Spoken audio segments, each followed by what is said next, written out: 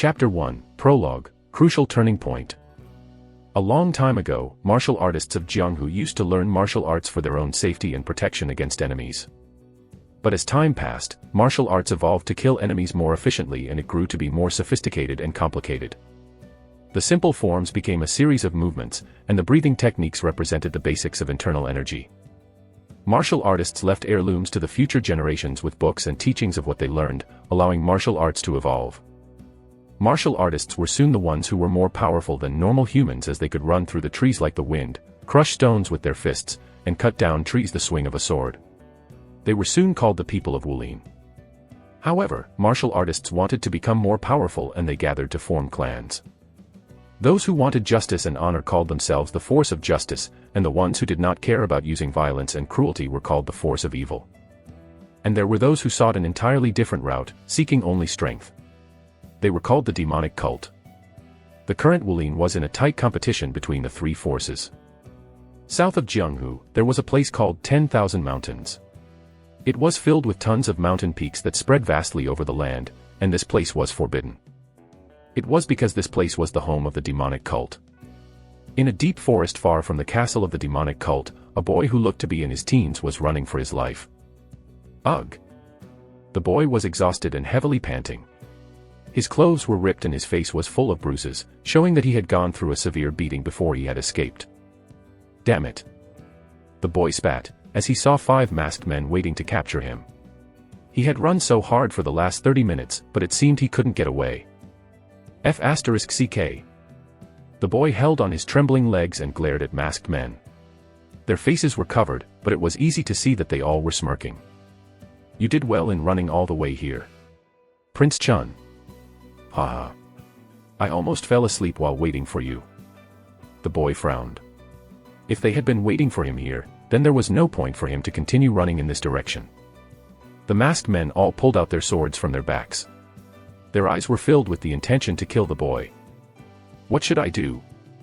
It was his life that they wanted. It didn't seem like talking to them would work.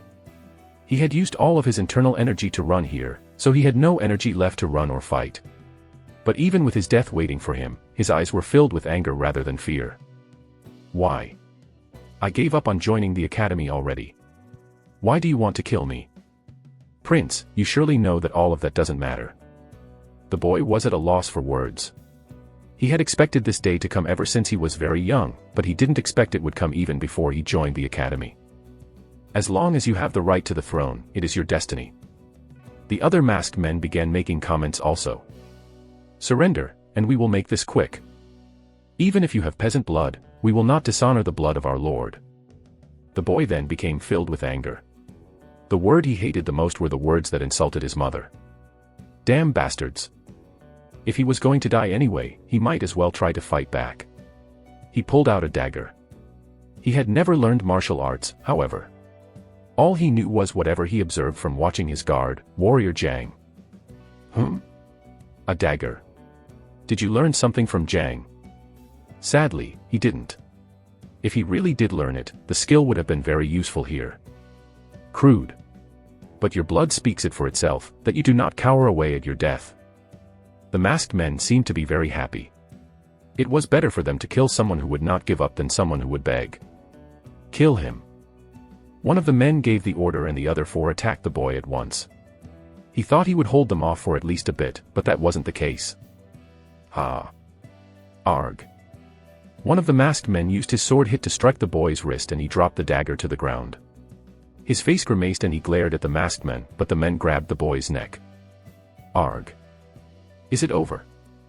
The boy's face turned red, but his eyes had not given up yet. At that moment, another man shouted, "Watch out." What? The dagger. A dagger stabbed the man's chin. The boy had been hiding another dagger, and the attack killed the masked man at once. What? A mere boy without any martial arts training killed one of my fighters. The leader of the masked men who was watching became intrigued. It seemed like the boy was aiming for this from the beginning. Damn kid. Get him. Another man charged in and kicked the boy, swinging his sword down the boy's stomach. Awawarg. The boy had never felt such pain in his life. A searing pain shot up from his stomach and blood soared up from his throat. Damn it, so it didn't work twice. But killing at least one of them made him feel better. He was going to die anyway. Aakak. The masked man stepped on the boy's punctured wound and the boy screamed in pain. The ground was drenched with blood. The men could have killed the boy at once, but he seemed to be giving the boy as much pain as possible. Slowly. I will give you a slow death. The leader didn't seem to like what was happening, but he couldn't stop him since it was for the revenge of his teammate. Suddenly, a bright light shined as if a lightning bolt had struck. When the light disappeared, the masked men's eyes turned in shock. What? Blood sprayed up like a fountain. The masked men who had been stomping on the boy had lost the entire top half of his body where the blood was spurting upwards. What? The boy also was in shock. If he wasn't wrong, some white light streak had zapped the man and his body melted away. It's him. The leader pointed to a certain direction in shock, and there was a strange man with weird clothing. The men then disappeared. Huh. It wasn't through any movement skill. It was as if he had turned invisible so that he could not be seen. Another light then struck another man, killing him also. The only ones left were the leader and the remaining masked men. Someone is helping him, the white light. Is it a beam? If it wasn't an energy beam that was said to be used by highly skilled warriors, there wasn't anything like it that could instantly melt a human. The boy had lost a lot of blood, so he would die anyway. We did what we needed. We should retreat. The leader tried to send a signal for his men to fall back, but he was then struck with another streak of lightning and he disappeared also. Arg. The men screamed in panic and tried to run, but he too was struck by the lightning. After all the men were killed, the boy smiled and chuckled, "Ha, farewell bastards." Then, a strangely clothed man revealed himself in front of the boy. He wanted to scream in shock but he had no energy to do so. Whoa. So, my ancestor feels better even when you're about to die. Ancestor. The boy frowned, but he had no energy to speak and his body was growing cold. He had lost too much blood. Am I going to die now? That's when he heard a weird beeping sound. Then he saw something on the silver-clothed man's wrist and became shocked. I wanted to come earlier and teach you how to use it but, oh well. The men took out two things from a small bag. One was a syringe. The boy was almost at the brink of death. I should hurry. The men then injected the syringe at the back of the boy's ear. He then brought up another syringe and stuck it in the boy's heart. Ugh, it pains me just by looking at it. Anyway, hey, ancestor. The men called out to the boy. Please make it right and make your descendants' life easy, okay? The nano machine is the latest one there is, so it won't be too hard to use. What is he saying? And with that, the men disappeared. The boy then heard a strange sound in his ears. Serial number 034453258893. Activating the 7th generation nano machine of the Sky Corporation. Scanning the user's physical data. Now scanning. Weird words rang through the boy's ears and a weird light began glowing from his body. It felt like thousands of ants were crawling over his body and soon the sound came back. Scanning complete. Emergency. Emergency. Found a severe wound on the user's stomach.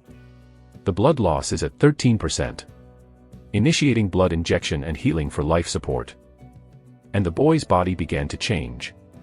It was the beginning of his life's turning point. Chapter 2, Machine Descended to My Body, 1. Prince Chun had been attacked by masked men and was killed by a sword to the stomach.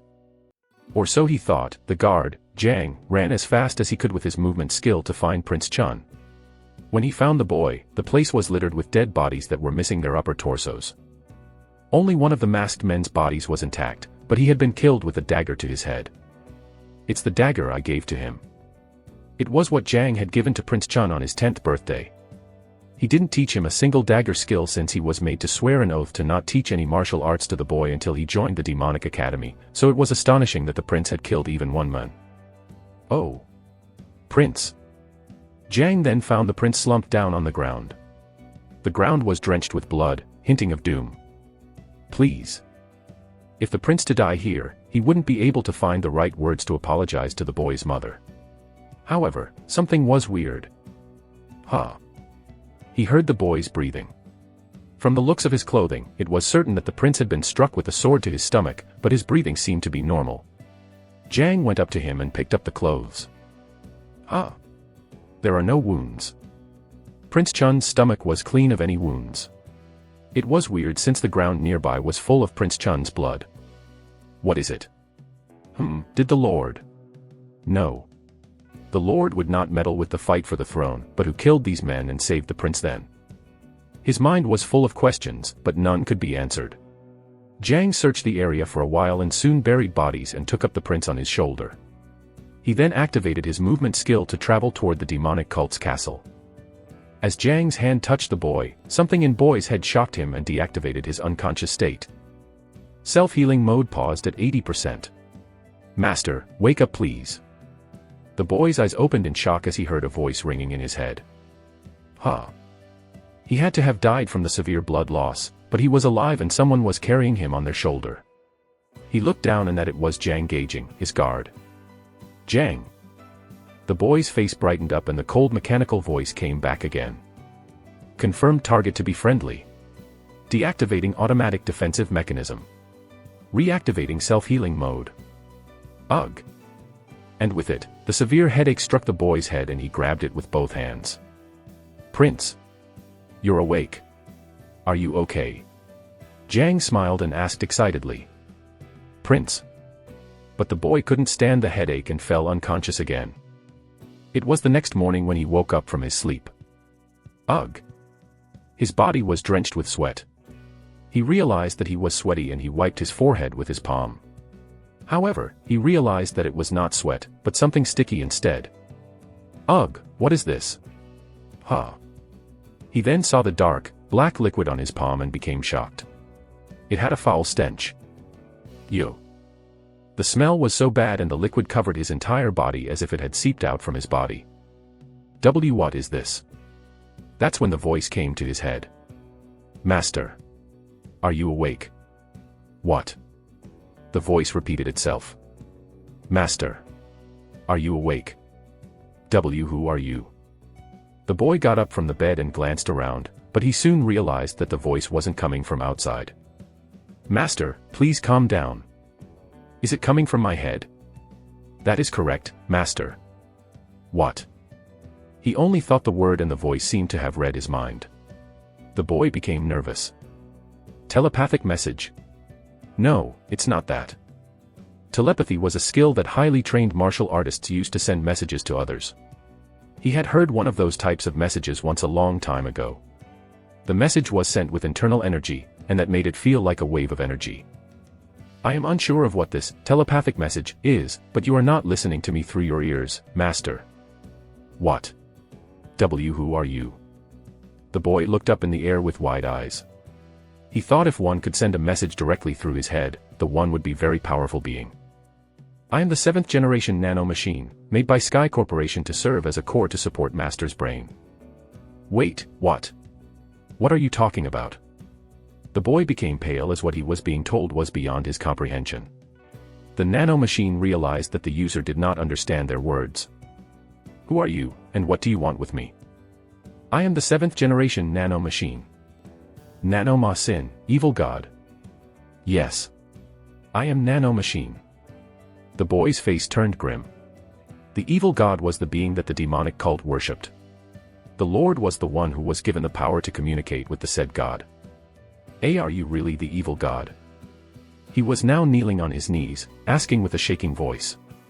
The nano machine had understood that the boy had gotten everything completely wrong. Chapter 3, Machine descended to my body, 2. The boy's name was Chun Yo-won.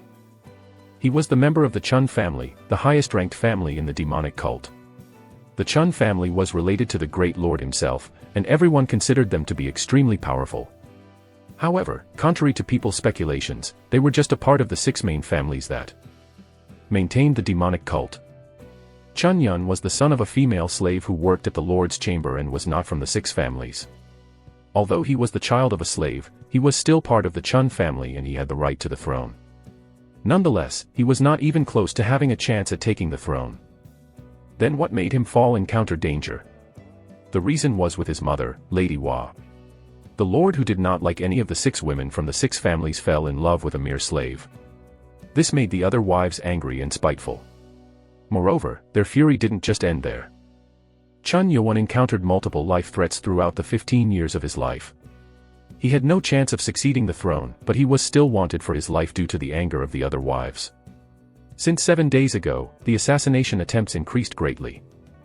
It was because it was now time for him to join the demonic academy, and that would test his right to succeed and earn the title to be the Lord's heir. If he joined the academy, he would learn martial arts and grow in power to have his own force. And the academy prohibited most outside entries, which would ensure his safety. That's why the assassination attempts happened so often. Did you save my life, God? Chun Yowon asked the voice in his head while he laid flat on the ground. The nano machine answered. If it is about the enemy who tried to kill you, no. But if you are talking about Master's wound after going into self-healing mode, yes. What is a self-healing? Yowon couldn't understand most of the words that the nano machine used. Nano machine realized that they couldn't communicate like this. Sending basic information to Master's brain. Nano machine understood that it needed to find the right words for its master to understand. Searching for the right words for the era and culture. Nano machine began searching through words and terms so that Chun Yowon could understand. After a while, Nano machine finished selecting the words to communicate. Master, I am not the evil god that you speak of. Chun Yowon became surprised at the sudden change of tone, although it still sounded mechanical. What? Then who are you? I am trying to send you the basic information and manual about me to your brain. Will you accept?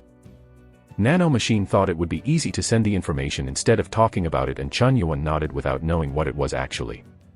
Then, a video flashed in his brain at once.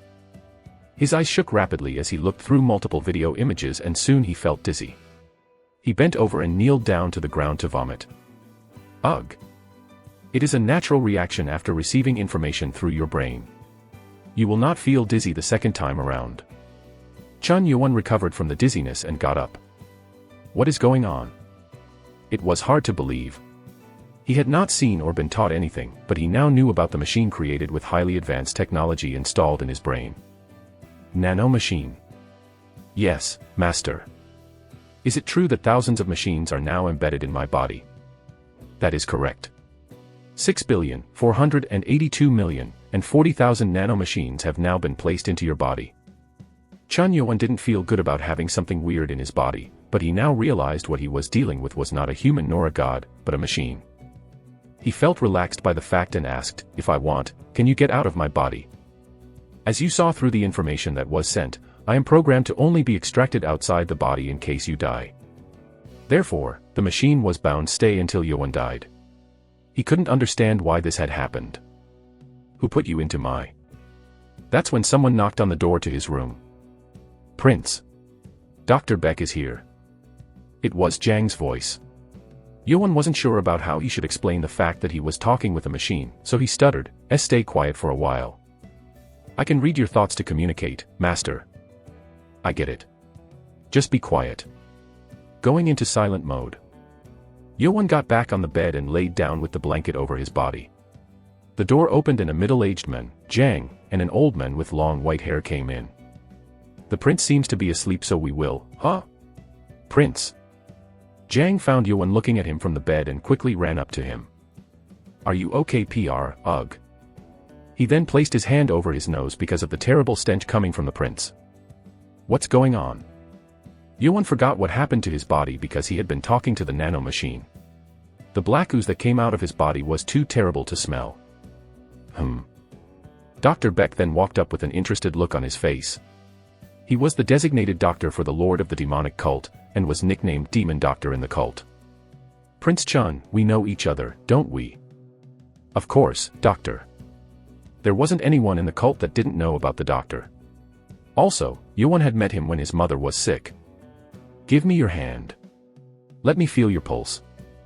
That's. His hand was sticky from the ooze, so it was embarrassing to show it to him. The doctor said it was okay. He reached out so that Yowon could give him his hand. The doctor checked his pulse for a while and opened his eyes in astonishment. This is very interesting. What is it? Dr. Beck, did something happen to the prince? Jiang asked with a frown, but the doctor shook his head and smiled, no. This is very good actually. What are you talking about? The entire body has been cleansed of any dirty substances and his energy flow has been activated. Did he consume a special kind of medicine or something? Yoan was confused. You now have the perfect body to train in martial arts. What? Yoan then understood what the doctor said and became shocked. The black ooze that came out from his body was actually the dirty substances stuck inside his body. What was better was that his energy was now flowing, so he could now learn how to use his internal energy. Hey, nano machine. Did you do this? Deactivating silence mode. Yeah. Deactivated. Yes, master. The nanomachines have extracted the unnecessary substances from your body and have reshaped the blood, muscles, and joints to best fit your body shape. Wow. Yoan assumed that it was probably because of the nanomachine, but it was even more shocking to hear it from the nanomachine itself. Are you really not a Ma Xin, evil god? I am a machine, not Ma Xin, master. The nanomachine answered with its mechanical voice. Chapter 4, Why Memorize a Book? 1. Cheon Yuan was a boy, but he was not a fool. He had overcome many hardships and assassination attempts that made him stronger and smarter. He knew the importance of a weapon if he had one, and also knew he had to keep it a secret if he were to keep himself alive.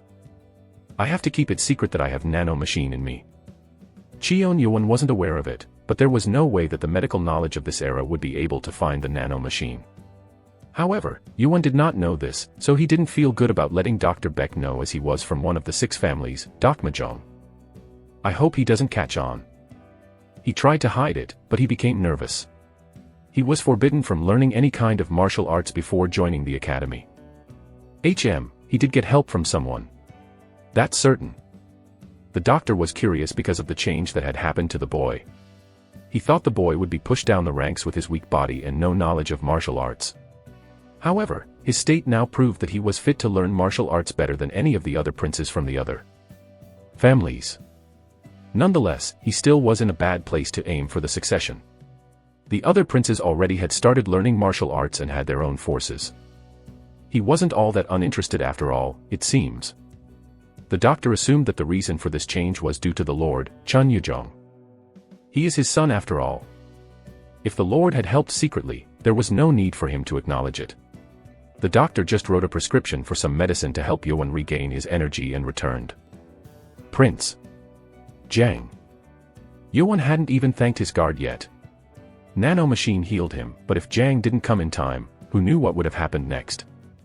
Thank you for bringing me back to. Before Yuan can finish, Jiang coldly said, I'm sorry, Prince. You must wash up first. Right. It smelled terrible. The doctor called a slave to clean the bed and make preparations so that Yuan could wash up. While bathing in a hot bathtub, Yuan was filled with a strange sensation. Does the world want to change my fate? His fate had already been decided the moment he was born to a female slave. All that was left for his life was to survive without being killed. Hey, nanomachine. Yes, master. He had not talked to the nanomachine for about an hour now. Nanomachine did not speak if he did not ask. You said you recovered me from my wound. How far can you do it? I can recover external or internal wounds quickly. But the loss of blood or a body part will require cell replication, which will require a longer time period. Oh. I see. The nanomachine had given him a lot of information, but it was still hard to understand. At least it was certain that he could recover from most wounds unless he lost a body part or too much blood. Should I test it? I would not recommend hurting yourself, but if you want to try, I suggest testing it first with a small cut. Yuan then grabbed the dagger placed on his pile of clothing and cut his palm. Ouch. The pain made him frown. Activating self-healing mode on the left palm. With the voice, the blood stopped flowing from his palm and soon the wound disappeared as if it hadn't been there at all. It's hard to believe, but it works. There was more that was hard to believe, which included the usage of the nanomachine. Can I really use all the powers that I was given the knowledge of? Yes, master. You can use every power of the nanomachine as shown in the instructions. Good. I'll test it out after my bath. Yes, master. Yuan then got out of the water and clenched his 2 fists. If he could utilize the power of the nano machine, he could rise up in power and get revenge on his enemies. At the south castle of the demonic cult was the house of Bakumjong. And next to its main building was a chamber for the heir candidate. In the front yard of the chamber, there was a teenage boy with freckles and a masked man kneeling down in front. It's funny. Do you think it even makes sense? The boy seemed to be very angry and he shouted angrily. The masked man couldn't even answer to quell his anger. I sent you all to kill one weak boy and 5 were killed instead. Prince Mukium, I think some warrior helped him. How dare you call my name? I am sorry, Prince Chun. Chun Mukium was 3rd in rank in succeeding the throne. He had sent assassins from his own Bakmajong family to kill Chun Yewon before he could join the academy, but it had failed.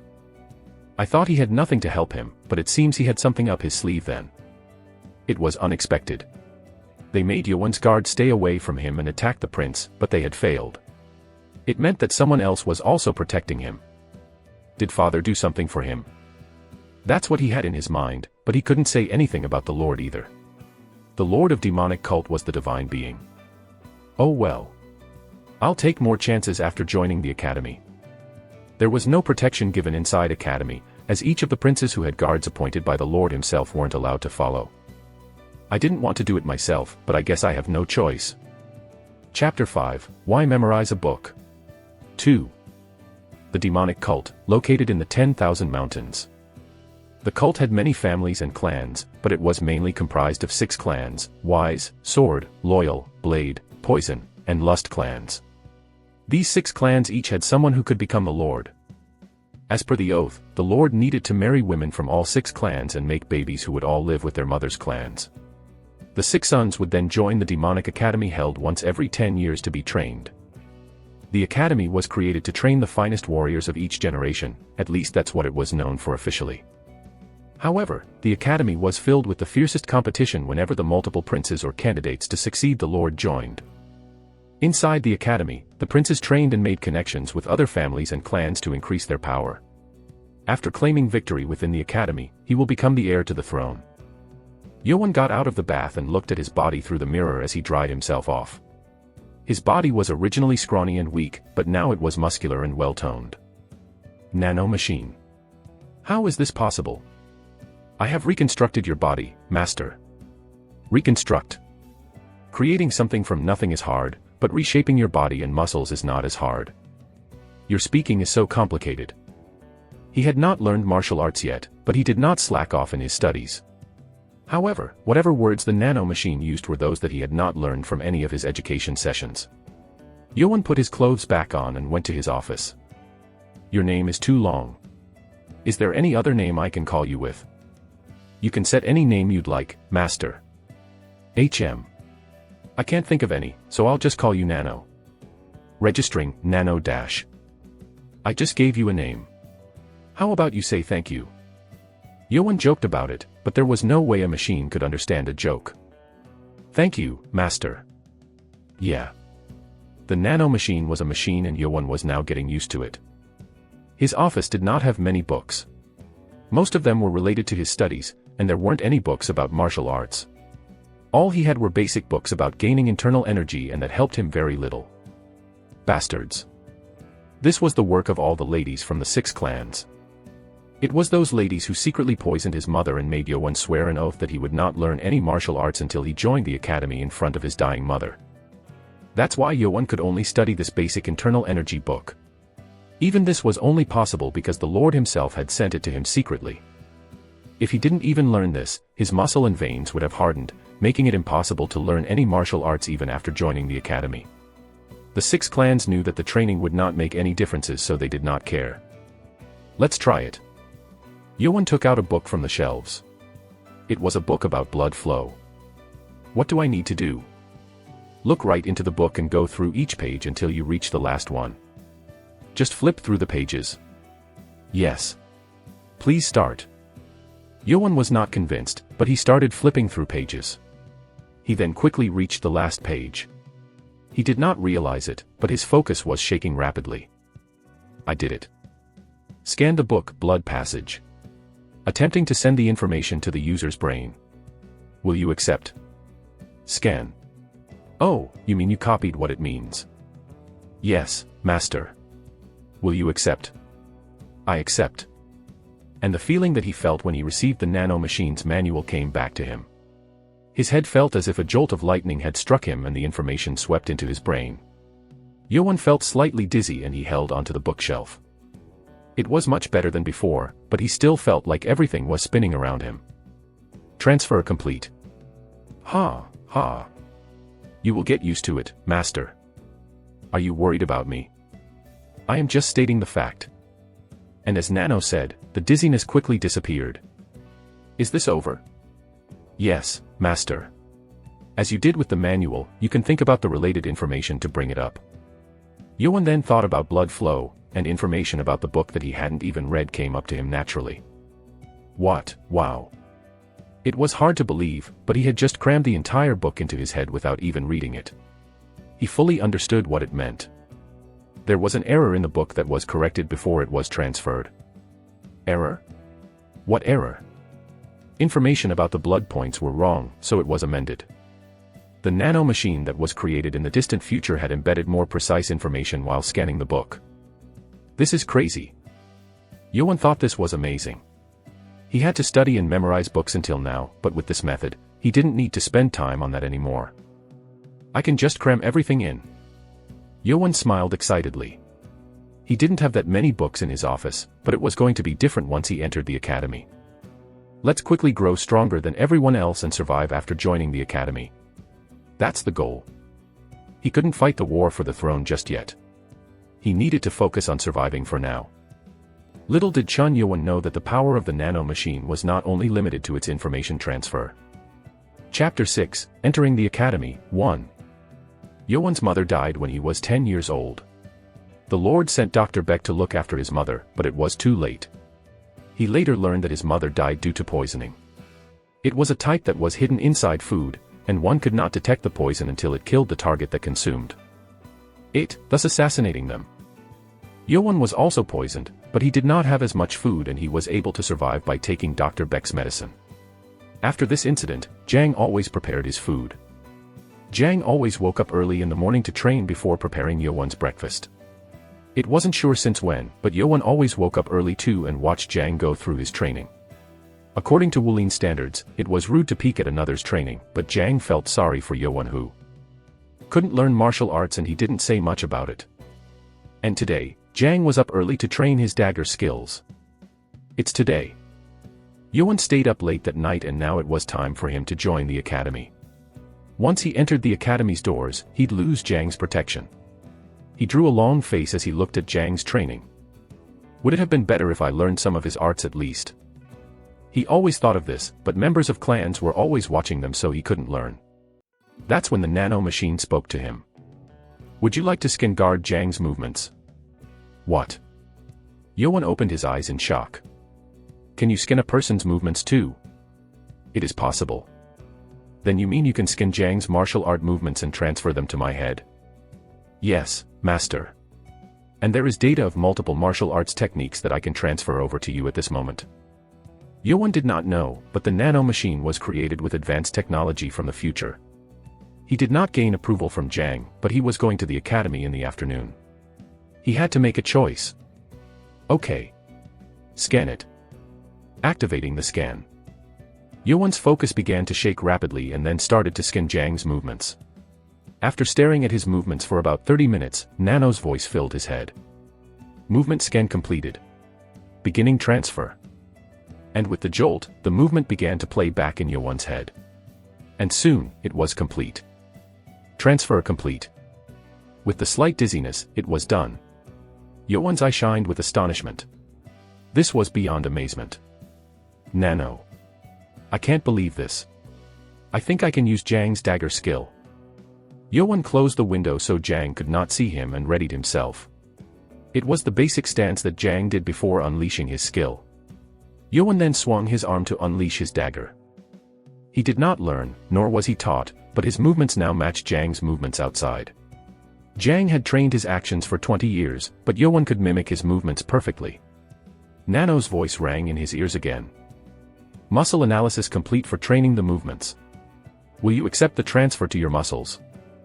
I need the muscle transfer too. Yoan asked curiously. If you don't have the proper developed muscles for your movement, you will. Ugh. Before Nano could finish, Yoan felt pain tearing through his entire muscle. It was so intense that he couldn't even move. There is muscle damage as it is not yet suitable for the movement. Okay, now I get it. Can you please make it easier for me to understand? Yoan thought as he barely got up and sat down on the bed. Changing language to fit the user's level. Yoan frowned as it didn't feel too good, but he couldn't understand fully either.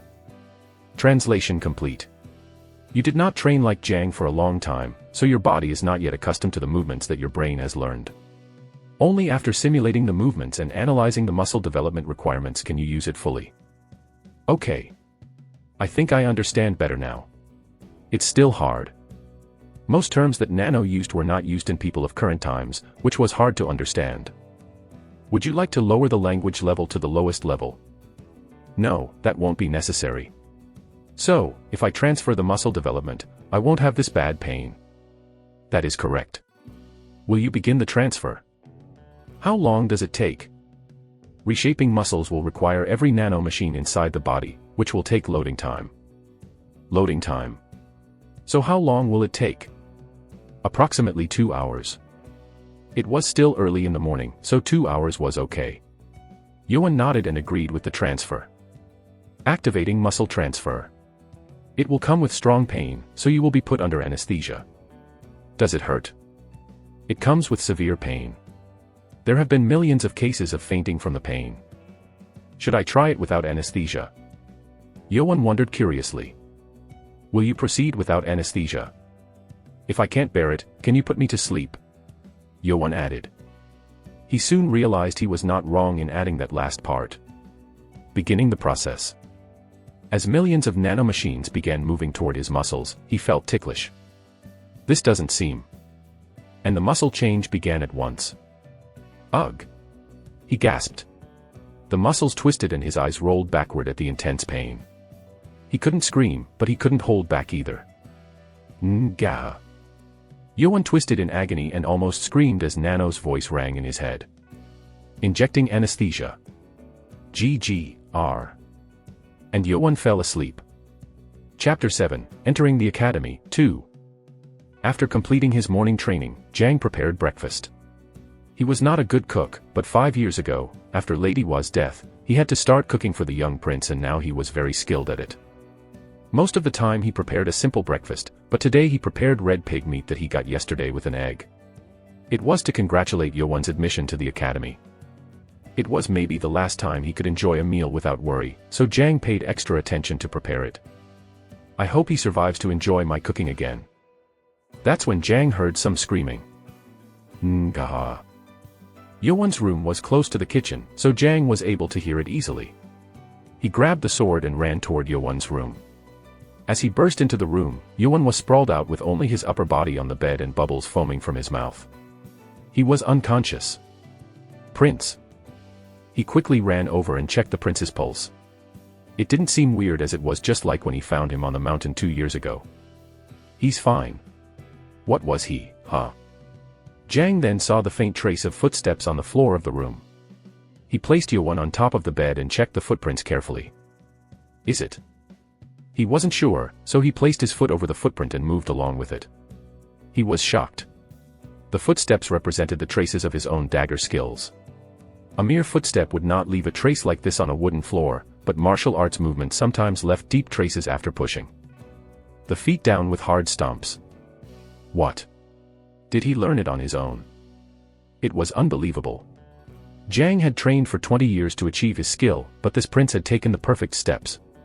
It would require at least years of basic training to accomplish this. He watched my training for 2 years at most. This made Jiang dumbfounded. He watched my training for just 2 years and caught up to my 20 years of experience. It was unbelievable, but also it made his eyes turn red with tears.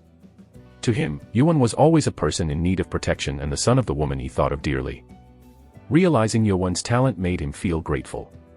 He then placed his hand on Yoan's wrist and checked his internal energy. No energy, he just knows the movements. Maybe it was for the better. If it was revealed that he had learned to how use internal energy, it was going to enrage the 6 clans. Jiang looked at Yoan for a while and then walked out. 2 hours then passed by. Muscle transfer complete. Deactivating anesthesia. With a jolt in his head, Yoan woke up from his sleep. Ugh. Yoan got up, panting. He remembered the extreme pain right before he was put to sleep. He did not want to feel that kind of pain anymore. Ha! I will never try it again. I warned you, master. Yeah. It was Yoan's choice to try it out. He then got up from the bed and walked to the center of the room to prepare himself to use the dagger skill. Now it won't hurt, right? Through the simulation, you now have the same muscles as the ones that practiced the movements for 20 years. Good. Yoan prepared his stance and swung his dagger. The power seemed to be very different from a while ago as his movements were more precise and accurate. As he stomped to move on to his next step, the wooden floor rumbled loudly. No. Yoan was surprised and stopped immediately. The floor now had marks of his footsteps. This is bad. He became worried that Jiang might see this. It leaves footprints even without internal energy. While he was thinking about it, that's when someone knocked on the door. Prince. Your breakfast is ready. It was Jiang. Yoan pressed down on the area that had the footprint to remove it, but it didn't work. That's when the door opened and Jiang walked in. Prince. Oh. Haha, I'm so hungry. Yoan quickly got up and brought the table near the window to the center of the room. Jiang asked curiously, don't you always eat by the window? Why yeah, but I won't be returning for a while so I wanted to eat in the center. It was suspicious enough but Jiang silently placed down breakfast on the table. Yoan sighed and sat down on the chair. Oh. Breakfast was baked pig meat, fried vegetables, and the eggs that he loved. It was not a feast that the 6 clans enjoyed, but this was still lavish enough for Yoan. He became silent as he knew that it was Jiang's act of kindness for Yoan who might not return from the academy. Yoan took the chopsticks and began eating with teary eyes. Strong emotions contributing to acid coming up the throat. Increasing saliva level. Please swallow the food with saliva to calm down the acid. Stop saying weird shit and shut up. Going into silent mode. Nano became silent and Yoan swallowed his food. He couldn't leave any food behind. After a quiet breakfast, Jiang began asking, when did you st?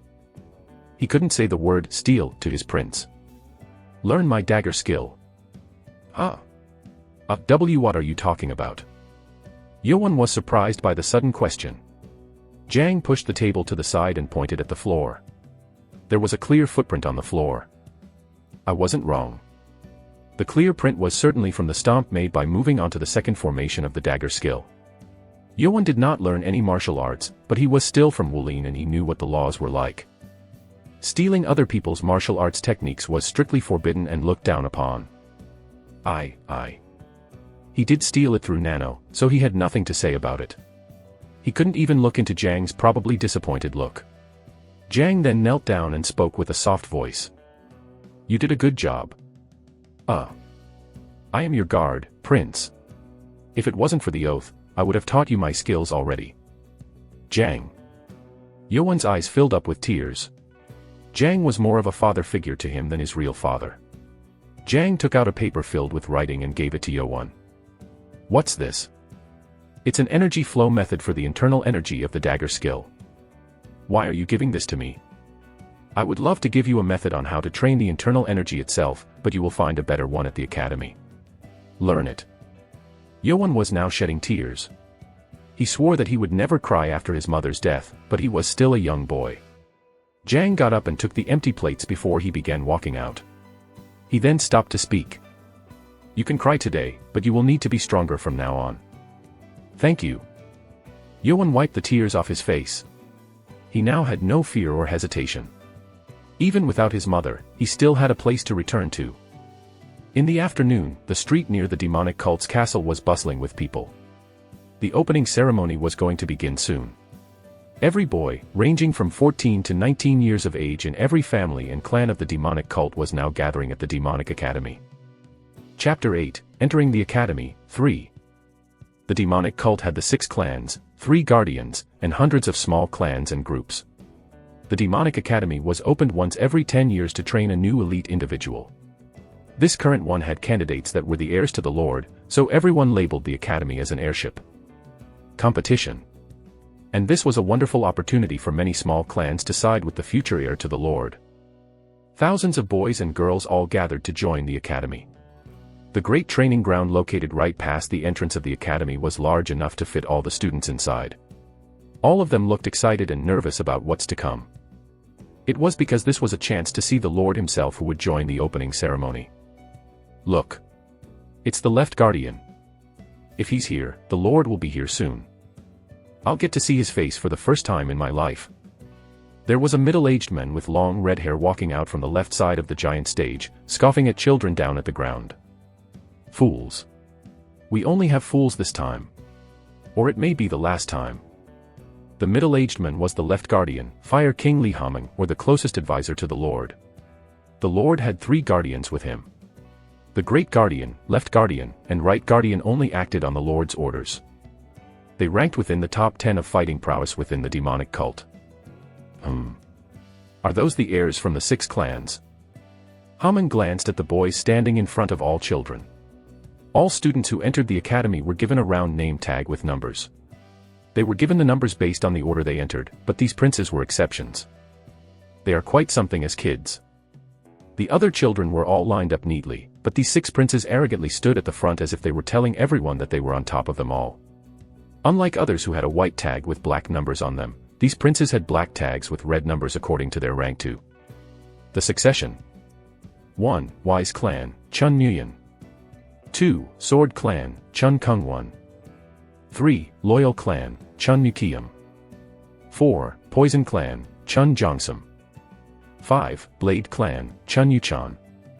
6. Lust Clan, Chun Wonryu. They only had numbers on their tags, but Hameng knew their names.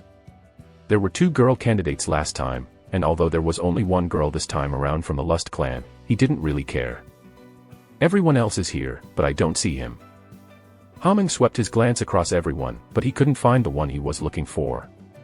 There was one boy who was getting all the attention from the higher ranks of the demonic cult. Oh, there he is. Hameng finally found the boy. He would not have found him if he didn't have a black tag. At the entrance, at the very end of the line, Chun Yuan stood there alone. The heir candidate not from the 6 clans. He was still a son of the Lord, but he couldn't come up to the front. And it also seemed like the other kids around him were shunning him. Therefore, he stood there alone. He's receiving attention in an interesting way. That was the end of the interest. Hameng knew that the boy did not train in martial arts, so he was going to fail the entrance test. There are so many. Chun Yuan was able to see the 1,000 children standing in front of him. He wasn't late, but he was told that his tag was missing and had to wait until the end. So even with the black tag, he couldn't go up to the front. It was certain that it was the work of someone from the 6 clans, but it didn't matter to him. It's best I avoid trouble with them from the beginning anyway. Chun Yuan liked that. They wanted to kill him even before joining academy, so it was better to not see them at all. The horn sound blared across the field, and people began to mumble. It was due to the person who had just entered. 1,000 boys and girls began to chant with shouts. A man with the character Sky on his black silk clothes got up and sat down on the throne up on the stage. It was the Lord, and one of the 5 strongs of Wulin, Chun Yuzhong. Even without his title, his presence was overwhelming even in front of 1,000 people. I can't even look at him directly. The boys had lost the courage to even look up to him. Next to the Lord was the lead guardian, Great Guardian King Marikim. He had a special mask on his face so that no one knew what he really looked like. Oops. And to the right of the throne was a ragged-clothed man who seemed to be having a hard time standing up as if he were drunk. He was the right guardian, Submeng, the crazy blade. He acted silly, but he was still ranked within the top 10 strong men in the demonic cult. Ha! What are you looking at? Submeng spat at Hameng, who looked at him with a disgusted look and took a sip from his bottle of liquor. Marikim then walked onto the stage and shouted. Silence! It was a voice laced with internal energy that spread through to everyone. The training ground went silent at once. The most honorable one, it is ready. Marikim turned back and spoke quietly, and Lord Chun Yuzhong got up from his throne. To all who have entered the academy, You will be the future of our cult." And unlike Marikim who shouted, the Lord spoke softly. However, his voice was crystal clear in the ears of the 1,000 boys and girls. It was proof of Chun Yujong's sheer power. "I welcome you in joining the academy. I hope you train and play your part in our cult." And that was it. Chun Yujong turned and great guardian Marikim spoke to him. That was a wonderful speech. The Lord then walked off the stage with Marikim guiding him. It was so short that it made the students fall silent, but soon they shouted and chanted. For the demonic cult. Chun Yuan wasn't sure how he felt. He had never seen his father for 15 years, but he met his eyes with him for the first time. The Lord had found Chun Yuan standing in the farthest part of the training ground as soon as he got up on the stage, but his gaze was so cold. "I don't care anyway." He didn't appear when his mother, Lady Hua, died. There was no disappointment when he didn't care in the first place. That's when people fell silent as Fire King Humming stood up on the stage. With his speech, "We will begin now." Mumble mumble. "Stand straight." Humming's voice pierced through the air and the students shut up. "I'll keep it simple. Listen up." Humming began to explain the system of the demonic academy. The academy will last for 4 years and 6 stages. Everyone knew the academy lasted for 4 years. But there were some who had teachers or parents who did not attend academy, so they began to focus on the tests on each of the 6 stages. You can take the 6 stages in steps, and you can take it only once. Students began to mumble about only getting 1 shot at each stage. 1 failure meant that they would be cast out. You seem to get it pretty quickly. If you do not pass, you will be expelled right away. There was only 1 chance to rise up. That's when a handsome boy standing in the front row raised his hand. "I have a question." It was the boy with number 2 on his tag. In second place for the throne, it was Chun Kung-won of the Sword Clan. Humming was in the middle of his speech, but Kung-won confidently interrupted him. "However, who said you could ask questions?" "What?" Chun Kung-won's handsome face grimaced. He had been treated with respect from everyone around him because he was a prince, but it was shocking to be treated with hostility. "Oh. So you have a problem with my attitude? Prince? You want to be expelled even before the competition?" Left Guardian Li Humming spat angrily. Chun Kung-won was angered, but he couldn't say anything. He was reminded of what his guard warned him about the other day. Once you're in the academy, every privilege you had for being the son of the Lord will be removed. And whoever is appointed as the chief of the academy, never cross his lines. He didn't mind it when he heard it, but he now realized it after experiencing it. He was against one of the strongest in the demonic cult. "I apologize, sir." Chun Kung-won bowed and the other 5 heirs smirked. Chapter 9, The first test is a piece of cake, 1. The training ground went quiet after Chun Kung-won's embarrassing moment. Left Guardian Li Humming continued, "I know what your question is. You think just 1 chance is too harsh? There will be special privileges given to those who move forward into the next stage." Everyone became intrigued. Those who stayed in the academy longer came out with more powerful prowess and higher titles. The first privilege is medicine. You will be given a medicine ball called the Black Dragon Ball. This is given each time you overcome the challenge. This ball was created within the demonic cult. It wasn't as good as the one created in Sorim, but it was still good enough that made the person who consumed it would gain 20 years worth of internal energy. In simple math, passing the 6 tests would give the person 120 years worth of internal energy. Of course, this was also the kind of medicine that would build immunity after continued use, but it was still a good privilege. 6 stages, huh? Chun Yuan also seemed interested. He had no internal energy right now, but if he were to pass all 6 tests, he would be given the chance to increase his internal energy instantly. The second will be the books to the martial arts secrets. If you are martial artists, you all should know the importance of such books. This was one of the most important privileges in the academy. There were many books within the academy, and even the books from the 6 clans' martial arts were stored within the academy. Books. This was what Yuan needed the most. With the nanomachine's power, he was able to learn the dagger skill, but he needed to get stronger. The library has 5 floors. The higher the floor, the stronger the books. You will be given access to a higher floor once you go up the stages. The 5th floor, which was the last floor, was full of secrets to various martial arts manuals of Wulin itself. However, you all won't even go near the 5th floor, so give up. Humming spoke discouragingly, but the second privilege was still astounding. Not to mention, all of this also meant that whoever the students were, or wherever they came from, they all had equal chances to obtain greater power if they could take it. It meant that stronger the person was, the more powerful they would get. So, this was why. Yoan realized why everyone said it would be different once they were in the academy. In the academy, no one who would be protected by privilege or their family bloodline. Everyone was under the same food chain. If you pass the first stage, you are low-ranked warrior. Second, middle-ranked. Third, high-ranked. I hope none of you from military clan backgrounds stay only at the second to third ranks like losers. Humming spoke to students with a smirk. Oh, but even those of you who only want to be mid to high-ranked warriors will still be given medicine balls.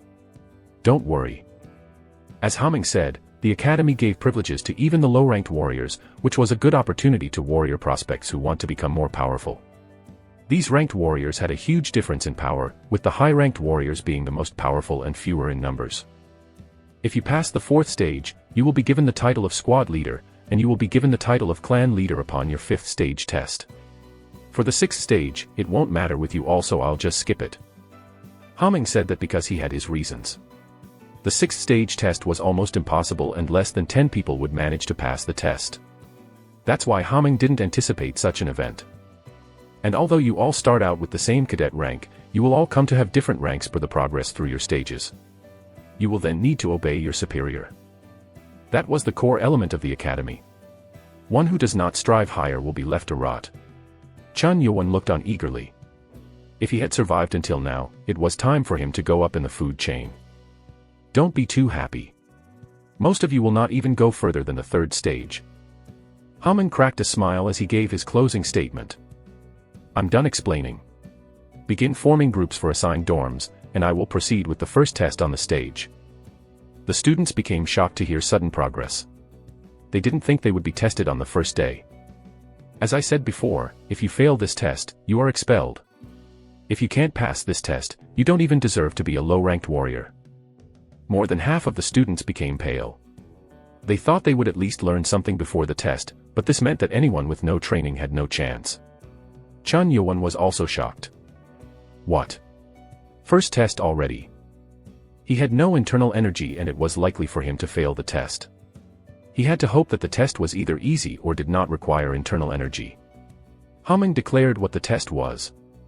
The first test will assess your basic skills. You will need at least basic internal energy if you are going to be a warrior of our cult. Chun Yuan frowned. This meant that if there was one without any internal energy, he was going to fail. If you fail this test, you will be sent down to the farms or mines for hard labor. Try your best to. No, we do need people to do the dirty work, so don't try too hard. Humming was joking around, but Chun Yuan felt uncomfortable after hearing it. Ugh, this is problematic. He was furious as he thought that at least the academy did not have traps set up for him.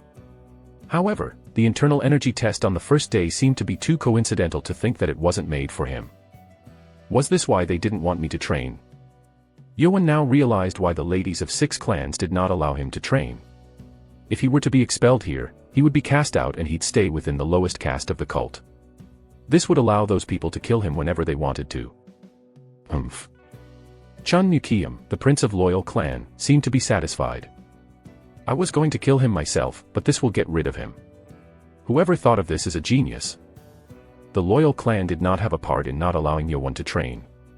Mukiam knew it was one of the 6 clans who led the plan, but he didn't realize it was to expel Yuan from the first stage test. That's when a beautiful, alluring middle-aged woman came up onto the stage.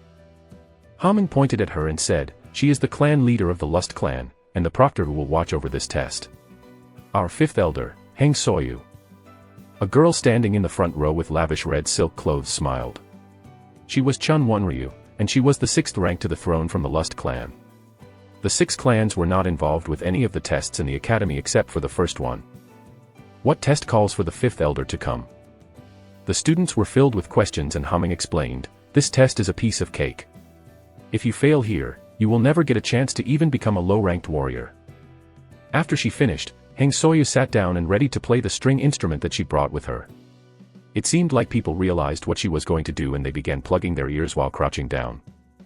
Well, you kids will not withstand her musical energy wave, but she will control it for you weaklings. With luck, you might even endure it without any internal energy. Haha. His last set of words felt like he was talking to Yo-won. The musical energy wave was not something that one could tolerate with just endurance.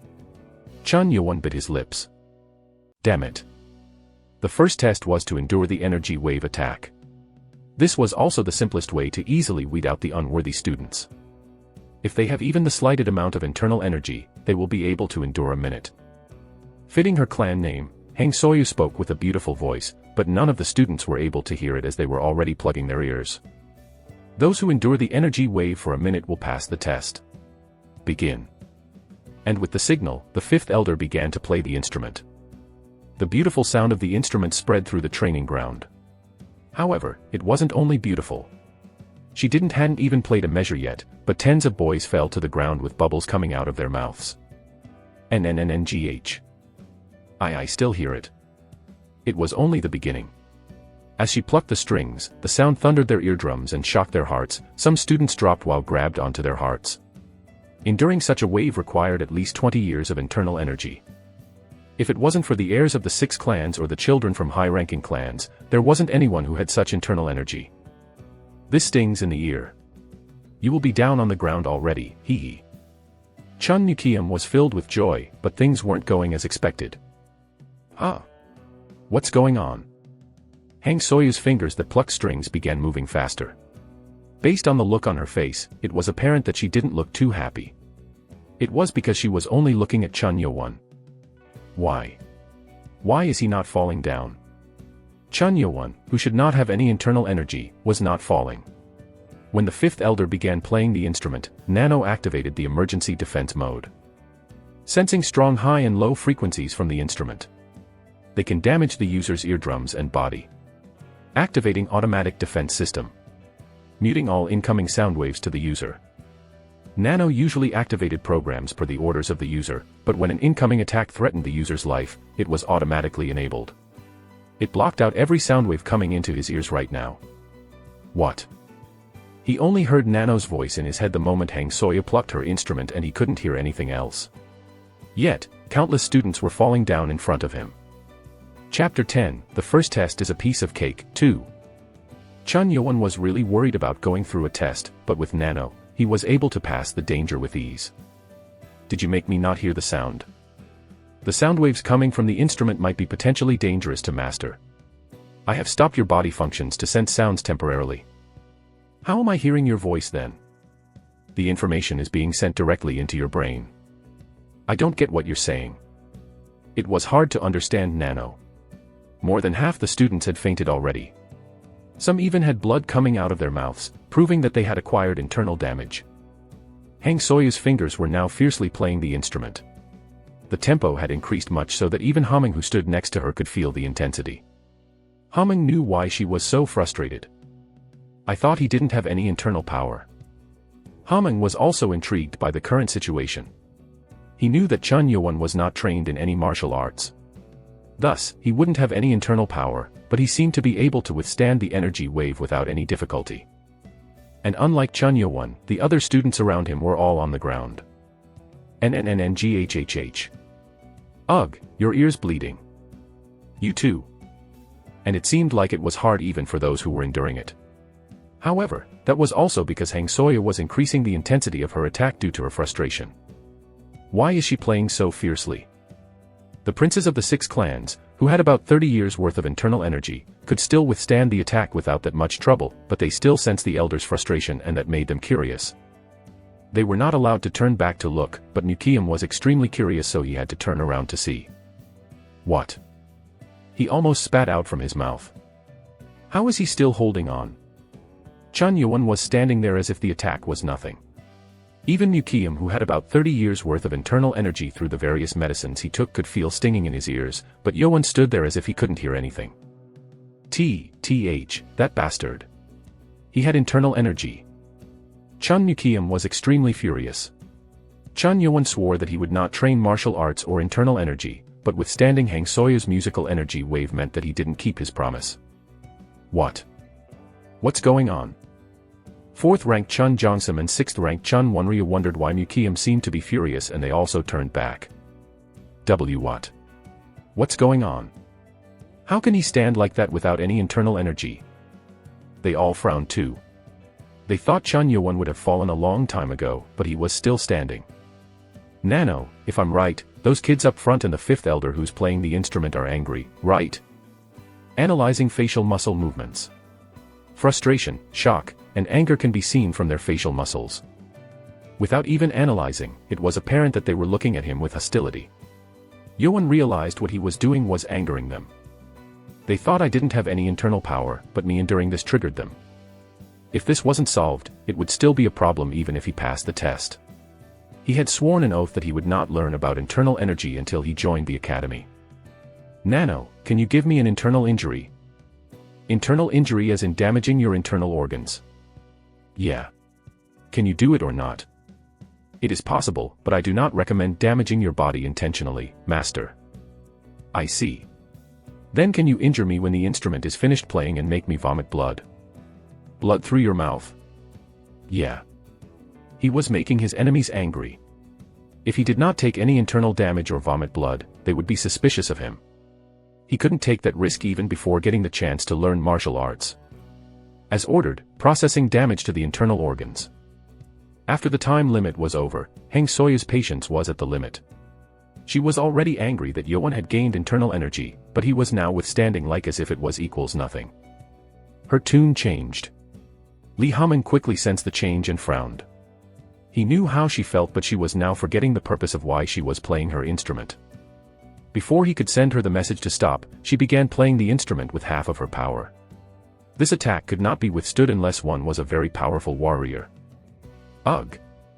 Students of the high-ranking clans and families turned pale at the moment. They began to vomit blood as their internal organs were damaged, and they weren't the only ones who were in trouble. Ugh! Even the heirs from the 6 clans couldn't stand the 5th elder's energy wave. They tried to defend themselves as much as they could, but it didn't work. The weakest of the 6 heirs, Chun Jongsam, began coughing from the internal energy damage, and Hamming decided that it had gone too far. Stop. This is dangerous. You must not do it any further. With that, Heng Soyu also stopped playing. Students who barely withstood it fell to their knees in exhaustion. If she played for a bit longer, all the students might have failed. Heng Soyu became embarrassed that she went out of control, but she was still angry at Chun Yewon. She was sure that Chun Yewon had not kept his oath. It was then. Chun Yewon's face quickly turned red and went pale, and he sprayed blood from his mouth like a fountain. Everyone who was watching, Hamming, Heng Soyu, and Mukiam, frowned. What? It was hard to believe that much blood could be vomited out from a person's mouth. He wasn't okay. It was too much blood to be an act. Chun Yewon sprayed blood out and fell to his knees with his hands on the ground. He had definitely taken some heavy internal damage. Nano, you. Program processed as ordered. I almost died. People felt pain even when it was a simple vomit. But vomiting blood like a fountain was more painful than he had imagined. Ugh! Chun Yewon then vomited more blood. The place around him was now drenched in blood, and it was even a terrible sight to even look at. Humph. However, unlike the 5th elder who was dumbfounded, Left Guardian Li Hamming couldn't just stand and watch. If Chun Yewon, the son of Lord, did not die from the feud between family members but a test, all the blame was going to be on Hamming. He quickly rushed forward with his movement skill to fly to Yewon and check on him. Hey, kid. Are you okay? Hey. Chun Yewon felt dizzy after vomiting blood. He almost collapsed to the ground, but Hamming got a hold of him. Sensing dizziness from 7% blood loss. Activating self-healing mode against organ damage and blood loss. Nano spoke of going into healing mode and Yewon stopped it. No. Not yet. Master's condition might go into critical danger. Wait a second. Nano stopped its process. Hamming looked at Yewon's pale face. You could have just given up. Hamming already had checked to see if he had any internal energy. Contrary to his expectations, Chun Yewon had no internal energy within him. What? How can this be? This meant that Yewon had endured the attack through sheer will. And for the price, he had taken severe internal damage. This one is crazy. How can one withstand such an attack without any internal energy? He was astonished. Yoan really passed the test without a single hint of internal energy inside him. Haming had heard bad rumors about the seventh prince. But who would have thought such a kid from a slave girl would have such a strong mind? Haming called out to staff standing outside the training ground. Send him to a hospital room. As Yoan was being carried out by the staff, he gave an order to Nano. Heal me, now. Chapter 11, Kid, you are now my apprentice, 1. The fifth elder, Heng Soyu, didn't look all that excited as she watched Chun Yoan being carried away. The amount of blood he threw out was proof that he had taken heavy damage. Li Haming soon walked up to her. You went too far. What are you talking about? You almost killed him. After she acquired the musical wave skill, she had never seen a person take that much damage. It almost made her think that her attack skill had increased in damage. She became embarrassed at Haming's words and asked, did he really not have any internal energy? She felt much better as she knew that her attack worked, but it was impossible to withstand her attack for so long without internal energy, which she couldn't believe. Haming shook his head. No. None. What? He has no internal energy. He kept his oath. That can't be. How can one withstand my attack without any internal energy? Only about 30 students withstood her attack, and even some of those were down on their knees or vomiting from enduring so much. Moreover, those students had internal energy. He should have passed out a long time ago. He already had taken internal damage for quite some time. It was his will that kept him standing. His will? You think that makes sense? It is beyond our imagination. It almost made Haming want to take him in as his apprentice if he wasn't a bastard son of the Lord. However, Haming was a realist. He had no intention of taking on such a controversial individual as his own apprentice. Haha. That's interesting. He just endured it, huh? Right Guardian Submeng spoke amicably, although he usually paid no interest in other matters. Haming answered annoyingly, it's none of your business. Go away and drink all you want. Bah, I was going anyway without you speaking to me, redhead. Drunkard. Puny girl. Submeng spat and walked away from the stage. They were both guardians, but they didn't get along very well. Well, either way, he did not have any internal energy and there is no problem. And for what you did, it will be reported to the Lord. Understood. Heng Soyu was still unconvinced, but she couldn't say anything further because of the warning she had received already. The left guardian will never side with that lowly peasant. She then walked away and Haming turned to the students crawling on the training ground. Ugh, what should I do now? He couldn't continue on to the next step with this situation. Behind the training ground was the main building of the academy. On the second floor was the first aid room, and Baek Jongmeng, the apprentice of the Baek Jongwoo, was here. He had just gotten into the office from the orders of his teacher last night. He was excited to see as many patients as possible within the academy to gain more experience. That's when someone began banging on the door. Doctor. Patients. Already. Come in. He had not seen that many patients recently since all the giant Wuling forces were busy training their former warriors and they were in times of peace. This academy is great. He was eager at the thought of seeing many patients. As the door opened, 2 academy staff came in with the patient. It was Chun Yuan who was drenched in blood. What? What kind of test puts a man in such a state? This much blood could only come from fatal sword injuries.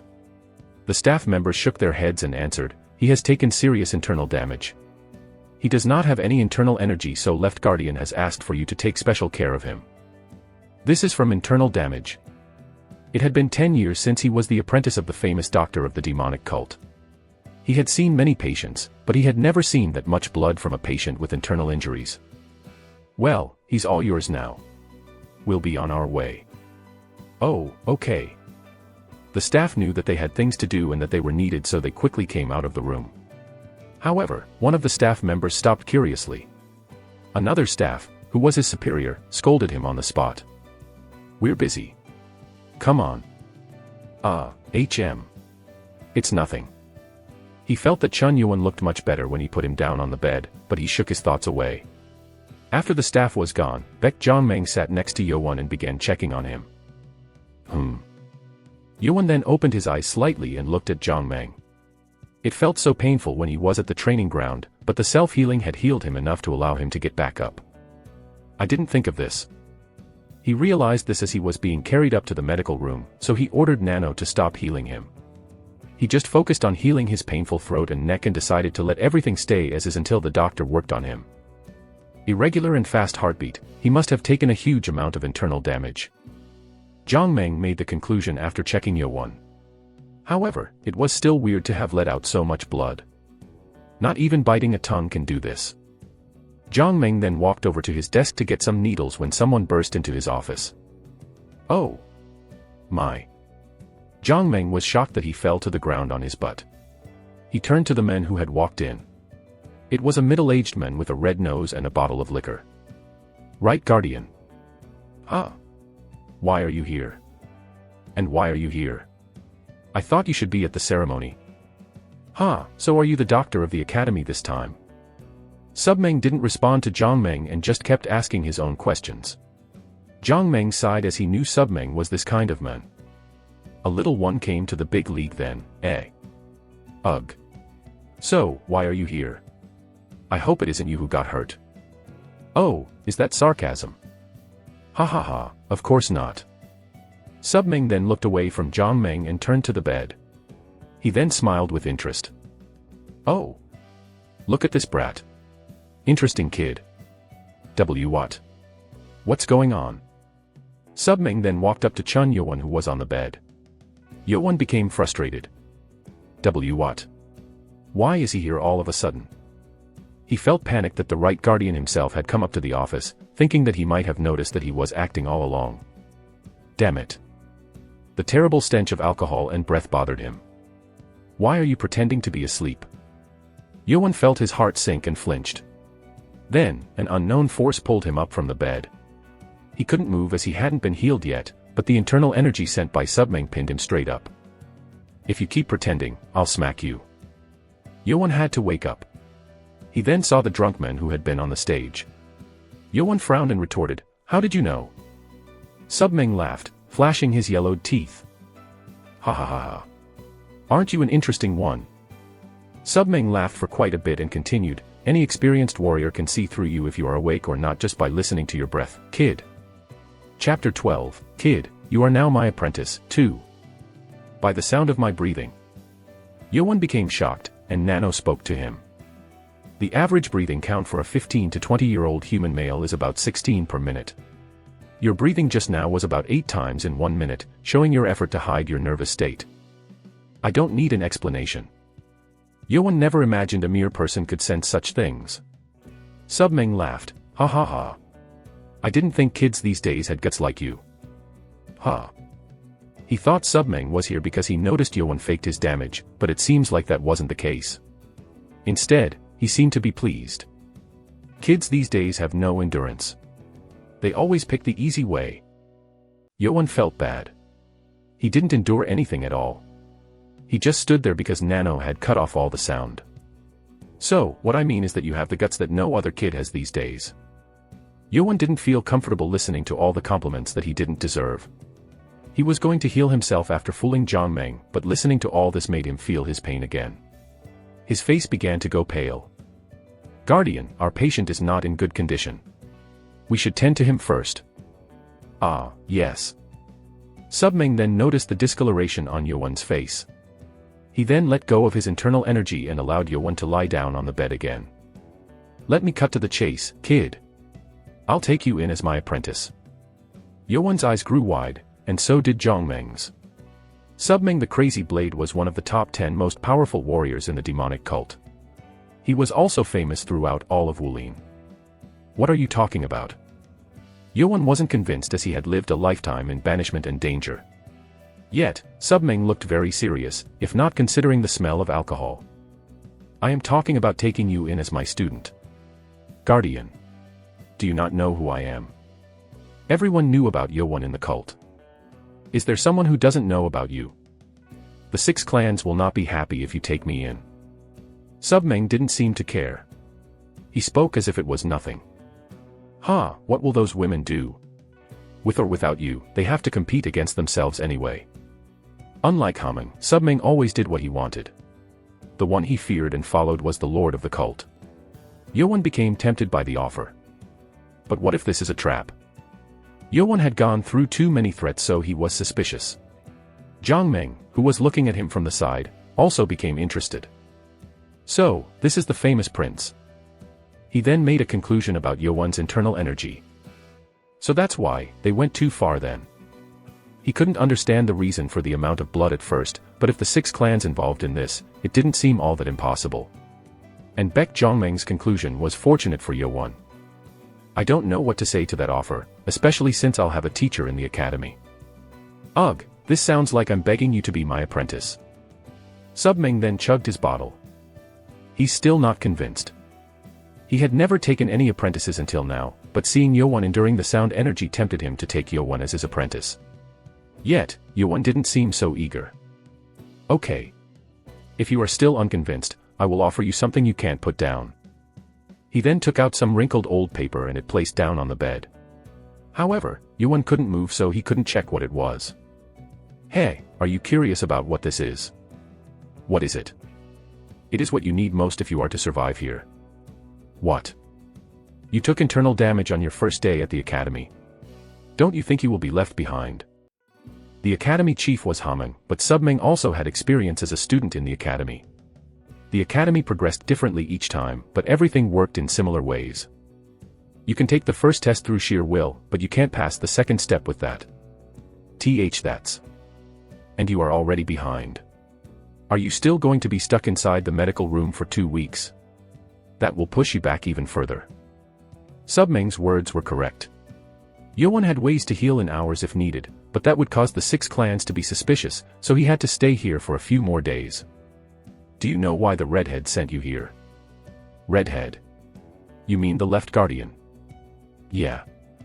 Is it because I took internal damage? Yeowon asked awkwardly. Of course, but isn't it weird? There are other kids who took internal damage, but why aren't they here? Ah. That's true. As Subming said, more than half of the students fell and most of them had taken internal damage during the first test. Yet none of them had been brought here. Most people of Wulin can heal themselves from internal damage through meditating. Moreover, they heal faster with help from a doctor or medicine. Meaning? Yes. The other kids didn't need to be sent here because they can heal themselves.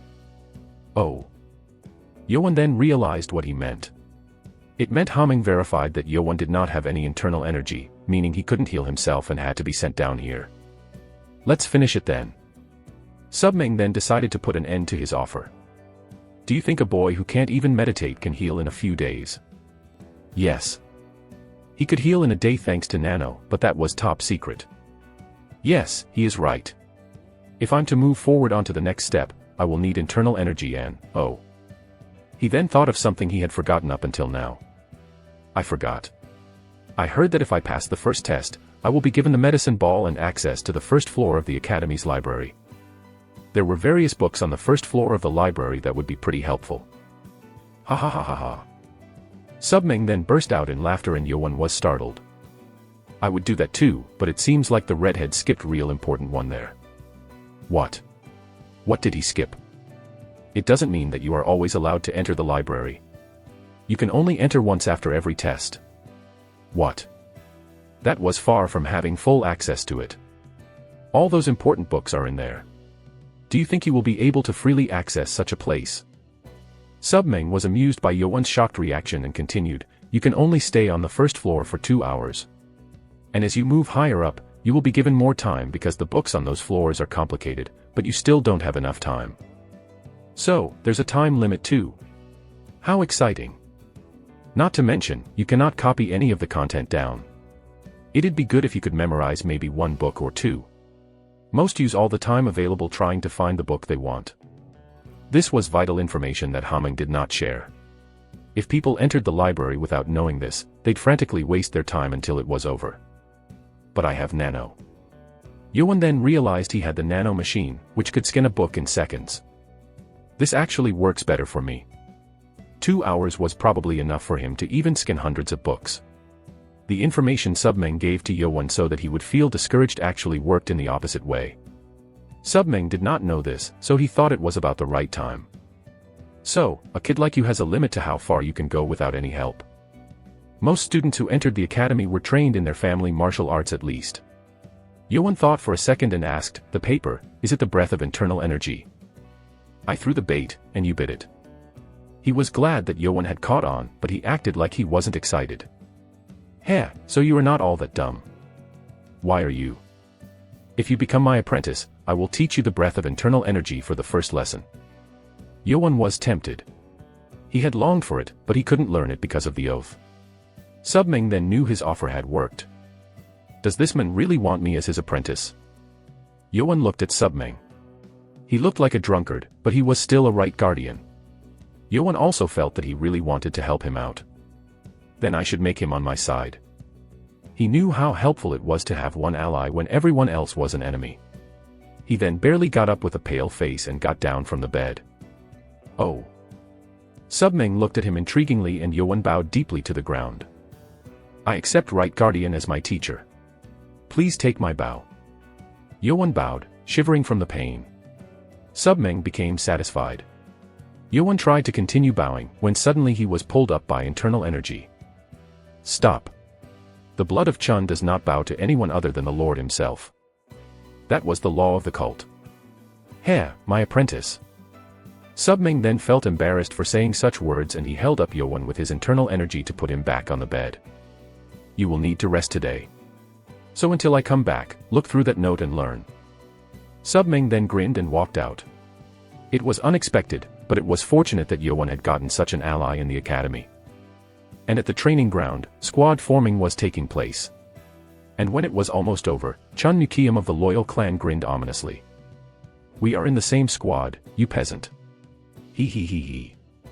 Chapter 13, Too Fast Private Lesson, 1. After Chun Yowon was taken to the medical room, the ceremony came to a halt as all the students needed to meditate to heal. People were curious as to what would happen to Yowon who vomited blood out from his mouth, but left guardian Li Haming's attention was elsewhere. The first rank to the heir, Chun Nguyen of the Wise clan, and fifth rank Yuchan of the Blade clan had endured the first test as if it were nothing. They are beyond expectations. Not taking any damage from Hang Soyu's half-powered attack would require at least hundreds of internal energy. They are beyond the level of students. They were already at the level of powerful warriors. It obvious why the rumor of the Wise and Blade clans taking the throne was spread. However, they weren't the only ones who had withstood it without taking any damage. The other members of the 6 clans endured without much trouble and there were also 8 other students who also endured it. I thought they were all weaklings, but this is interesting. It felt like there might be powerful warriors in this year's academy. All in all, that was going to be decided after 4 years when it was all over. A total of 415 students passed the first test. It was 200 less than the first test from 10 years ago as the test had been more difficult due to Chun Yowon. Not everyone knew it, but some of the students who looked back like Mukiam were angry to see the intensity of the test because of Yowon. After dragging out the failed students, all the remaining students were officially appointed as cadets and they each were given a bronze tag with the number 3, symbolizing that they were now low-ranked warriors of the demonic cult. Is this the beginning now? I will go up to the top. Then the students began dividing themselves into groups. Haming grouped them based on their personal information and the result of the test. Other than the 5 groups of 20, the other remaining groups had 21 people. Do you know why there are 20 groups? Motto. Cadets answered motto to Haming's question. This was due to the instructions on answering with motto for any answer that required a yes or a no. No other answers were allowed. Until you pass the 3rd test, all of you will be tested on the same day and same time. The academy had no intention to waste money on training up to the 3rd step, which was for high-ranked warriors. Therefore, they had a set amount of time allocated for each of the tests. The amount you need to learn the ways of a middle-rank warrior is 3 weeks. Only 3 weeks. The cadets were frustrated. They were shocked by the unexpectedly quick pace. After 3 weeks, the 20 groups will battle. 10 groups will be allowed to move on to the next step. This meant that 200 people were going to fail. This is the only and last test where you will need to work together, so if you want to compete against yourself within the group, you can happily fail the test and leave. Most groups were equally formed, but there were some groups with a fewer number of students from the powerful clans. Thus, they weren't all that excited. This ends today's schedule. You can return to your dorms according to your groups and rest. Starting tomorrow, you will be taught nicely by the staff that are standing in front of you right now. The students then turned to their instructors who were standing there expressionlessly. When they saw the staff members dragging the failed students out by clubbing them with their black clubs hanging on their waists, the students shivered. You are dismissed. Dismissed. Students then returned to their assigned dorms. However, one of the students stood in place while everyone left with exhausted expressions. It was Chun Mukiam of the Loyal Clan. Instructor Impeng, who was assigned to Mukiam's 8th group, walked up to him, 3rd cadet. Why are you still standing there? Until the students passed the 4th test, they were called upon by their numbers. I have a question to ask, instructor. You know I won't answer questions that are not related to training. Yes, sir.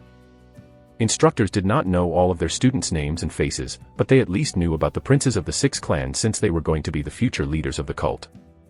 Good. What is the question? I am sure that I will be the leader of my group. This wasn't announced as it was going to be decided tomorrow, but Mukiam already knew that they were going to have group leaders. They don't care about the rules. He knew the 6 clans would not keep secrets from their princes regarding the academy, but it was rather disappointing to see it in reality. One of my group's cadets, the 7th cadet, is in the medical room. And I do not want one of our cadets to be left out or missing so that our entire group fails. What is it that you are proposing? I want to let him know what we had heard today while he was gone so that he will not be left out. He thought all of the 6 princes did not like Yeowon, but it seemed like Mukiam was different. Impeng became pleased and nodded, good. I applaud you for your sincerity, and you seem to know about the importance of this second test. So, I will take your advice and go to the 7th cadet and give him the information myself. And no, that won't be necessary. I can go myself. The main building is off limits to cadets except under special circumstances. Chun Mukiam became frustrated. God damn it. This is bullshit. His purpose was to go to Chun Yeowon and break his leg or something, but he didn't think he wouldn't be allowed to enter the building at all. He tried to imply that he was the heir of one of the 6 clans, but he realized his background didn't apply in this academy and gave up. Understood, instructor. Oh, and can you tell me when the 7th cadet will be returning to us? He then needed to wait until Yeowon returned. Around dinner time, Instructor Impeng went to Chun Yeowon's medical room as promised. Yeowon was in self-healing mode and was asleep. Impeng couldn't wake Yeowon, who was badly injured, and asked Baek Jongmeng on how long it would take for the boy to wake up. He will need at least 2 weeks in bed. 2 weeks? That will be too long for him to move up to the 2nd step. Can't he wake up earlier? Impeng didn't like the idea of letting his group fail due to one student. It was survival for the students, but it was a competition for the instructors. Well, he doesn't have any internal energy, so it takes time. Impeng then had to leave knowing that it would take 2 weeks for Chun Yeowon to heal. Well, he's out of luck. He thought Chun Yeowon was unlucky, but he later learned that it was not true. The next day, someone walked into the medical room before dawn. It was Submeng the Crazy Blade. Heh, apprentice. It's your teacher. He came back too fast. Chapter 14, Too Fast Private Lesson, 2. A day ago, Baek Jongmeng had to quickly work on Yeowon. He tried to put needles in Yeowon so he could heal up. Will it be suspicious if I get better so fast? If Yeowon was to heal with the nano machine, he'd be fully healed within a day. He then became concerned. Making himself heal fast would be suspicious, but he couldn't dare to waste time and risk being left behind. Would it be better I just fill the time needed without becoming suspicious? Let's ask the doctor how long it will take me to heal and choose. Yeowon then turned to Baek Jongmeng, who was preparing his needles. Doctor. I'm Baek Jongmeng. Call me with my last name too, Jongmeng grinned. Dr. Baek. How bad is it? Chun Yeowon knew his body was damaged due to nano, but he became curious as to how the doctor saw it. He looked at Yeowon's pale face and sighed. Well, it will take you about 2 weeks to return to the academy. What? Yeowon was shocked. He knew it might take a long time, but that was too long. Don't be too disappointed. but if it takes that long. I don't know what you think of this, but I will keep your secret about learning from the right guardian. Oh. Jiang Meng had witnessed the right guardian taking Yuan as his apprentice. This was not allowed in the academy and Jiang Meng had every right to report it to the chief, but he didn't. Jiang Meng also had a hard time in his younger days as he too was born to peasants and he faced hardships until he was accepted as a doctor for the demonic cult. That's why he felt sympathetic toward Chen Yuan. Thank you. I will not forget this debt, Yuan thanked the doctor.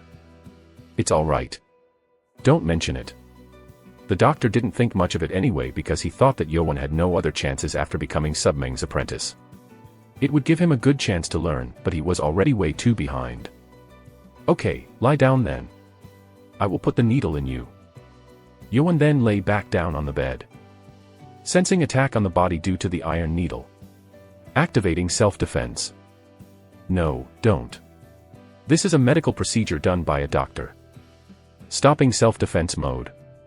Can't you determine if it's a medical procedure or not? Yuan asked Nano. If you do not warn me prior to the medical procedure, any act of damaging your body will be considered as an attack. Okay. From now on, don't react to those that I take except willingly. Understood. As Yuan ordered Nano, Jiang Meng began putting needles into Yuan's body.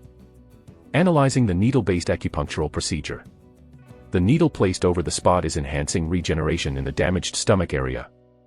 Oh. Yuan had no interest in medical procedures, but it was fascinating to see it work. Take a nap while I work on this. Jiang Meng offered Yuan to take a nap. Yuan then came up with an idea. Nano, can you heal me and pretend that I still have wounds internally to fool others like the doctor? I do not understand your request, master. I mean, if I am healed, then it will be suspicious. So, can you fool the doctor so he won't know that I'm healed? Positive. It is possible to change the pulse temporarily while the doctor is checking it. If that was possible, then he could heal himself. If he could fool the doctor for 2 weeks, this might be the best chance for him to learn about internal energy from Submeng. Good. Then heal me and fool the doctor whenever he checks on me. Yes, master. Activating self-healing mode. After the nano machine began working on him, he was healed under 30 minutes. Yuan was able to get a good night's sleep, until an unwanted guest intruded to the room before dawn. Submeng's stench of alcohol permeated the air around the room. Yuan looked at him with a shock written on his face. Teacher. Is that a formal greeting? Yuan was surprised as to why he had come so early in the morning. Good morning, teacher. Yuan then got up and bowed. Submeng replied, good. So did you do my homework? Huh. Yuan, who was still not fully awake yet, was baffled. He then asked, wait, do you mean what you told me about the internal energy and how I should read it? Yes. Didn't I tell you to memorize it all before I came back? Yuan was dumbfounded. Nano had healed him, but he should have been sick in the bed without it and Submeng should have known this. He is quick-tempered. Submeng looked at Yuan with a suspicious glance, asking if Yuan had not memorized it yet and Yuan sighed. Of course. I memorized it. He didn't memorize it of course as the nano machine had just scanned it for him. Submeng became intrigued. Oh. He memorized it while he was sick in bed. Submeng knew that he was being absurd. He was only here so that Yuan could memorize it, but it was surprising to hear that Yuan really did it. Gee, great. It is nice to hear that you are listening to your teacher. Thank you. But aren't you too early? The sun hadn't even risen yet. Why? You don't like it? No, sir. Chen Yuan always woke up early since he had to be awake for any assassination attempts. He just asked if there was a need to visit him so early in the morning. Good. Let me tell you a vital piece of information then. Submeng dragged a chair next to the bed and continued, I have only 2 weeks to teach you. Huh. I can meet you here in this medical room, but once you return to the dorm, I can't contact you. Learning martial arts by anyone else other than the assigned instructor was forbidden in the academy. Submeng was already breaking the rules. I couldn't think of that, sorry. Yes, well you just joined the academy yesterday. So that's why I had to come early so that no one will know. Huh. If I stay here in bright daylight, do you think people will not become suspicious? Submeng did whatever he wanted, but he knew what he could and could not do. And he wanted to train Yuan more than ever. I have to report to the Lord in the afternoon, so I can only come before dawn to teach you. He had wanted to come earlier, but he had to wait until the guards and staff members loosened their patrols before dawn. He only was able to come here because the guard was dozing off. Thank you, teacher. Chun Yuan became thankful for Submeng doing things to this extent to teach him. Good. Then let's get started. Now. Didn't you just hear that I don't have much time? Yuan then got up from the bed. Sit down on the ground. Yes, sir. Come on. Yuan sat down on the ground while Submeng sat behind him and placed his hand on Yuan's back. It's good that you memorized my breathing of 1,000 martials. What are you doing? We don't have time, so I'll rummage the breathing into you. Rummage. What? It is what my teacher created. You don't have to fill the chi. I will do the rest. Teacher. Hang on. Don't scream. And before Yuan could speak, powerful internal energy flew into Yuan. A jolt of pain spread throughout his body. NNNGH. Shut up. It almost made him scream in pain. The internal energy then flowed through the entire body. Yuan did not notice this, but Nano, who always activated self-defense mode, did not work on this pain. Chapter 15, Too Fast Private Lesson, 3. The Nano machine was programmed to activate whenever the user was in danger. Nano considered Submeng's act of sending internal energy was not dangerous as Yuan had ordered to Nano, but it quickly began analyzing the effects. Detected incoming formless energy into the body. Analyzing energy. Found energy to be called chi or chakra. Proceeding to analyze the effect on the user's body. Yuan did not know this was happening as he was busy enduring the pain. However, Nano's analysis will bring him a great fortune. Did he really not learn anything? Submeng became curious. Yuan's body had no problems or dirty particles that blocked the flow of internal energy. Is it the work of the Lord? This was due to the fact that the nano machine had extracted all the dirty particles from the body, but Submeng did not know this, so he only could guess of Yuan's father. So, he did love Lady Hua then. He was a guardian, so he had seen a lot of things aside from the Lord. The Lord never loved any of the ladies from the 6 clans aside from Lady Hua. Submeng then took off his hand. He felt exhausted from stirring the heavy internal energy and swept his sweat. So, did you memorize the flow? Yes, I did. Submeng was taught with this reckless method by his teacher, and it worked best for students who did not know anything about internal energy. I'm sure that was painful, but it is the perfect method to teach those like you who have no internal energy. Submeng was pleased to see Yuan endure the pain. The goal is to finish this in 7 days. You will need to get the internal energy in you within that time frame. You got it. That was a bold goal for most people, but Submeng really wanted to accomplish this. If I can get the internal energy in a week, I can take this pain. I will make it happen, teacher. Good. This will be the end of today's lesson then. Submeng then walked out of the medical treatment room. The morning came and all cadets gathered at the training ground. The instructors also looked at their group members. As expected, instructors exchanged glances with each other as they saw bruises on many of the students. This was due to the fact that the students fought against each other overnight to set the ranks between themselves. The reason why instructors weren't there overnight was to let this happen on its own. So, are they the leaders? Without having to appoint a leader, the ones that stood on top of the rank stood in front of each group's line. As expected, most of the heirs of the 6 clans were the leader of their respected groups. However, only one group had an unexpected outcome. Did he defeat the 4th cadet? The 4th cadet was the heir of Poison Clan, Chun Jongsam, and the boy in the front of the line was the 18th cadet. He had a long scar on his right eye and had heavy bruises on his face, hinting of a brutal overnight fight. This is interesting. Li Hamen became intrigued as he looked at everyone. Most cadets didn't dare to attack princes who might become a lord in the future, but the 18th cadet seemed to have the guts and power to do so. Fool. Did he lose to a low clan boy? Other heirs looked disgustingly at Chun Jongsam, but he couldn't raise his head up from embarrassment. You are all here, and we will begin. Motto. And the training began. We'll move on to auditorium. From the first group, go.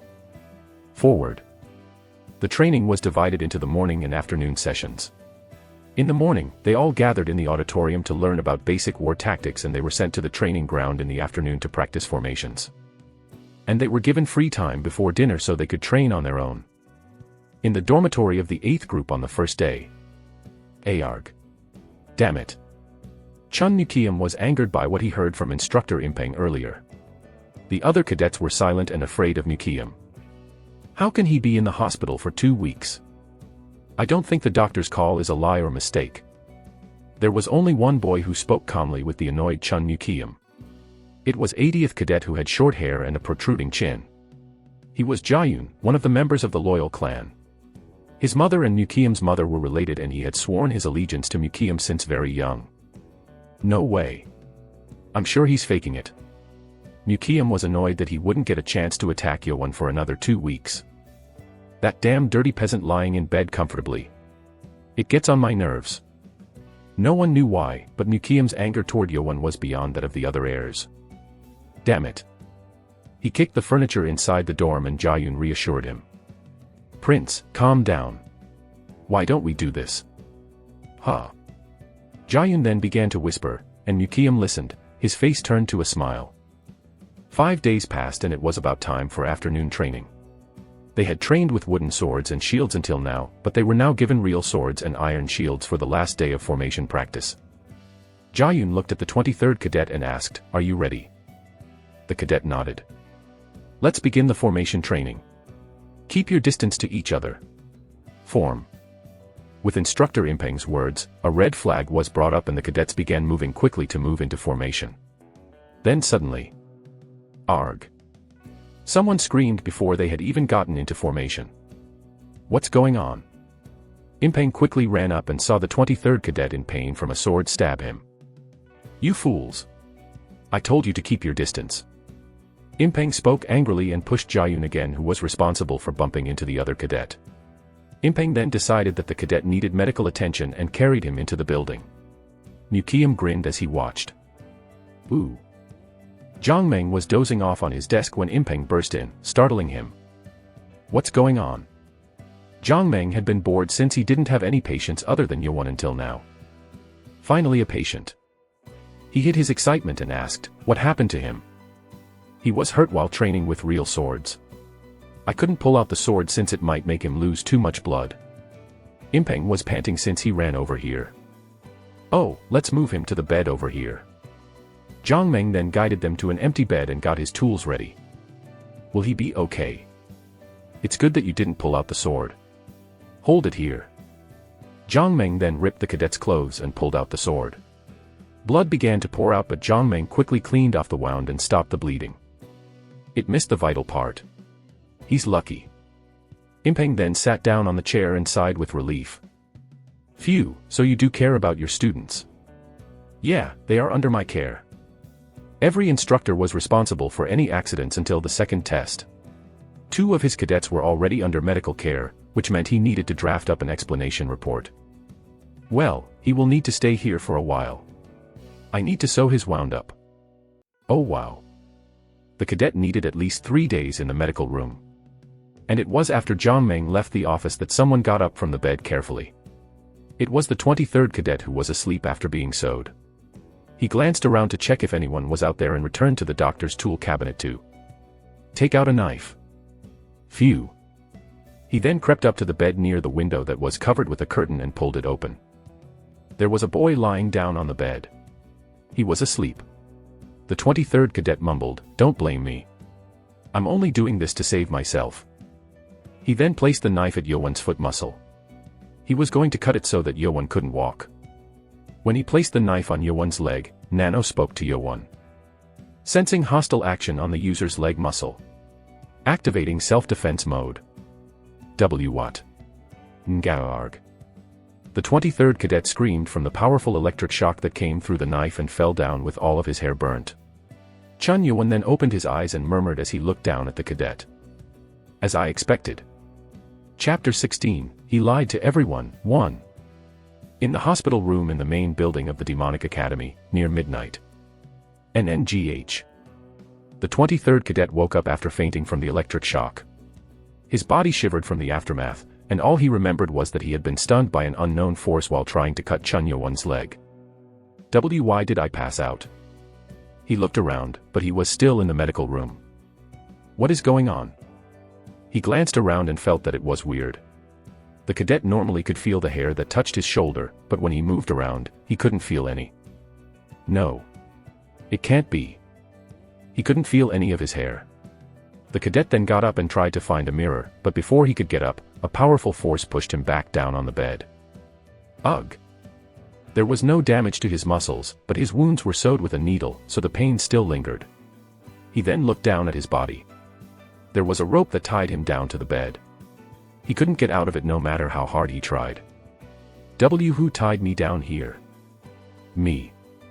The curtain was pulled and someone appeared. It was Chun Yo-won.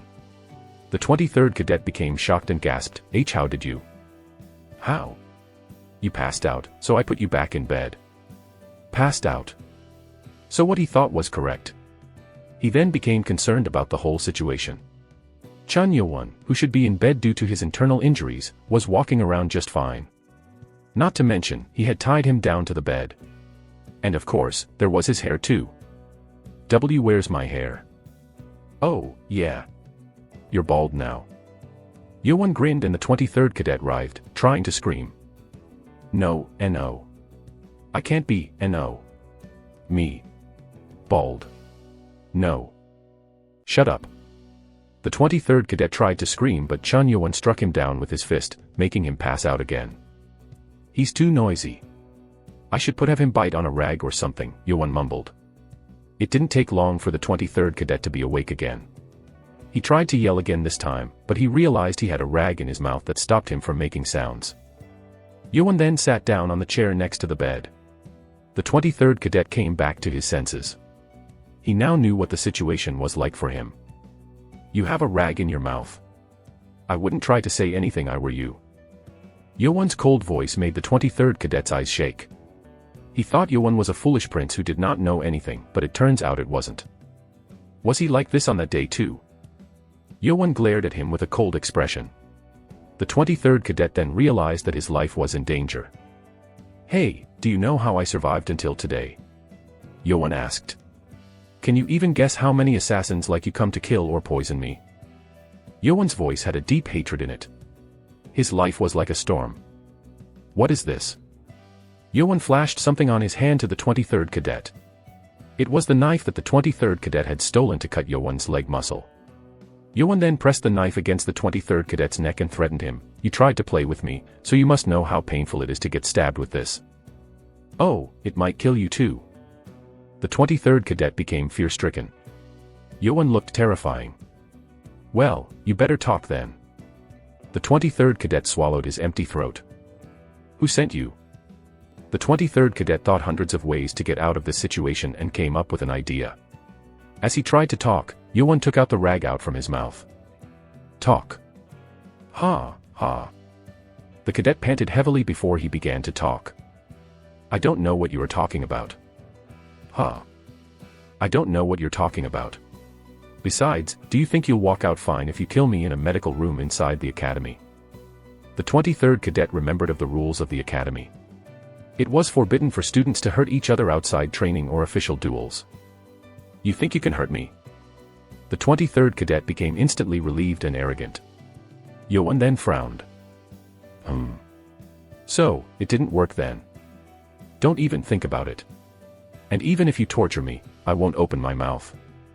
Yo-won then gave the 23rd cadet a weird look. Well then. Should I try it whether you open your mouth or not? Ha. Yo-won then placed the rag back into his mouth and went to the cabinet to take out some long needles. The 23rd cadet's eyes grew wide with shock. What is he trying to do with that? You know, my place didn't have these kinds of things. But this place is full of it. The 23rd cadet felt sweat running down his forehead. Yo-won then grabbed his left wrist. Cadet clenched his fist quickly, but Yo-won grabbed it and opened it forcefully. How is he so strong? Everyone knew that Yo-won did not learn any martial arts, but he was too strong right now. Please. As his fingers were stretched, Yo-won cracked an evil smile. This will hurt. He poked the giant needle between the cadet's finger and nail. NnnnnnnnnnnnnnngHHHH. The pain made the 23rd cadet cry. It was so painful that veins popped up on his neck. Yoan did not care about the sight and took another finger to poke the nail down. NGNGNGGHGHHHHHHHHH. It was only 2 needles, but it was too much pain for the boy to endure. He writhed in pain and Yoan spoke to him for the last time. Well, you told me you won't spill through torture, so just consider it as my way of getting revenge. The 23rd cadet then shuddered and tried to speak, but there was no use. It was the start of terrible torture. Soon, all of the fingers on his left hand had needles stuck underneath the nails. He had passed out 2 times due to the pain already. Yoan then got up and dragged the chair to the right side of the bed. The 23rd cadet knew what this meant, so he shed his tears in fear. He tried to speak as hard as he could, trying to spit out the rag in the process. NGH. NGH. Yoan smiled. You want to speak then? You should have told me earlier. He grinned and took the rag out of the cadet's mouth. He had bitten on it so hard that white rag had blood stains on it. He then panted for a second and tried to say something, but Yoan spoke first. Chun Nukiam, right. How did you? Yoan had guessed correctly. He didn't seem to know who was behind the plot, but it was enough to make 23rd cadet surprised. You're in my group, right? The 8th group. Why, yes, sir. The 23rd cadet answered politely, still fear-stricken from being tortured. However, he was curious as to how Chun Yoan knew that he was in the 8th group and knew that even the 23rd cadet himself was in that same group. Well, your tag is here. Yoan pointed at the 23rd cadet's number tag. But how did you know? Well, thanks to our group leader, our instructor comes to me every morning to teach me what I'm missing. This was what Chun Nukiam had not even thought about. Since the morning session was done in the auditorium, each instructor had nothing to do, so Impeng used this opportunity to visit Chun Yoan to teach him basic martial arts techniques. It was his effort to not allow his group to fail, and Chun Yoan was able to find out who was in his group and what his group number was. Well, I already guessed it, but I just wanted to hear it from your mouth. The 23rd cadet couldn't believe that this boy was the foolish prince that Nukiam and Jayun had told him about. He is definitely not just some foolish kid. He was a monster in hiding, actually. It was terrifying to guess how fearful he would be if he acquired such power. I still got good information from you, so let's finish it here. Ah, really? The 23rd cadet became hopeful at the words. Yeah. And don't let other people know what happened here, okay? He almost wanted to get up and bow in obedience, but his body was bound, so he couldn't do that. Yoan grinned and placed his finger on the blood point of the 23rd cadet's body. Huh. The 23rd cadet then began falling asleep. Sending power over to the blood point required some amount of internal energy, but he knew Chun Yoan had none. He was lying to everyone. And the 23rd cadet's first day in the medical room ended just like that. Chapter 17, he lied to everyone, too. A few hours after the incident in the medical room, Submeng visited the medical room as usual. However, he was more excited than his visit a few days ago, since Chun Yoan had finally achieved gaining internal energy within his stomach yesterday. This one is real. Submeng was truly astounded. The 1 week he first spoke of was actually much shorter than what he expected it to be. His teacher's way of teaching how to acquire internal energy usually required at least 2 to 3 weeks, even months. Yet Yoan had achieved it within 5 days. Hee. I can move on with the next steps then. He now realized why his colleagues told him to take an apprentice. If the apprentice was talented, it gave the teacher more satisfaction in teaching. Apprentice Chun Yoan. Good morning, teacher. Yes, my apprentice. And he was very polite too. Aside from the first day when he came in unannounced in the morning, Yoan always woke up early and waited for Submeng to arrive to kneel in front of him. Submeng asked, "Where is it?" "I have it under my bed." Chun Yoan then went to the bed near the window and brought out a small wooden chest. As it was opened, the thick smell of medicinal herbs filled the area. It was the black dragon ball given to students who had passed the first test. This was the medicinal ball that the demonic cult created to allow one to acquire 20 years' worth of internal energy after consuming it. Submeng looked at it with satisfaction and drank from his liquor bottle. If he instructed Yoan to eat this while he was teaching him, Yoan would safely acquire 20 years' worth of internal energy without much loss. That will put him at the start line at least. If it happened, that would be a great feat. Heh. Oh, but who is that kid? Oh. Subming pointed at the bed in the middle of the room that was hidden by a curtain. He never heard the others breathing since he started coming here. The boy's breathing was shallow, as if he had been put to sleep from a blood point. Subming got up and pulled the curtain to see a bald boy with linen bandages wrapped around on top of his body. He was put to sleep from the blood point as expected. Oh. You poked his blood point. He had never taught Yowon about any blood points, but it seemed that Yowon had acquired this before. He attacked me after Dr. Beck went home. He attacked you? Subming frowned. This meant that the bald boy did not fear being kicked out of the academy. If that was the case, someone was watching his back. Subming asked, "Who is it?" "It's a kid from the Loyal Clan in my group." "Ha! Loyal Clan. They are full of fools." The Loyal Clan had a history of having people causing trouble, perhaps due to the characteristics of their martial art. "Well, you sure do have a tough life." "That is all right. I'm used to it." Yowon was really used to such things, but Subming didn't feel good about the fact that a young boy like Yowon was used to being attacked.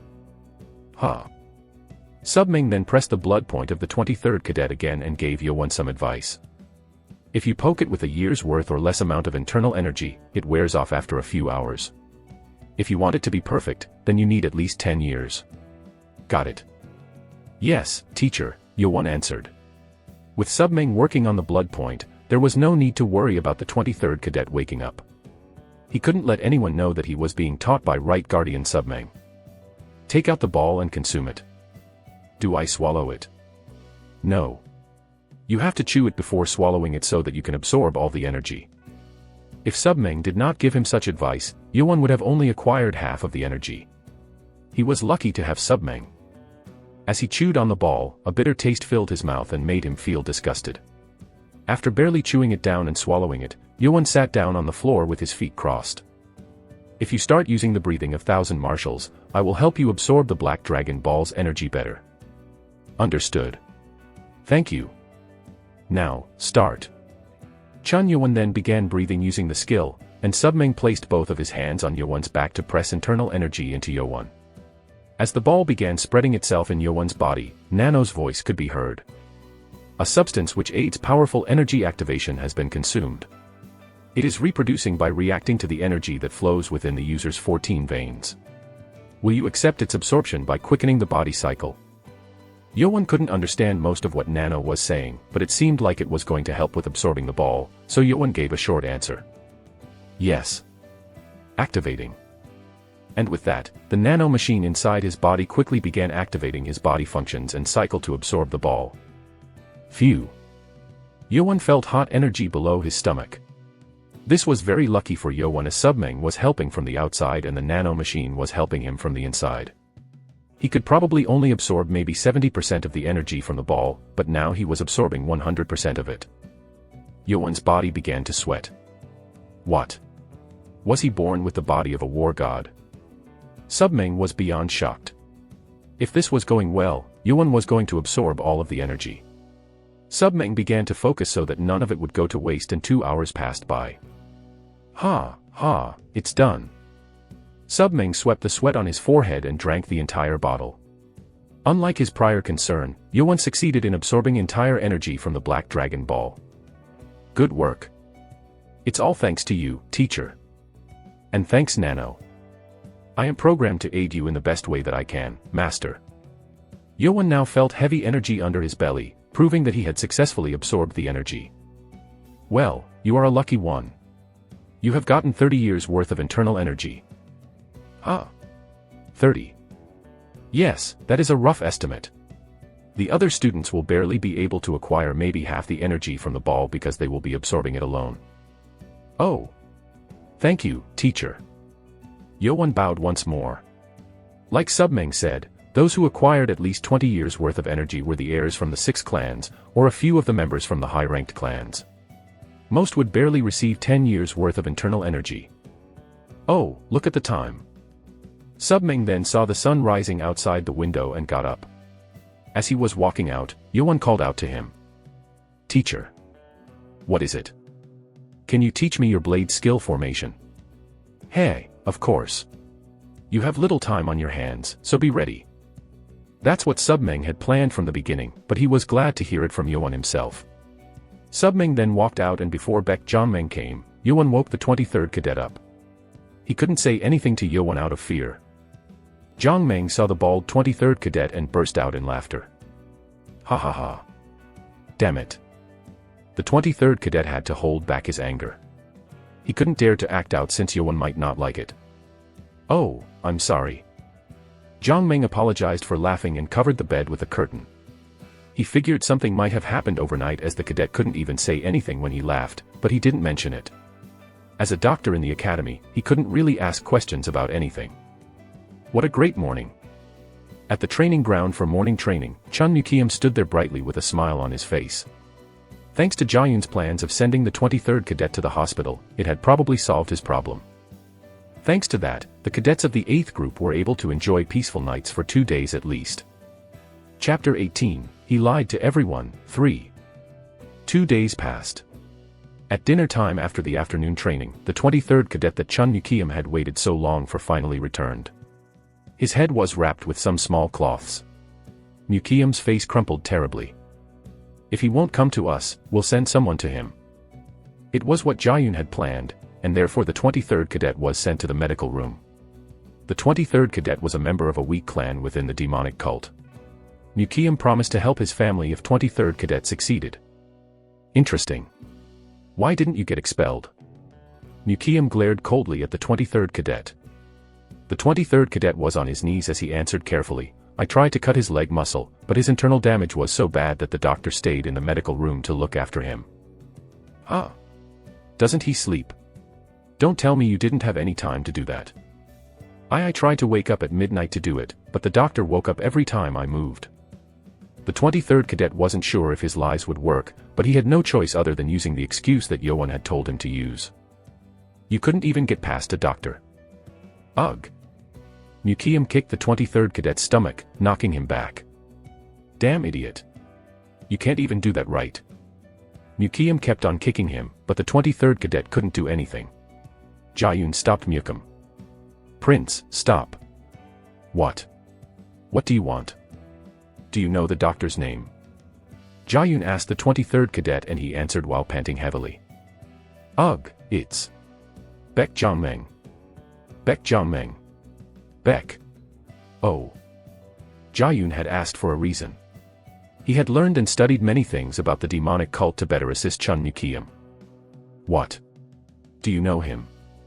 He must be an apprentice of the demon doctor Baek Jongwoo. Really? Mukiam then became surprised and stopped. Baek Jongwoo was a member of the Poison clan who was interested in medical skills and became a doctor to the Lord himself. He was a doctor, but he was also a warrior within the top 30 ranks of the demonic cult. If he is the apprentice of the demon doctor, then he might have learned martial arts. This was just a guess, and they didn't know that vague knowledge was inaccurate sometimes. Baek Jongwoo did not teach martial arts to his medical apprentices. Damn it. Then there was no point in sending this bastard. Mukiam was angry that his plan had failed and Yoan was still fine. He then started kicking the 23rd cadet again to unleash his anger. Ugh. Bastard. Don't even think about getting assistance for your clan. As Mukiam kept kicking him, the 23rd cadet thought to himself. Yeah, you do that. Let's see if you can do that when he comes back. If Mukiam and Jayun rewarded him and kept their promises, the 23rd cadet would have spilled everything he found out, but he didn't want to do that anymore. You will feel just how dangerous that Chun Yoan can be. It was just 3 days, but the 23rd cadet had witnessed Chun Yoan's true nature. He wasn't just some foolish prince who didn't know anything. Huh? What's with this rag on top of your head anyway? Mukiam asked, and the 23rd cadet took off the cloth off his head. It showed his bald head and Mukiam smirked at it. Ha, you think I will forgive you if you shave your hair? Mukiam then kicked him again, but it now was much weaker. The 23rd cadet screamed to himself on the inside after he revealed his baldness. Mukiam. Yoan, go to hell, all of you. And the 8th group descended into chaos once again. 7 more days passed, and soon it was the day of Chun Yoan's return to the group. In the morning, Right Guardian Submeng visited the medical room as usual. The only difference was that his right hand held a sword in a cow leather scabbard. "You're here, teacher." Chun Yo-won greeted Submeng. "I have a lot to teach you, but it's already the last day." Submeng's expression showed that he really wanted to keep on teaching Yo-won. However, since Yo-won was attending the academy, they needed to follow the rules. "What is that?" "Heh. This is my present to you." This was actually due to Chun Yo-won's request. Chun Yo-won asked Submeng if he could watch Submeng use his blade skill, and Submeng came to do just that. Submeng pulled out the blade with his right hand. It was not a large blade, but the phrase, "light dance," had been carved onto the sharp blade. "Hold it." Submeng threw it to Yo-won. It was light. "Isn't it light?" "It's not as heavy as I thought. Most blades that martial artists use are heavier than that. But the light dance blade from our family is half the usual weight." "Is it because of the blade skill that you use?" "Yes." "You are very smart indeed." Submeng's blade skill, butterfly blade dance, was a quick and swift blade skill that looked like a butterfly flying in from multiple directions, which required lightweight blades. "It doesn't mean the sword is weak though. Give it back to me." "Here you go." Yo-won handed over the blade to Submeng, who grabbed it and swung the blade at the corner of the bed. It was just a simple movement, but the sharp attack had cut off a wooden piece from the corner. Yo-won then picked the piece up and placed in the corner. He should have stopped Submeng from doing this. Oh well. Baek Jongmeng liked to keep his room clean, and he probably wouldn't like to see his bed cut down. It is sharp. Well, that's why it's a treasured blade. Submeng didn't go into the details, but his blade was one of the most famous blades within the demonic cult. Let's go over what you've learned then. Okay. Yo-won had learned the basic steps and formations. He quickly stepped through and flawlessly performed the movements. He is a genius. Submeng was astonished. He only showed Yo-won a few times and fixed his form, but with this rate, it would be no problem for Yo-won to absorb all of it at once. Yo-won actually had perfectly acquired the forms as nano-scanned and memorized Submeng's movements. But I can't be too perfect from the beginning. That was why Yo-won was taking it slow. Now, onto the formation. The butterfly blade dance was comprised of 24 forms. There were 3 minor subforms within each form, but Yo-won only learned about the subforms until now. Oh ho, Submeng sighed. With such talent, he would have taught him the basic forms if he had a month at least. It was a shame that he couldn't teach him any further than that. Good. You have learned well. Thank you, teacher. Submeng complimented Yo-won. He then took out a crumpled piece of paper. The writing was bad, but it was full of basic information about the butterfly blade dance and how to use the internal energy connected to it. I want to teach you it thoroughly, but we don't have time. I'm sure you can handle it on your own. I will check on you when we meet again, so don't be lazy. Thank you, teacher. Yo-won was touched by his teacher who looked out for him. So, that being said, I'll show you what you wanted to see. Stand back. Yo-won backed away and Submeng readied his blade. He had never let Yo-won watch him move with his sword until now. Submeng became serious as he was about to use the core of his blade skill. Yo-won then spoke within himself. Nano, get ready to scan him. Activating scan of the target specified, Submeng. Chapter 19, You Brought It On Yourself, 1. The sky began to brighten up and the heavy fog came down on the training ground. One person was sprinting across the ground with their running skill. It was Submeng the Crazy Blade. He had jumped out from the medical room from the main building and was escaping the premise. His martial arts skill was so high that the staff or guards couldn't sense him if he tried to hide. However, there were ones who were watching them from the roof. It was a middle-aged man with long red hair and a man with a weird mask on his face. It was Left Guardian Li Hameng and the Great Guardian Marikim. That rat. I mean, the Right Guardian is leaving. Good work for letting him be. Well, it's an order. At least I won't have to see him sneaking around under my nose anymore. They knew that Submeng had snuck into the medical room all along, but they allowed him to continue. I guess I'll have to put guards on the second floor again. The second floor was also loosely guarded because of this. It was done on purpose so that Submeng could freely enter and train Yo-won.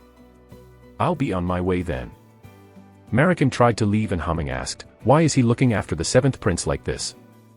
Allowing Submeng to teach Yuan meant that Li Haming had broken the rules of the academy himself when he was the chief. If it wasn't for the order directly from the Lord, he would have declined to do it. Marikim stopped and answered shortly. It is to be fair. Heh, so I guess every child is dear to him. Haming shook his head. Don't question his will. Marikim then disappeared from the roof. Ha. I can't even catch him if he really doesn't want me to. Marikim, whose nickname was Wind God, had a fast-running skill where even Li Haming couldn't keep up with him. He frowned and mumbled, it was only 14 days, will there even be a difference? Even if Yuan had learned from Submeng, it was only 2 weeks. As the morning session started, Yuan was still in bed. Baek Jiangmeng looked at him weirdly. Yuan always woke up earlier even before he came to work, but he was still asleep. Well, it's his last day to get a good rest. From what he heard, Jiangmeng knew that Yuan's group had Chun Nukiam, another heir from the loyal clan. This meant that Yuan would have a hard time immediately if he returned. Jiangmeng thought Yuan would need at least a moment of peace and covered his bed with the curtain and returned to his desk. Unlike Jiangmeng's thoughts, however, Yuan's body was going through heavy reconstruction. Estimated time needed for completion, 1 hour. Current progress, 80% muscle restructure complete, 75% joint reform complete. Millions of nanomachines inside Chun Yuan worked to change his body shape to allow him to perform the butterfly blade dance skill. He had started right after Submeng left, but it still wasn't done yet. 6 hours. That takes too long. It is the estimated time required to change the user's body to fit target Submeng's movement. Chun Yuan was shocked, but it was understandable. And that's why Yuan had to stay in bed the entire morning. 1 more hour passed. Process complete. Yuan then woke up from his anesthesia and got up, but he immediately vomited on the ground. Yuwaf. His entire body shuddered as it was overloaded from going through the heavy change and anesthesia. It was normal to have an adverse reaction from reforming his body to that of a well-experienced warrior. What's going on? Baek Jiangmeng was nodding off on his desk, but he got up and came running. He patted Yuan's back and got him back into bed. When Yuan fell asleep this time, Jiangmeng checked his pulse and he was shocked. What's going on? His pulse is as if he went through some heavy exercise. This heart rate hard to believe, especially for someone who had been sleeping. And as Yuan was asleep, the nano machine was moving on to the next step to calm Yuan's state. Stabilizing user's reaction to the body change. Soon after Jiangmeng began feeling the pulse, it calmed down. Yuan was now sleeping peacefully. What is going on? Jiangmeng couldn't understand what had happened. And after an hour, a little bit before lunch was over, Yuan opened his eyes. He got up with excitement and clenched his fist. He knew that the power he can put into his fist was very different. This showed how much training Submeng had gone through. If Submeng realizes that Yuan had acquired his body in just 6 hours, he would be shocked. Dr. Beck. He didn't sense anyone inside the room, but just called out to check. The doctor was out on lunch, so Yuan got up and readied himself to practice the blade skill. He didn't have a blade, but pretended his hand was the blade. His body moved quickly and his hand slashed through the air. It was so quick that he was as fast as Submeng himself. Good. Yuan became excited and tried to move onto the second formation, but he heard someone walking down the corridor and stopped. Oh. He didn't realize this, but his senses had also gotten more sensitive with his body. He mumbled as he looked at his palm, I'm prepared. Ah. Prepared for what? When did you wake up? The doctor came in and spoke to Yuan, who was standing in the middle of the room. Yuan became embarrassed and replied, prepared to go back to the academy. Doctor checked Yuan's pulse again and declared that he was now healed and was free to leave. Yuan then clothed himself with the martial arts uniform and took the tag with the red number 7 on it. Baek Jiangmeng sighed, I'll be so bored without you. Unlike his expectation of seeing many patients, his room was empty. Yuan smiled, you'll get a lot soon. There was an underlying meaning behind that, but Jiangmeng just figured it would be good if he received more patients and answered, yeah. I hope so. No, I guess it's better if there are no patients. Thank you, doctor. Yeah. Good luck. If the doctor didn't let it slide that Submeng was teaching Yuan, it would have been troublesome. Yuan was very thankful for the doctor and decided to send him some patients. At the training ground, All the students were gathered in a group. Everyone in the 8th group turned to one direction. It was Chun Yowon who finally came back after 2 weeks. Finally here. The group leader, Chun Mukiam, cracked an evil smile. Chun Yowon found instructor Impeng and walked up to him. "You're here." "Yes, instructor."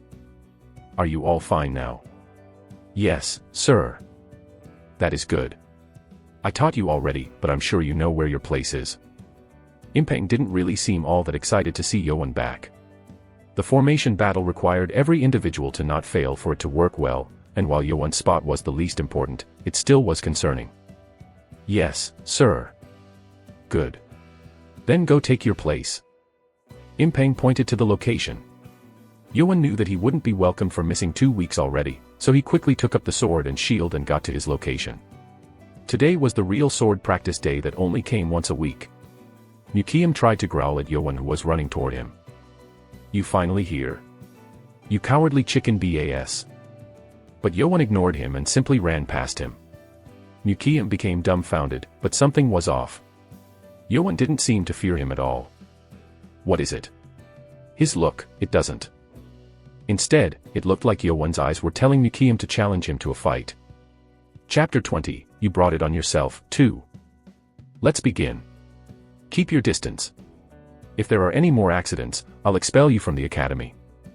Motto. The training began. Impeng, however, was only focused on one person. The other students had 2 weeks of training together, but Chun Yowon did not have any.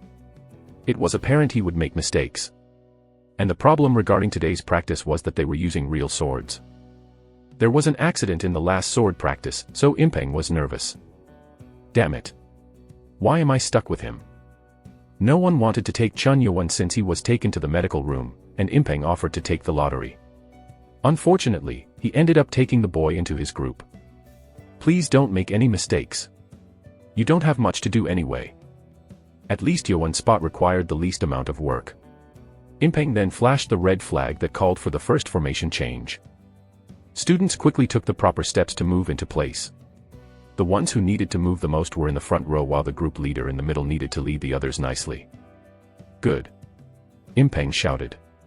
Everyone did it perfectly without any mistakes. Mukiam was arrogant and violent, but he managed his group well and made them follow his orders. And as for Chun Yowon, he was doing quite well. Unlike the other students who had a hard time following the formation in the beginning, Chun Yowon was following along quite nicely. Is he following what the others are doing? Impeng was curious, but he just figured Yowon was copying the others well. The problem with this formation was that the students had to maintain the formation without moving. Keep the formation. Students had to hold up their swords and shields and stand still for quite some time. This required muscle strength. Everyone was holding on, but the weaker students' arms began to shake. If the shield shook and clashed with another shield, there would a sound. It wasn't that loud when it was between wooden shields, but the clang between the iron shields was very clear. Get it together. Don't even think about beating other groups with such endurance. Impeng shouted, and the students gritted their teeth. Impeng was angry that there were still students who still couldn't keep up even after 2 weeks. Chun Yowon, who was known to have zero internal energy, probably wouldn't be able to hold up. Impeng turned to him. What? Why is he still okay? Chun Yowon was looking ahead without any sign of exhaustion. His sword and shield did not move an inch. Did he really just return from the medical room? Impeng had seen that himself, so that was obvious. It was astonishing to see Yowon keeping up with the group so well. Impeng's view of Yowon began to change. And when half of the students began to quiver, Impeng flashed the yellow flag. The students then moved around to change formations. The second formation was a semicircle around the target so that the enemy to have nowhere to flee. Yes. Slowly. The students took a step forward to pressure the enemy. No one made any mistakes and they closed in without failure. Good. Very good. Impeng shouted and Mukiam became surprised. This wasn't what he expected. How come he isn't making any mistakes at all? Yowon should have made some mistakes already, yet Impeng didn't seem to raise any questions. Instead, he was applauding the group for the good formation, which meant that no one had made any mistakes. Yoan was in the back so Mukiam couldn't see him in the first formation, but now he could see him. What? Yoan looked fine. This formation was harder to maintain since they had to keep swinging the sword from top to bottom, but Yoan didn't even look tired. Did he really not learn any martial arts? Jaeyun stood close to Yoan, but even his right arm was shaking. It was hard to believe, especially when Jaeyun was from one of the high-ranking clans. Damn peasant. I won't let you take all the glory. He then thought he should make Yoan take the shame. Mukiam sent a telepathic message to Jaeyun. If you hear me, nod. Jaeyun became surprised, but he kept his cool and nodded slightly. Sending messages required at least 30 years of internal energy or more. At the third formation, move on my command. Mukiam sent the words to Jaeyun, who smiled and nodded in response. After a while, Impeng flashed the blue flag for the third formation. This was the hardest one as the shields had to be stacked together and the swords were thrust in between them to create a sturdy defensive line. This is easy. Yoan had learned all kinds of formations through nano simulations, so following it was easy. The other students were careful about pushing the sword through to not stab the person in front. Be careful, but also be quick. Do it. The formation change became slower and Impeng shouted angrily. But soon, the formation was complete. Chun Yoan was in the middle of the shields, but the student who had to put the sword through from behind was Jaeyun. All that was left for them to do now was to hold their positions. I see your butt. Jaeyun smiled and raised his leg. He then focused internal energy to kick Yoan to make him fall. Peasants are suited for crawling on the ground. He couldn't make a sound, so he placed his foot on Yoan's butt. Yoan then looked back at the feeling of the shoes on his butt and he moved his eyes up to see Jaeyun. What? How dare you? Jaeyun didn't like Yoan glaring at him coldly, so it made him angrily send more powerful internal energy to kick him. Suddenly. Ugh! Yoan's butt was covered with a barrier, throwing Jaeyun toward the back. Jaeyun rolled on the ground and slumped down. He couldn't understand what just happened. It was internal energy from his butt. It was much stronger than his energy. As he was on the ground, someone came up to him and frowned angrily. You again. It was Impeng. He knew him since Jaeyun was the one who stabbed the 23rd cadet. He was shocked and tried to get up. However, pain shot up from his foot and he couldn't stand. It was the aftermath of being thrown off from the internal energy reaction. Jaeyun could barely stand and he saw Chun Yoan smirking behind Impeng. He bit his lips in rage, but Impeng got even angrier and reached for his black club on his waist. Biting your lip? Oh, so are you angry at your instructor now? Huh. And no. It's not that, I was just, his butt. But? You must be going mad. Ugh. Impeng quickly took out his club and plunged it into Jaeyun's stomach. Jaeyun grabbed his stomach and fell to the ground. Impeng whispered to him, you will lose free time for 3 days. Until you sleep, you will have special training with myself, personally. And no. Instructor. Jaeyun tried to explain and Impeng gestured on swinging his club again. Jaeyun quickly answered, motto. Students of the 8th group grinned. Jaeyun was Mukiam's crony and they were glad that he was being punished. After all, he had done some bad things to the group. Then they heard someone grinding his teeth. Chun Mukiam was furious about his failed plan. Chun. Yeo, 1. Chapter 21, You Brought It On Yourself, 3. As the day went on, students of the 8th group had to deal with 2 major figures cautiously. Chun Mukiam from the loyal clan was furiously focusing on Chun Yoan, and that made it awkward for everyone because Yoan ignoring it. And it wasn't only him who felt the tension. The left guardian, Li Hameng, was also watching them. 2 candidates for the heir in the same group, interesting. He didn't come out to watch the training, he was here today to see Chun Yoan. The 8th group was performing as expected since it was the only group with 2 black-tagged students. The only unexpected thing was Chun Yoan's internal energy. He has more than what I expected him to have. Chun Yoan had nothing just 2 weeks ago, but it was weird that he had become more powerful than Jaeyun, a member of the loyal clan. He knew Submeng had taught him, but even then the internal energy was inexplicable. With the Black Dragon Ball, he should have close to 20 or barely 30 years worth of internal energy, but the energy reflection that Chun Yoan released on Jaeyun meant that he had over 30 years worth of internal energy. Even if Submeng helped Yuan absorb the ball, that was too much. Did he absorb all the energy from the ball? Then it's his own talent, not that drunkard who helped him, heh. So does have the blood then. Hameng didn't think Submeng had taught him well, so he then got up and left the area. When TE afternoon practice was over, all the students crowded into the large cafeteria to eat dinner together. Chun Yuan welcomed this as he had been eating rice soup for 2 weeks. The second stage required teamwork and thus they were also required to eat together. Oh! It's chicken. Chicken meat marinated with soy sauce was placed on the table. One of the perks of being a student was that they were provided an unlimited amount of food. As the students calmly waited with their chopsticks placed on the table, one of the instructors shouted, "You may eat." Motto. The students replied loudly and began gorging down the food. Chun Yuan smiled at the taste of chicken meat. He was sick and tired of 2 weeks of rice soup, and as he ate, he felt Chun Yukim glaring at him the entire time. He wasn't sure why the loyal clan hated him so much. You better eat up now since you won't be eating well starting tomorrow. Chun Yuan also had a deep hatred rooted within him toward the 6 clans. His anger still gushed out of him whenever he thought of his mother who was poisoned to death. You dare trample on the weak? Now I will trample on you. He had to bow because he was weak before, but it was different now. When dinner time was over, a bell rang and everyone stopped to place their chopsticks on the bowls.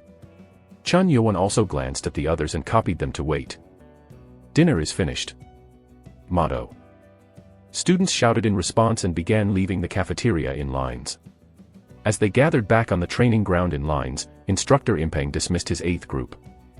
You are dismissed for today. Everyone except for the 80th cadet, you are dismissed. Dismissed. Everyone left other than Jiayun who frowned as he waited. Chun Yuan scoffed at Jiayun who followed Instructor Impeng and headed for the dorm. The dorm building was on the left side of the main building. It was divided into 5 sections, and each section had 2 floors. The lower floor was for the boys and the upper floor was for the girls. There was a total of 10 rooms on each floor, and each room had a maximum of 20 beds. Therefore, each group could take 1 room to sleep in.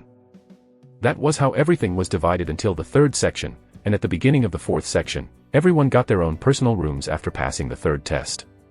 The 5th section was where the instructors lived. Chun Yuan was in room number 8. Hey. Where do you think you're going? An annoying voice came from behind as Chun Yuan tried to enter the room. He didn't hear the voice directly, but he was able to guess who it was. As he turned, Chun Yukiam was glaring him with his arms crossed. Behind him were 6 cadets who acted like his cronies within the 8th group. Does he want to be on top of everyone anywhere he goes? All the princes and princesses of the 6 clans were known for being raised with the utmost care and respect. They never had to do anything on their own as they always had servants. For example, Chun Wonryu, the princess of the Lust clan, did the same thing. She was the group leader, but when group time was over and it was free period, she still had about 10 cadets following her like her subjects. Students soon gathered as they saw the rumored 7th prince having a standoff with Chun Yukiam of the loyal clan. Heh, I'll show you. Yukiam liked this situation as he wanted to embarrass Yuan in front of everyone. Peasant boy. Was it nice to be locked up in the medical room like a coward? Chun Yuan's eyes turned cold. Yukiam liked how Yuan was triggered by his choice of words and continued, why? You don't like that word? P-. Are you talking ill of the Lord? What? If I am a peasant, you must be mean that the Lord is a peasant. Yukiam then had a dumbfounded expression on his face. He was only thinking of Yuan's mother, but when Yuan mentioned the Lord, his words got stuck in his throat. Are you so noble that you can even talk poorly of the Lord himself? I never said. All of the students here were loyal to the Lord. Whether they were a member of the 6 clans or children of the Lord, they had to choose their words wisely. The students around them were silent. The loyal clansmen are idiots. Chun Wonryu scoffed as she watched. It was foolish to see him getting wordplayed by a boy like Chun Yuan. Fool. Still clinging on to the peasant boy. And Chun Kungwan, who was from the Sword clan, also shook his head while he stopped to see what was going on. Ugh. Chun Yukiam's face turned red. He was going to embarrass Yuan, but he was getting embarrassed instead. You bastard. I will bust your face with, UGH. Everyone turned silent. Yowan's fist struck Mukiem's face before he could even finish, and blood gushed out from Mukiem's nose. With what? What were you trying to say? Aia. Mukiem then tried to unleash the Loyal clan's martial arts starting with the Loyal Demon Fist formation, but Chun Yowan began running. Everyone who was watching never thought that Yowan would attempt to flee. Arg. Get him. Why yes, sir. Students who were behind Mukiem began to run toward Yowan who was running toward the forest behind the dorm building. Mukiem also used his running skill to follow. And unlike the other students who were watching excitedly, Chun Wonryu and Chun Kungwon looked at Yowan as if he were weird. The 6 students who followed Yowan were shocked. They knew Yowan did not have any internal energy, but they still couldn't catch up to him. Why is he so fast? They couldn't get him, but the Yowan wasn't getting away either. The 203rd cadet then thought, is he luring us? He thought for a second as Yowan seemed to be maintaining a certain distance while running. What are you doing? Huh. Mukiem swept the blood from his nose and shot past them. He had to catch Yowan and destroy his bones so that he could feel better. Yowan glanced back and stopped. Damn, bastard. Are you done running? Mukiem clenched his fist and walked up. Yowan answered with a smirk, running. Ha, I brought you here. What? I don't want the others to see it yet. And with that, Yowan's body bounced like a spring and he struck Mukiem down with his palm. It was almost an ambush, but Mukiem was ready with his internal energy all over his body. Thus, Mukiem brought up his 2 fists and blocked Yowan's palm. Mukiem was pushed back 2 steps, but his eyes shook with shock. You, how did you learn such martial arts? He didn't think about any of the details until now, but Chun Mukiem was now shocked to see the power behind Yowan's internal energy attack. Chapter 22, You Brought It on Yourself, 4. Chun Yowan's attack was not a light one. It was so powerful that Chun Mukiem had defended with 7 levels of energy, but he was still pushed back 2 steps. His power is not weak. Mukiem thought Yowan was a piece of cake, but it was not as he had expected. Now is the time. Chun Yowan then unleashed the second formation of the butterfly blade dance. A quick attack of the blade was completed through the powerful spinning move originally made to defend, but it also proved to be effective when in close range as an attack. He didn't have any weapons in his hands, but he wielded internal energy in his right hand to make it work like a blade. Prince. Be careful. One of the boys out of the 6 students shouted as they got down. Mukiem used his running skill to run 3 steps back to dodge the attack. He dodged it. Yowan became surprised as he thought that this was going to be the final blow. Mukiem then jumped out and attacked Yowan's chest. It was the 3rd formation of the Loyal Demon Fist. Ugh. He had taken a strike from the counterattack, but he dodged the second attack by pulling his upper body back. However, that wasn't the end. Mukiem then jabbed Yowan's right shoulder with his elbow. Yowan quickly brought his wrist up to defend, but the attack from the elbow had more power. Yowan was pushed back about 4 steps. I still lack internal energy. Mukiem had entered the academy with 20 years worth of energy, and with the Black Dragon Ball, he increased the amount of energy he had. But I can take it. Mukiem had taken many kinds of medicine since he was young, so his absorption rate of the Black Dragon Ball wasn't as high. Moreover, his quick temper also made him absorb less. I should give him no time to counter it. Yowan then unleashed agile blade attacks and his hand chop left a trace that looked like a butterfly flying through in the air as it attacked Mukiem's right shoulder. How can he use such martial arts? The 6 students blankly watched Yowan. They knew he had acquired one of the finest martial arts just by looking at it. If they knew it was the butterfly blade dance that Subming used, they would have been so shocked. You are above my expectations. Mukiem spoke in astonishment and dodged Yowan's attack while getting closer. His fist skills were powerful, but he also focused on being flexible, which allowed him to move flexibly, and Mukiem kicked Yowan's left side. Ugh! Yowan was thrown to the right from the kick. He had learned about basic martial arts, but he had not learned a landing skill yet. So, he had to roll on the ground before crudely getting up. I didn't expect a kick. He was shocked. The kick got him on the head, so it made him feel dizzy. When he couldn't find his balance, Mukiem felt relieved. I was surprised at such fine blade art, but you still are a newbie. Yowan frowned. Mukiem had found out that Yowan was still very new to martial arts just after a few exchanges. He has the basic movements down, but he does not know how to react to attacks. Chun Nukiam was hot-tempered, but he was still a talented individual who was trained in various teachings. He had many experiences since various teachers had taught him. Martial arts required real-life experience so that the user would know when or what to use under different circumstances. Well. You still have a long ways to go. I underestimated him. What should I do? Chun Yuan became nervous. His head was filled with various formations of the butterfly blade dance, but he didn't have the experience to choose what to use. I'll look into how you learned martial arts after I crush you. Nukiam then charged in toward Yuan. At that moment, Yuan was frantically trying to make a decision. What should I do? What do I need to use?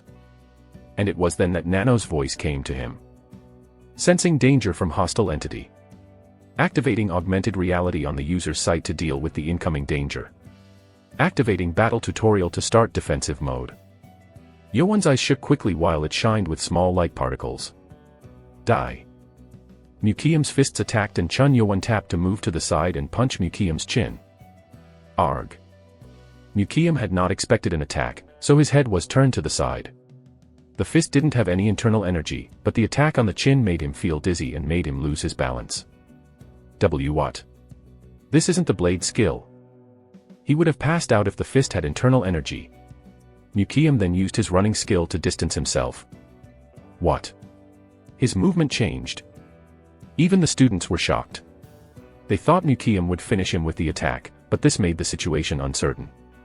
In Yuan's eyes, everything was very different now. What is this? Augmented reality has been activated to guide Master through the battle tutorial to react to the hostile entity. Yuan was seeing all kinds of lines and writings over what he was seeing. Even just now, when Nukiam's attack almost got him, he saw footsteps composed with lights and writing that told him to follow it. Yuan followed it, allowing him to dodge the attack, and then a white arrow appeared on Nukiam's chin with a fist sign, so he followed it. There was no direction, so boxing, one of the martial arts recorded in the program, was applied temporarily for this tutorial.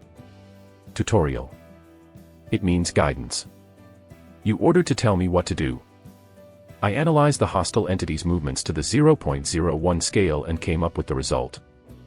I don't know what you are saying. So, what I just did is boxing. Boxing is one of embedded martial arts in the program and it's okay. If you are using boxing as the tutorial, can you apply it with the butterfly blade dance? The analysis and transfer of butterfly blade dance is complete, so it is possible. Will you apply it? Yeah. Changing tutorial mode to butterfly blade dance. While Chun Yuan stood still to talk with Nano, Nukiam got up from his dizziness and shouted angrily. You even learned how to use fist techniques. You sure hit a lot like a thief. But it won't work anymore. Nukiam then charged in again with tens of fists. Yuan saw the fists coming at him along with the directions on where it was all coming from. I can see where he's attacking. Chun Yuan smiled. He then followed the steps to dodge the attacks. What? He dodged everything. It was hard to believe that Yuan, who could barely react to the attacks before, was now dodging everything. It wasn't only that, Yuan then attacked back with a powerful blade attack. What? Nukiam quickly turned to defend, but he could only defend 2 attacks. Yuan's hands flew in like a butterfly and soon got him on the right shoulder. Ugh! Nukiam felt strong pain and blood came up through his throat. If it was an attack with a real blade, he would have been cut down. How can he use such an attack? Yuan did not have more internal energy than Nukiam, but his attack skill was that of like an experienced warrior. It was all possible because Yuan's movements were the exact copy of Submeng's movements. Nukiam then felt his legs losing energy from the damage. He then came up with the memory. Nukiam. If you do well, the Lord, your father's attention will come back from that dirty B***tch and back to me. It's all because of you. It's all because you are weak. If only that dirty bitch hadn't appeared. Nukiam's mother, Lady Jia, married the Lord Chun Yuzhong through an arranged marriage. It was a marriage from the oath of the 6 clans, but Lady Jia loved the Lord. She did all she could to win the Lord's attention, but she was never loved back. The Lord's attention was only on the girl slave at the Lord's palace. It's not me. It's all you. It's all because of you. The last memory he had of his mother was Lady Ja choking his own son while sobbing madly. Why am I having that memory again? As that memory came back to him, he learned to hate only one person. Mukiam gritted his teeth with hatred and threw his fist at Yowon's face. You think I will lose to a peasant like you? Yowon easily dodged the attack by tilting his head, and although he tried to strike Mukiam's forehead, he changed his mind and grabbed his opponent's wrist to pin him down. Ugh! Mukiam felt severe pain from the back of his head, and his head became red with veins popping out from his neck to his forehead. You dare! I can't lose to a peasant like you. How? Mukiam shouted angrily, but Yowon looked down coldly at him and said, You brought it on yourself. Chapter 23, The Second Test, 1. Chun Mukiam, the prince from the loyal clan. His loss shocked the 6 students beyond belief. The boy who had no internal energy just 2 weeks ago now had a martial arts skill that easily exceeded theirs. Why? You want a piece of me too? Chun Yowon threatened the students, and they all shook their head in unison. Yowon just defeated Mukiam, whom all 6 of them combined couldn't beat. Then take him with you. The 6 students ran up and grabbed Mukiam. Although Mukiam lost to Yowon, they were still fearful of the loyal clan. If I gain my own forces, will they fear me like that too? Yowon thought as he looked at those students. Mukiam was lying down because of his pain, and he was also embarrassed about being helped, so he shouted angrily as he pushed the students away. Let me go. I'll walk myself. But Prince. Don't. Make me say it twice. Students then let go of Mukiam, and he shouted at Yowon, Why aren't you finishing me? Mukiam hated Chun Yowon, but he knew Chun Yowon had the same amount of hate since he was always in danger ever since he was young. However, Yowon decided to not kill Mukiam by changing his chop to just pinning him down, and that made Mukiam feel like he was being sympathized. Yowon answered, If the second test was not a group test, I would have crushed your head already. The 6 students became pale. It was an acceptable reason, but Mukiam still couldn't understand. Bah. A peasant with your reasons. If you keep on going with your jabbering, I might just crush your head. Then do it. You bastard. Ha. Yowon looked at Mukiam with a disgusted expression and made his way back to the dorm. While he was on his way back, he didn't look all that happy. I can't ignore the experience. He was able to fight well with Nano's help, but he realized he lacked experience. If it wasn't for Nano, he might have lost. It will take time for me to gain experience, and those 6 clans will not let me gain experience easily. Therefore, I need to know how to utilize what I have first. Knowing about the battle tutorial would have helped him if he knew that before the fight. Nano. Yes, Master. How many skills did I use from what you currently have? Nano kept showing him new abilities, but it was all due to the fact that Nano was only reacting to emergencies. Checking user data. Currently, Master has used 3% of the Nano machine ability. Chun Yowon was only interested in martial arts, so his usage was bound to be low. Nano's basic program was so vast that if all of it was used, it was enough to turn this age upside down. Nonetheless, most of it was locked in the program anyway, but Nano did not tell Chun Yowon of this. 3%. Yes, Master. I only use so little. Official records indicate that most users utilize 30% of the Nano machine on average. I'm sure there will be a lot of useful abilities. Chun Yowon then realized he had not been using the Nano machine to its fullest potential. Tell me about all your abilities. Understood. Transferring detailed user manual regarding the 7th generation Nano machine to the brain. Will you accept? Yeah. It will accompany the transfer of the English language education program for better understanding. Will you accept? Is it the language that you sometimes use? That is correct, Master. Yeah, okay. Nano then began transferring the information into Yowon's brain. It took quite some time since there was a lot of information, and when it was complete, Yowon did not feel nauseous or sick anymore. It seemed like his brain had now adjusted to the information transfer. He was only a little bit dizzy.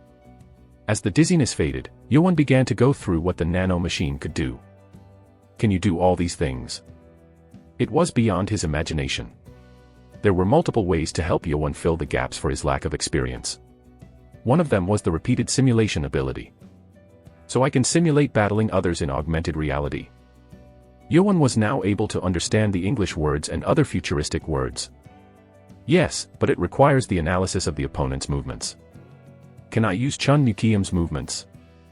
There is a lack of information for the basic motion, but creating an avatar based on the previous battle record is possible. It wasn't perfect, but it was still better than nothing. Okay. Let's try it then. Yoan then changed direction and went to a remote area with no one around. It was free time until nightfall, so he decided to train with Nano's simulation. Activating augmented reality. Creating an avatar for battle simulation. Nano's voice came and a light appeared in his eyes to turn into Chun Nukiam. Whoa. Yoan became astonished. This Chun Nukiam was the avatar that only he could see. Adjusting the simulation information. Please set the damage percentage that avatar can inflict on the user. Damage percentage. If you want it same as reality, you can set it to 100%, but you can set it lower to lessen the impact. I see. Then let's set it to 100%. He thought it wouldn't be too painful since it was still a fake. Yoan realized the hard way that he had made a foolish choice. Beginning the simulation.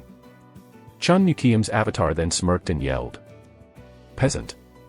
Let's fight. What? Chun Yoan was dumbfounded. He didn't expect the avatar to copy even the speech. He knew the avatar was fake, but it still felt irritating. I guess I can crush his head this time then. Chun Yoan then attacked and Nukiam's avatar attacked him back. It was the same attack that he encountered before. Yoan thought of how he dodged it with Nano's tutorial and sidestepped it to follow up with a butterfly blade dance attack. And at that instant, you think such a puny attack will work? Chun Nukiam's avatar shouted and twisted his body weirdly to dodge it. Then he kicked Yoan's stomach. Ugh! Chun Yoan fell with the strong pain in his stomach. He didn't realize it would give him such real pain. Ugh, how can it be this painful?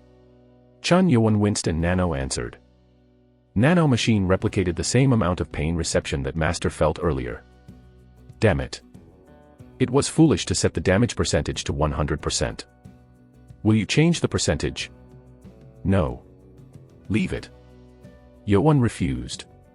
He came to believe that such pain would make him weary of every move even if all of this was fake. Peasant. Come and get me.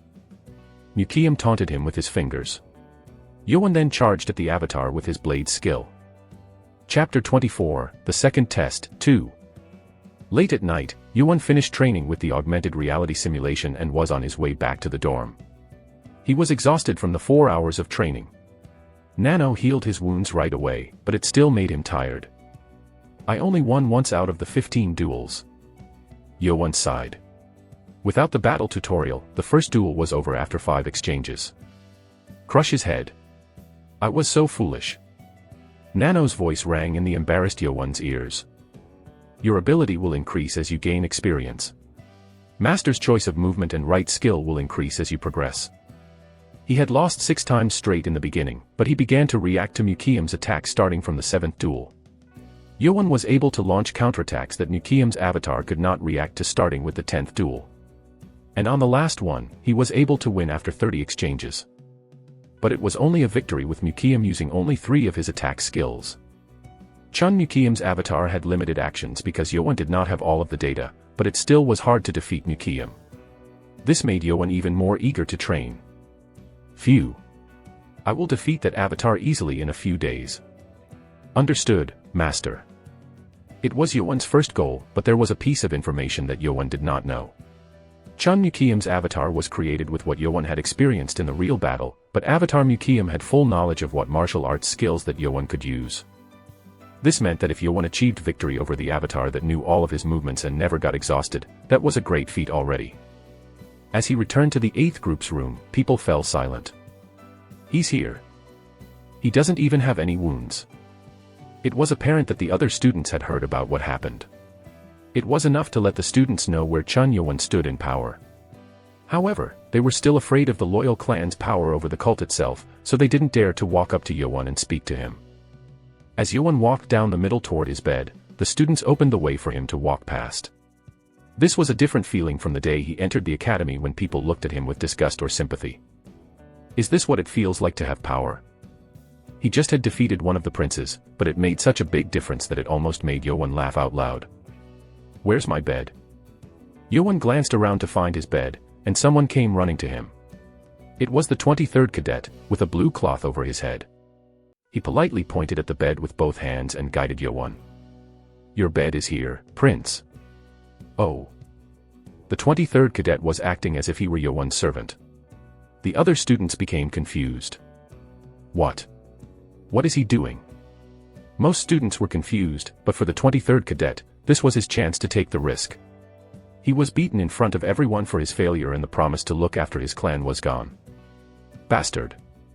Chun Nukiam kept on saying that he was going to wipe out the 23rd cadet's clan when he got out of the academy, making the cadet even more angry.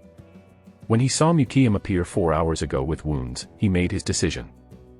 If I'm going to die, I'll just take the risk. He then decided to stay on Chun Yowan's side for the competition of the heir to the throne. And with that decision, he was now thought of Yowan as his master. You aren't like what you were before. Chun Yowan knew that the 23rd cadet had changed after they met in the medical room. He wasn't just fearful of Yowan now. Do you want something from me? Yowan asked. The 23rd cadet hesitated for a second, but he soon knelt down with one leg and gathered his both hands in respect and said, I, 23rd Cadet Hubong, will serve you as my master. Students murmured among themselves in shock and Yowan was also surprised. He always thought he wanted a force for himself, but he didn't think it would happen so early.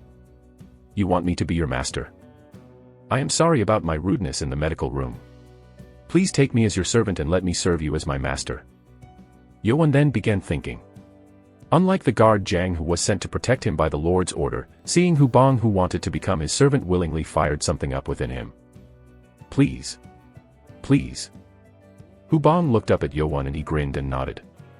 Hubong then bowed with his head down on the ground in excitement. Thank you. I will serve you forever. And it was then. Ha. I didn't expect to see such crap. It was Chun Nukiam. He came back together with Jiayun who had finished his additional training. You insect! How dare you pledge loyalty to a peasant? Jiayun was tired, but he frowned and spat angrily at Hubong. This scared Hubong and he began to shake. However, he didn't move his head and only looked at Yowan, and therefore Yowan made a decision. Yowan's head turned slowly toward Jiayun. You dare speak ill of my servant? What? Yowan's cold voice shocked Jiayun. If it was the Yowan he knew, Jiayun would have charged to attack right away, but he had already heard that Nukiam lost accidentally. It is you who is the insect that follows someone's tail around. What did you say? What's with the stuttering? Are you afraid? Yowan taunted and Jiayun became angry. Peasant. Jiayun then jumped to attack at Yowan. However, Yowan twisted his top torso to dodge and struck the back of Jiayun's neck. Arg. Jiayun's eyes rolled back and he passed out. His attack, the basic fist skill of Loyal Clan, was what he had been practicing the entire evening that allowed him to do this. He's nothing compared to the Avatar. Yowan mumbled and Hubong looked at him with shock and admiration. Ah. My decision wasn't wrong. He had his doubts, but watching Yowan put the subject of another prince in his place with that one attack made his doubt disappear. What? You want to fight me again? Yowan looked at Nukiam who was glaring at him at the entrance. However, Nukiam did not react as expected. Humph. You enjoy what you have for now. Nothing will change. Nukiam then ignored Yowan and went over to his bed and laid down. Did Chun Nukiam just ignore him? Impossible. Nukiam's action astonished all the students. Nukiam was known for his violent nature, but he just avoided fighting Yowan. And beginning with this, the 8th group dorm had changed. The students began showing interest in Chun Yowan. They didn't act like Hubong, but they now began to question things with maybe in their heads. Soon, it was the day of the second test. Every student gathered at the training ground, ready with their real swords and iron shields. Chapter 25, The Second Test, 3.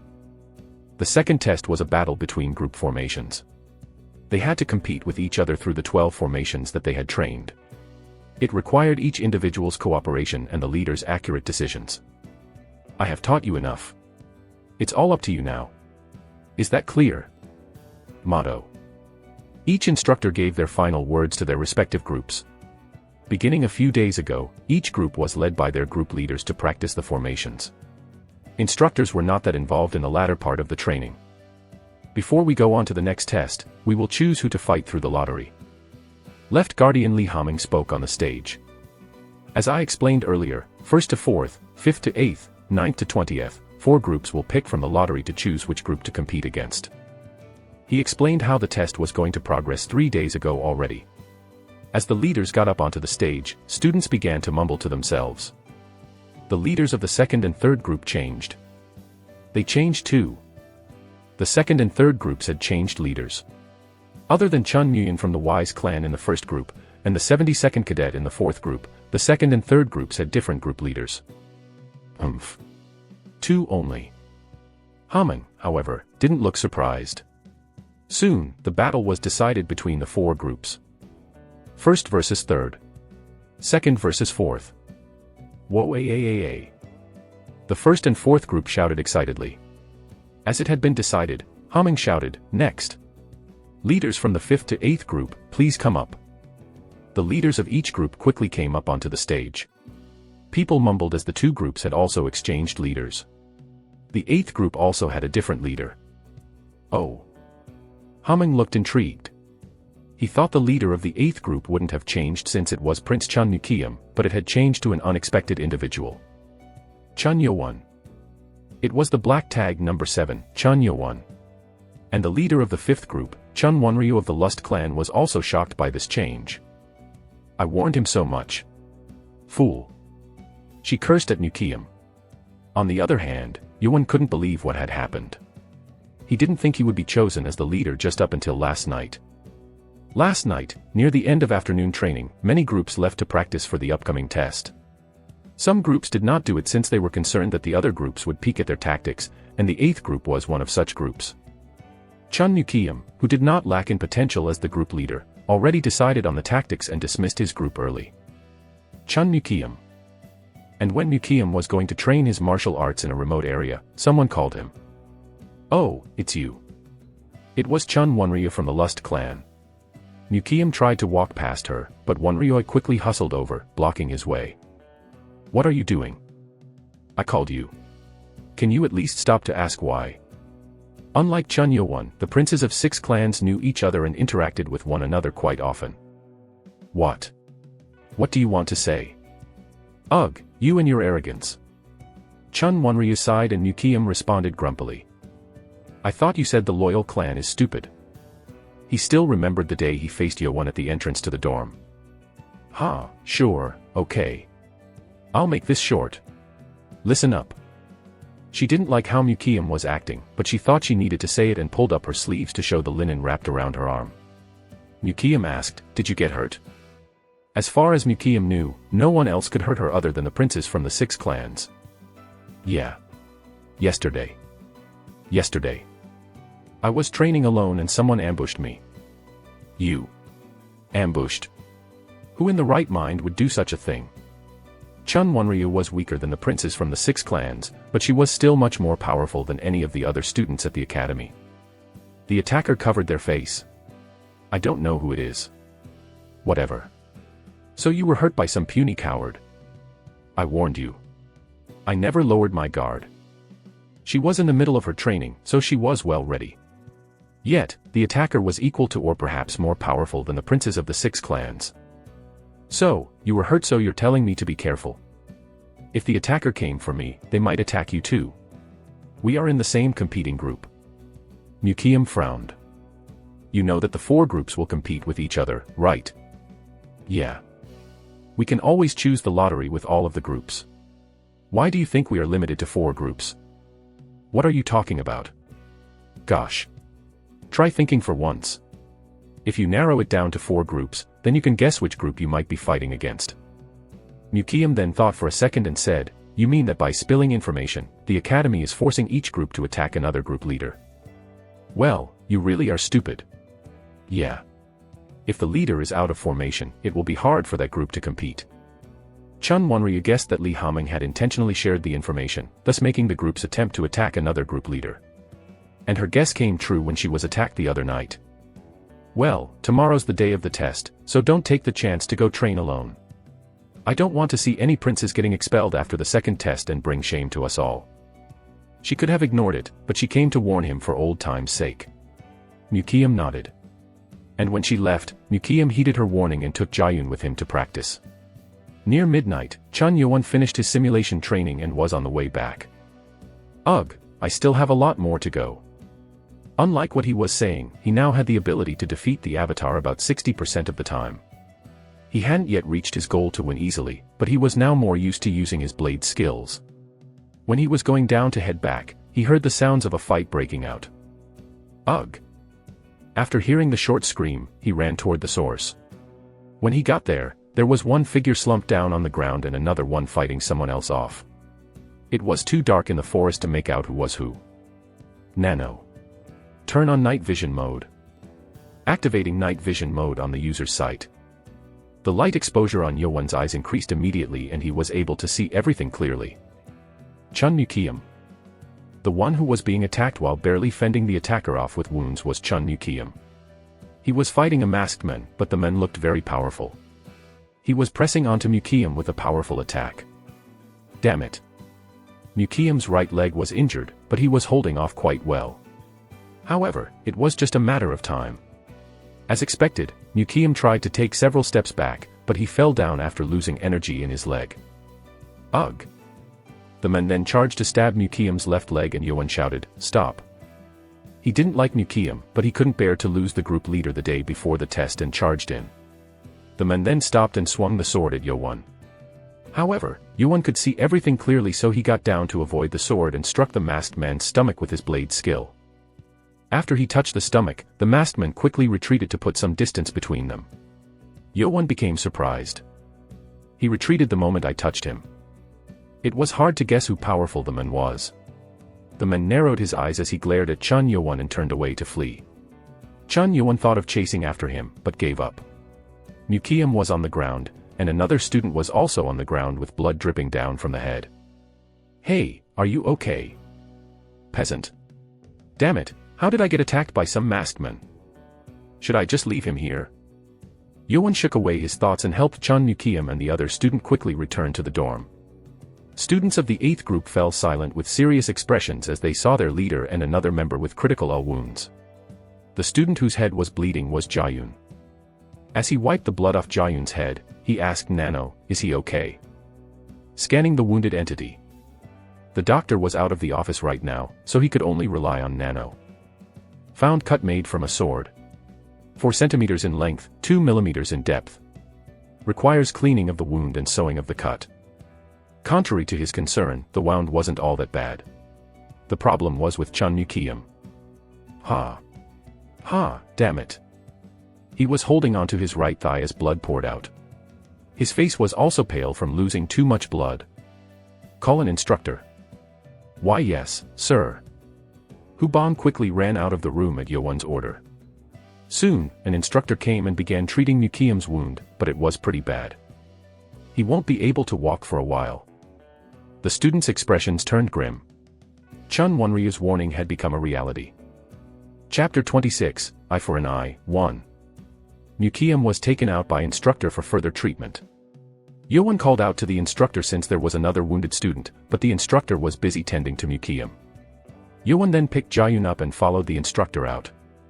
Where did he go? The instructor was already on his way to the main building.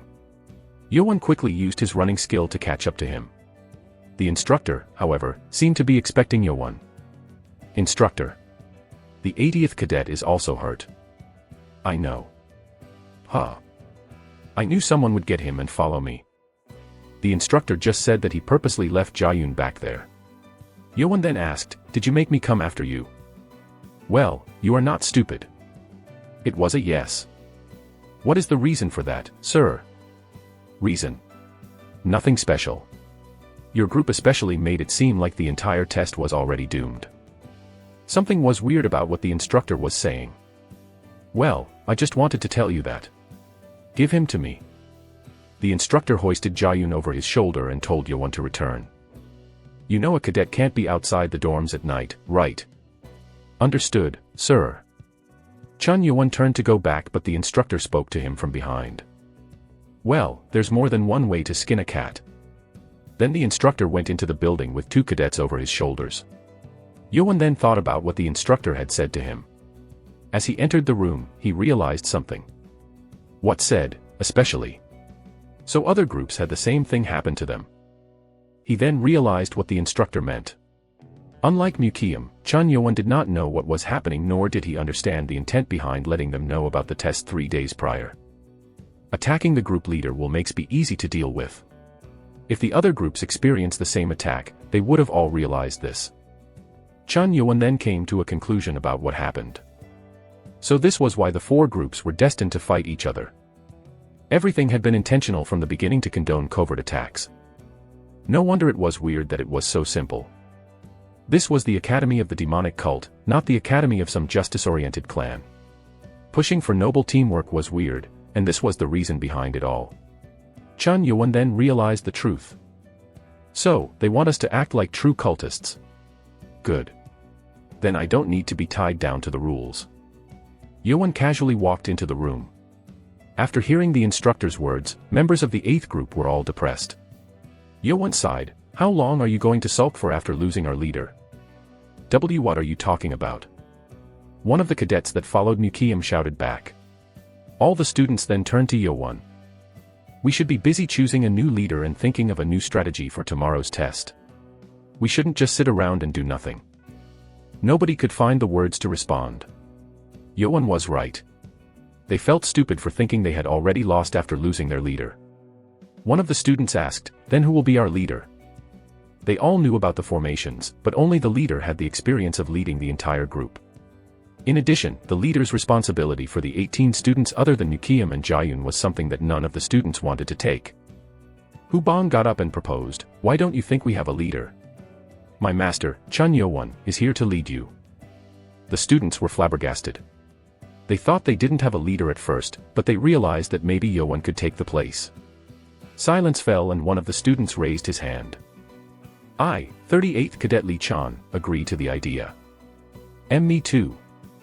It was the start. And soon, most of them agreed to elect Chun Yeowon as the leader.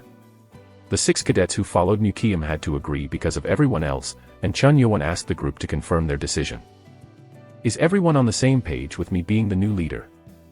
They answered yes, and Chun Yeowon shared what he thought when he was being trained. They then spent the night coming up with a new plan. At midnight, when everyone was asleep, someone left the 8th group's dorm and walked somewhere silently. He had covered his face with black clothes. Nano, night vision mode. Activating night vision on the user's sight. It was Chun Yeowon. Why was he walking around when everyone else was asleep? Chun Yeowon then stopped at the entrance of one room. It was the 7th group room. There was an opening to the door of the room, and Yeowon looked over it. Is there someone that's not asleep here?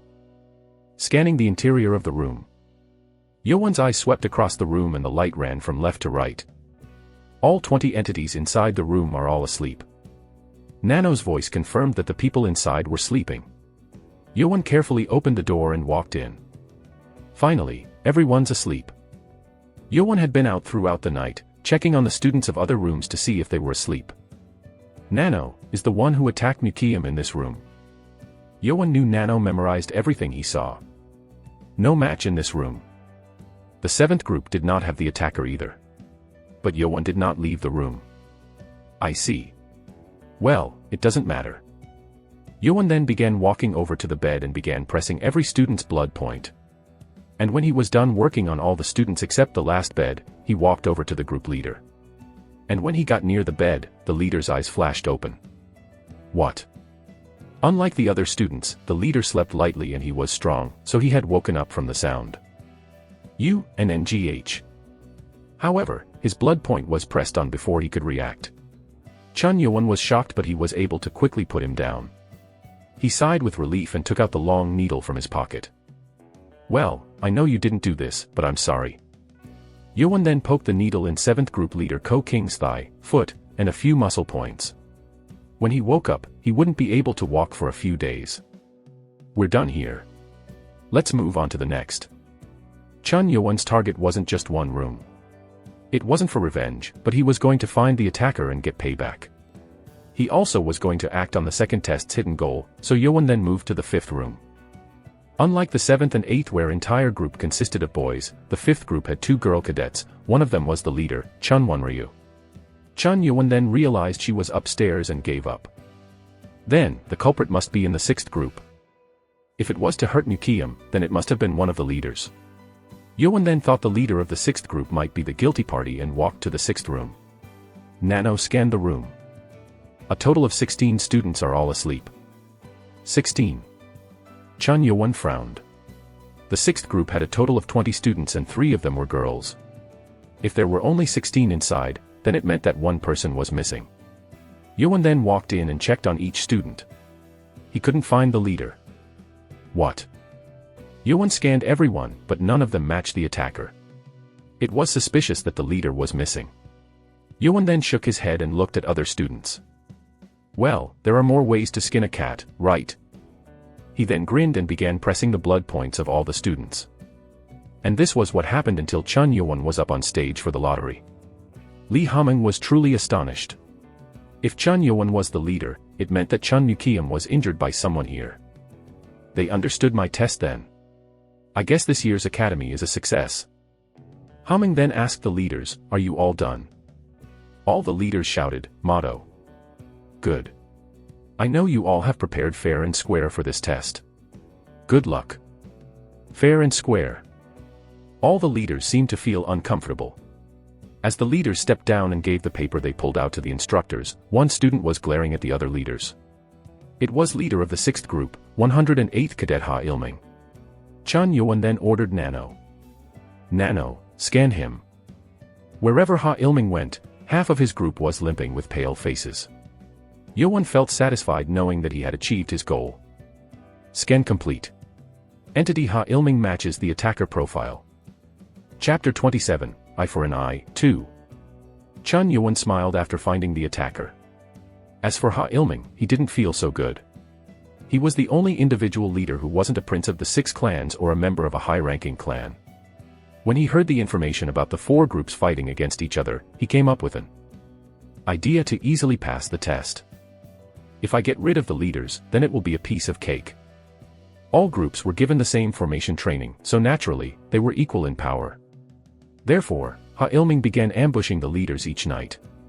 He attacked 2 of the princes and the princess. After exchanging a few attacks with Chun Wonryu, he thought he could easily injure her. However, there was one thing he didn't know. Chun Wonryu's musical wave energy which could spread through allowed her to hear what was going on. After the first failure, he went after Chun Mukium. After ambushing with enough preparation, he was able to injure Mukium. He tried to take him out completely, but an intruder made him fall back. However, he thought injuring Mukium's leg was enough. He then tried to attack the next leader, but he couldn't as the damage from the previous attack didn't allow him to do it. I thought I got away. He thought he had dodged the attack from the intruder, but he actually wasn't. The attack cracked his ribs so he had to stay on the roof at midnight to heal himself, and it was then that it happened. What bastard did such a thing? He didn't think that someone would attack the entire group at night. He figured it was weird when his entire group wouldn't wake up and he realized that they had all been put to sleep with blood points, which was bone-chilling. When he woke up everyone, he then realized half of his group couldn't walk because of their thighs, feet, and muscles. Why the leg? Oh! Ha Ilming then realized that it was payback for what he did. How dare! It was likely that the culprit was in the 8th group. And when he saw Chun Yuan coming up on stage, he became confused. Him? The rumored 7th prince? It can't be him. How could a man with no internal energy just 3 weeks ago do such a thing? There had to be someone hiding within the 8th group who was more powerful like himself. Ha Ilming's goal was clear. I will find the culprit and destroy his leg. And the result of the lottery was decided. 5th versus 8th. 6th versus 7th. Members of the 7th group sighed in relief. They had to change leaders because of last night's incident and they wanted to avoid the 5th group that had Chun Wonryu as the leader. We're lucky. The 6th group is worse than us. Maybe we will go up. Ha Ilming wanted to fight the 8th group to get his revenge, but this result only made him angrier. Just wait. And for the 8th group, they weren't all that thrilled. They were up against a group that had taken no losses at all. All that was for nothing then, Chun Yuan thought. This was very unlucky. He decided to never go gambling and looked at Chun Wonryu. Lust Clan. Chun Wonryu was the 6th in rank to the throne. Mukiam was in the same group, so there was no other way, but Yoan had to defeat her right at the start. Although she was not the strongest of the heirs, the problem was that she was known for her leadership capabilities. It doesn't matter.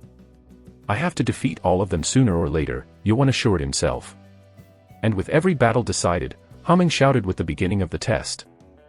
First set of groups, come to the middle of the training ground. Motto.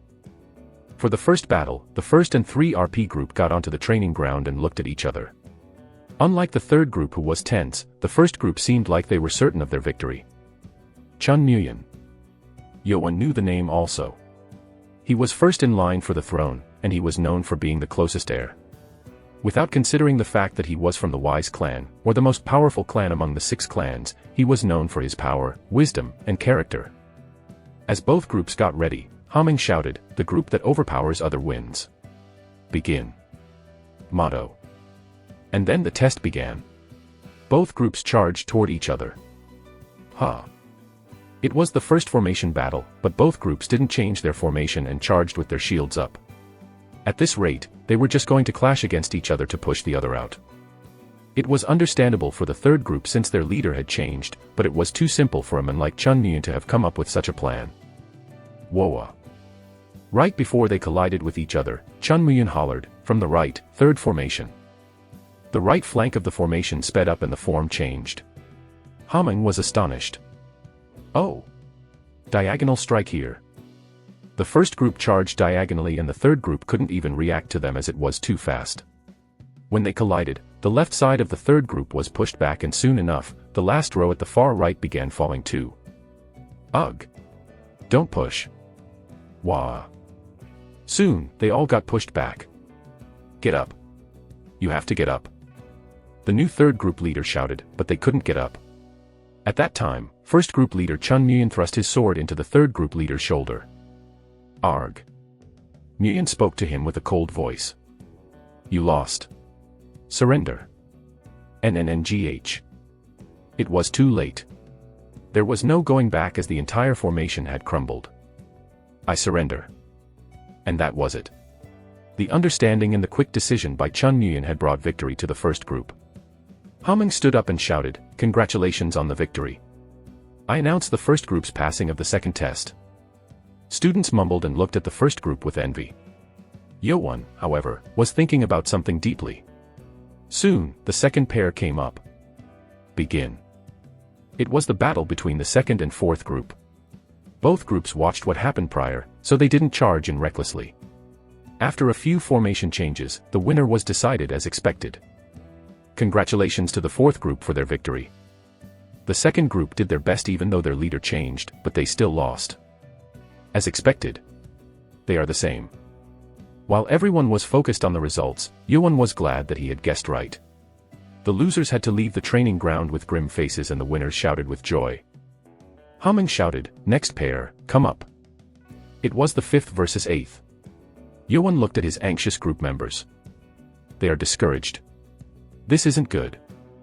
Yoan then took a deep breath and turned to them. Are you afraid? Me too. I know all of you are concerned that our leader has changed. But if we don't win here, we will be expelled from the academy. I do not want that. I want to climb higher.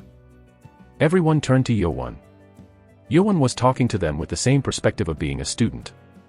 But I am also angry. I do not want to lose to someone who attacked our leader so that we would fail. Sometimes, anger was the best medicine for nervousness. And at Yoan's words, his group members started becoming angry. If you share my thoughts, we cannot fail here. I won't say any more. Let's win this. Chun Yoan's choice wasn't wrong. At his words, the students began to grow eager for battle. They now had forgotten their fears and concerns. Let's win. The 8th group went up to the stage and Humming wondered, can he rally the group too? It was unexpected. He didn't think much of Yoan as a replacement and he didn't believe Yoan had what it took to do such a thing. However, it didn't mean that he was going to win either. Let's see if he's a cat or tiger cub. Humming then gave the start signal. Whoever overpowers other group wins. Begin. Motto. Chapter 28, Eye for an Eye, 3. The leader of the fifth group, Chun Wonryu, glared at Chun Yo-won. Ugh. This wasn't what she wanted. She wanted to defeat the eighth group led by Chun Mukiam and prove that she had the potential to be the next leader, but the current eighth group was led by Chun Yo-won, who was too weak and had a bad background. It wasn't enough to prove her potential. You do not belong there. She didn't feel that hostile against Yo-won like the Loyal or Poison clans, but she too considered Yo-won to be peasant blood. You should blame your mother for putting you in such a spot. She knew the hardships that Yo-won had faced while growing up. Your peasant blood doesn't belong in the competition for the throne. I will put an end to it right here. It will be better for your unfortunate life. Chun Wonryu then decided to finish Chun Yo-won here and now. When the test began, the fifth group began charging in. Yo-won then talked to Nano in his head. Nano, activate augmented reality. Activate the formation tutorial. Yo-won then started seeing the lines and writings in his sight. He had already registered the 12 formations into Nano's program. Members of the 8th group became nervous as Yo-won did not give them any orders while the 5th group was charging straight at them. Not yet. Yo-won shouted to his members. And when the 5th group reached a certain distance, Chun Wonryu shouted, "Number 2. The 5th group then began changing their formation. Yo-won then thought, spear formation. Yo-won then saw the lines analyzing their movements, which turned into writing before they even completed the formation. Opponent is changing into the spear formation. They were forming an arrow with Chun Wonryu at the front. This was effective when the leader had the strength; they could penetrate the enemy's defenses through brute force. It's as expected. The tutorial began to show him how to react to the attack. For the perfect defense, there is the defensive formation. Success rate, 100%. For a counterattack, fishnet formation can be used. Defense success rate, 60%, counterattack success rate, 90%. Augmented reality gave him two choices. The first one was the safer choice, but Yo-won took the second one. We will go as planned for the first. Number 6. Wonryu raised her eyebrows as she guessed the formation. As she had guessed, the 8th group quickly changed into the fishnet formation. How dare he?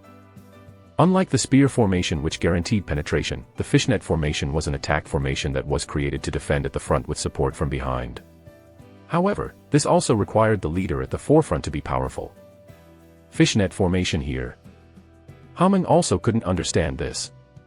That required the leader to handle the opposing formation's leader. Hameng knew Submeng had taught him, but that was too reckless. Maybe I thought too highly of him. He shook his head, and this thought was shared by all the students. Such a foolish choice. Nobody thought Chun Yo-won would be able to handle Chun Wonryu. Yet, none of the members of the 8th group thought twice about Yo-won's decision. How dare a peasant like you think of fighting me? Chun Wonryu clashed head-on against Yo-won, who wielded internal energy on the shield. People were surprised by what came after. They thought the 8th group led by Yo-won would be put down the moment when they clashed, but they were holding off. They blocked them. Everyone was shocked. However, the one who was the most shocked was Chun Wonryu. What? Her attack was being pushed back. She had over 35 years worth of internal energy. Even if Chun Yo-won had acquired that much internal energy from the Black Dragon Ball, it should not have been enough to fend off Wonryu. Phew, it's as expected. Yo-won felt sweat rolling down his forehead. Unlike Wonryu's assumption, Yo-won actually only had 30 years worth of internal energy. It's stingy. He was a bit weaker in internal energy, but his muscle cells were at Submeng's level, and that allowed him to hold his ground. Yo-won then took a step forward. His lack of internal energy let the attack wave pass through the shield, but he also had a way to deal with this.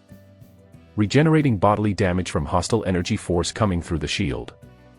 Nano moved quickly to heal Yo-won. Wonryu was shocked. What has he done? She then realized she had to change the formation or else her group would be destroyed. She shouted, "Retreat! Number 1." Her group then took a few steps back, and Wonryu also brought up her shield before hopping back. Number 1 was the basic formation of 2 lines. It's our chance. Yo-won looked around to plan his next move. Opponent has changed formations. Corner them through the sparrow's wing formation and subdue the opponent through the circle formation. Success rate, 90%. With Nano's voice, Yoan shouted at his members. Change. Number 3. They began spreading out. Wonryu smiled. She realized Yoan was changing the formation by using the numbers. The third formation was the 4-line formation. Fool. You think what the first group used will work against me? She figured she managed to find out what Yoan intended on using, and thus she shouted toward her students. Number 6. Number 6 was the fishnet formation. It would allow her to cut right through the middle of the 4-line formation. Her group then began to form a fish. It's over now. She sent the power to her sword. She didn't know what Yoan did, but she didn't think he would have gotten this much stronger so quickly. If I corner him alone, I will kill him. However, her plan didn't work. Soon enough, they couldn't hide their shock. What? It's not the 4-line formation. The 8th group had spread themselves into the sparrow's wing formation to corner them in. They were now being cornered in the semicircle. What? What is going on? Even Wonryu was shocked by the situation. Yoan just shouted number 3, but the formation was different. Before she could get back to her senses, Yoan shouted again. Number 2. What? Chun Wonryu's pretty face contorted at number 2. Number 2 was the spearhead formation, but it was not a good formation to shift to from the sparrow's wing formation. He's not forming the circle formation. What is? No. Chun Wonryu's eyes almost popped out. Unlike her first thought, the 8th group was changing into another formation that she hadn't guessed. Wait. She then saw Yoan grinning at her with a smirk. Aha! She screamed as her face turned red, realizing the secret behind this. Yoan had given backward numbers to the formation while the other groups kept the same number. He shouted the regular number to fool me. For the first formation, the 8th group used regular numbers. But from the second formation on, they changed the system. The 8th group was now closing in from the circle formation, and the 5th group was cornered. No, how can I? With no way out, there were no way for them to win this either. Yet, Wonryu couldn't accept the result.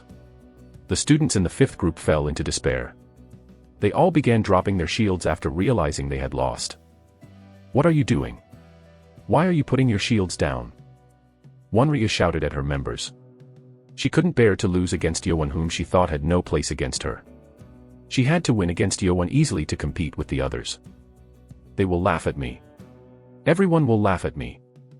She then lost control and charged at Yoan. Die. Wonryu unleashed the Lustken's unique skill, Sword Energy Wave, trying to kill her target. And what happened next shocked all the students yet again.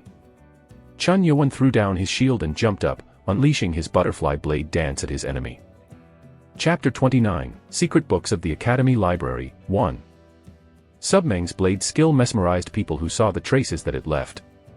Die. Chun Wonryu's attack lost its unique smooth flow due to her anger and brute force. Yoan's sword crashed into her attack and shot past her cheek and arm. The last attack move isn't complete because it's not a blade. He had to use a blade for it to work, but this was only a training sword, so he couldn't use the skill perfectly. However, it was perfect until then. Something dropped to the ground. Blood began to pour out from the cut area, and Chun Wonryu's face turned pale as her eyes trembled. Kaiyawa. Her scream filled the training ground. It was her right arm that had fallen down. It was same for most martial artists, but for the Lust clan, the right arm was like a treasure that could not be replaced. Ayayawaya. My arm. My arm. She screamed as she grabbed her arm on the ground, not thinking about stopping the bleeding. It was so sudden that everyone stared blankly before they returned to their senses. The instructor of the 5th group quickly ran up, grabbed the cut arm, and pressed on Wonryu's blood point. He then took off his clothes to wrap it around her arm to stop the bleeding. It had only been 3 weeks, but the instructor Wuchel glared at Yoan, who had injured his student so horribly, and looked away. Within the demonic academy where the strong took everything, Yoan had done nothing wrong. Whoa. Li Hameng was dumbfounded. He knew Right Guardian Submeng's blade skill better than anyone else, and what Yoan did was the perfect copy of Submeng himself, if not considering the experience and the internal energy. Drunkard, what have you done? He had created a masterpiece out of nowhere in just 2 weeks. Haming thought Yeowon would not have such luck at the beginning of the second test, but he was wrong. No. It's not Submeng. He would have thought it was Submeng if Yeowon was just powerful in martial arts, but he had passed the second test so easily. He overpowered Wonryu in using formation tactics, and Haming liked how aggressive Yeowon was in dealing with his enemies. Maybe I should have taken him in as my apprentice before Submeng did. The result came as regret for Haming. But he was the chief of the academy, and Submeng was already Yeowon's teacher. Haming got up and shouted, "Congratulations to the 8th group on their victory." Whoa, ay. Members of the 8th group shouted with joy. I passed the second test. Phew. Chun Yeowon also realized it by hearing his members shouting in joy. Go back down now. They returned to their position with joy. The victory of the 8th group didn't only give Chun Yeowon happiness. Chun Yeowon. He was hiding his skill. The peasant dares to defeat the Lust clan. I should pay attention to him. Chun Yeowon's ability had now been revealed to everyone within the academy. Now, all the students from the high-ranked clans and princes began focusing on him. And as for Chun Jongsum, who hated Yeowon as much as Mukium, he began planning ahead. The test began again as the next set of groups was ready. As they walked forward, Yeowon felt a faint sensation of hostility and turned around. It was Ha Ilming who was glaring at him. Now you know. Yeowon smiled and Ha Ilming scowled. You. Ha Ilming didn't think Yeowon was the culprit until the test progressed further. After seeing Yeowon attack Wonryu, he became certain that it was Yeowon. He couldn't miss it as he had been attacked by Yeowon the other night. Bastard. He couldn't do anything since they were in the middle of the test and he had to finish the test first. He. The 7th group was beyond excited to see half the members of the 6th group limping up onto the stage. This was going to be an easy victory. Attacking all the members. Whoever did it is very aggressive. Haming also was intrigued to see such a thing. He had never seen an attack on this many students before. Begin. The 7th group began charging in with a charging formation. 6. It was the fishnet formation. The 7th group moved quickly to get into formation, but the 6th group did not move. Ha Ilming looked back at his members and seethed, "You all should thank me eternally." What did that mean? Ha Ilming then flashed his sword up and shouted. Spear formation. Spear formation. The 6th group members moved slowly to change formation and the leader of the 7th group, Wu Juan, scoffed. Ha! What a fool. Telling us what formation they're using. And the formation was indeed the spear formation, which was weak against the fishnet formation as seen from the battle with the 8th group. What a noble sacrifice for your members, huh? Wu Juan thought as he and his group charged in. And when they were about to collide. Goodbye. Wu Juan threw his shield out with the internal energy, but Ha Ilming threw his shield on the ground and grabbed on his sword with 2 hands. What? Ha Ilming's 2 arms then began to expand and he swung his sword from the bottom up. Damn it. Wu Juan brought down his shield to the bottom, but the shield was crushed and thrown up. Wu Juan looked up at his shield with shock and Ha Ilming's powerful thrust came for his chest. Ugh! The sword penetrated Wu Juan's chest. Blood poured out from his mouth and he couldn't even speak. Ugh! Ha Ilming then focused the internal energy in his leg and shouted, "Push!" His group members then began putting the shield in front and started moving. Ha Ilming then used Wu Juan like a shield to push forward. Arg! The 7th group began to move back frantically. This result was completely different from all the other groups. Every student who was watching became dumbfounded and Haming almost burst out in laughter. Ha ha ha. What kind of battle is this? This result was achieved through just one person's strength. Haming was curious as to how Ha Ilming would pass the test with his wounded group, and this was beyond expectation. This year's academy is exciting.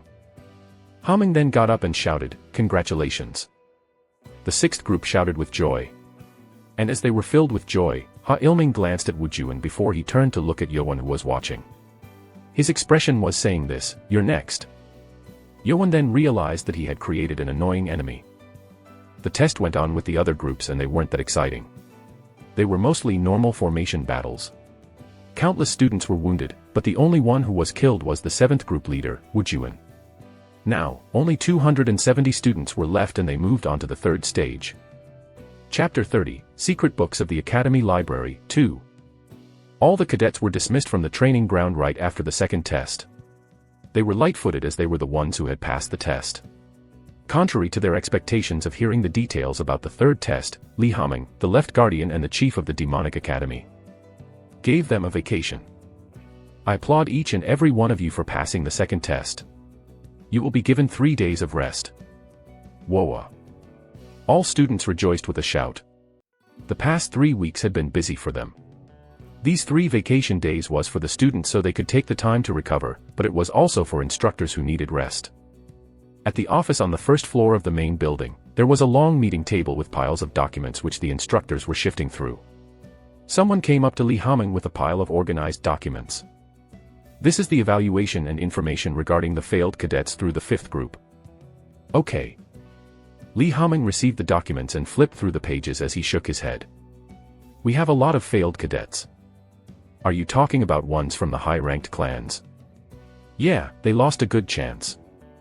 Haming continued looking through the documents. There were a lot of individuals who would have passed easily if it wasn't for the group testing. Even Chun Wonryu, who was one of the candidates to the throne, was included. Well, isn't that why we're here to do this work? Haha, yeah. That's true. The Demonic Academy was open for once every 10 years for 4 years only. The academy was strictly based on competition and gave no second chances to the failed students or talented individuals. This had been an issue with various families, and after through meetings, a reasonable amount of compensation was created. If we strictly base everything off the original rules of the academy, we wouldn't be doing this. Yeah, but you will be hearing all those complaints from the various clans. The compensation was to give a fair evaluation to the individuals and give them proper ranks and jobs that suited their skills. Failing the second test meant that no one would be a third-grade warrior, but that was deemed to be a waste of talented individuals. Therefore, it was changed. But why was it not announced earlier? That was because of the academy's talent-based system. If the students found out that they would be given a fair evaluation and title worth getting even if they failed, why would they risk their lives in the competition? The students who failed were missing out on the Black Dragon balls and access to the libraries, but the compensation was acceptable. By the way, they should be crawling over to the library by now. Haming thought as he stretched for a break. And as he had guessed, the entrance to the library was crowded with over hundreds of students trying to get in. There are a lot of them. Most were here to go up to the 2nd floor, and Chun Yuan was one of them. There were more at first, but half of them returned to the dorm to try another time.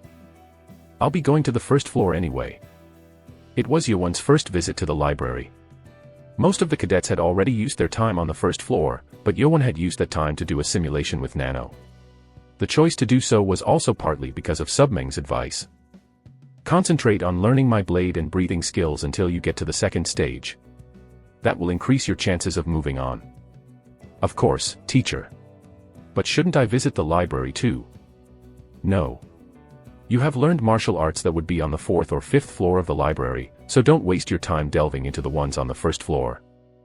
He had a point. The butterfly blade dance and breathing of 1,000 martials were some of the best martial arts placed in the upper floors of the library. Chun Yuan heeded the advice and focused on training his skills. When he got the 3-day vacation, he decided to visit the 1st and 2nd floor of the library. 1 hour.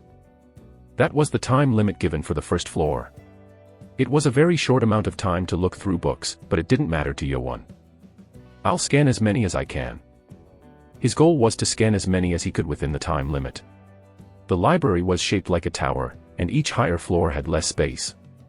There were no windows and the only entrance was from the entrance on the 1st floor. I should give up on trying to sneak in. Chun Yuan was shocked to see this. The library had one of the top security measures throughout the entire demonic cult castle. Hey, get in line. All the cadets lined up to write their names, and they each received 2 red candles. One of them had a line which showed how many hours they had spent. One of the candles was placed at the entrance, and the other was for cadet to carry around to keep track of time. What? 1.5 hours. Why is it so short? Some cadets were sighing at the entrance. It seemed like the time given for the 2nd floor wasn't that long either. And then it was Chun Yuan's turn to enter. 2nd floor. No, sir. 1st floor. What? You didn't visit the first floor yet. The instructor looked at Yowon suspiciously and flipped through the book that recorded all the entrances to the first floor to check if Yowon's name was there. No. He became curious as to why Yowon had not visited the first floor yet, but it didn't matter to him, so he placed him on the last page of the booklet and said, "Write your name down there."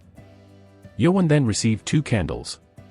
His candles were shorter than the candles that the other cadets going to the second floor received. You will be allowed 1 hour. If you go over the limit, you will be dragged out and punished. Make sure you check the time. Yes, sir, Yowon answered casually and entered the library. A guard at the entrance gave him a box with a handle so that Yowon could put the candle inside.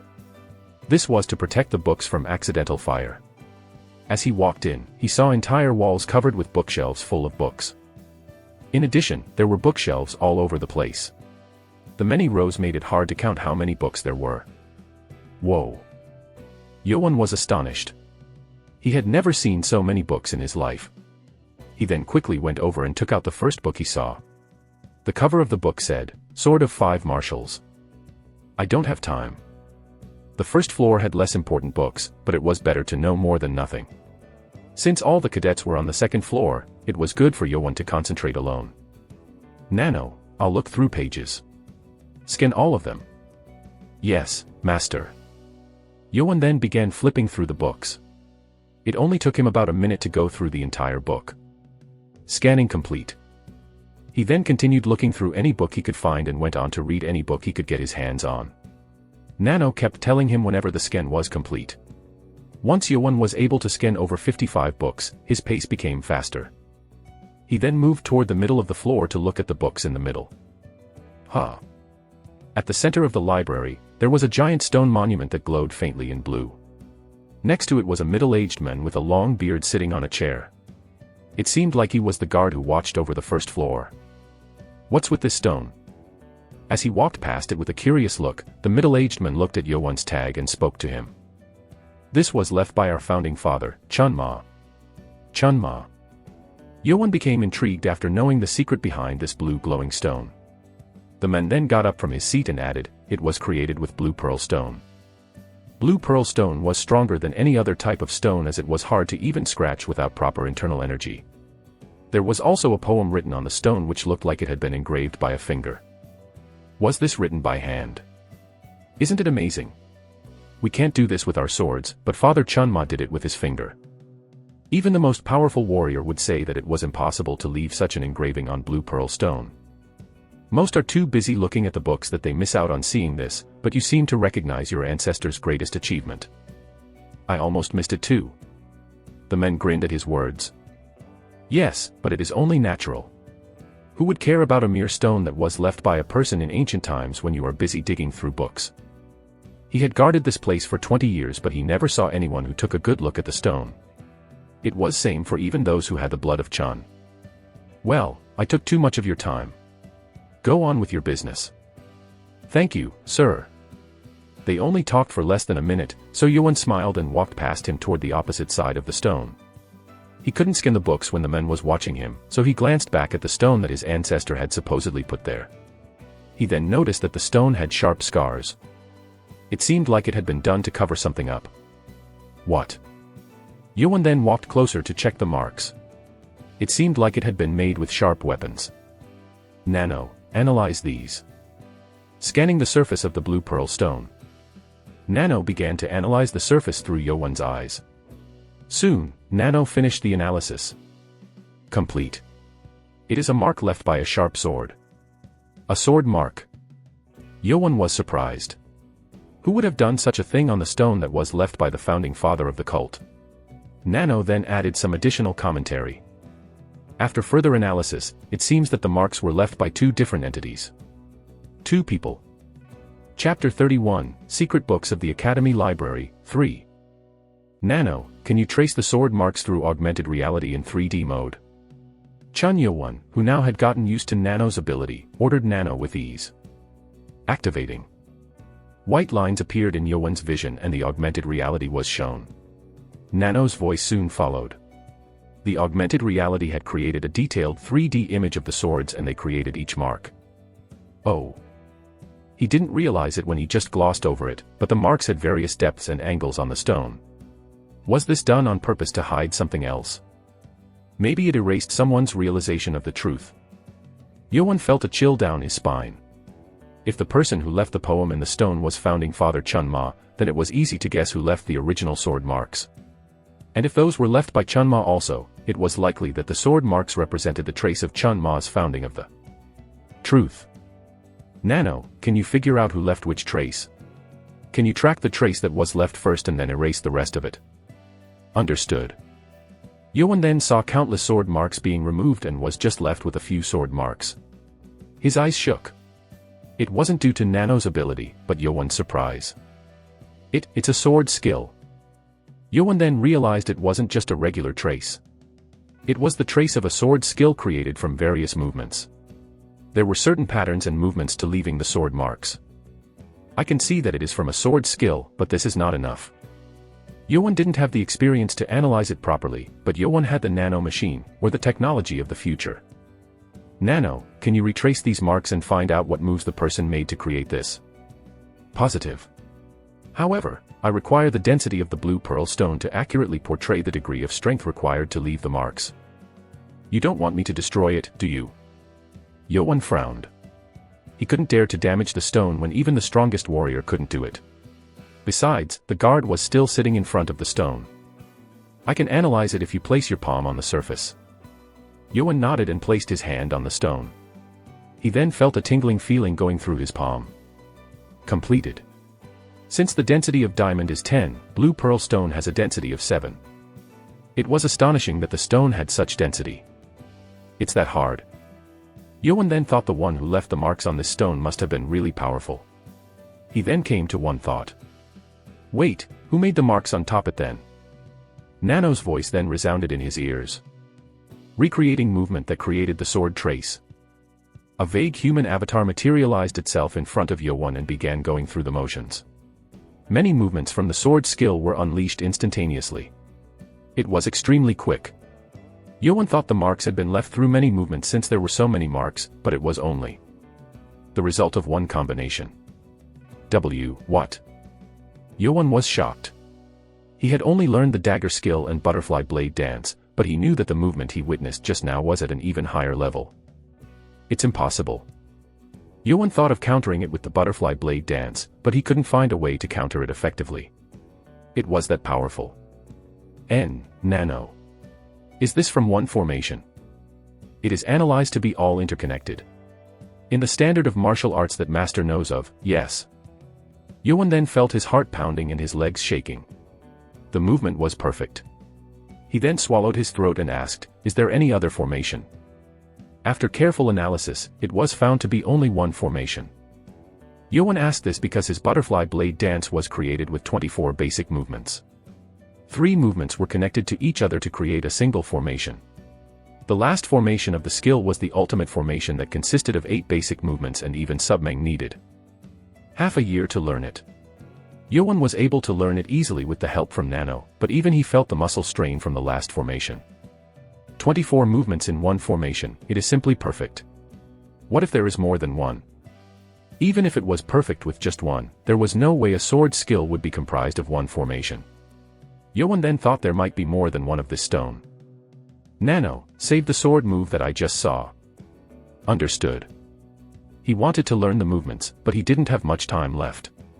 He didn't expect much from the library, but this was an amazing find. I almost missed the treasure because of the trace. Whoever it is, he did it intentionally. Well, it also only allowed me to get it, so maybe I should thank him. The sword skill would have been found if it wasn't for the sword marks. Nano spoke to him. After analyzing the sword mark left over the original, it was found to be created with 45 basic sword movements. What? Yeowon almost gasped out loud in shock. He just thought it was left to hide the original mark, but it wasn't. And it was left over time. It wasn't made all at once. It was created by one person, but was left over time.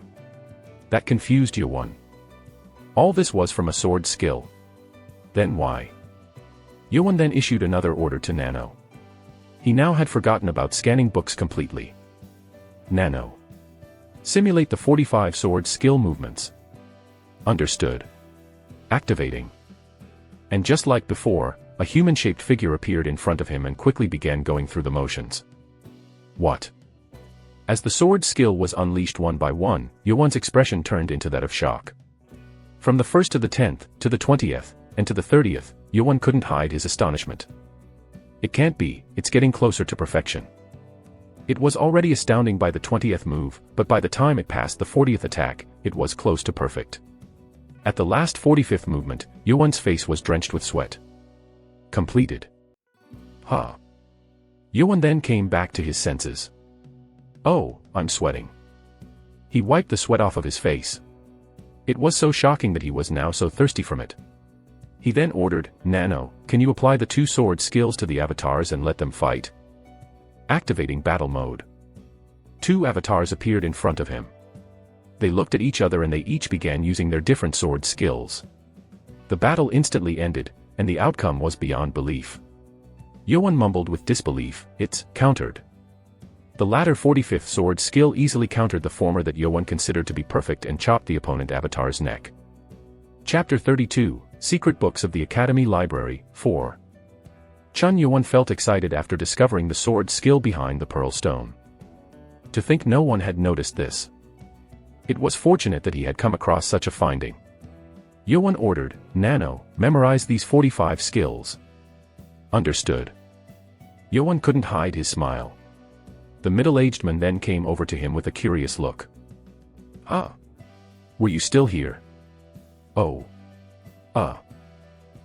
So you were looking at the backside. It's a mess, isn't it? The man smiled bitterly, isn't it shame?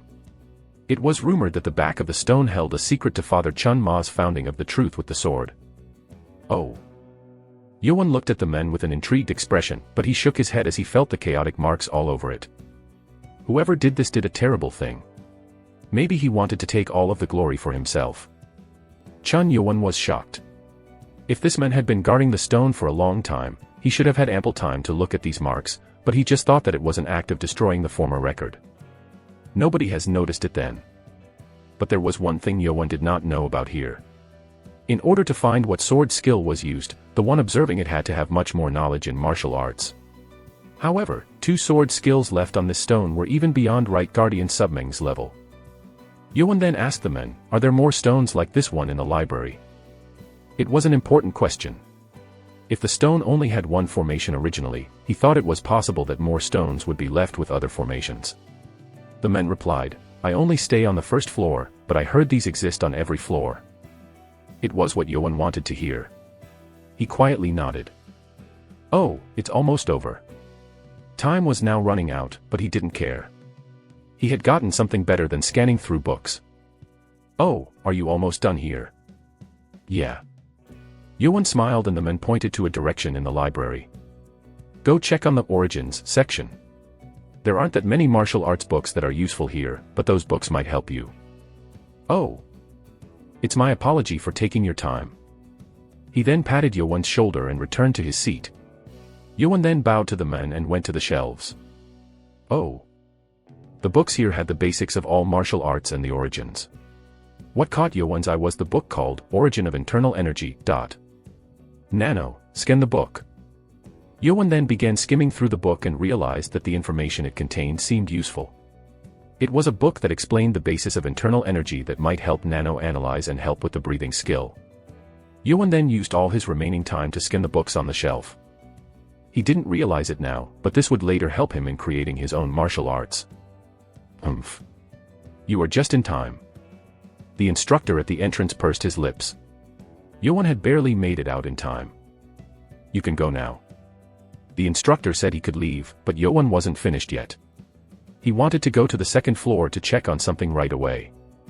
I want to go to the 2nd floor too. What? The instructor became confused. Most of the students would be busy returning to their rooms so they could write down what they memorized, but Yowon's decision to go to the 2nd floor didn't make sense. However, the instructor just thought that maybe Yowon didn't consider the 1st floor books to be that important. Write your name down. Yes, sir. Yowon was then allowed to enter. There was a staircase near the entrance right before the 1st floor. The guard standing at the stairway checked Yowon's candle and allowed him to go upstairs. The second floor was smaller than the first. Inside, a countless number of cadets were reading and memorizing the books. Oh, they're still here. Most of the cadets here had a bit of left time as they entered the floor around the same time as Yowon. These books did not help much to those from powerful clans, but it was a great help for those from low-ranked clans, and they were memorizing as fast as they could. Oh. Yowon then spotted an unexpected person. It was Chun Yuchan from the Blade clan. Unlike the other candidates who underestimated the books on these floors, he was here looking through various Blade books. Maybe I should watch out for him. People who put in more effort into things that looked pointless were more dangerous to him. Yowon then walked silently to the center of the floor. There it is. There was the blue pearl stone standing proudly in the center. Unlike the guard on the first floor, the guard here was walking around the stone, checking to see if the students were copying the books here. Yowon then walked to the back of the stone. I knew it. He almost gasped in astonishment. The stone was covered in sword marks too. Yowon called out to Nano again. Nano, scan those marks and analyze it. Understood. Nano began to scan the traces. Found marks left by same entities from the first floor. One entity left one formation created with 24 movements. Another entity left a total of 56 formations over time. Nano was much quicker in scanning it since it had prior information. It now has more formations here. It seems that the person who covered the original marks had gone on with further training. Yowon wanted to see how the 56 formations were able to counter the original formations, but he could only do it later since there were too many people around. Nano, scan and save the sword movements and formations. Understood. I got 4 more formations then, heh. Yowon then glanced over at the candle. It hadn't even melted yet, so he skipped watching the simulations. So, I still have an hour and a half left. I guess the books here are better than the ones on the first floor. Yowon then began going through the books to scan them. Nano, scan it. Yes, master. Yowon then began walking through the shelves. As Yowon began scanning at a fast speed, the cadets were drawn to his actions. The continuous sound of Yowon flipping the pages distracted from concentrating. They were already distracted by the guards walking around, but this was worse. Ugh, what is he doing? Ugh, hi. It was especially irritating as Yowon was just skimming through those books. However, he wasn't interfering with their reading directly, so they couldn't raise complaints either. Ugh, I can't let him distract me. Let's focus. As Yowon passed through, all the cadets screamed internally. Chapter 33, Founding of Truth from Father Chun Ma, 1. As Chun Yowon was scanning the books, there was one person who was looking at him closely. It was Chun Yuchan, the prince from the Blade clan. He had been focusing on the Blade-related books, but he couldn't stand watching Yowon who was just skimming through countless books. He didn't look like any of the other princes. Soon, most of the cadets ran out time and left. More cadets who entered, but it was more empty than when it was filled with over 100 cadets. Scan completed. Scan completed. Scan completed. When Yowon's candle was almost at the line, Nano spoke to him. 156 books scanned. While most cadets memorized 1 to 2 books, Yowon was able to scan 100 times that. This should be enough. He had scanned too many books. Jigul Hyun, who was known for having the most knowledge in the force of justice, would know less than Yowon regarding low-ranking martial arts skills now. Nano, analyze all the books I scanned today and save it in the program. Yes, master. Yowon scanned these books not to just learn them. It was because of Subming's advice regarding the experience. From what I can see, my butterfly blade dance is probably within the top 10 in the cult, but don't be too arrogant. Yes, teacher. Even if you have the skill, you need to train hundreds and thousands of times. Training was the hardest parts of martial arts. Luckily, Chun Yowon was able to skip the hard part with Nano's help. The second thing you need is experience. I have perfected my martial arts after countless battles where I risked my life. In that sense, the Demonic Academy is a good place to gain such experience. Those were his teacher's words, but he didn't have any chances to get that experience until now. Only the real fight he had experienced so far was between him and Chun Mukiam.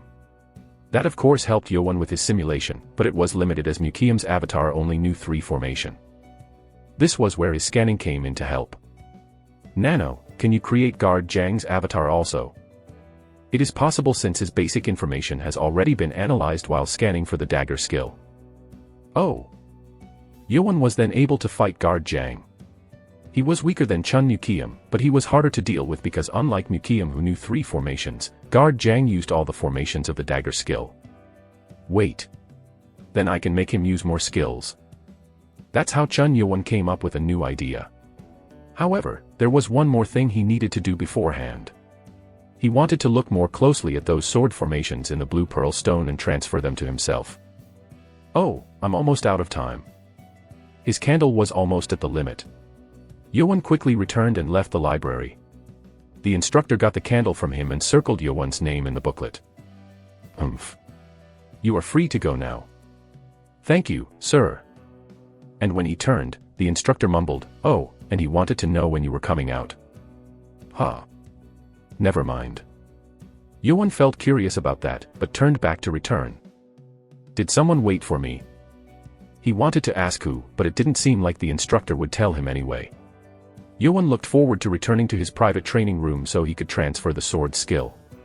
The sky was now quite dark. He had to return to his dorm before 10:30 p.m. so he didn't have much time. There was a wide building next to the main building that had 250 rooms for the cadets to practice alone. It was fully accessible after the second test. As Yoan was going in, someone appeared and blocked him. There you are, 7th cadet. Huh. Yoan looked at the boy blocking him. It was Ha Ilming, the leader of the 6th group. Why were you looking for me? Ha Ilming answered with an annoyed voice, what? You think I don't know that you made half my group members become limp? Thanks to Yoan, Ha Ilming had to give up on every formation plan he had to achieve victory with his own strength. Ugh. I'm busy, man. However, Yoan was only focused on learning the sword skill. His thought that he had attracted an annoying enemy was correct. He's not weak though. Do I need to fight him? Yoan then thought there was no other way around it and decided to taunt him so that he would lose his calm. Yoan smiled, oh, I didn't tell you to leave the room that night though. Oh. Of course. Thanks to you, isn't that right? Ha Ilming didn't fall for his taunt. He's not like you know who. Not everyone fell to taunts like Chun Mukiam. Ha Ilming already saw Chun Yoan using the blade skill and he also cracked his ribs, so he was very careful. I have to be serious then. Yoan turned serious and readied himself. Right when they were about to lunge toward each other, someone called them. But 2 boys did not look away as they were focusing on each other. Hey! And the men appeared in between them, blocking their sight. Who are you? Ha Ilming cried. When Yoan saw the intruder's face, he became wary. It was Chun Yuchan from the Blade clan. Haha, you two sure were focused. Chun Yuchan laughed and turned to Yoan. It looked like he had been waiting for Yoan. Yuchan then turned to Ilming. I'm sorry, but I've been waiting for him for a while. Can I talk to him first? It won't take long, please. He then bowed. This was an act that was never before seen from any prince. Ha Ilming became dumbfounded. I have been looking for him all day. Don't give me that crap and get lost. Oh. But I can't do that. Chun Yuchan kept on speaking with dumb look on his face and Ilming couldn't hold back any longer. He jabbed his fingers forward like a sword to use his sword skill. He wielded strong internal energy with the attack. Yet, Chun Yuchan easily blocked the attack and his hand stopped right next to Ilming's neck. If it was a real blade, it would have killed Ha Ilming. Why you? Ha Ilming was shocked. Yuchan smiled at him. Will you give me some space now? Chapter 34, Founding of Truth from Father Chun Ma, 2. A basic movement countering the formation. Chun Yoan was astonished by Chun Yuchan's movement. Ha Ilming couldn't believe he had been overpowered by someone who wasn't even ready to fight. Chun Yuchan smiled, when you took the step with your right arm was a bit rigid and your fingers went off balance. Did you hurt your right rib? Ha Ilming's eye grew wider in shock. Yuchan knew about his injury just by observing a few movements. This guy, he's not like any of the other cadets. He then felt a huge difference in power between him and Yuchan. And unlike Ha Ilming who was serious, Chun Yuchan was still smiling. So, what will it be? Ugh. Ha Ilming frowned as he nodded. He couldn't dare to go on. Yuchan then pulled his hand back from Ilming's neck. Wait there. It won't take long. Whatever.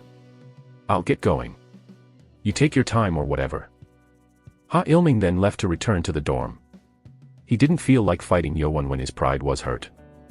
Oh, he's quick to change his mind. Chun Yuchan laughed and scratched his head as he walked toward Yowon, who became wary of the men. He was the second prince to approach him after Chun Yukiam. Is he trying to put me down? He realized he didn't have a chance if he tried to fight Chun Yuchan from what he just saw. Yowon gave an order to Nano. Nano, activate augmented reality. Activate battle tutorial with the setting of the butterfly blade dance. Yowon then saw lines in his line of sight, analyzing Chun Yuchan. And as he readied himself, Chun Yuchan raised both hands as if he was surrendering. Whoa, what's with all nervousness? Huh. It wasn't hostile. Chun Yowon became confused to hear such a friendly reaction from a member of the 6 clans. Oh, well. I guess it is natural in your shoes. Chun Yuchan nodded understandingly and Yowon frowned. What do you want? What should I say? I was just trying to say hi to a half-brother. Chun Yuchan then smiled, showing his white teeth. Chun Yowon was shocked. He had been bullied and talked down by all members of the 6 clans until now, and it was the first time he had heard the word brother from one of them. Is he joking with me? Chun Yowon was still unconvinced. Chun Yuchan then bowed to Yowon. It's good to see you, brother. At that expression, Chun Yowon became angry. No matter how he put it, his tone didn't make it sound like they were on good terms. I guess I'm still hated. Yuchan then got back up. He knew what Yowon had been through until now, so he understood. Well, I guess I can't expect friendliness from you. And you wanted me to show you that?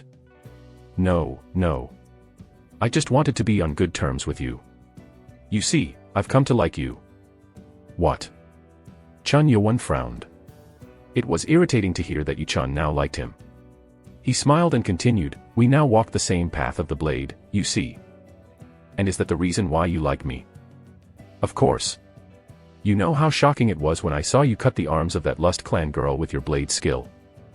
Yuchan began talking about what he saw and that he couldn't forget the moment. When everyone else became wary of Chun Yowon, it seemed like Yuchan thought otherwise. I'm your #1 fan now, brother. Stop jabbering brother nonsense and tell me your real reason for coming to me. Yuchan then sighed at Yowon's continued suspicion and sighed, oh well. I guess it will take time for you to warm up. I'll cut to the chase. He had a reason then. The 6 clans made him swear an oath to never learn any martial arts even after his mother was killed. There was nothing weird in hearing anything. I'm being honest here. Join our Blade clan. Chun Yowon's jaw dropped. Oh. You're shocked. Well, I guess you are. Are you serious?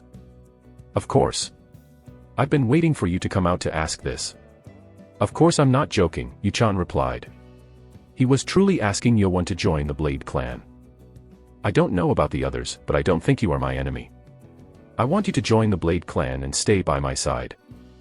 This guy. Chun Yowon then realized what he was thinking. He was asking him to give up on the competition and become his subject. You want me to drop out of the competition? Oh. Is that what you think of it? Haha. Yuchan burst into laughter and he soon stopped to speak seriously. You have no chance. What do you mean? It's exactly as I said. If you walk the path of the blade, you will have to go through me. But you don't stand a chance. However, since I am now your #1 fan, you will have no problem if you walk in the same direction with me. Isn't that great? Chun Yowon then realized how this man saw him. He didn't even consider Yowon as his competition. This made Yowon even more adamant. I refuse. What? Chun Yuchan stopped his act at the cold rejection. You are not enough to take me in. Huh. Let me give you an offer instead. What? Yuchan raised his eyebrow. Don't stand in my way and I will let you live. At that moment, Chun Yuchan's face scrunched up into terrible scowl.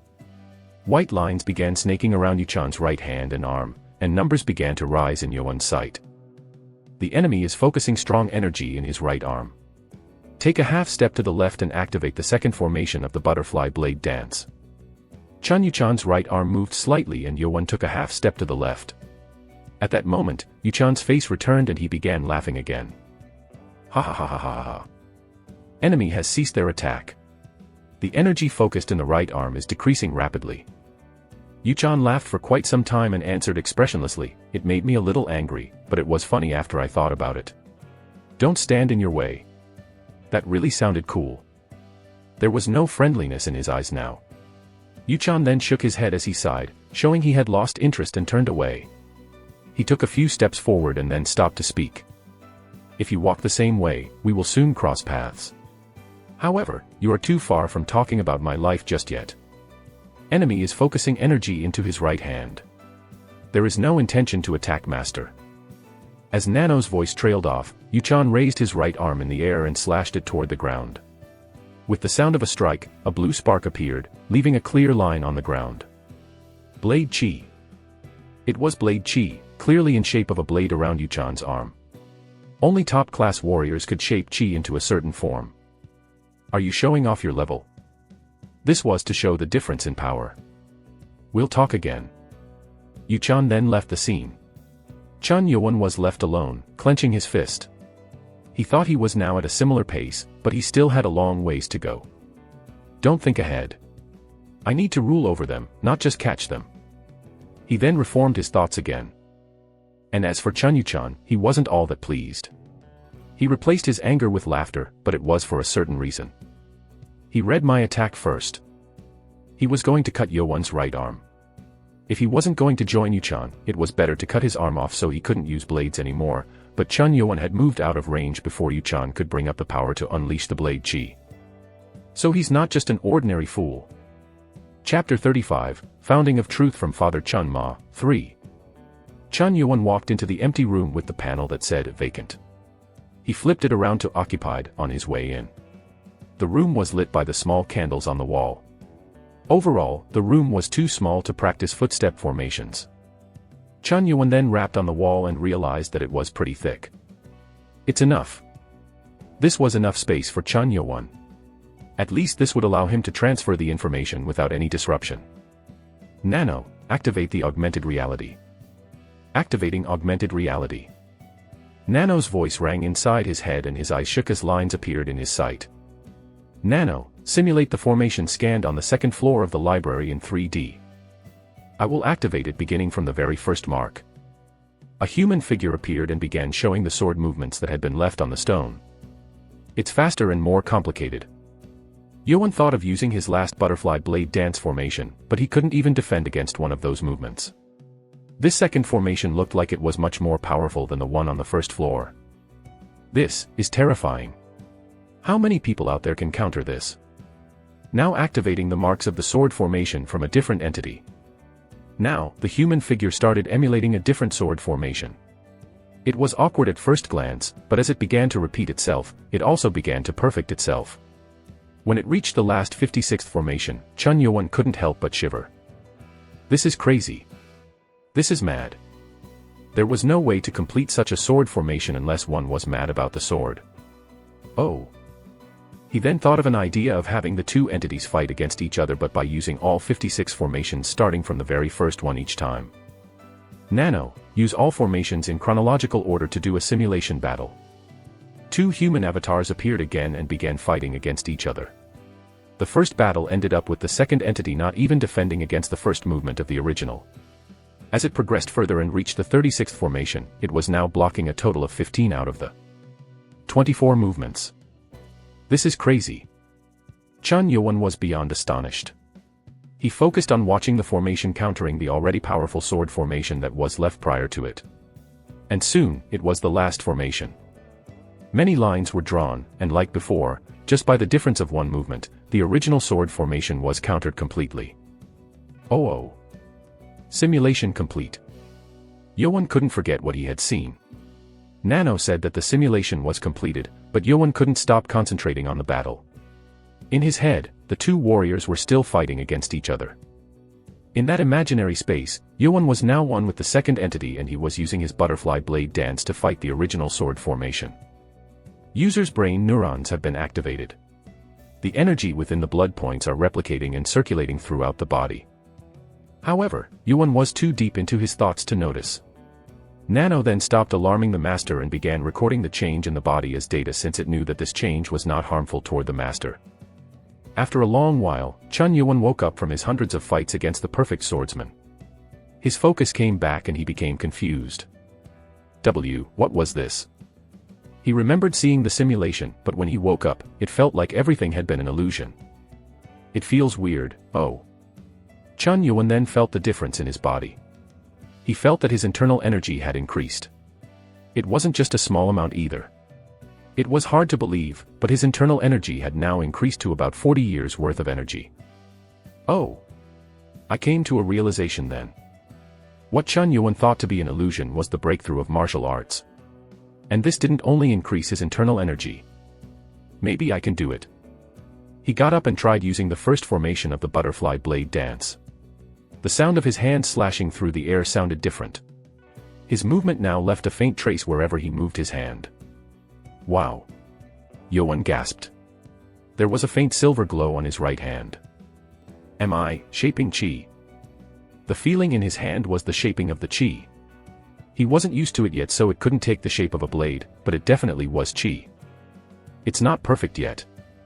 Although it wasn't perfect, when he achieved 60 years worth of internal energy, he would acquire blade qi like Yu-chan.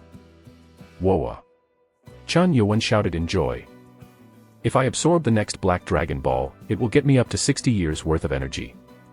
Chun Yuan then asked, Nano, how long have I been doing this? You were in a trance for 2 hours, master. 2 hours. That long. He thought it was only for a brief moment, but it took him 2 hours.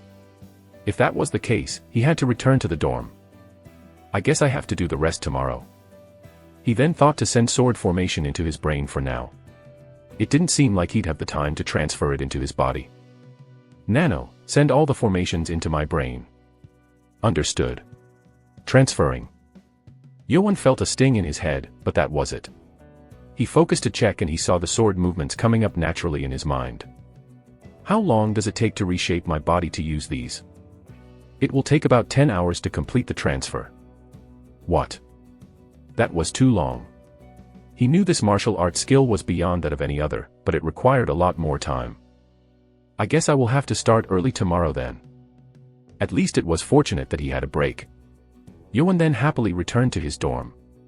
When he returned, there were still a lot of cadets missing. They are running late. There was still some time left, but most of the cadets returned much earlier. Chun Yuan soon saw the reason why. Cadets who started returning had papers of the copied books that they wrote down after leaving the library. Oh, so that's why they weren't here. It seemed that they had been training privately to study the books they copied. Master, you're here already.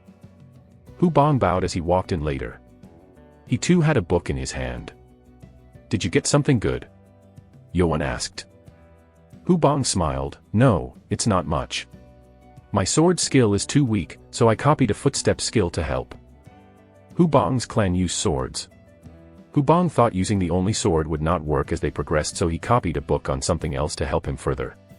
Yuan nodded. I guess everyone is going to get better now. This 3-day vacation wasn't just time to rest. It was time to help the cadets advance. Early the next morning, Chun Yuan went to the private training room. They are up fast. The dorm was open starting at 5 a.m., but when Yuan woke up, 2 cadets were already off their beds. When he got to the building, many cadets had already gathered there. Only the ones who put in the effort will survive. Chun Yuan then went up to the second floor and took his spot in the empty room. The room could only be locked from the inside, so Yuan locked it and ordered Nano. Nano, go through the body shaping with the sword formation. Oh, and don't forget anesthesia. Yes, master. Proceeding with the anesthesia. Soon, Yuan was blacked out. After 10 hours, Yuan woke up after hearing Nano say that the procedure was complete. He panted roughly and vomited onto the floor. The long hours of body transformation made him sick. This was much worse than before. Stabilizing adverse reaction to the transformation. It was only after Nano worked on it that his pain stopped. Ugh, I can't get used to this.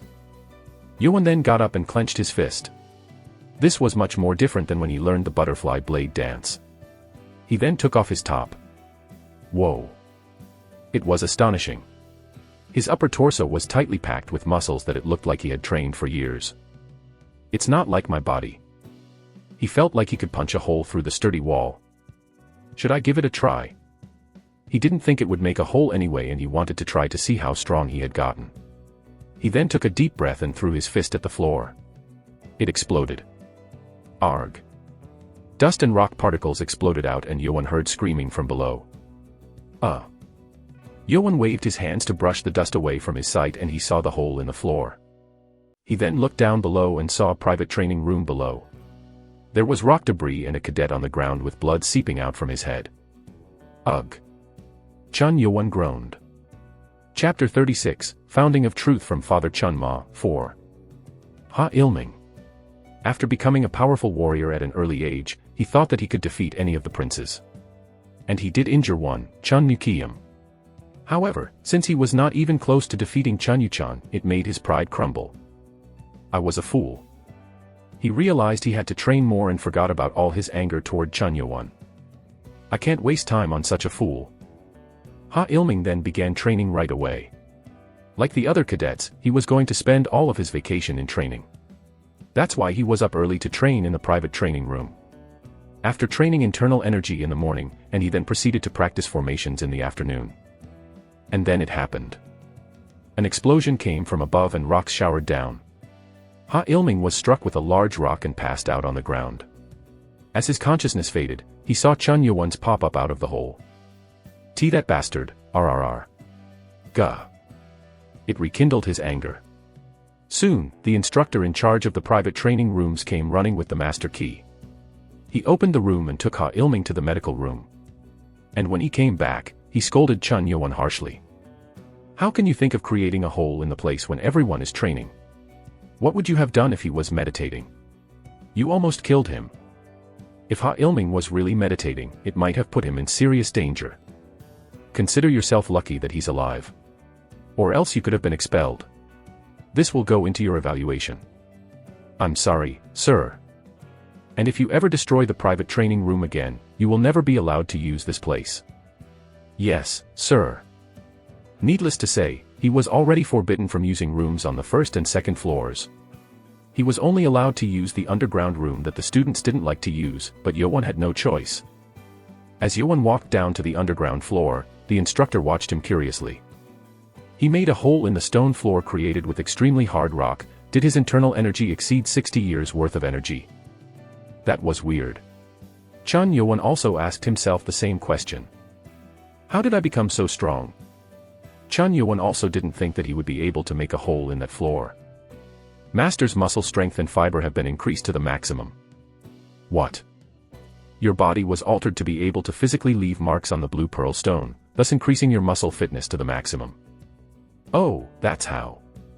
Nano didn't analyze the data of sword skills this time. It had analyzed the mark left on the stone, so it based it off the fact that the sword made a mark on the stone, not considering the fact that it had been done through internal energy. Wow. Chun Yuan was dumbfounded. So, is this the limit to how strong I can become? It is set to not disturb with your normal growth. So, can you mark it stronger when I grow up? Maximum potential limit of the muscle fiber increases with the growth of bones and muscles. Interesting. He had learned a lot about Nano's usage, but it was always fascinating to know about these things. I guess I will have to grow up then. Chun Yuan then started to try testing his sword formation. His sword moved quickly, simulating the 24 sword movements, but his face didn't express excitement when he finished the formation. What? He seemed as if he had failed. He couldn't accept it and tried doing it again. No. This is not it. He had completed the same movements, but he wasn't satisfied. It felt like he hadn't completed it. He then used the formation left on the second floor. And this time, the more complicated and powerful movement came from his hand. When it was over, his expression turned even grimmer. Why?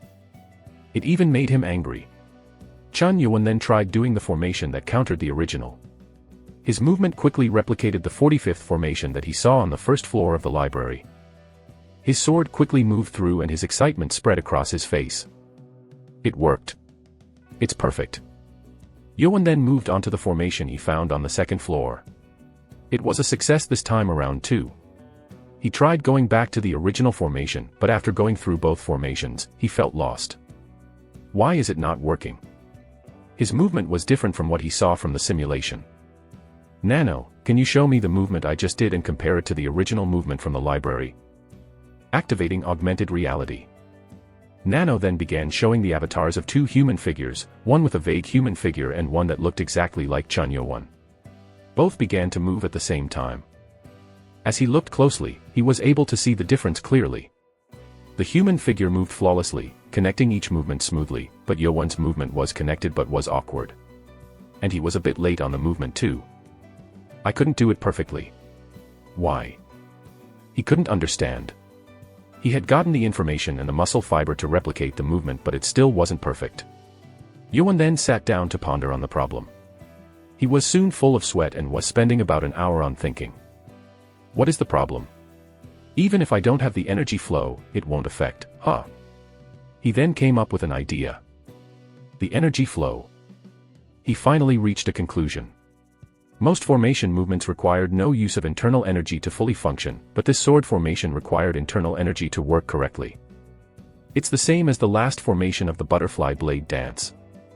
He then realized the last formation of blade skill also required the flow of energy within him. Then I don't have the core element of it. Yo-won had to settle on having the counterattack at least. It was fortunate that the counter formation required no use of special energy flow. But it didn't make Yo-won feel any better. Why did he skip how to use the energy flow when he left a formation? It even made him become angry at the father Chunma who left it. He sat down with gloom for a while and thought of poems left on the front of each stone. Maybe he hid something in that poem. It was nonsense to only leave sword formation. Nano, can you replicate the front side of the stone on the first floor? Searching through saved video data. Nano usually saved what Yo-won heard and saw. Soon, Nano was able to find the front side of the stone. Found the video in the data. Creating 3D image of the stone's front side. Yo-won then saw the stone appearing in front of his eyes. Ah, the mighty wind blows, scattering the flying clouds. After I unified the realm, I returned home. How can I assign my fierce warriors to guard the four corners of our nation? Chun Yo-won frowned as he looked at the writing. It just looks like a normal poem. Is there something hidden in it? After checking through the internal data, this is the poetry wrote at the creation of Han Dynasty. Huh. It is poetry written by Liu Bang when he returned from his victory over Xiangyu. So, it wasn't written by Father Chun Ma. No, Master. Chun Yo-won was able to see what the poetry was, but he had to find out the secret behind it. Nano, is the poetry have any different writings or letters? No, Master. Yo-won sighed. Analyze it. See if you can find any slightest of clues in here. Scanning the surface. A line began to move horizontally from the top to bottom slowly. And when it was done, Nano's voice spoke. There is a small hole at every word of the poetry. Nano then showed unexplained holes in the letter, and each letter had a different number of holes. What does this mean? Yo-won began to think deeply into it. Small hole. A hole, is it the blood point? Yo-won's heart began to pound. Think. Think, 4 holes. 4 blood points. No. What is it then? Oh, let's look up the book. Yo-won then remembered the blood point book that he scanned first and focused on the book, going back to the information. 4 holes, probably means the 4th blood point. The 4th blood point was shown in the book on its location. This is weird. The basic flow of energy starts from another place, it would need 7 holes then. Oh. Chun Yo-won then finally realized the secret behind this. The first word is comprised of 3 lines, if adding 4 into it, it will point at the 7th blood point. That was the secret behind it. Yo-won then began to calculate the letter and numbers to see the blood point of energy movement. And soon, he was able to complete the energy flow that moved through 23 points. Ha ha ha ha ha. This is it. This is IT. Chapter 37, Collect 11 Individuals, 1. After acquiring the energy flow, Chun Yo-won was able to replicate the sword formation perfectly. He still felt like it was a bit lacking, and he knew that it came from his lack of experience. Yewon then asked Nano to see if he had recorded the front side of the second floor stone, and luckily, Nano did have it. And Yewon went through the same process. The second formation was also a bit lacking, but this was as far as he could go. Let's thank Father Chun Ma for his discovery. He then wondered about the rest of the sword formations probably left on other floors. I guess I have no choice but to pass all the tests. Yewon then came up with one more question. Then why does the counter formation require no energy flow? He was not yet experienced enough to learn this. He thought he could take it slow since he still knew how to use the formation at least. Yewon asked Nano, "What's the time right now?" "It's about 6 p.m., Master." It was already dinner time. He had skipped lunch, so he was starving. Yewon then left the room. The underground floor seemed empty. It was great that the group test was over. All cadets were required to eat together during the second stage, but they were now allowed to go during designated hours to eat meals whenever they wanted. Wow. Chun Yewon was excited to smell the food as he walked in. Unlike other times, today was a special food day. It's noodles. Yewon got in line and received the noodles and meat broth. The cook that poured the broth spoke to Yewon with a smile. "It's a beef noodle soup. It's uncommon in this region." It was a noodle bowl created with meat broth which contained boiled with beef bones and meat. It was a common noodle bowl south of the Yellow River. The Academy's cafeteria had various cooks from each region, so it gave cadets the opportunity to try different foods from each region. Yewon got to the table and began eating the noodles. He had never eaten noodles before, and it was so good that he began chowing down. When he went for another bowl and came back, someone sat next to him. The table was open to all cadets, so Yewon did not care about who sat next to him and focused on eating, but the person started speaking to him. "You are the 7th cadet, the leader of the 8th group, right?" Huh. His question could easily be answered just by looking at the tag, so that meant that he was talking to Yewon on purpose. Yewon looked up to the young man next to him. He was handsome, but he had maybe one little flaw. Where is his eye? His eye was very narrow and small. But it seemed to fit him very nicely too. "I'm lucky. I wanted to meet you." He was polite but also suspicious. "If you are asking about me, shouldn't you be introducing yourself first?" The young man then grinned. "Oh, mind my manners. I am the 200th cadet, Yumpa from the 19th group. Chun Yewon." Yewon answered coldly and Yumpa asked, "I know this is a strange question, but can you duel me?" Yewon frowned. He didn't expect a request to duel while he was eating. "What do you mean?" "I'm asking you to duel me. You have a problem with me." He couldn't think of anyone other than from members of the 6 clans having grudges against him. Yewon wasn't completely sure, but he did cause some nuisance at the 2nd floor of the library. No. Nothing like that. It's not that. Then why do you want a duel? Should I say, it's to see if it's worthy. Worthy. Chun Yewon was confused. He wasn't sure if the worthiness was about the young man or about Yewon. He then decided that there was no point in dueling him and shook his head. "I refuse." As expected, but too fast. "Why did you ask if you expected it?" Yumpa didn't seem to be let down. He then brought up an offer. "Then let me explain what I can give to you if you accept. If you win the duel, I will give you vital information about the 3rd test, and a small gift." He whispered when he said the 3rd test. Yewon became intrigued, but he didn't show it. "How can a mere cadet like you have such important information?" "Well, I can't spill everything when you won't accept my duel request, but I guess I have to prove myself. My father once reached the 5th stage, so I know about everything up to the 4th test." "Is he from a high-ranked clan?" That was most likely if his father had passed the 4th test. Unlike Yewon, who entered the academy without any prior knowledge, most cadets from the high-ranked clans had heard about what to expect in the academy. But Yumpa's offer had a flaw. "I heard the tests go through changes each time. Your father passing those tests means nothing."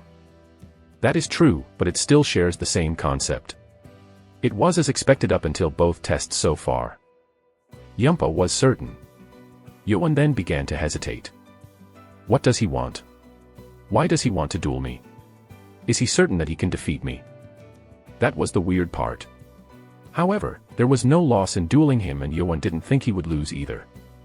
Yeowon decided to agree to the duel. Good. You will not regret it. Both of them then headed to the forest at the back of the dorm. When they got to the point where no one was around, Yumpa readied himself.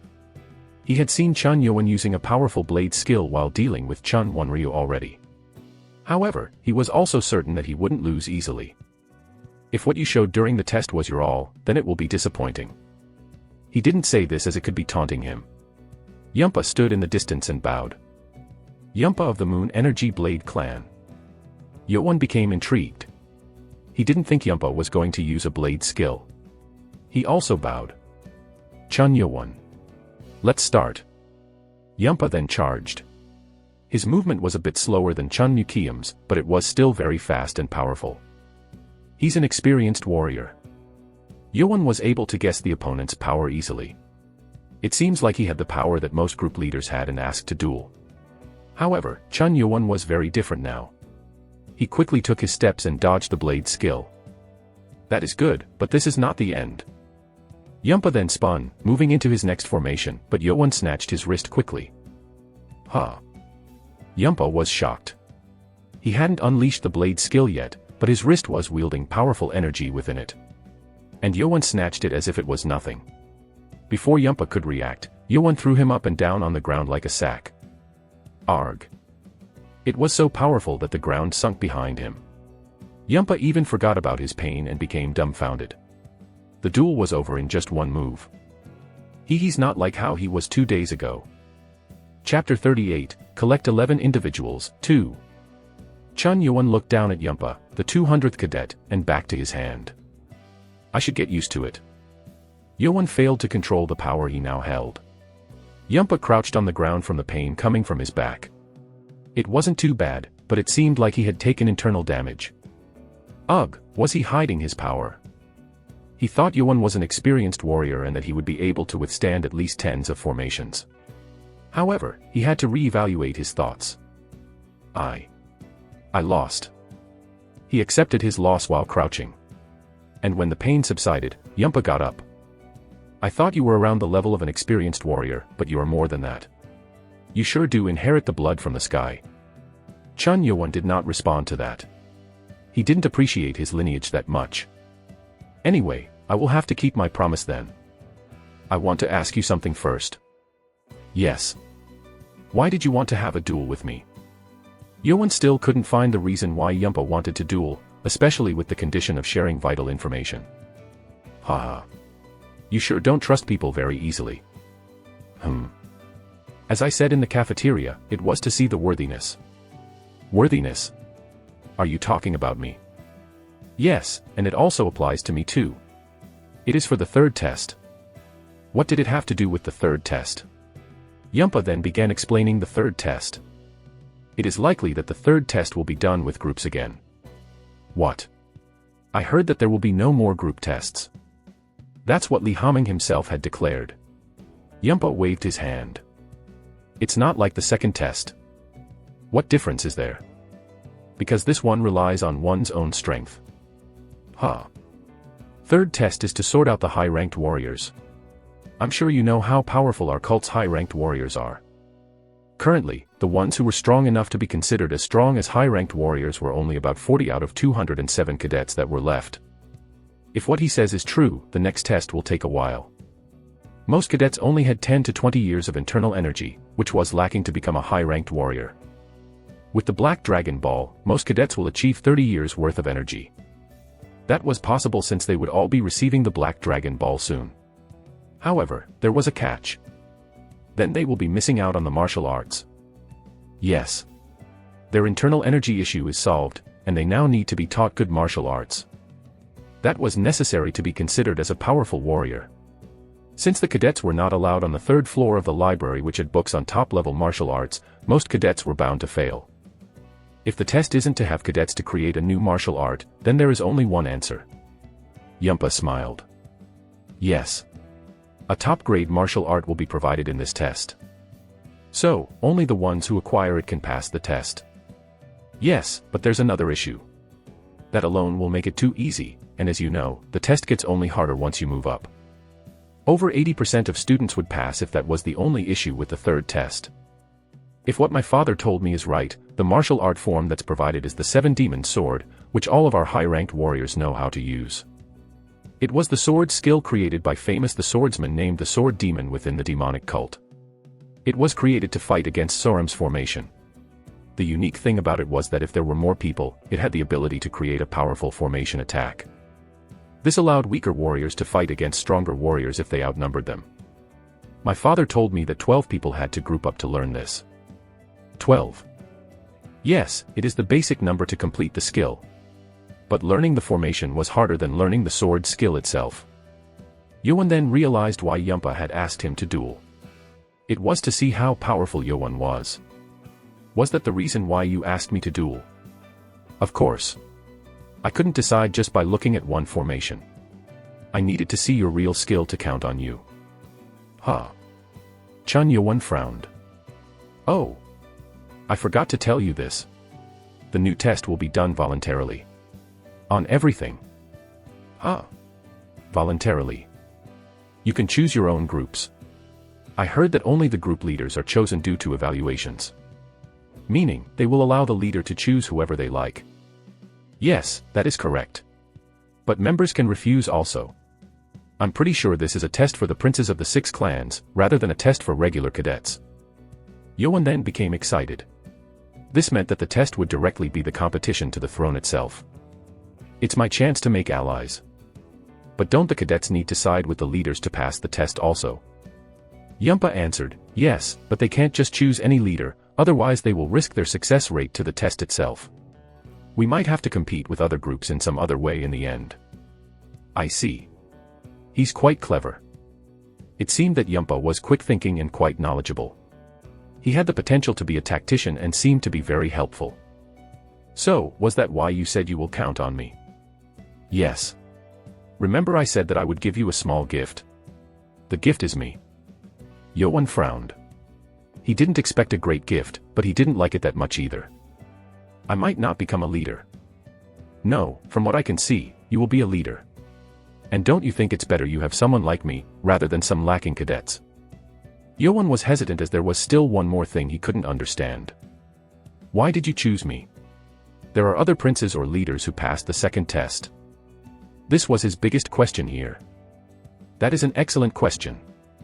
I need to trust you if I am to take you in. Yumpa then scratched his head. I'll tell you the truth. No offense, but I actually offered the same thing to the princes of the Wise and Sword clans. He sighed as he said that, which meant that he had been turned down. Were you refused?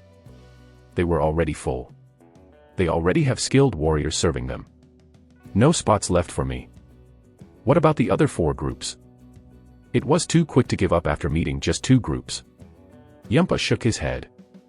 Yeah, but I thought all the princes from the 6 clans would be the same. So, I was the second choice. Yumpa smiled, yeah. And we walk the same path of the blade, don't we? Oh. Yoan looked at him weirdly. Yumpa then smiled awkwardly as he continued, I'm not just asking you to take me in. You can just consider it as using me until you pass the third test. It was now up to Chun Yoan. Yumpa even bowed politely. Will you take me in, Prince? Chun Yoan smiled softly. Yumpa thought he had been accepted, so he went down on his knees to show his thanks. Thank you for. I refuse. Huh. Yoan spoke to him again. I said, I refuse. Chapter 39, Collect 11 Individuals, 3. B but why? That's for you to think about. Chun Yoan turned his back to him. His eyes were cold when he turned. Nano, deactivate facial expression analysis. Deactivating.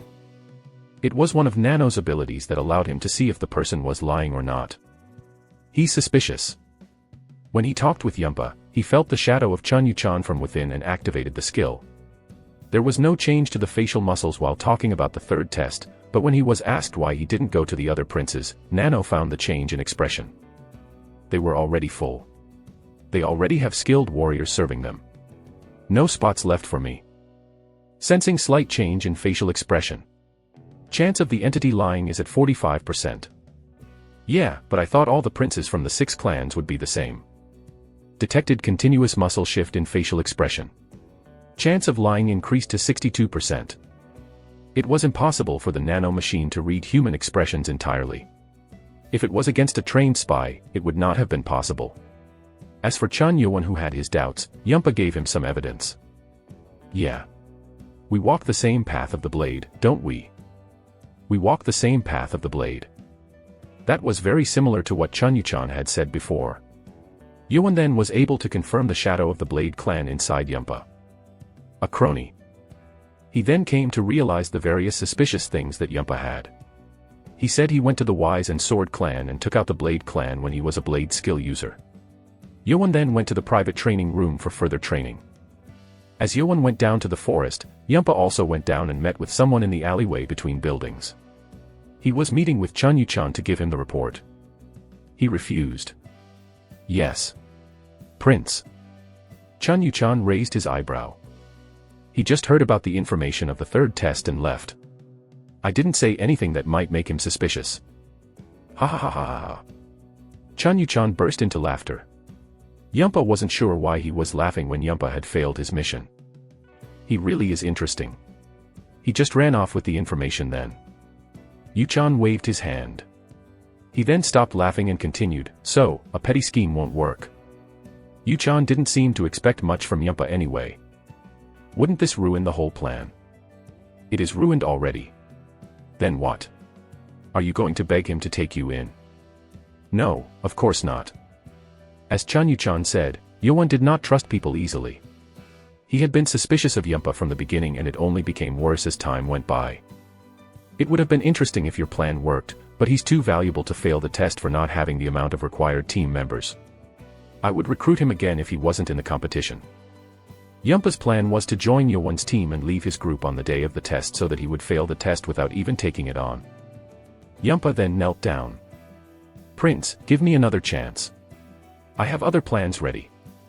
No, no. It's all right. He smiled and reassured Yumpa, but it made Yumpa even more scared.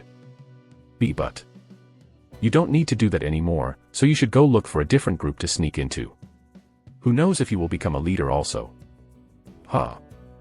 Yumpa was shocked. He had worked so hard to serve Chun Yuchan, but he was now banishing him. Then you won't accept me as. Oh, I already have many fools who I have to kick out, you see. Prince. Please give me another chance. Yumpa tried to grab Yuchan's pants, but he quickly moved back and dodged it. He then became cold and said, I don't need a useless fool. Get lost. Yumpa was abandoned just like that. As he walked back to the dorm while sobbing, Yuchan thought about the concerning part of the report. He overpowered Yumpa in one attack. This was hard to understand from what he saw himself regarding Yuan's power 2 days ago. Chun Yuan returned to his private training room in the underground area. 11 people, nothing's for sure yet. He had gotten good information, but nothing was official yet. However, he thought he should be ready to recruit people. He already had few from the 8th group, but he still needed more. He also questioned if ones in the 8th group would follow him. Let's finish up the training and think about it after I get back. He then focused on the remaining training and ordered Nano. Nano, did you finish analyzing all the books scanned from the 1st and 2nd floor?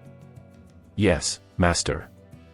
Nano, can you create an avatar with a certain amount of power and movement embedded with those martial arts techniques that you scanned? That is possible if you appoint a certain entity. This was what Yuan decided to do to move on with his training. Set the avatar to be Chun Yukiam, and begin embedding each martial arts technique. Yes, Master. Creating avatar for the simulation. And soon, the augmented reality created Chun Yukiam in front of his eyes. Peasant. Come and get it. You come. Fool. Hiya.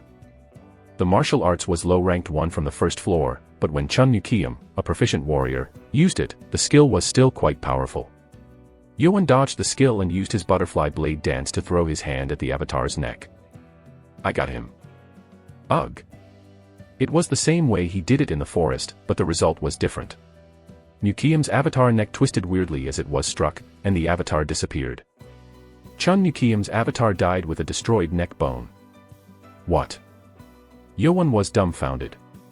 Just 3 days ago, the avatar was only thrown to the side. Nano's voice resounded in his head. The avatar of Chun Nukium cannot take the damage from Master. Oh. His physical strength was now at the limit, so a young warrior like Chun Nukium had no way to fight back. This won't work. Yoan then decided to change methods. Let's do this. Create 5 Chun Nukium avatars, no actually, 10 avatars with mid-ranked martial arts skills. Understood. He thought that would even out the odds. A total of 10 avatars was created. The room was small, but the augmented reality didn't care about the physical size of the room and created a virtual room for avatars to move further back. Was this too much? Chun Yuan regretted it a bit but decided to go on with the training. All 10 avatars attacked him at once. I have to block them at once. There was a perfect formation for doing this. It was the second formation of the butterfly blade dance. He quickly spun and swung the hand blade to counter the formation from 4 avatars. 2 of them were struck in their blood points and that made them disappear. Got the first. Next. Ugh. There was no time to waste. The other avatars quickly moved toward him and Yuan jumped up to avoid being attacked. And at that moment dash. Ugh. He bumped into the ceiling. Unlike the avatars, he was still in a small room. Chapter 40, Collect 11 Individuals, 4. Chun Yuan fell to the ground and he heard Nano's voice inside his head. Stopping augmented reality. All avatars were put to a stop. No. Chun Yuan then looked up at the ceiling, concerned that he might have torn a hole through the ceiling again. Luckily, it was fine, but there was a large crack and a dent in the area where he had bumped his head. Should I not report it? If he reported this, he'd definitely be forbidden from using the private training room. However, he decided to tell the truth. It will cause more problems if I don't inform them. A cleaning crew would be coming in later in the night, and they would definitely notice the mess he had made. Yuan then went to the first floor office and reported it to the instructor. What? You destroyed the room again? He shouted furiously and they went to the room together. After looking at the ceiling, he placed his hand over his forehead and spoke dumbfoundedly. What in the world, oh, gosh. The instructor then spoke coldly. I warned you. You are now forbidden from using this private training room. I'm sorry. He had nothing more to say and bowed. He then tried to go out and the instructor stopped him. Humph. Where do you think you're going? Come with me. Yes, sir. It seemed like there was additional punishment. As he followed the instructor, they went to the building right across the private training rooms. The building was about half the size of the training building, but it wasn't yet open to cadets. It was dark and instructor lit up candles to walk in. There were many rooms just like the training building, but they were wider. The instructor then opened up one of the rooms and told Yuan to go in. Oh. It was a training room, but it was much larger. The instructor said, you will train here from now on. What? I can't let you destroy the other rooms. He smiled and Yuan was grateful for being provided with another place to train. And where is this? This is the training room open to those who pass the 4th test. 4th? Yes. The 4th test requires you to be at the level of a master. Only those who become the squad leader are allowed in this room. But I didn't pass the 4th test. No, of course not. I just opened it for you earlier. The instructor had talked about this issue with Chief Li Haming already, and he asked him to open up the training room for the ones who were at the level of masters, reason being that they might destroy the training rooms like Yuan did. Li Haming deemed it reasonable and approved it. But how did you find out that I was at the master level? Yuan asked curiously and the instructor grinned. You can't even leave a dent in the wall in that private training room if you weren't at such a level. Yuan nodded. This place is more durable, so it won't be destroyed. You can concentrate on your training. Thank you, sir. But the instructor did not know that Yuan's physical strength was strong enough to even damage walls of this place since he was made to damage the blue pearl stone. This size should be okay for me to use augmented reality. Nano, what's the time? A little after 7 p.m., master. I see. He still had a lot of time left before he had to return. He then tried to battle against the 10 Chun Nukium avatars again, but he came up with a different idea. Nano, can you make Teacher Submeng be the avatar? Yes, but it will be based off his movements that he showed in the medical room. Yuan smiled. teacher will be more helpful than Chun Mukiam. Will you set the martial arts? Let's set it at the butterfly blade dance for now. Chun Yuan was curious as to how hard would it be to fight Submeng in his own martial arts skill. He was one of top 10 warriors of the cult after all. Activating. And soon, Right Guardian Submeng appeared in front of Yuan. "Hey, my apprentice. Let's have a fight." Yuan then prepared himself and charged in. "I'll attack first." He still had a long ways to go to fight Submeng, so he needed to take his chances. But it was then dash. Submeng used basic movements from his skill to block Yuan's blade and kicked him. Arg. Yuan flew back and Submeng unleashed his third formation. The 7 movements quickly attacked Yuan, cutting through him. He was then thrown on the ground with pain coming from all parts of his body. Nano, which made the cut on his body, quickly healed him back. Ugh. He was shocked. He knew he had no chance, but he didn't think he'd be taken out after one formation. I guess this was too much. Will you change the martial arts of the avatar? Yuan frowned. He didn't feel like doing it since it felt like he was losing. No, let me test one more thing. Understood. Proceeding with the battle. The avatar then began to move again. What? You want more? Yuan then unleashed the original sword formation he learned from the Blue Pearl Stone. Submeng's avatar tried to fight back through his blade skill, but he couldn't counter the sword skill and was struck in his blood points. Arg. Submeng's avatar was thrown back. I got him. Yuan then followed up with the last movement, but Submeng's avatar spun quickly and unleashed the second blade skill. Yuan's finger touched Submeng's head, but he was thrown back from the blade spin. He thought he had lost even while using the sword skill and looked at Submeng's avatar. Oh. Yuan had left some damage on Submeng's avatar. He had overpowered the avatar through the formation, but he lacked the experience to deliver a critical blow. So, I need other powers to win. Yuan realized that he couldn't just fight powerful warriors with the knowledge of sword formations. Let's not jump to conclusions. It only had been 3 weeks since he learned martial arts and he still had 4 years left within the academy. He then got a new goal. Let's beat teacher in 4 years. He of course meant Submeng's avatar, but if Yuan achieved his goal, it would make him a powerful warrior in record time. Yuan then returned to training against the 10 Chun Mukiams. After using his entire day to train, he was now able to fight against the 10 Chun Mukiams as an equal.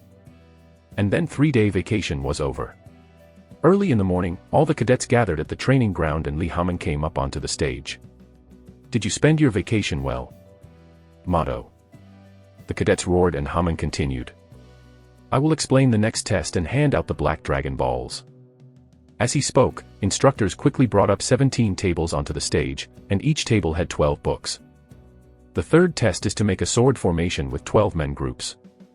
People began to mumble and Yuan, who knew about the test already, looked at Haman eagerly.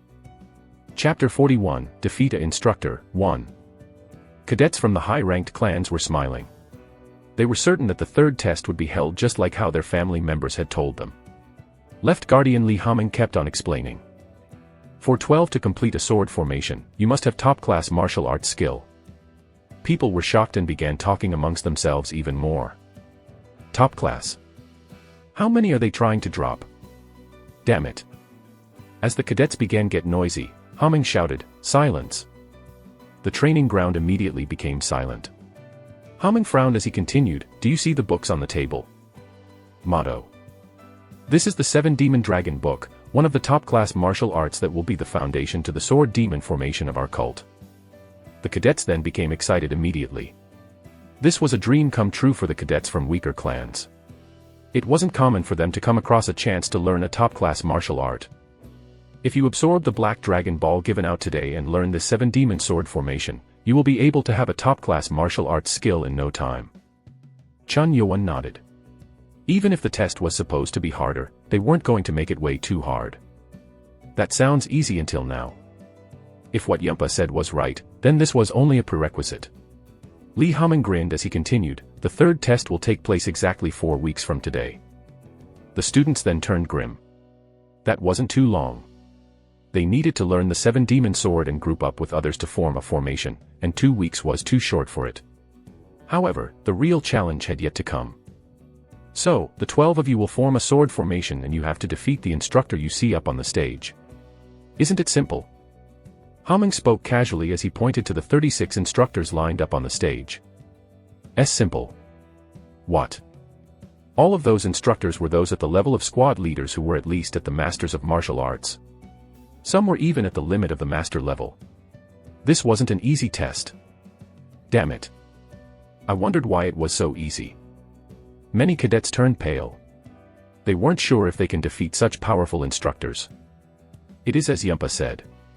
What's left now is to choose the leader. As Yumpa had foretold, they were given a goal to overcome. It became harder since they weren't fighting against each other, but it wasn't all that impossible either. Total of 7. That's how many people Yowon now needed. After passing the second test, Yowon had 7 people who were friendly toward him. So, he called them up with Ubong last night to share the information about the third test information and offered them to join his team. I'm sorry, if it's for the test, I won't join. I'm sorry, Prince. Yowon had expected all of them to join him as he had shown strength and leadership in the second test, but 4 of them refused, saying that they wanted to follow different leaders. I still have 4. It wasn't too bad anyway. He had gotten 4 cadets on his team already. Yowon was thankful for their decision. He knew he had a different start line from the other princes, and since these cadets agreed to follow him, it was proof that they truly trusted Yowon. This test is different from the second one. Everything is up to you, cadets. You gather your group members and learn the formation. The cadets became confused. If the instructors weren't going to teach them, it meant that the leader would have to play a vital role. There is a total of 207 of you, so if you are divided into groups of 12, then there will be 17 groups. What happens to the 3 leftovers? The cadets then realized that 3 people would be without a team. This meant that they needed to group up quickly or else they would not even be given a chance to take the test. Most of the explanation is done now. Now the leaders. Cadets who knew most of the information now turned to their group leaders up in the front line. From how things went on until now, it was likely that the current group leaders would be chosen to be leaders again. So, let's talk about how we will appoint a group leader, and I will dismiss you all with the Black Dragon Ball and the Book of the 7 Demon Sword. Some of the cadets were shocked. What he just said was that the academy was not appointing leaders by themselves. Do you see instructors with tags? The cadets turned to the instructors to see their tags. They hadn't noticed until now, but all of them had different colored tags. From a total of 36 cadets, many of them were yellow, and when counted, it came down to a total of 17 yellow tags. Whoever takes the yellow tag in 1 week will become a group leader. Impossible. The cadets grimaced. This was too hard of a challenge. The final test was to defeat the instructor, but needing to take the tag away from them was too much. This means that if there aren't that many who can take those tags, then we might not even have 17 groups. This had increased the difficulty of the test. Cadets wanted to raise an objection, but no one dared to do that. Don't think it's too hard. Li Haming spoke with a laugh. Instructors with yellow tags will only fight you with the 7 Demon Sword, not their own specialized martial arts. If you can counter their 7 Demon Sword technique, you will get the tag. Even then, it still wasn't going to be easy.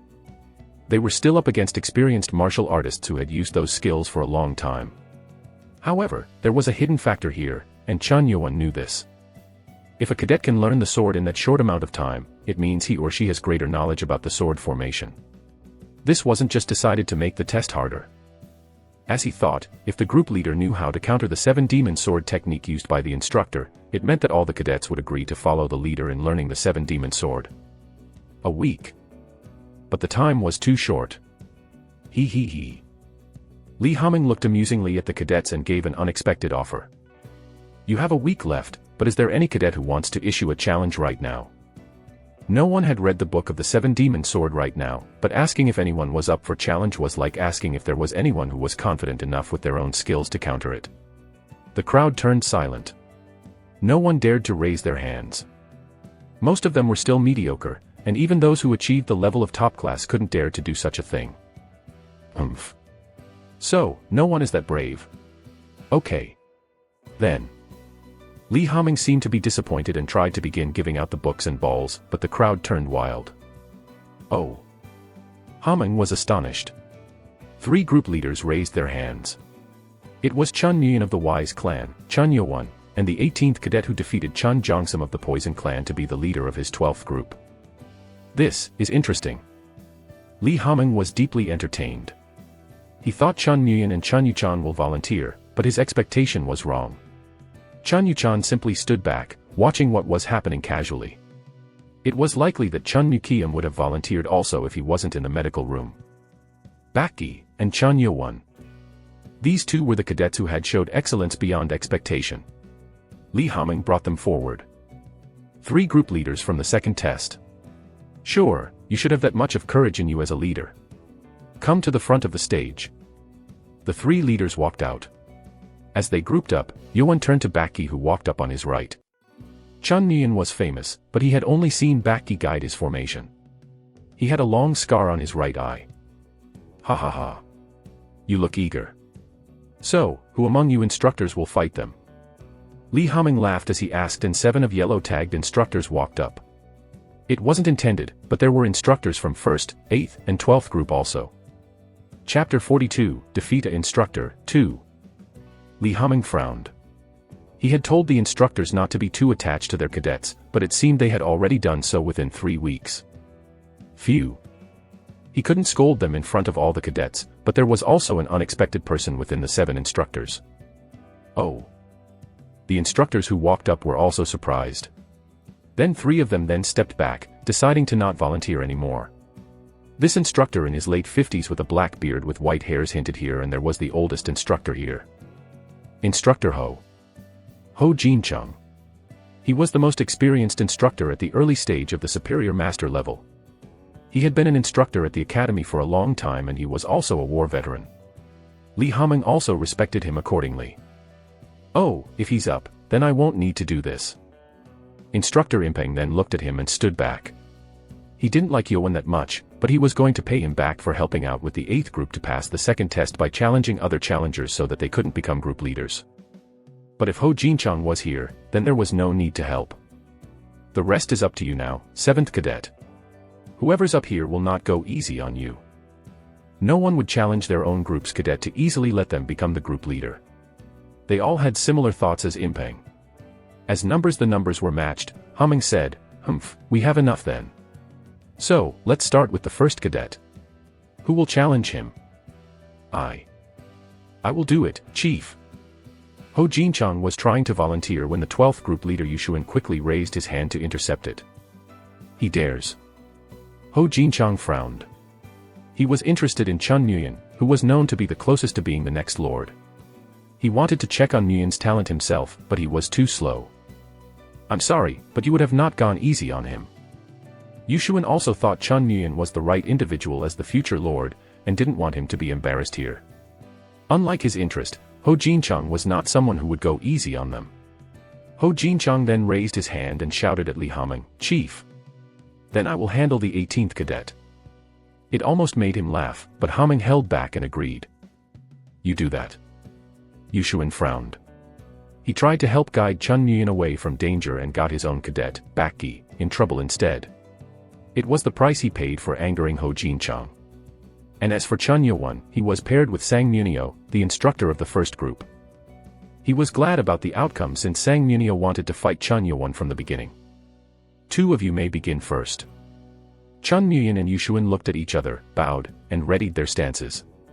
As they were preparing, Chun Yowon's eyes shook and white lights lingered in them. Chun Nguyen charged first.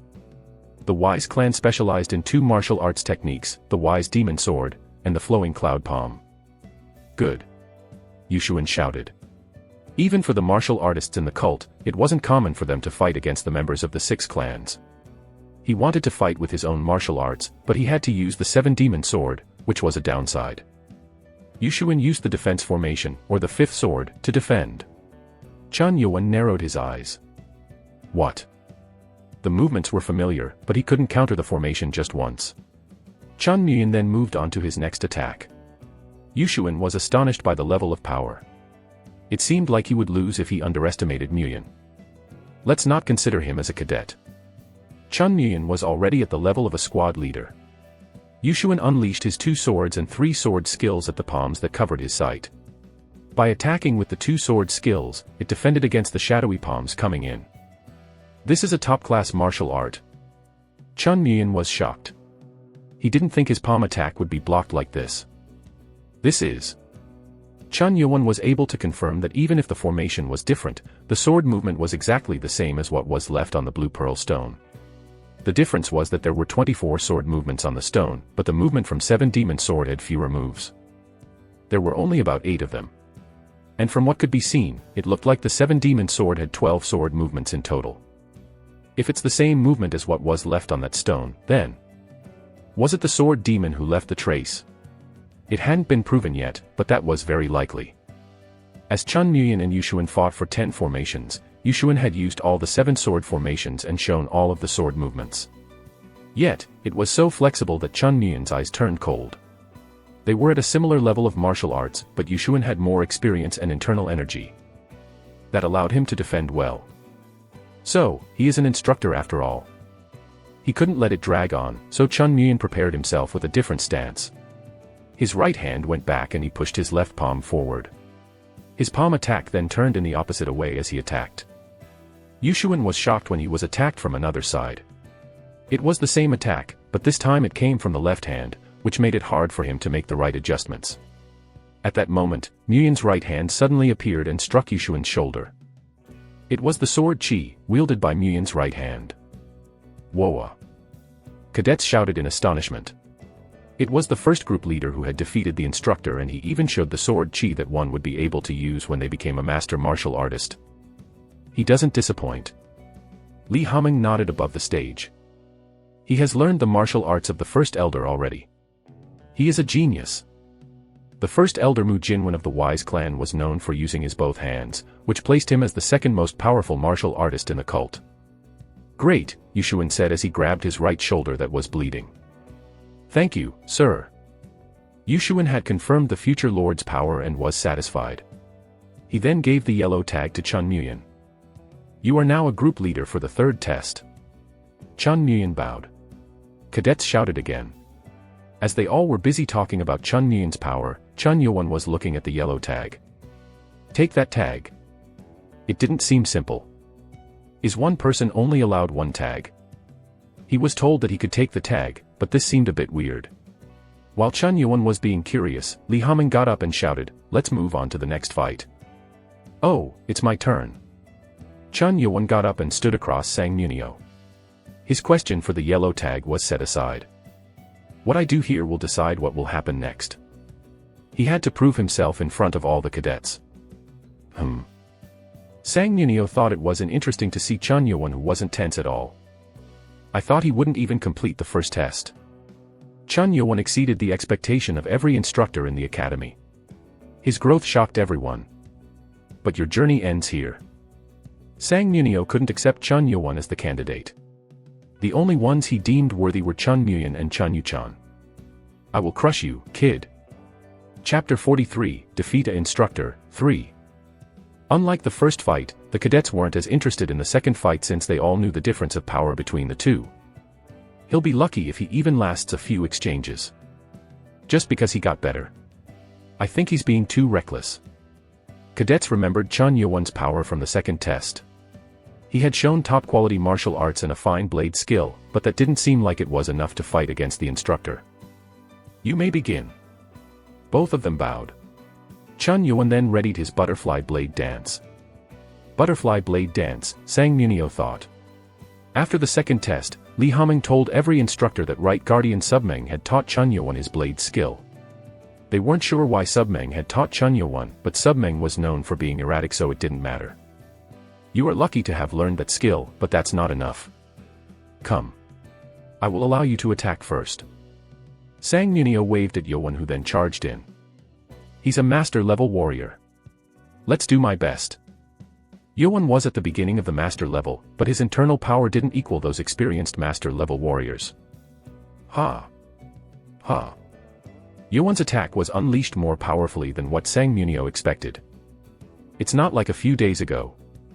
Munio flinched and quickly brought his energy up to defend all the way to 70%, which was 20% up from his intended 50%. This will do. And Yowan's hand struck against him and Munio was startled. Unlike his guess for Yowan to have 30 years worth of internal energy, the attack was too strong. Munio was sent way back, stumbling 5 steps. He became embarrassed and blushed. What an embarrassment. All the cadets were shocked too. They thought Yowan would lose easily, but even the instructor who fought Muon wasn't pushed back like that. Ugh. Damn it. Sang Munio then decided to do his best to overpower Yowan with all he had. As Sang Munio unleashed his all of internal energy, Chun Yowan was thrown back. Yowan then took steps back, knowing that his enemy had unleashed all his energy. You think you can run? Sang Munio then unleashed the 4th and 6th sword movements of the 7-demon sword. Take this. Cadets gasped in astonishment as they saw the powerful sword skill being unleashed. However, Yowan wasn't afraid. I can see it. He didn't have tutorial mode on, but he was able to see the weak point of the sword movement. It's not perfect yet. He had learned the original sword skill multiple times and the counter sword skill. This is nothing compared to the counter sword skill I saw on the stone. He could have countered this attack easily if he had used the original sword skill and the counter skill from the stone, but it wasn't time to show it here. If I'm not wrong. Yowan then charged against the instructor sword. Sang Munio scoffed at the sight. You are a fool. You cannot defend this with a mere attack. He thought he had won, but in the next moment, his eyes shook in shock. Chun Yowan used his basic blade movement to counter every single sword attack. What? Chun Yowan still had taken a bit of internal damage as he lacked internal energy, but this was enough to make everyone, even the cadets, surprised. Even Chun Muon couldn't counter the attack perfectly like this. Ugh. Sang Munio grimaced. He had now forgotten about the test. Then I will defeat you with internal energy. Sang Munio then attacked with the 7th sword, thinking this was the only way he could defeat Chun Yowan. However, there was one thing he didn't expect. It was nano. Healing the internal damage taken from the hostile energy damaging the body. Chun Yowan's body was healed instantly moment he took damage. Blood dripped from his mouth, but he wasn't falling down, which made Sang Munio pale. Why isn't he falling? Why? He had been pushing against Yowan with all of his power, but Yowan stood still.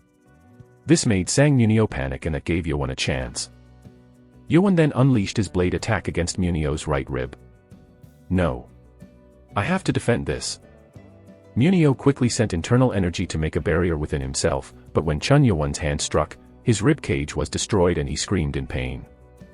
Ararg. He was able to defend against the internal energy, but he couldn't do anything about the tremendous amount of physical strength. Ugh. He slumped down on the ground and looked below. He saw pieces of his rib bones poking out of his flesh and felt his sight fading away. You, monster. Sang Munio gasped and passed out. The cadets shouted with excitement as no one expected Yowan to win. So, Yumpa didn't overestimate him. This is dangerous, Chun Yuchan thought as he looked at Yowan. All of the other princes had the same thought. He countered the sword skill. Li Haman, who was sitting down originally, was up on his feet as well. It was after he saw Yowan counter the sword skill. The 7-demon sword was made by the legendary sword demon, which was hard to counter. I really should have let that drunkard take him. This meant Yowan was the genius of the century. Haman became envious of Submeng who took him in as his apprentice. Then someone shouted at Haman. Chief. We have to move him to the medical room. His rib cage, it's broken and 3 of his ribs are protruding out of his body. Get him to the medical room now. As Li Haman looked at him, he remembered the report given by the instructor who was in charge of the private training room. He destroyed the wall of the private training room. I think the 7th cadet is at the level of a master. What? He had forgotten to tell this to the instructors who just got back from vacation. If Sang Munio had heard of this, he would not have been injured that badly. Oh well. Here, I got his tag for you. Oh. Impeng went up to Chun Yowan who was panting and gave him the yellow tag. Yowan bowed. Thank you, sir. I didn't have much expectations for you at first, but seeing you grow makes me have second thoughts. Good luck. Impeng then returned and Yowan smiled as he grabbed the yellow tag before returning to his 8th group. Master. Congratulations. Congratulations, leader. As he returned, Hubong and the 3 cadets came to congratulate him. There were also the 4 cadets who rejected his offer that looked sad. Damn it. But it was too late for regrets. Chapter 44, I will ram it in until it works. 1. The atmosphere on the training ground was now very different. Instructors were like the symbol of impossible for the cadets. However, they had just witnessed 2 cases where the impossible had turned possible. The instructors were also shocked. It might be better for the cadets to have hope than despair for the next test, but this was also very embarrassing. Humph. Ho Jinchang shook his head. He didn't care about embarrassment. Instructors had to be happy if their cadets were talented. If they have the skills, then they can be stronger than instructors. He first thought he wanted to try fighting Nguyen, but after seeing Yowon, he also became disappointed that he couldn't fight against him either. Let's see the last fight then. Ho Jinchang and Baki got up to the front of the stage. All instructors were saying this with their eyes, please win. But they weren't that worried either. Ho Jinchang was the best instructor there was. Baki gathered his hands politely and bowed, I will look forward to being taught a lesson, instructor. Let's do our best. Ho Jinchang smiled as he liked Baki's politeness. As they readied themselves, Baki charged like lightning and threw a kick. Kick skill. Yowon became surprised. He thought Baki looked like a blade user, but he was using a kick skill. Yowon watched the fight with augmented reality to analyze what he was seeing. I have more avatars I can fight against now. All these fights were great material for Yowon. Unlike Chun Mukiam, Chun Nguyen had shown all the formations of his palm skill, and they were all scanned. Yowon was also intrigued by the fact that Nguyen used both hands with different formations. Watch your leg. Ho Jinchang warned and pressed on the blood point of the Baki's leg. Baki then threw his waist to dodge and spun to kick Ho Jinchang. Jinchang then easily reached the bottom of the foot to press on the blood point. Baki gasped and was thrown back. Ugh! Baki frowned. His foot was turning red. The sharp energy that penetrated his foot was the sword chi. Use of such chi in that short moment meant that the enemy was beyond the level of a master. Is he at the superior master level? Baki was able to guess Ho Jinchang's level as a warrior. He thought Jinchang would be at a similar level as the other instructors, but that wasn't the case. Do I give up? He had lost his leg, so he couldn't use kick skill anymore. Ho Jinchang asked, your right leg is damaged. What will you do now? It was as if he was asking what steps he would take to overcome the danger. Baki nodded and got up again. My foot is injured. I will have to finish it with one formation. Baki then jumped and attacked Ho Jinchang. His kick came through, and Ho Jinchang tried to defend by using the 5th sword of the 7 demon sword technique. That's when Baki's body dropped below. Ho Jinchang's sword swung in the air, and Baki slid to the bottom and threw himself up from the foot up to kick. Ho Jinchang then saw white light coming from Baki's foot. Chi. It was Chi. Baki was also entering the level of a master warrior. Most cadets didn't see the light, but Chun Yowon and the other cadets who were over the top class level saw it. Please. That's when Ho Jinchang used his sword formation to form a durable defense. That was close. Ho Jinchang blocked Baki's foot and pressed on the chest blood point. It didn't have chi, so it didn't penetrate him, but it instead pinned Baki onto the ground. Ugh! Baki coughed up blood as the internal energy struck him down. It was a complete loss. Yushuan shook his head bitterly. He lost. He couldn't even stand a few formations. So the instructors are powerful then. The 1st and 7th cadets are monsters. Ugh. I lost. Baki could barely stand up to speak. Ho Jinchang smiled. He had overpowered Baki, but he also thought Baki was a talented individual. I will look forward to your growth. Thank you, sir. Baki bowed and returned to his group. He was pale from exhaustion and toward the back, Chun Jongsam smiling at his leader's loss. Chun Yowon looked at it weirdly. Nano, get the 18th cadet's video ready so I can check on him later. Yes, master. There was something that didn't seem right. So, 2 group leaders had already been appointed. There was a total of 15 spots left, but who would dare to take the tag from Ho Jinchang? Good. We already have 2 leaders. So, if you don't want to be left out, get ready. Motto. The cadets shouted. So, now we'll bring out what you've been waiting for. Haman glanced at the instructors and they began bringing out big wooden boxes. It's the Black Dragon Balls. The cadets became excited. There were a lot of boxes coming in, meaning there was more than just the Black Dragon Balls. As instructors opened the boxes, there were smaller wooden boxes that held Black Dragon Balls and wooden swords. We will supply wooden swords for the third test. There is only one per person, so don't break it. Motto. They all had to train on their own now, so they had to have a sword.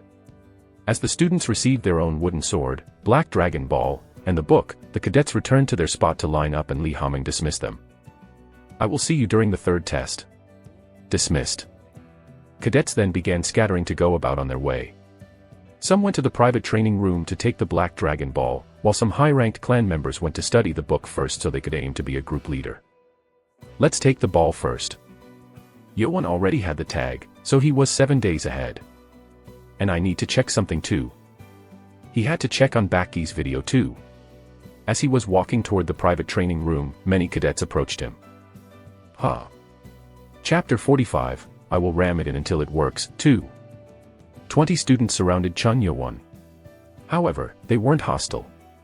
4 of them were Hubong and 3 cadets from the 8th group. Hubong realized why they were all here. It seemed that these cadets wanted to join as members of Yo-won's group. Hubong glanced at the other 3 members, and they blocked the way to Chun Yo-won. What? He already has 4. Some cadets looked disappointed. As expected, they were here to ask Yo-won to take them into his group. It's good that we decided. Hubong, Machel, Wang Chun, Ho Daming were satisfied that they had made the right choice. They were from middle-ranked clans that didn't have much power because they were not favored by the 6 clans. They had dreams, but they couldn't do much since the 6 clans had cast them out, which led them to despair. After looking at Chun Yo-won's quick rise to power, they thought they might have a chance at changing their fate. What business do you have with my master? Hubong asked the cadets. Chun Yo-won almost laughed. Hubong was doing a good job as a servant. I want to talk to the 7th cadet himself, not you.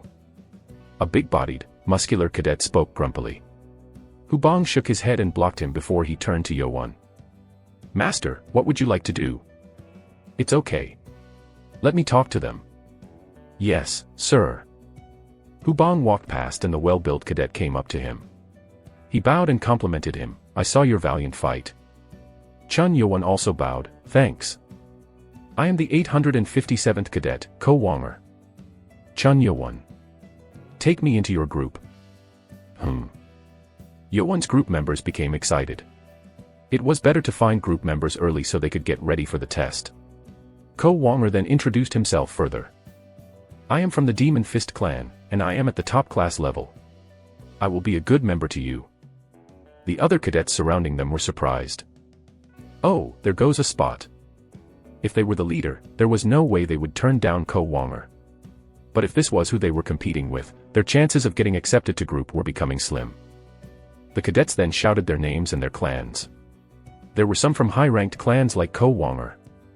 Out of the 16 of them, 5 were from high-ranked clans and 11 of them were from middle to low-ranked clans. As the people turned to Yo-won and waited for his answer, Yo-won calmly said, I first want to thank you for wanting to be in my group. Chun Yo-won bowed to them. All 16 cadets then bowed back, astonished by his politeness and sincere movements.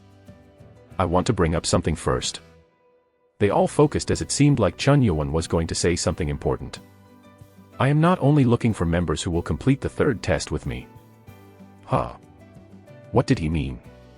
Some figured out what Chun Yo-won meant and began to frown. I am looking for allies who will walk alongside me on the perilous path within the cult. Wait, is he talking about the competition for the throne? They then realized what Chun Yo-won really was talking about. He was aiming to be the heir to the throne and was gathering allies. What should I do? They only wanted to pass the third test, but this was an entirely different issue. If they joined Chun Yo-won for the competition, it also meant that they would be facing the 6 clans. They are afraid. Chun Yo-won also realized this. He spoke to the cadets. If you are with me, I don't care where you are from. At the end of the path, the current clan rank or fame will not matter. I will change the basic foundation of our cult. The cadets were shocked.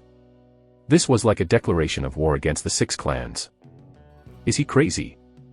Chun Yuan's path required power, but also formidable forces. It was like a bad gamble to be with Yuan. Most of them were now thinking of giving up. Please be my ally and be the root of the new clans to the demonic cult. That is my condition. Chun Yuan's voice indicated that he was speaking with sincerity and truthfully. The cadets then began to show their rejection. I'm sorry, Prince. I just want to pass the 3rd test. I'm out. Most of the cadets then began declining the offer politely. 4 of Yuan's members became shocked. Oh, no. He could have just taken them in and told them later. But they also understood the risk involved in this. I'm sorry. Most of them apologized as they left. Although most of the cadets had left, 3 were left behind. What was more surprising was that Ko Wonger hadn't left. Hu Bang was touched by the 3 cadets who stayed behind. Ko Wonger from Demon Fist Clan, Jia Wumin from Golden Door Clan, and Ojong of the Tiger Sword Clan. These cadets also thought of giving up on joining Yuan, but they felt the power and charisma in Yuan's speech. PR. PR. Oh, you first. Both men spoke first, but Jia Wumin told Ko Wonger to speak first. Prince Chun. Your path might endanger all those who follow you. They might die as well. The other 2 cadets next to Ko Wonger also nodded. Honestly, I thought about leaving too. It was understandable. Ko Wonger had the power to side with a more reliable candidate. But as a warrior, I wish for a greater goal. After hearing your dream, I felt tempted to join your cause. Ko Wonger then knelt on his knee. I have a long way to go, but I will never kneel to anyone besides you. Please use me as your first sword. He shouted as he gathered both hands, I pledge allegiance to Prince Chun Yuan. And here was the first fist Ko Wonger of the former demon god, pledging allegiance to Chun Yuan. I'm the first servant. All the cadets were astonished, but only Hu Bang was jealous. Chapter 46, I will ram it in until it works, 3. After joining Chun Yuan's team, 3 of them introduced themselves to Hu Bang, Machel, Wang Chun, and Ho Daming. Hu Bang then spoke to Ko Wonger. I don't care if you are sword or shield of the master, but his first servant is me. He wanted to make this clear. Puzzled, Ko Wonger raised his eyebrow and Yuan laughed. Yeah, Hu Bang is my first servant. Haha. I see. I guess we have to make things clear. Ko Wonger laughed as he agreed and Hu Bang laughed in satisfaction. Yuan now had 7 members, but he still needed 4 more. Let's not hurry. However, he didn't have to gather people too fast since Chun Yuan wanted true allies. Master, what should we do now? Hu Bang asked. Their training now relied on the group leader's instructions. Chun Yuan ordered, everyone, absorb your black dragon ball. We will need to do that first to learn the 7-demon sword. Yes, sir. Other than Chun Yuan and Ko Wonger, the other 5 didn't have top-class internal energy. They had to increase their energy up to 30 years worth so they could learn 7-demon sword, and train for the formation. Hu Bang asked, Master, what should we do with the 7-dragon sword? We have never learned any top-class martial arts skills yet. Ojong, Machel, Wang Chun, and Ho Daming nodded. Unlike Chun Yuan, they didn't have the chance to learn powerful martial arts. They have a point. Learning a top-class martial art isn't easy. Jia Wumin also shared the same thought. He had learned the Golden Door Spear skill, which was a top-quality martial art, so he knew how hard it can be to learn it without a teacher. Nothing is easy then. Yuan had a solution this, however. If he used tutorial mode, he could scan the person's movements to easily correct any problems or errors. I will have to teach them myself. Yuan smiled, then after you absorb your black dragon ball, learn all the movements to the 7-demon sword first. Movement. Starting tomorrow, you will train with me in the morning. I will teach you the formation and the movements. If you can't do it alone, come. The cadets became excited. Meanwhile, Chun Yuan was thinking of a very effective teaching strategy. Well, I can just ram it into their head until it works. Yuan decided to adopt Submeng's education philosophy. After the plan was set, the cadets left to absorb their black dragon balls. The only one left was Ko Wonger, who wanted to talk some more. What is it? Master, I think it'll be better for you to have someone with you when you move around. Why is that? I am concerned about the point where we were told to take the yellow tag from the instructor. Yeowon became intrigued. He too was concerned about that. The chief didn't say that the tag was only limited to one person. The meaning behind the word suggested, the one who has a yellow tag will become a leader. Maybe the purpose for the yellow tag wasn't to defeat the instructor, but to have the cadets fight against each other. And that was what Ko Wonger was worried about. You have fewer allies with you compared to the first cadet, so you have to be careful. Thank you for your advice. Of course, Master. Yeah, then let's do something about this first.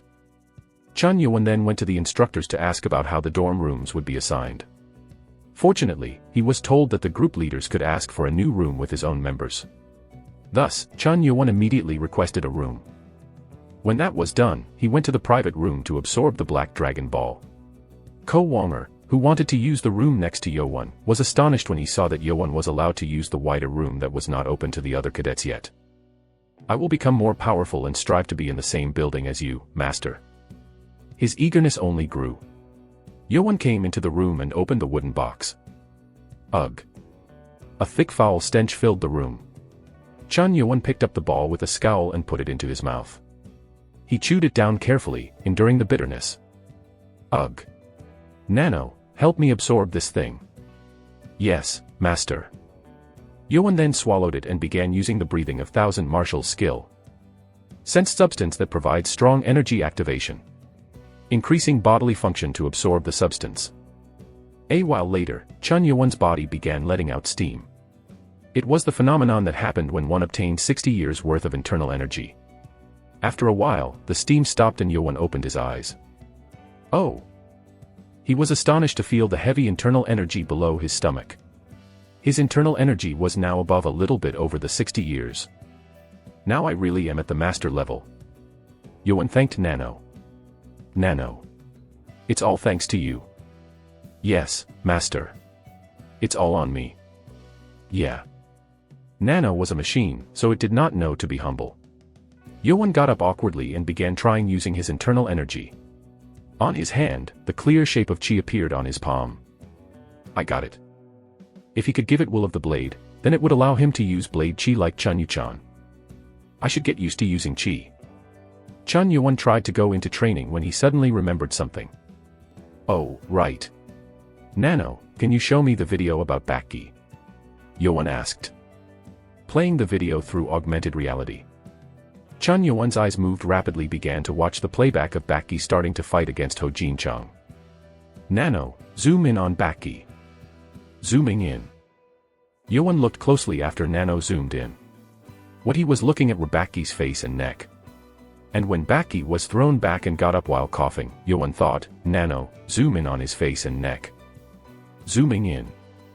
As the screen zoomed into the point where it began to show Bakki's skin pores, Yeowon ordered Nano to stop. Stop. Pausing video. Bakki's face was pale and his eyes were red. What was more surprising was the fact that his neck was redder. With the zoomed image, one could see that there were small red dots all over. Yeowon mumbled in anger. Poison. Chapter 47, I will crush them all. 1. The poison killed its target slowly without them knowing. The red dot was the symptom that showed when the person was poisoned. Chun Yeowon bit his lips. Mother. His mother, Lady Hwa, was killed by the same poison and Yeowon couldn't forget the fact.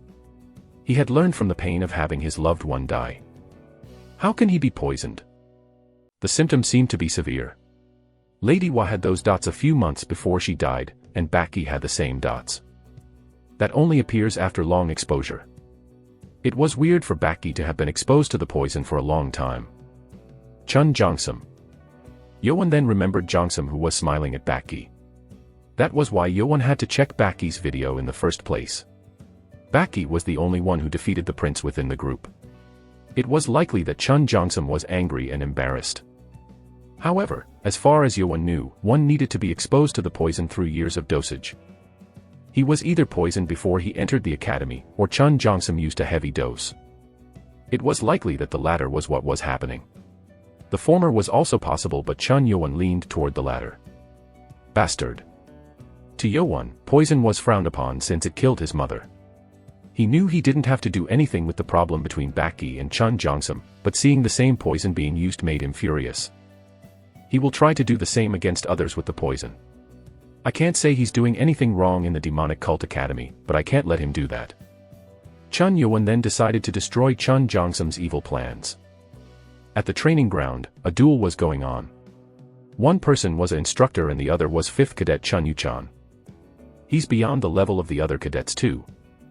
Instructor Hong Dui was astonished. The fight was a close match since both of them were at the level of Master Warriors. I can't defeat him with the 7-demon sword only. The 7-demon sword was being countered. It wasn't a perfect counter like what Chun Yuan did, but it was still being countered. He's also a genius like those two. They didn't need to duel anymore. Chun Yuchan already had enough power and knowledge regarding the skill. Hong Dui took a few steps back and raised his hand to stop. Chun Yuchan smiled back. This is enough. Meaning. Here's the tag. Hong Dui then took the tag and gave it to Chun Yuchan. Haha. I'm a group leader now. Yes, congratulations. I wish you luck. Thank you, instructor. Chun Yuchan bowed. After he saw Hong Dui return to the building, he grinned. There's one. Who should I go for next? It was now close to dinner time. The cafeteria was crowded with cadets who were busy eating. They were all smiling as their internal energy had increased greatly from absorbing the Black Dragon Ball. But those cadets who had not achieved the 30 years worth of energy were gloomy, since having that much was the basic requirement to learn the 7-demon sword. That's when everyone turned to the person walking in. It was the 18th cadet, Baki. He was alone, unlike the other group leader-worthy cadets. He took a seat in an empty corner and began to eat. Someone then sat down in front of him. Baki did not look up. Hey, 18th cadet. Baki then raised his face. It was Chun Kungwon, the prince from the Sword Clan. What is it? I watched your duel.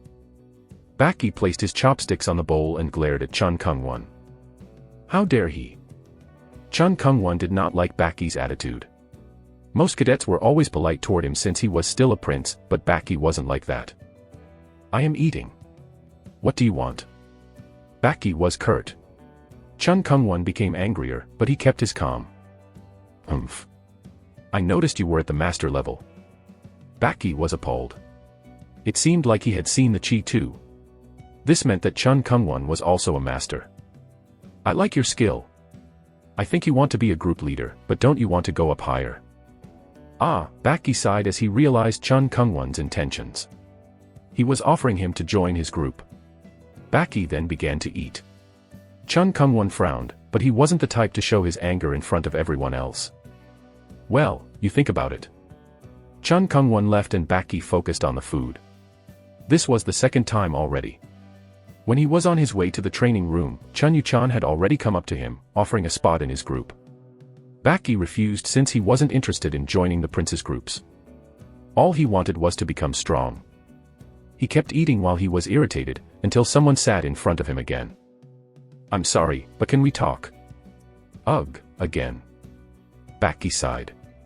If he had known that this would happen, he would not have challenged instructor in front of everyone else.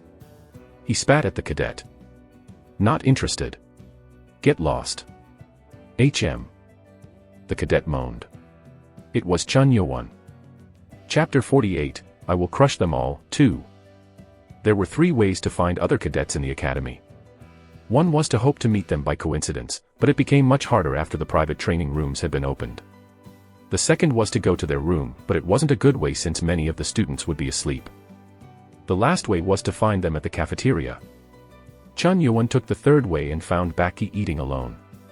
Before he got there, someone walked up to him first. Chun Kungwon. It was Chun Kungwon, the prince of the Sword Clan. Nano, cut out all the noise except for the conversation between those two. Yes, master. Chun Yuan then heard Kungwon and Baki's conversation. What was interesting was that Kungwon wanted to recruit Baki, who was powerful enough to be a group leader. It wasn't surprising that Kungwon would want a powerful warrior like Baki, but there was no way Baki would join a group when he himself could be a leader. Chun Yuan then took a seat.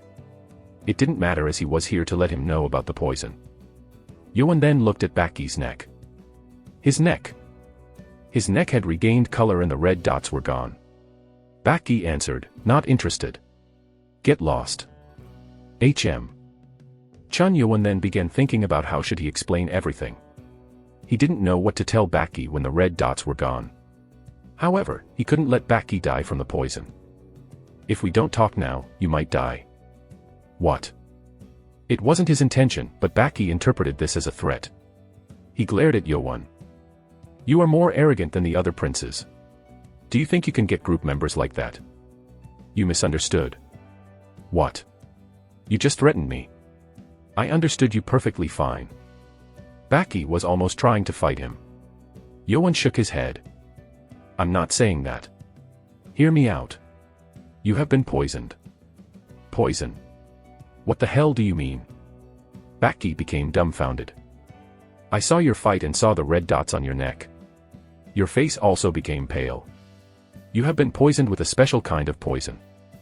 Baki frowned.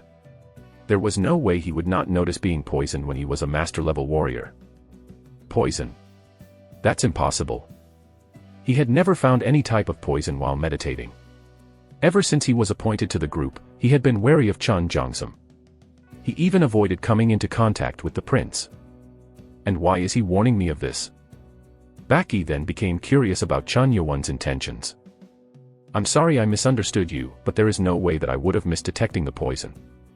Baki apologized for his mistake. It seemed like he was very truthful to his feelings. What? Chun Yoan was also surprised. He and Lady Hua had no internal energy, so he didn't know that one could sense poison by meditating. Meditating allows one to detect the poison. But, that symptom was surely because of the poison. If what Baki said was right, then he wasn't poisoned. As Chun Yoan thought, he saw someone entering the cafeteria. It was Baek Jongmeng, the doctor of the academy. Dr. Baek. Chun Yoan then decided to ask the doctor. Then why don't we check with the doctor? It's better to be safe than sorry, right? Yeah. It was reasonable, but it felt like Yoan was doing what he wanted. Baki returned his dishes and went to Baek Jongmeng along with Yoan. Dinner. Baek Jongmeng was getting the food while whistling. Dr. Baek. Huh. Baek Jongmeng turned and saw Chun Yoan. Oh, long time no see. Or is it? Anyway. Did you eat? No, sir. Then let's eat. I don't want to eat together though. I want to tell you something too later. Baek Jongmeng wanted to thank Yoan. After he left, he had gotten many patients. They weren't all because of Yoan, but Jongmeng loved being busy. Yoan shook his head. I'm sorry, but can you check up on him before that? Huh. Jongmeng turned to Baki who was standing next to Yoan. 18th Cadet, Baki. Sir. Oh, yeah. Nice to meet you. I'm Baek Jongmeng. Did you get hurt? Baek Jongmeng had never seen Baki. Although his foot was pierced by sword chi, he didn't go see the doctor. I think he's been poisoned. What? Poison? Jongmeng's expression turned serious. He didn't think that he'd have a poison patient in the academy. Oh, they are here I guess. He then realized that Chun Jongsum and the other members were from the Poison Clan. I can't do it here. Let's go back to the medical room. Jongmeng then returned the food he had gotten and went back to his medical room. When they reached the second floor, Chun Yoan was confused by the number of guards. There weren't that many before. All these guards were here and teacher got past all of them. That didn't seem likely. He then realized that none of the instructors including the chief were curious about his butterfly blade dance. I see, so they must have known. Chun Yoan then followed Jongmeng into the room. Jongmeng let Baki have a seat and began checking his various blood points. This is strange. Is it dangerous? Baki was concerned so he carefully asked his question. No, your pulse is fine. Then am I okay? Baki asked with relief but Jongmeng then said, did you try meditating? Yes, always. I didn't sense any poison. I can't find anything from just feeling the pulse and blood points. Yoan then interrupted, his eyes turned red and his face became pale. His neck also had red dots. What? Baki was shocked. How did he see that? He was surprised that Yoan had seen all those details at such a distance. I think it's the poison that kills the target slowly. Yoan offered his conjecture and Jiang Meng exclaimed, right. How did you know that? Chun Yoan was right about the poison symptoms. Yoan answered, my mother was killed by that poison. Oh. I'm sorry. Jiang Meng bowed. He then remembered seeing his teacher taking the medicine to use it as an antidote for that poison a long time ago. So, that's why. Baki also became apologetic. He was suspicious of Yoan trying to help, but hearing this made him understand. Well, you can't find that poison through meditating or just checking the pulse. What? Hold on. Jiang Meng then went to his cabinet and brought something out. He then began mixing the medicines and fired it up. The smoke began to rise. Breath with your mouth to take the smoke in. Mouth. Yeah, a big one. Okay. Baki then took in the smoke and began coughing roughly. He began to turn pale and the red dots popped up around his neck. Ugh. He fell down on the ground and kept on coughing. Jiang Meng put out the fire, and then Baki got up with a pale face. It is the poison. What, but how? He couldn't understand how he had been poisoned. But I was fine when I meditated and I didn't make any contact. I always ate alone too.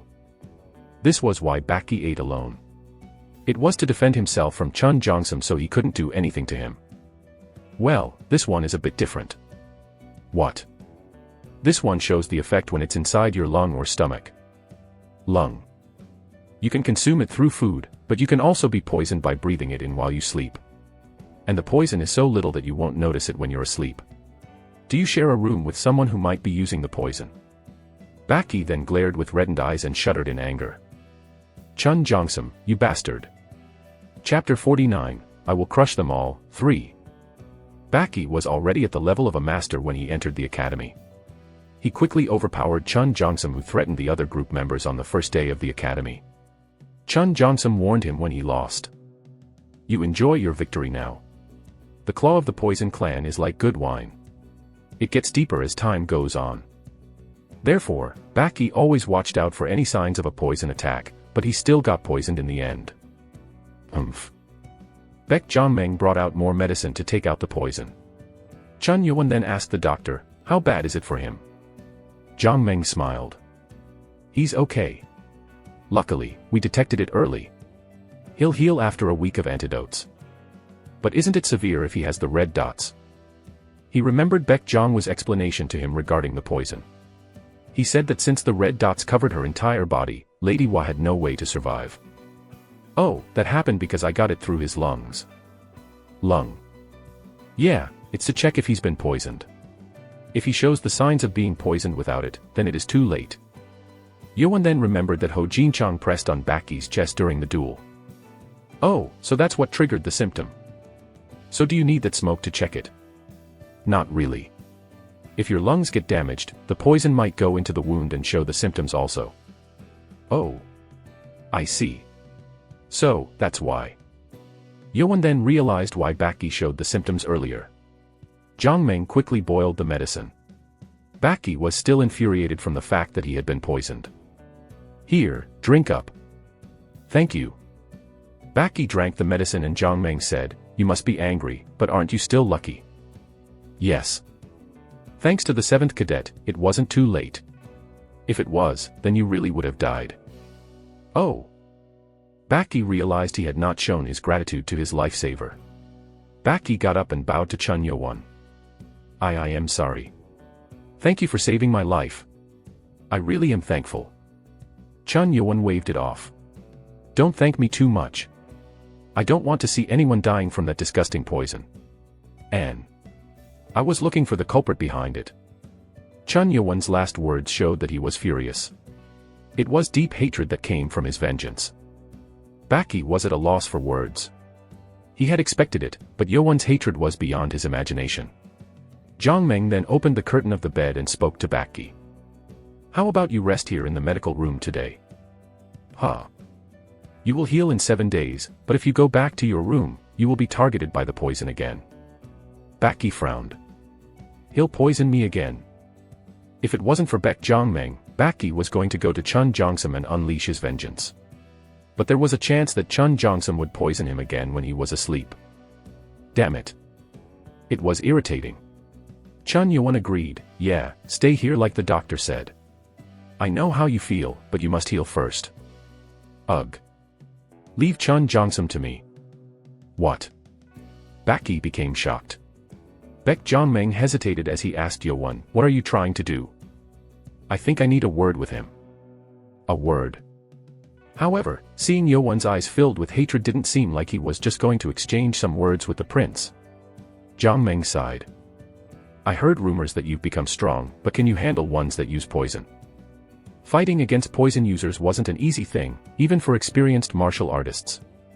Even the leaders of the 6 clans said the poison clan was the hardest to deal with. Thank you for your concern, but I'll be okay. Yewon then began walking out and stopped. He then spoke to himself before going out. If that is true, then I will send him next to your bed. What? It seemed like he was talking to someone. Jongmeng and Baki exchanged glances and then heard an irritated person speak up. Humph. That damn peasant. It was Chun Mukiam who was also in the medical room. Hey, peasant. The one you are looking for should be in the forest across the 5th building of the dorm. Chun Mukiam sent a telepathic message to Chun Yewon. It was information about Chun Jongsum's whereabouts after dinner. He told him this, but it was not for Yewon or Baki. Heh. Chun Jongsum hated Chun Yewon almost like Chun Mukiam himself. Chun Mukiam also hated the Poison Clan more than any of the other 6 clans. You were that lunatic. I don't care who dies. He told Yewon the location, hoping it would kill either of the two, or both of them. The sky had turned dark and the only place that had mountains around it was near the dorms. The building of the 5th dorm was where instructors stayed, so the cadets did not go to the forest to cross it. However, there was one who went there often. It was Chun Jongsum. He traveled to the mountain every night, collecting poisonous herbs. Poison of destruction. To learn this poison attack, one needed to poison himself and heal up countless times. This would allow one become the poisonous human, thus yielding hundreds of poisons inside the body, poisons so powerful that one could even melt chi. With the internal energy at the master level, I will be at the 5th level of the poison of destruction. The poison of destruction had a total of 9 levels, and the power went up exponentially beginning at the 5th level. Chun Jongsum was embarrassed when he lost to Baki and poisoned him in anger. He poisoned him every day and he saw the poison working today. It's a bit fast, but who will notice it? He had given a higher dosage, so the symptoms appeared faster than expected. However, there was no one in the academy who might know about the poison other than him and the members of the Poison Clan. Baki, I will kill you myself before you die to poison. If he reached the 5th level, there was no need to wait for Baki to die to the poison. It made him excited. What's so exciting? What? Chun Jongsum became surprised and got up. It was a dark night, so he couldn't see the face. What? That voice doesn't sound like an instructor's. Chun Jongsum then uncovered the candle that he had to hide in the darkness. You. He saw the man's face. It was Chun Yewon who was glaring fiercely at him. What? Why is he here now? Chun Jongsum was shocked. Yewon spoke to him angrily. Is it fun playing around with poison? Chun Jongsum then realized Yewon was talking about using the poison on Baki. However, he wasn't sure if Yewon was talking about his mother or Baki. But it didn't matter as Yewon was certain that he had noticed something. What about it? Red dots on Baki. Did you think I wouldn't notice it? You. Oh. Chun Jongsum then began cackling. Kekekek. I see. That's how your dirty mother was. Before he could finish, Yewon charged in like lightning and crushed Jongsum's face with his fist. Ararg. He was thrown to the back like a cannonball. It was so powerful that he slammed into a large tree, half destroying it. Chun Jongsum's chin was turned weirdly to the left and all the teeth on his right side were either pulled or destroyed. Erg. Chun Jongsum didn't pass out from severe pain however and moaned. What? What is going on? He couldn't understand what was happening. He only remembered being struck in the face. Chun Yuan then came up with a demon-like face. It's only the start. Chapter 50, I will crush them all. 4. Blood spilled out of Chun Jongsam's mouth. His chin was twisted weirdly so he couldn't close his mouth. And based on how Chun Yuan was approaching him, it seemed like he was here to kill him, not caring about the rules of the academy. He must be bluffing. Chun Jongsam was afraid, but he denied to accept what he saw. Move. Move. He tried to pull himself up from the tree, but he couldn't move. You dare to talk about something you should not have. You know what it is? Yuan asked coldly while Chun Jongsam struggled to get out of the tree. Please. Move. His heart was pounding as Yuan got closer. He already knew that he couldn't fight Yuan with martial arts. And with forced effort, internal energy began to flow into him and his fingers began to move. Yuan was already upon him. He thinks I can't move yet. I'll surprise him. Chun Jongsam looked dumbfoundedly at Yuan intentionally. Yuan then spoke to Jongsam in front of him. You made a mistake on talking about mother with your dirty mouth. Yuan then tried to strike down on Jongsam's head and Jongsam jumped up, throwing his fist at Yuan's chest. Hikek. Shurapriest. He. Surprised. Chun Jongsam was excited, but he then became shocked. Yuan had grabbed his wrist. Damn it. Yuan then grabbed the fist and shook his head. Idiot. You should have just stayed down. Aarg. Yuan crushed the fist in his hand, shattering the bones into pieces. Chun Jongsam then thought he couldn't just stand there. Damn it. I have to kill him. It felt like he was going to be killed if he didn't kill him first. Chun Jongsam then moved the poison inside his body. The reason why he didn't use poison on Baki was because it might kill the target, and he couldn't kill anyone in the academy. The strongest poison he had was the sulfur. It was so strong that it melted the skin and bones. Even the leader of the poison clan told him to never use it against the same cultists. I can't just die. Thai. Chun Jongsam then reached out at Yuan's face with his left hand. Yuan then quickly took the proper steps to move back but Chun Jongsam closed in. Yellow smoke came up to his face and chest, burning his skin. Arg. I got him. Chun Jongsam thought it was over. Since the poison was thrown at his face, it was certain that his face was going to melt and that he was going to die. However, something happened that shocked Chun Jongsam beyond reason. Sensing poisonous substance entering through the face and chest. Activating emergency defense mode. Detoxicatting the poison and healing the damaged skin tissue. With Nano's voice, Yuan's face began healing back. What is this? Chun Jongsam was even terrified. Yuan's face that showed even the muscle below the skin was now healing up quickly like a monster. Why you a monster? He had never heard of or seen such regeneration from the poison effect. Chun Yuan then walked up to him again. Chun Jongsam fell back. Poison. Poison, damn poison. Yes, you are from the poison clan so you must want to use that. But you know what? I can't let you poison bastards live on. Aargf. Chun Jongsam began crawling on the ground, trying to run back. Chun Yuan then ran up and kicked Chun Jongsam's chin. It made his chin to return to the same place to close his mouth, but the lower part his face was twisted at a weird angle. Aarg. Chun Jongsam then spat his teeth out. Now, all his teeth were broken. Chun Jongsam sobbed as he looked at his broken teeth. He had never felt such pain and fear in his life. Chun Yuan didn't seem to care about rules, so there was only one thing left for Chun Jongsam to do. Please. Don't kill me. Chun Jongsam banged his head on the floor. He didn't have any pride. Banging on the ground ripped his forehead apart and blood began to spill out. Chun Yuan then grabbed his chest and pulled the young man up. Aya. Chun Jongsam moaned. He hoped that maybe Chun Yuan would let him live. Chun Yuan then spoke to him with a dark voice. You didn't let my mother live when she pleaded for her life. Chun Jongsam then realized that it was a mistake to use the same poison that killed Lady Hua. Yuan would never forgive him. Chun Jongsam's heart began to pound in fear. And no. I should at least yell. However, before Chun Jongsam could yell, Yuan pressed on his blood point. Jongsum couldn't even yell and he turned pale from the fear. Damn it. He loved the forest because people rarely came here, and now it was working against him. Did you use this hand to use that poison?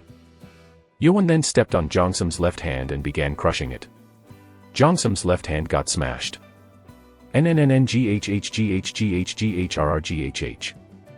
The pain was beyond what he could bear. Chun Jongsum sobbed from the pain and Yoan declared, "I won't kill you today.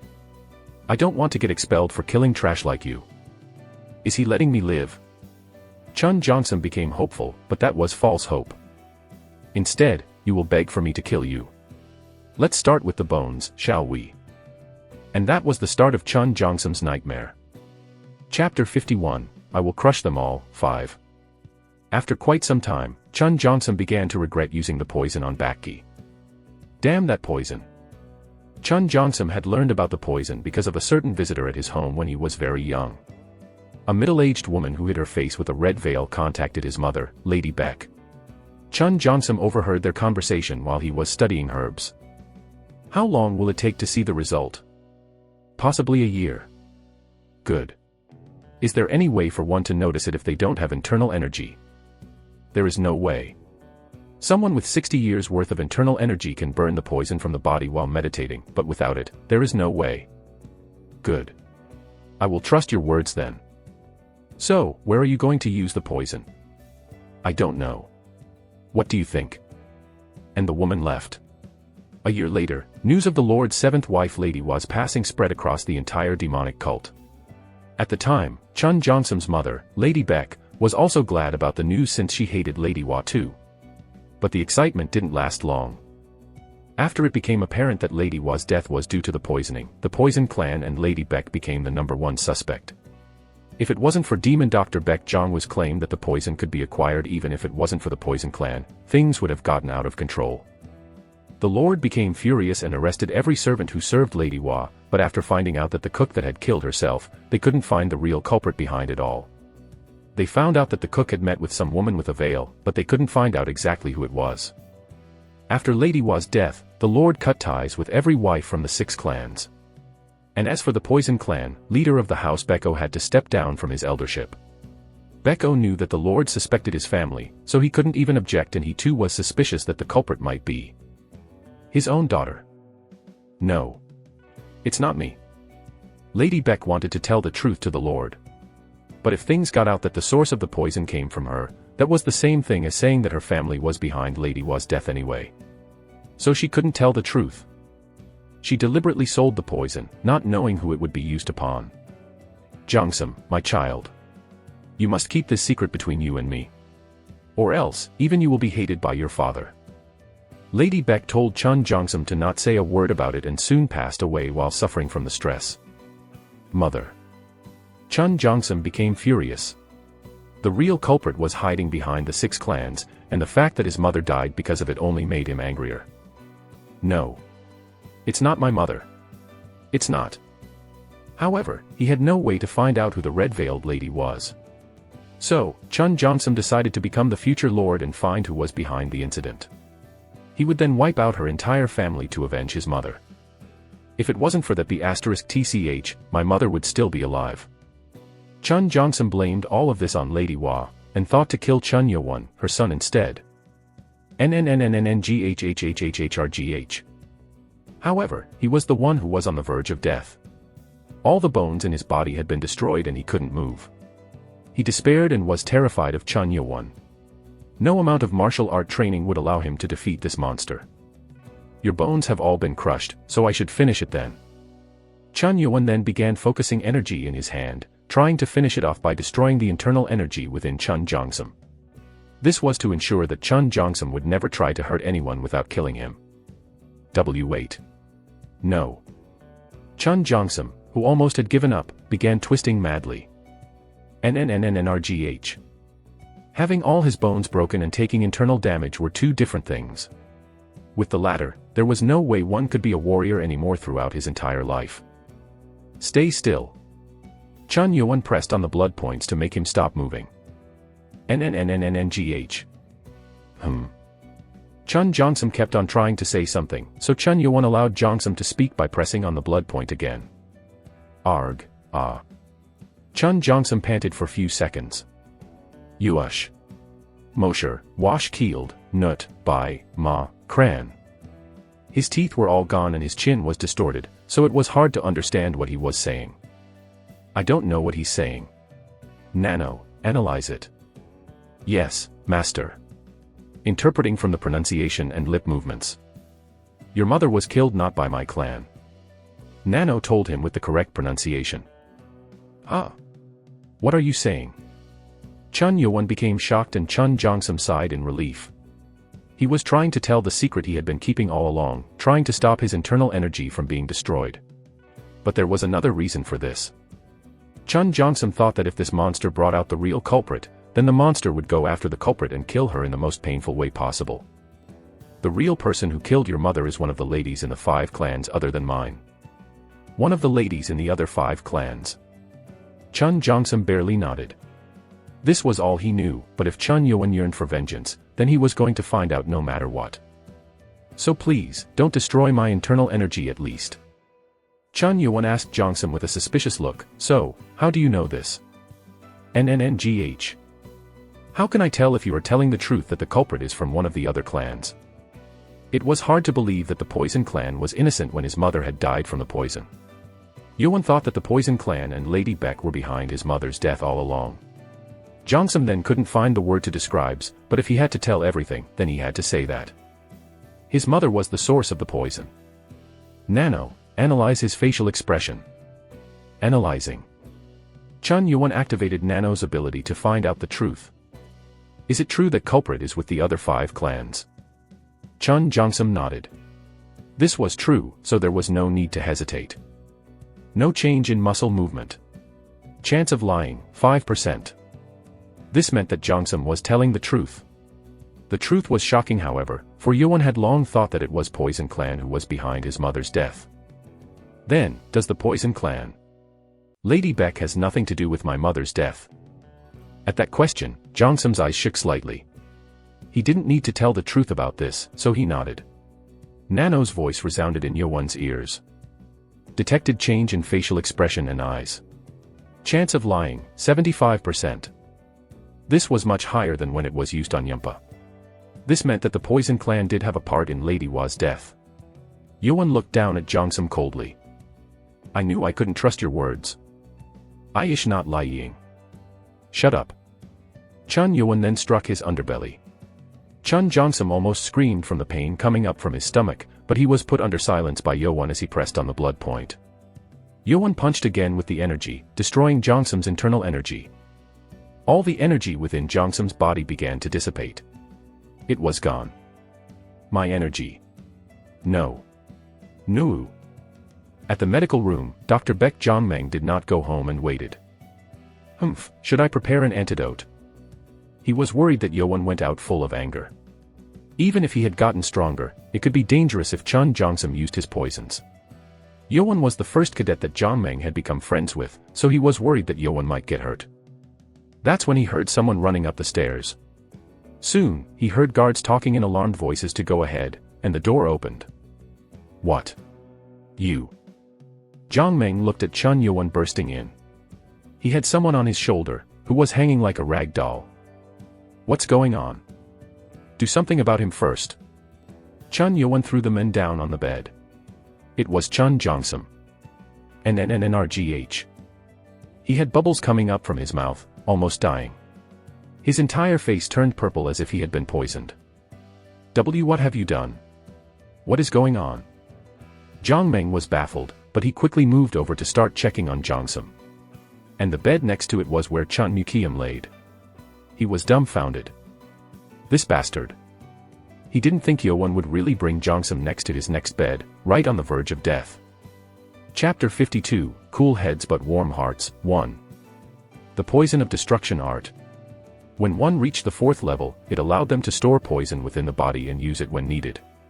The internal energy helped control the poison that was within the body, but if the energy was shattered, the poison spread out uncontrolled. NNNRGGGHGH. Chun Yuan was shocked when Chun Jongsum's face turned purple and his mouth was full of bubbles. He wasn't going to kill him because of the academy rule, but it looked like Jongsum was dying. God, his internal energy is gone, Baek Jongmeng gasped. He realized why Jongsum had been poisoned. I knew something was going to happen, but this. He didn't think Yowon would destroy Jongsum's energy. He was not a martial artist, but he knew how important internal energy was for a martial artist. Looking at all those bones that had been destroyed, it made him frown. You should have stopped after breaking his bones. Why did you go so far? Jongmeng had many questions he wanted to ask, but he had to treat his patients first. Jongmeng quickly placed needles over Jongsum's blood points. He didn't know what poison was in effect, so he had to get the poison out of the body first. The blood points began to spill black blood with the foul stench of poison coming from it. Ugh! It was a powerful poison that should have killed a normal person already. Fortunately, Jongsum was not dead yet. Is he immune to poison? But even then, this level of poison was going to kill Chun Jongsum anyway. Oh! I have that. Jongmeng then quickly went through his desk drawers and found a red silk pouch that had small medicinal pills inside. I'm so lucky that I have these. It was what his teacher Baek Jongwood told him to take. Jongmeng put on a glove so he would not come into contact with the poison and opened Jongsum's mouth and placed 3 pills inside. You might feel like dying, but swallow it if you want to live. Go on. Chun Jongsum was dying, but he barely swallowed it. As Jongmeng was doing his best to save Jongsum, Yowon looked on with a serious expression. I didn't expect this. He didn't know anything about poisons, so there was no way Yowon would have known this. If Jongsum died, Yowon was going to be expelled. Damn it. I can't let him die. He had gotten too far, but there was nothing he could do now. I have to let him live. The best way was to make Nano analyze the poison and detoxify it, but Nano said it was not possible to move into another person's body. Why can't you? It is against the system protocol. There is a lock on it that restricts you from doing it. Why is there a lock? There is an embedded genetic code that protects the nano machine from being taken by other entities. Yowon didn't know, but there were a lot of restrictions in the nano machine program. It was done to protect the current time frame from having highly advanced technology so that it wouldn't be revealed to the public. Then what should I do? Oh! Chun Yowon then found the blood that was on his clothes from carrying Jongsum. Nano, can you just analyze the poison then? Understood. Please place your hand over the substance. Yowon placed his finger over the poison as Nano instructed him to do. Analyzing. Chun Yowon then walked over to the cabinet that held herbs while Nano was analyzing. Jongmeng was busy tending to Jongsum so he didn't know what Yowon was doing. Analyzing complete. Total of 7 poisons have been mixed, thus making a new poisonous effect. Analyze the way to the mix herbs I see right now to detoxify it. Hurry. Understood. Nano then began searching through the medicinal herbs that Yowon was looking at. Soon, Yowon was what herbs he had to use and how much through augmented reality. Yowon quickly grabbed what he needed and began creating medicine soup. As smoke began to rise up from the boiler, Jongmeng turned toward him. What are you doing? He was drenched in sweat, barely relieved. It seemed like Jongsum was barely controlling the poison with the medicine pills. I'm just creating medicine soup. Chun Yowon hesitated for a second but he ended up telling the truth. Baek Jongmeng, who was having a hard time due to what Yowon had done, got up and tried to scold him. What are you talking about? How can you even try, huh? He was shocked to see the medicine on the table. All of the herbs that Yowon had taken out were those that were used to nullify poisons, and some required to be mixed with others. What? He wouldn't know this if he didn't study medicinal herbs. Jongmeng then tasted the soup a little with his finger. Medicinal herb mixture could be toxic if done incorrectly, but this didn't seem to have any problems. He studied medicines. He didn't. Yowon was only following Nano's instructions. However, Baek Jongmeng did not know this and was astonished. Even then, making a medicine soup without knowing what it was for was still dangerous. It's not bad, but we need to know what poison it is too. It's sulfuric poison, so it includes poison fish, poisonous mushrooms, plague insects, blue oak, and red extracts. Oh. Yowon quickly listed off the poisons inside Jongsum and Jongmeng was shocked. It was unbelievable when Yowon didn't even extract the poison to study it. Dr. Baek, can you trust me on this one? Yowon had no time to waste so he begged Jongmeng. The doctor then turned to Jiangsum, who was still purple, and told him to wait. Jiang Meng then gathered a small drop of blood from Jiangsum and placed it into a small bowl. He then began checking to see if the blood really contained the 7 poisons that Yuan had spoken of. It really is. What Yuan said was correct. Yuan probably knew what he was doing with the medicine soup, so Jiang Meng then decided to use the soup that Yuan had created. He brought the soup over and had Jiangsum take it spoon by spoon. All that was left to do now was to wait. We've done everything we can now. I have to keep him on the needles so that the poison will not spread. I'm sorry, Dr. Beck. Yuan deeply regretted doing something out of control. Jiang Meng shook his head. But why did you have to destroy his internal energy? Even if the basics of the academy supports the survival of the fittest, this seems like too much. Can you take the backlash? Jiang Meng was really worried. Yuan was still in the academy, but he would graduate in 4 years, and after placing the candidate of the Poison Clan in such a state, it was likely that the Poison Clan would retaliate. Yuan spoke with a bow. Thank you for your concern. I will take anything that comes to me for what I have done. There was no going back even if he regretted it. And he had decided to fight 6 clans from the very beginning, so it didn't matter anyway. Ah, you are still young. Jiang Meng then felt Chun Yuan's young recklessness and gave him some sincere advice. I hope you think deeply about every instance from now on. From what I have learned in the cult, it is more common for smartest ones to survive than the strongest one. Be flexible with your thinking. Beck Jiang Meng hoped that Yuan would not be arrogant about his own power and become smart instead. Thinking that brute strength would topple everything in the cult was the wrong idea. Chun Yuan thought deeply about the advice. Maybe I was too reckless this time. His fast growth in power made him arrogant. He couldn't understand it now, but he did feel like he had done something wrong after hearing Jiang Meng's advice. Well, it's too late. You should go back now. It was almost time for the dorms to close. Chun Yuan bowed and tried to return when someone spoke up awkwardly. Ah, what about me? It was the 18th cadet, Bakki. Chapter 53, Cool Heads But Warm Hearts, 2. As they walked out, Bakki watched Chun Yuan silently. Yuan didn't say anything, and Bakki felt apologetic for what had happened. I got him into something that I should have dealt with by myself. Bakki was shocked when Chun Jiangsum came in almost dying due to the poison. He too knew that Chun Yuan was going to use violence when dealing with Jiangsum, but he didn't expect Yuan to destroy Jiangsum's internal energy either. He first wondered why Yuan had gone so far as to destroy Jiangsum's internal energy. That meant that Chun Jiangsum's life as a warrior was over, and not to mention, all of his bones had been crushed. Does he not think about the backlash? Or is he that vengeful against him? Bakki then thought about what would he have done if he faced someone who might have killed his own parents. It was questionable to say the least. Bakki then spoke to Yuan. 7th Cadet. Yuan stopped and looked back curiously. Let me ask you something. Yeah. Why did you destroy his internal energy? After going so far, Chun Yuan now was going to get all the fury from the Poison Clan. Yuan answered calmly. I was just let my anger out of control.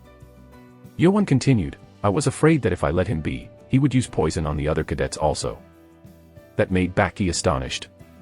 Yuan was more worried about the other cadets being poisoned than him being blamed by the Poison Clan. This guy. He wasn't just a reckless fool. His decision-making wasn't perfect, but he was still more of a leader than the other princes that Bakki had met. He's different.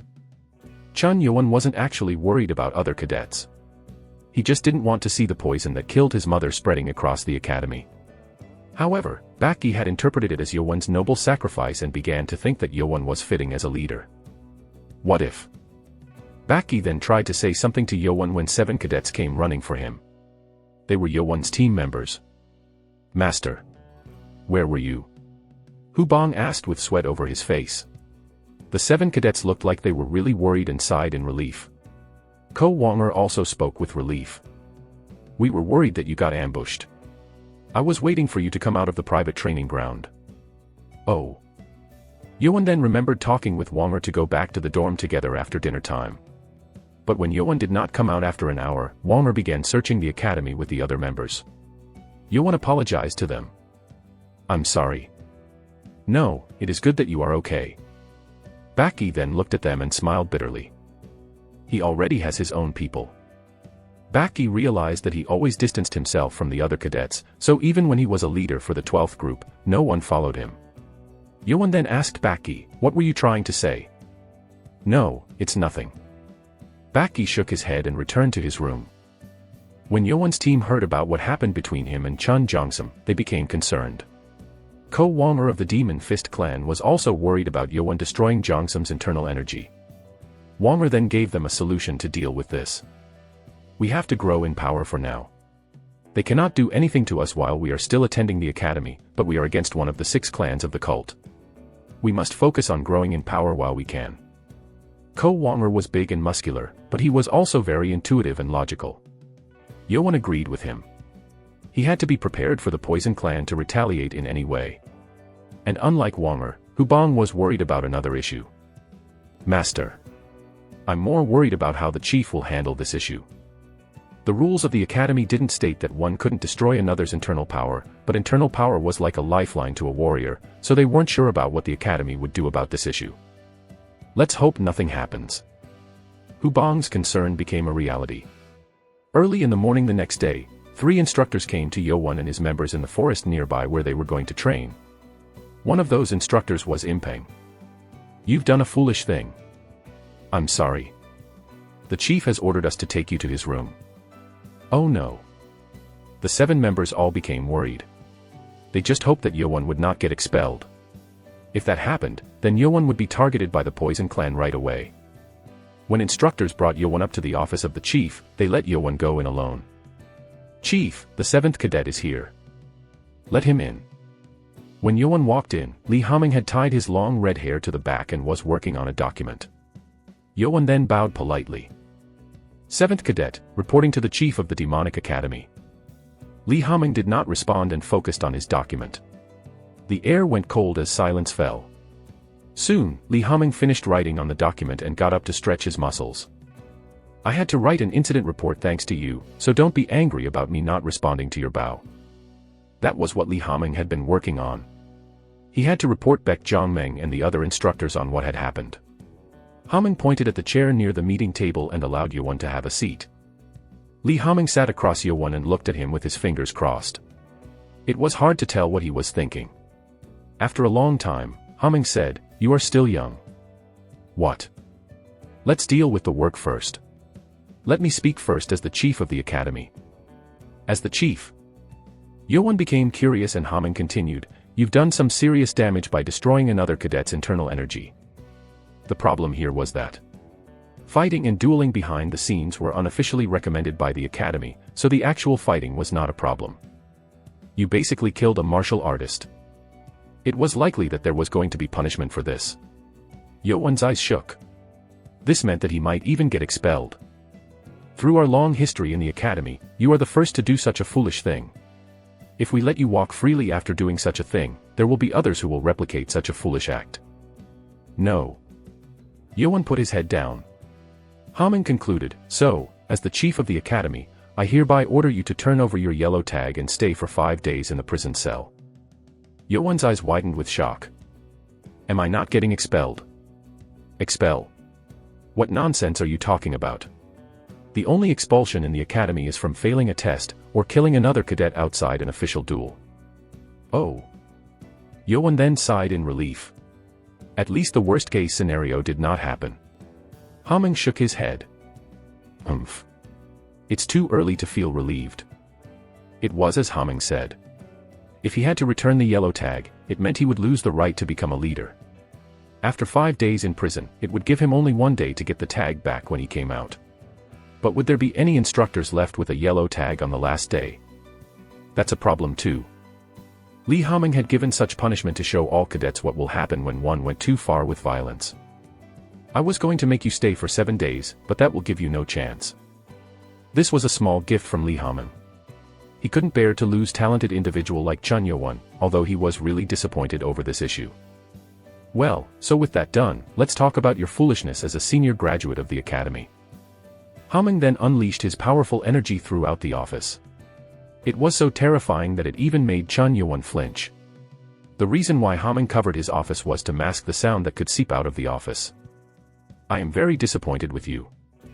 Unlike how he was formerly punishing Yeowon, he now seemed very angry. I had big hopes for you, and you've done something only a thug would do, Lee Haming spat angrily. Yeowon then thought Haming was disappointed in Yeowon for destroying the internal energy of a fellow cadet and apologized. I'm sorry. Sorry for what? Can't you do your work better? You have no head to take care of your shit. What? Did you bring him to the medical room after you destroyed his internal energy because you sympathized with him? That's... Of course not. You were afraid you might get expelled. Then you should have not have done that from the beginning. But Chun Jongsum. He used the poison that killed your mother, so he deserves to be killed. Is that it?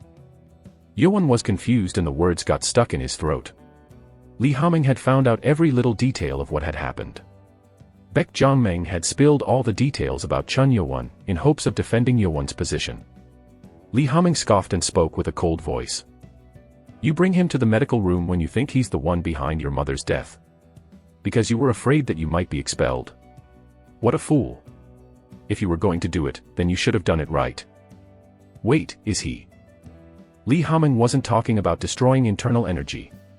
He was implying that Chun Yeowon should have just killed Jongsum. You shouldn't have let an enemy live. That will only create more enemies. Chapter 54, Cool Heads But Warm Hearts, 3.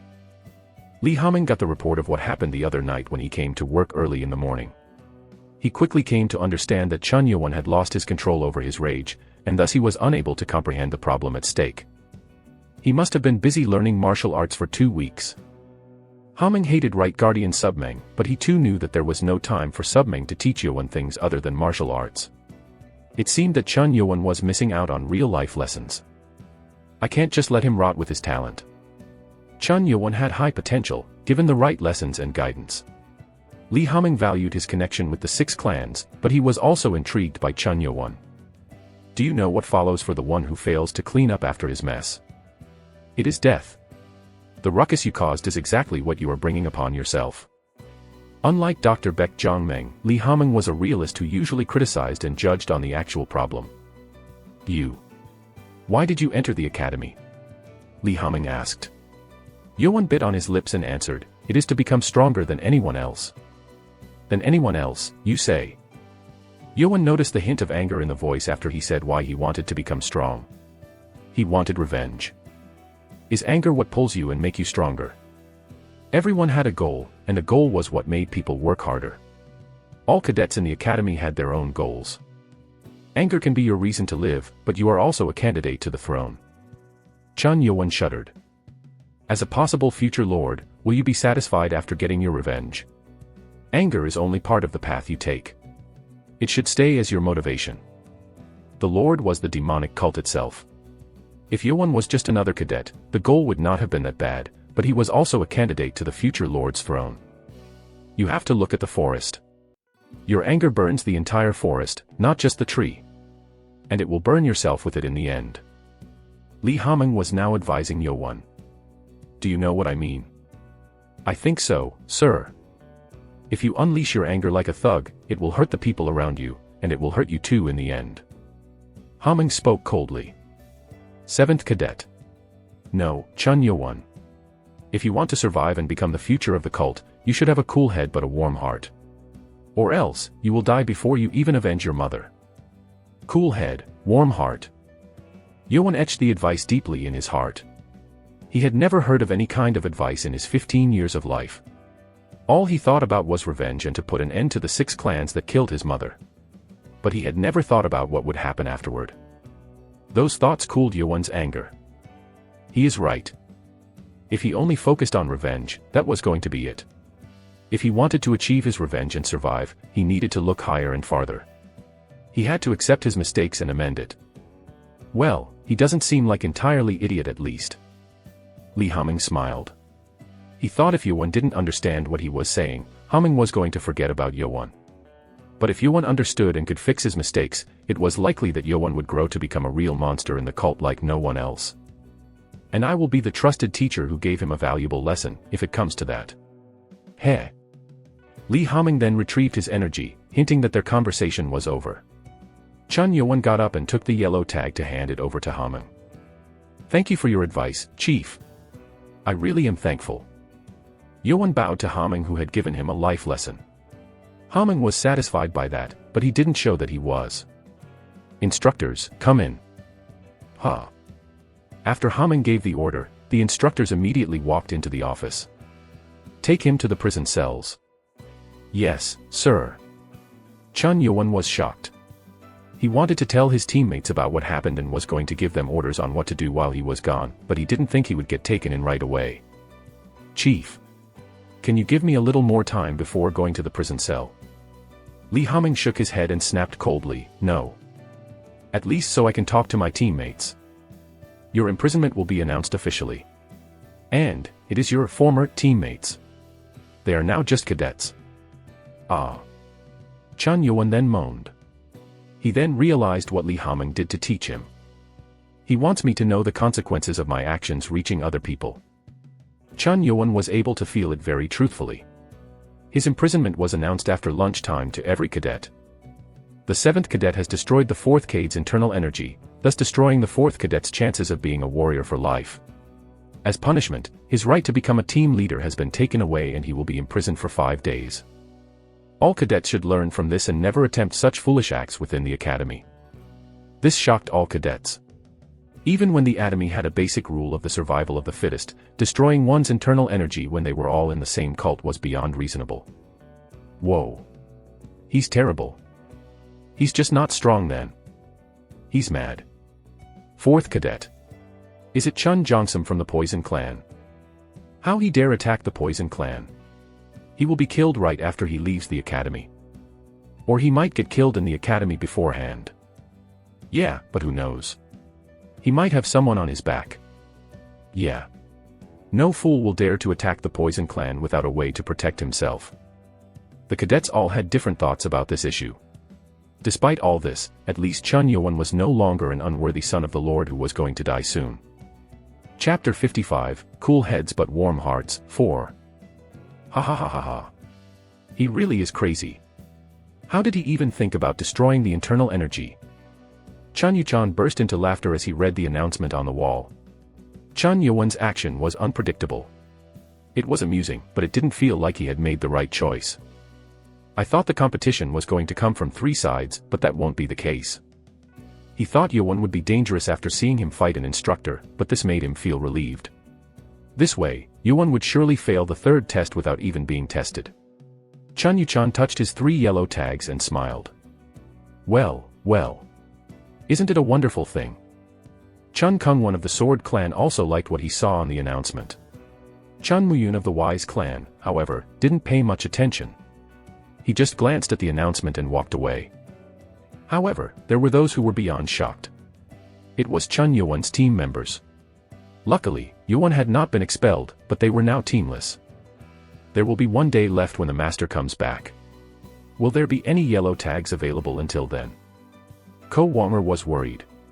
He believed Yoan was strong, but at this rate, it was likely that Yoan would need to steal a yellow tag from one of the other teams. It won't be easy. Someone soon came up to them. It was Baki, the leader of the 12th group from the 2nd test. He spoke to Yoan's 7 members, making them confused. During dinner time, the mansion located west of the cult's castle, the home to the Poison Clan, was full of anger. 4 hours ago, they had received a letter and someone was carried in. It was Chun Jongsum. All of his bones had been shattered and his internal energy had been completely destroyed, shocking all the Poison Clan members. After reading what had happened from the chief's letter, they became furious. Leaders of the Poison Clan gathered at House Leader Beko's office. It had been a long time since they all gathered like this, ever since the day of Beko's resignation from being an elder. All of the leaders had been looking at Beko silently for 2 hours already. Beko had the letter in his hands with his eyes closed from fear and a certain hesitation. A middle-aged man interrupted the silence. We must do something. Leader, we can't just wait until he comes out of the academy. With that as a signal, others began to shout also. Let's send assassins. If we hire an assassin from the Kill Clan, we can do it quietly. No, how about we just bribe one of those instructors to do the job? We can just use cooks or servants at the academy to poison him to death. They all had different opinions, but they had the same goal of killing Chun Yoan. They didn't care where Chun Yoan was. They wanted to kill the person behind the near death of their prince. Beko, who had been listening quietly, then opened his eyes and spoke coldly. And if he dies, who will be the most suspicious? The leaders were then lost for words. They were blamed for Lady Wa's death a few years ago and they lost most of their power over the cult. If they were to cause more problems, that might even be their end. But we can't just let him walk away after almost killing our prince. Baek Manhwa, the second son of Beko, shouted angrily. Chun Jongsum was his nephew. He was angry that his nephew had lost a chance to become a warrior, but he didn't like being laughed at by the other clans because they couldn't do anything. Fool. If that was that important, the Lust clan would have done something already. Beko was talking about Chun Wonryu who failed the second test. She didn't have her internal energy destroyed, but she had lost her right arm. The Lust clan was also furious after knowing that it was Chun Yoon who did it. Yet, they were holding back from doing anything. After what happened a few years back, the Lord is distancing himself from the 6 clans and is looking for every opportunity to take our powers away. We can't act foolishly. Doing something to a cadet of the academy was against the way of the demonic cult itself. If they were to kill Chun Yo-won, they were giving the Lord every reason to persecute them.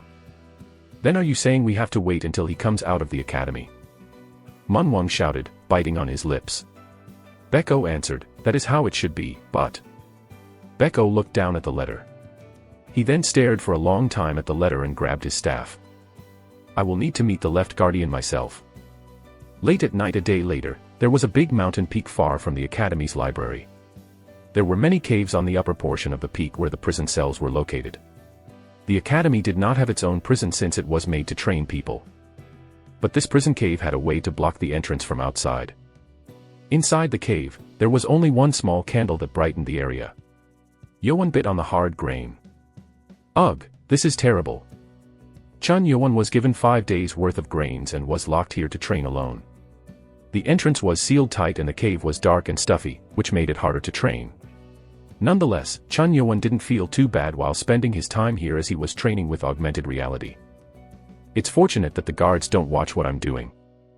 The guards stayed on the outside of the gate, so he didn't worry about being noticed. Yo-won then concentrated on training late into the night and now he was eating his grain. Huh. Yo-won then heard the vibration of a rock being pushed away. There were still 3 days left for him to be freed, but the door was pushed open and fresh air swept in. Humph. Then, someone came in slowly wearing black attire. It was an old man with a weird-looking staff. So, you are Chun Yo-won. His voice had hatred in it. Yo-won then focused his internal energy and the old man reached toward him. Then, powerful energy stormed within the cave, throwing Yo-won up into the air.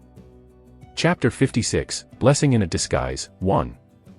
Chun Yo-won was shocked. He had never felt such powerful energy ever since he had learned martial arts. Telekinesis. It required a very high amount of internal energy and a lot of understanding of chi, but it allowed one to even lift a person up into the air. He's a powerful warrior. Yo-won had unleashed 100% of his energy, but even he couldn't resist against the power. And the old man was very hostile. Yo-won could feel it on his skin. I will get killed if I don't do anything. Yo-won then tried all he could to regain control over his body. As his muscles became tense, the body began to move slowly. This boy has a tremendous amount of physical power. The internal energy was only at about 60 years worth, but Yo-won's muscle strength was like that of a monster. The old man had seen many warriors in his life, but he had never seen a man with this amount of muscle strength. It was due to the nano machine strengthening Chun Yo-won's muscles so that he could physically damage the blue pearl stone. He resists too much. Humph. As Chun Yo-won kept on squirming, it sucked too much energy from the old man and he made a gesture to pull him in. Yo-won was then sucked toward the old man's hand. Arg. The old man grabbed Yo-won's neck. The energy was so powerful that even a slight twist was going to snap Yo-won's neck. That's when Yo-won heard Nano's voice in his head. Detected powerful hostile energy threatening the user. Activating emergency defense mode. But Yo-won put a stop to it quickly. No, Nano. Hold for a second. Nano's defense mode was to send out electricity from the body, but Yo-won thought the enemy was too powerful for such an attack to work. If it failed, then it was only going to make the enemy even angrier. If this old man wanted to kill me, he would have done so already. Yo-won's guess was correct. The old man could have killed Yoan the moment he barged in here. Although he was still wary of the old man, Yoan stopped resisting. The old man smiled. I wanted to come see the one who made waste of my grandson. You seem to have grasped the situation quickly. If Yoan tried to resist in some way, he would have been attacked with the incoming energy, thus damaging his internal organs. Grandson. Yoan's eyes shook. There was no way he couldn't understand it. The Poison Clan. This old man was the leader of the Poison Clan, Beko the demonic poison hand. Chun Yoan was shocked. He thought the Poison Clan would try to do something in retaliation for what had happened, but he didn't think the leader himself would come for him. Do you know why I came to see you myself? Arg, are you here to kill me?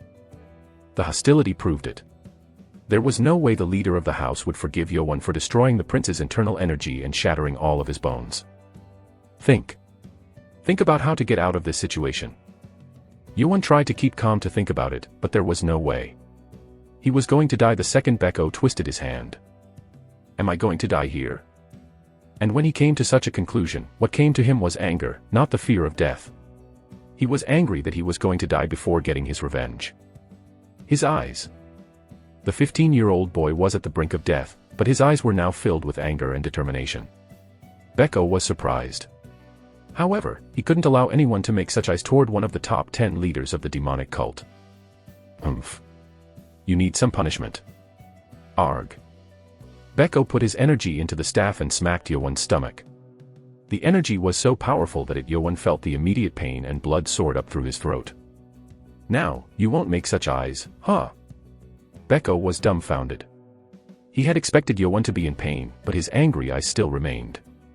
Beko didn't know this, but Yoan's internal damage was healed instantly by the nano machine. It still gave him pain whenever he was hit, but the pain didn't last for long as the damage was healed. Quickly. So, you're not like any other child. Beko shook his head. He figured Yoan would be very vengeful, thus destroying the internal energy, but Beko didn't think it would be this serious. He will be problematic if I let him be. Beko was going to decide what to do with Chun Yoan after meeting him, and now he decided that he shouldn't let Yoan be. Beko's hostility began to strengthen, and Yoan spoke to him. Are you going to kill me? You know the answer to that yourself. You are going against the academy rules if you do. Don't think such a petty rule will control me. I will kill you here and melt your body with my poison so no one will notice. Beko didn't think about leaving any traces. Yoan then became silent for a second and then said, you can erase the trace, but if I disappear within the academy, the Poison Clan will be the main suspect for it anyway. Beko raised his eyebrow at such a sharp thought. A 15-year-old boy at the brink of death was not afraid. Instead, he was thinking everything through rather thoroughly. He really is dangerous. Yoan had powers beyond his anger, determination over fear, and decision-making skills for each situation. All of this showed how dangerous he would be to the Poison Clan if he grew up. I would have killed him right now if it wasn't for the academy. Beko became frustrated. He didn't think to kill him at first. As Yoan said, if he killed Yoan here, the Poison Clan was going to be seen as the suspect and the Lord would not look over this. His main reason for visiting him here today was to see Yoan's face and warn him. You are clever. But you still have a lot more to go. Since you hurt my grandson, you have brought this upon yourself. Chapter 57, Blessing in a Disguise, 2. Yoan knew he had made a mistake about this one. His lack of experience and uncontrolled anger had made it come down to this. As you said, even I can't kill you while you are here, but... Beko's hand quickly moved over Yoan's blood point, freezing him. Yoan couldn't speak anymore, and Beko continued, let me promise you this. As soon as you leave the protection of the demonic academy, you will be given pain beyond imagination. Beko's eyes were on fire from the anger from the pain that his grandson had gone through. You have shattered my grandson's bones, so I will shatter your bones and carve out your flesh to feed it to the animals. Then I will destroy your internal energy and keep you alive so you can beg to be killed. Beko's warning was terrifying. When he was done, he took something out from his pocket. It was a small medicinal ball which was even smellier than the black dragon ball. He then sent a telepathic message. I can't just leave you, so I will give you a small gift. Then we will be able to meet faster. NNNGH. Beko then opened Yoan's mouth forcefully. Yoan tried to resist, but he couldn't as the hand that grabbed his neck increased the energy. Arg. Beko then threw the ball down into Yoan's throat. He tried hard to not swallow it, but as the grip on the neck strengthened, the ball went down his throat. It is not a poison that will put your life in danger. But if you ever talk about the ball to anyone, I will not care about the rules of the academy and I will come to kill you myself. He finished with the final warning. NNNNGH. You have been warned. I look forward to our next meeting. Beko then tossed Yoan back inside the cave and flew out. Yoan was stuck next to the inner side of the wall. When Beko came out, the giant stone that acted as the entrance rolled over to seal the cave again. Beko spoke to someone waiting for him outside. I am done. You promised me that you would not harm him. It was Left Guardian Li Haming. Chun Yoan was confused as to how Beko had come to see him, but it was through Li Haming that Beko was able to come here. Li Haming heard the giant cracking sound coming from within and he was asking about Beko about that. Would you stop yourself from smacking once or twice while standing in front of someone who hurt your family? Haha, okay. I will apologize for that. But it is not that bad, so don't worry. I didn't damage him. Okay. Haming acknowledged it suspiciously and Beko bowed. Thank you for listening to my request, even if it was against the rules. Please make sure no one else knows about this. Of course. I will bring this to my grave. Normally, not even the leaders of the 6 clans were allowed into the demonic academy. Li Haming was worried about the Poison clan retaliating against Chun Yoan out of rage, and that was why he sent the letter to request them to not attack Chun Yoan, at least inside the academy. Beko then promised that he would accept the request only if he was allowed to see Chun Yoan himself. Li Haming valued his connections with the 6 clans, so he couldn't refuse such a request. I will return. Beko then covered his face with his clothes and used his stepping skills to run down the peak. After checking to make sure Beko had left, Li Haming glanced at the cave and mumbled, "You have 4 years before your protection wears off. It is up to you to survive after that." Meanwhile, Chun Yoan was sitting down in meditation. His eyes were closed and his clothes were blackened while the foul stench filled the area. It was what happened after he was flung into the wall. Yoan heard Nano's voice coming to him. Detected toxic substance coming into the user's throat. He wasn't sure what Beko had made him eat, but he was certain that it was bad, so Yoan quickly ordered Nano. Take it out of my body, now. Careful analysis of the substance shows that if some of the toxic components are removed, it will help the internal energy activation, similar to the substance, Black Dragon Ball. What? Toxic components are what diminishes the energy. What Beko fed to him was a medicine ball that made the target lose its internal energy partially. It was so harmful that it created immunity inside the body after one dosage and it could not be used repeatedly. If the one eating was unlucky, it could possibly erase more than half of the internal energy. A powerful warrior with over 90 years worth of internal energy would have ways to extract these poisons when swallowed, but that was the only way to fight it. So, he tried to weaken my internal energy. Beko was going to make Yoan lose his internal energy so that he would fail the 3rd test. However, Beko did not know about Nano. Nano quickly analyzed the substances and came to the conclusion that if only those poisons were removed, the other substances were actually helpful. So, I just need to remove those poisons. Yes, Master. Phew, good. Then do it. Beginning to remove the toxic components from the substance. And that's what Nano was now doing. Soon, the black ooze began coming out from Yoan's upper torso. It wasn't a lot since it was from a small medicine ball, but the smell was too awful. Ugh. Yoan felt sick over the smell when Nano's voice spread throughout his body. Successfully removed toxic components. The substance now activates the internal energy flow within the body. Yoan then began using his breathing of the 1,000 martials to meditate. Chapter 58, Blessing in a Disguise, 3. Nano quickly helped the activation of the flow of energy within Yoan's body. After a long time, Yoan opened his eyes. He then smelled the foul stench from the black ooze and took off the clothes that were drenched in the ooze. Ugh, this is really disgusting. He was able to forget about the smell while meditating, but he couldn't bear it anymore when he was awake. He then felt the heat within the cave. It seemed like the energy activation within his body let out some heat, warming up the entire cave. Yoan then felt heaviness under his stomach and felt the weight of his internal energy. Whoa! He gasped in astonishment. The whole incident was a blessing in disguise. The internal energy that was just over 60 years worth now had 90 years worth of energy. Beko's action had resulted in helping Yowon instead of harming him. He really did give me a gift then. Beko's small gift had turned out to be a huge gift. Chun Yowon's internal energy was now within the top 5 out of all the cadets. I would have died if it wasn't for Nano. Nano had given unfortunate Chun Yowon a climactic turn in his life. I was really lucky this time. I never thought the Poison Clan would go so far. He then thought that it was good experience for learning how his wrong decision might come back to him. It was an important lesson. He was lucky this time, but Yowon decided to not make any foolish mistakes. So, what is this? Yowon then got up and walked to the inner part of the cave. It was too dark to see in the cave, but Yowon had night vision from Nano. Nano, night vision mode.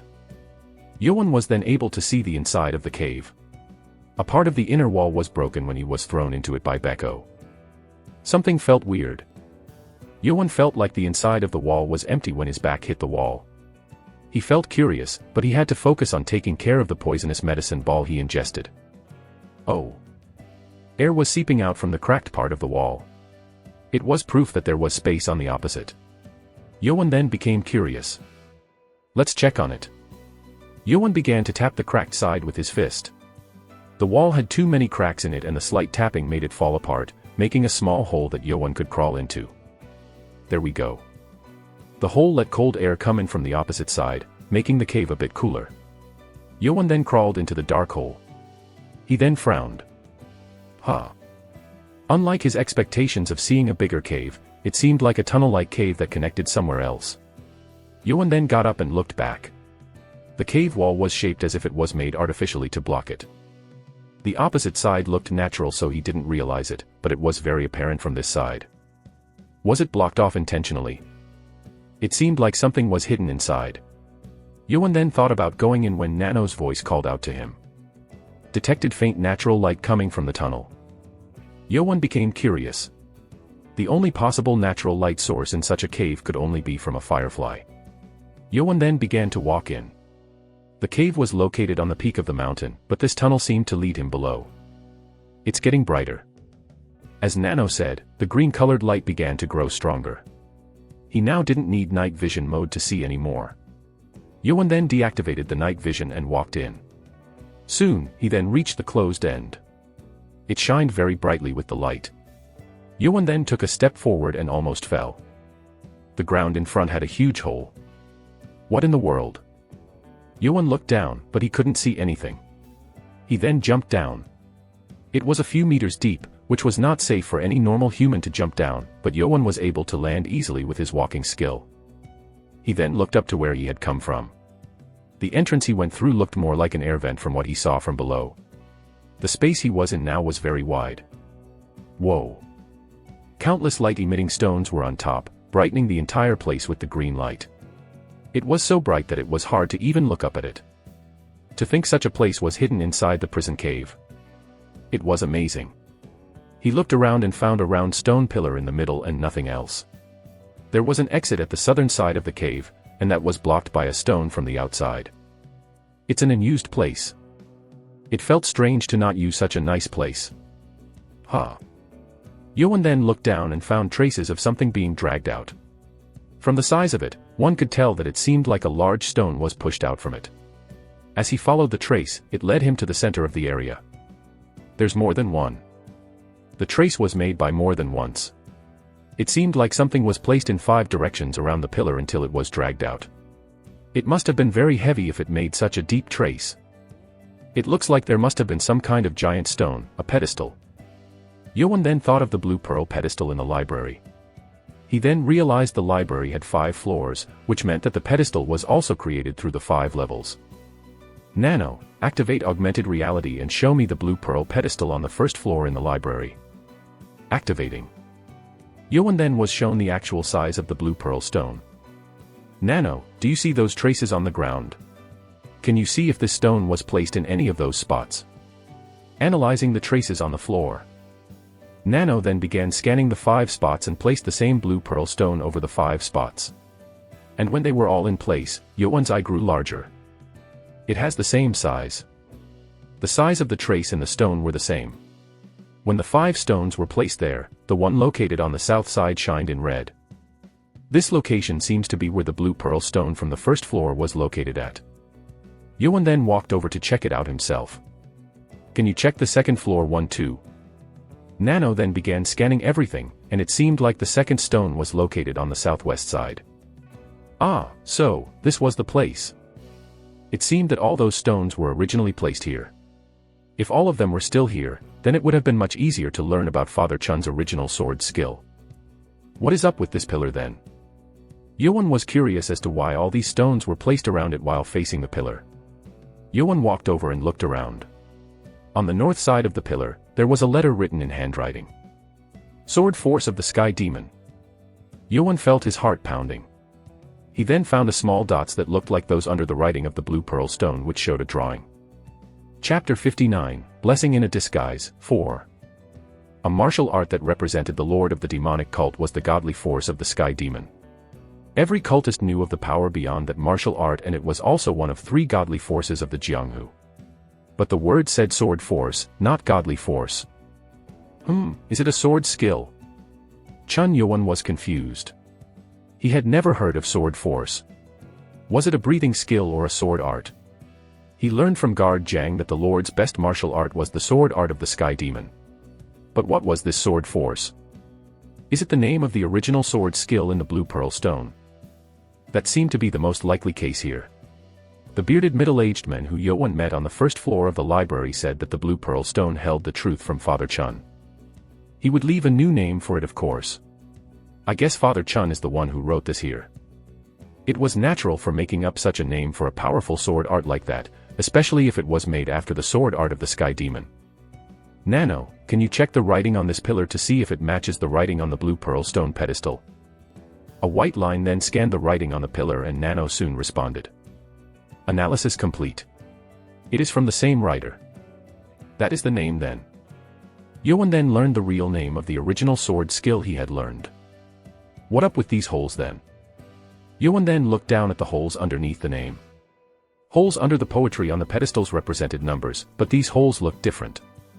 It looks like a drawing. The holes formed the shape of a dragon.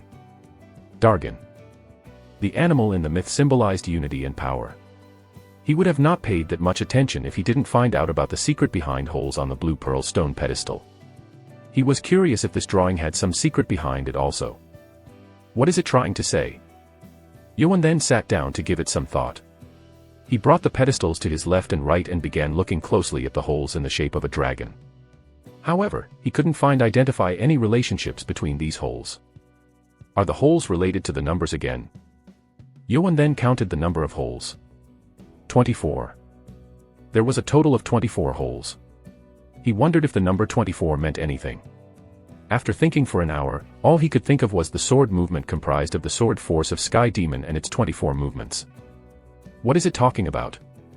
Phew. He sighed in frustration. He couldn't find any answers. What did this soaring dragon mean? It should mean something. Why is there a drawing of a dragon going up, huh? Yuan then looked up at the ceiling. Ugh. The light stones from above shined down on him, making him look down. It was too bright to look up directly. It's too bright. It was too painful to look directly at the stones. Yuan looked up because the dragon was trying to go up into the ceiling, but he then thought that maybe the secret was on the ceiling. However, he couldn't look directly at it to see what was going on up there. Maybe the secret was hidden behind the light, not the darkness. Nothing left by Father Chun Ma was easy to get, but Yuan had a way to look directly into the light. Nano, can you control the light coming into my sight? Adjusting light perception. Yuan's eyes flickered and the cave turned dark. Yuan then looked up again as he was ready. This is amazing. Yuan was astonished. There were a number of shiny stones, but the ones around the giant center pillar showed hundreds of bright stones with writings. This was it. Yuan smiled. He wasn't sure what these hundreds of stones were talking about, but they surely held the secret related to the sword force of the Sky Demon. Nano, can you scan those stones? Yes, Master, scan completed. Project it on that large wall so I can see it more closely. Nano then recreated the writing on the ceiling over on the wall. Yuan walked over and checked the writing. What? Yet, the writings weren't related to martial arts at all. It consisted of poetry and other things. This, and this, and this, what is going on? All of them had no relations to martial arts. Yuan frowned as he had expected a great finding. Did I miss something? He thought that going through all of these writings would give him the answer to a great secret, but even if there was a secret hidden within the writings, it didn't seem like it would be that hard to decipher it. Maybe it's hidden among all this. Yuan figured there must be something that was related to martial arts. Finding it was the problem. Of course, he didn't need to read all this writing by himself. Nano, can you find anything among all this that might have a relationship to martial arts? Scanning. Nano proceeded with the scanning. This shortened the amount of time Yuan needed if he were to look at every stone. Soon, Nano finished scanning and analyzing. There is a total of 24 stones that contain writings and drawings that seems to teach the breathing skill. Breathing skill. Yuan's eyes grew larger. What kind of breathing skill would be divided up into 24 stones? Nano then highlighted the 24 stones in red. Yuan's eye grew larger as he looked at it. This. Chapter 60, Blessing in a Disguise, 5. It was astounding. Over hundreds of stones were placed around the pillar, and 24 of them had placed in the shape of a dragon soaring up into the sky. It was the same shape that was placed on the pedestal. So, this was what that dragon meant. This was it. Yuan's voice became excited from the finding. He then quickly wanted to look into what meaning it held. Nano, get rid of the other stones and leave only those 24 stones. Understood. And Nano's voice trailed off, the extra stones in the image began to disappear. Yuan looked closely at the remaining stones. There were writings and teachings related to a breathing skill. However, it didn't seem like any other breathing skill. What is this? The writing required a certain movement and flow in the internal energy through certain blood points. And the movement of the skill was very familiar. Yuan frowned as he knew these movements. This is similar to the movement of the sword force of the sky demon. It was the exact same sword movement. Yuan then walked over to other stones. After checking out every stone, his eyes shook in shock. Oh my, these are all sword movements from the sword force. All the movements recorded on the stones were equal to the 24 sword movements of the sword force of the sky demon. However, those were all paired with the related breathing skill, and that was connected from the head of the dragon to its tail. This is strange, it's really strange. This was strange if these things represented a breathing skill.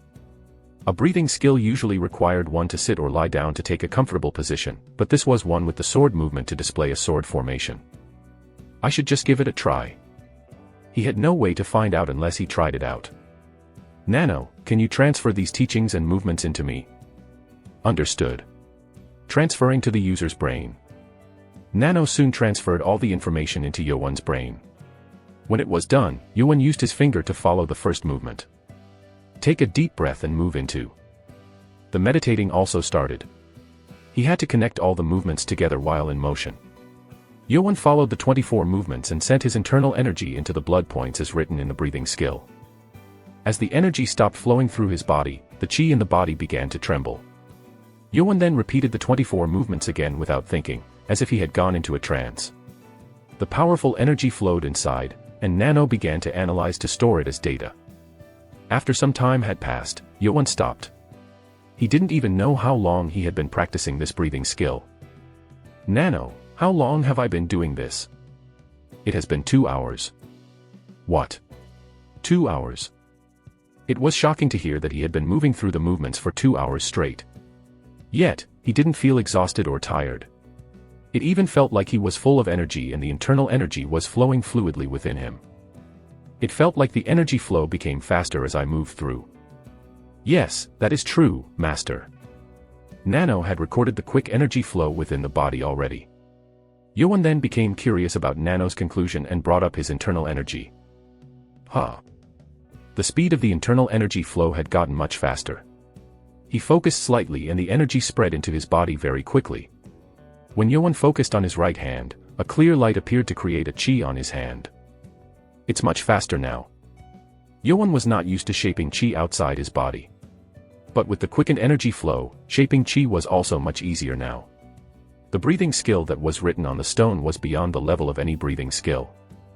Ah, this should be the best breathing skill in the world. Chun Yuan was astounded beyond belief. There was no telling as to how much he would grow if he trained with the breathing skill. Yuan then walked over to the pillar at the center. Sword Force of the Sky Demon. He now knew why this was written as Sword Force. This martial art was a sword formation and breathing skill combined into one. So Father Chun really was a legendary man. No one else in the Wulin would even dare to combine a sword skill with a breathing skill. The Sword Force of the Sky Demon would allow one to train the sword skill while meditating with the breathing skill. Father, please accept my bow. Yuan then bowed twice to the pillar. It was to show his respect for receiving such a gift from the ancestor. Yuan then got up. This is fortunate that I came across this. Beko's action to put Yuan into danger was truly a blessing in disguise.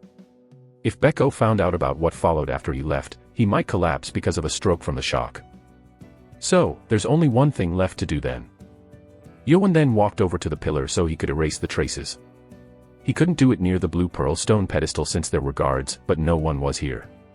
It would be hard to find out what Father Chun had left without Nano's help, but he didn't want to leave any hints for the others to find out about it. I'll just erase these holes. Yuan then reached out to the holes while wielding internal energy in his hand. That's when the pillar began to tremble while letting out steam. What? Yuan jumped back. Something came up from the pillar and soared up into the ceiling, striking the glowing stones. The ceiling shook and some of the stones dropped to the ground. Yuan was shocked, but he quickly hopped to dodge the falling stones. It seemed like the shock wasn't too bad, since only a few stones had dropped. Huh. Yuan's eye grew wide.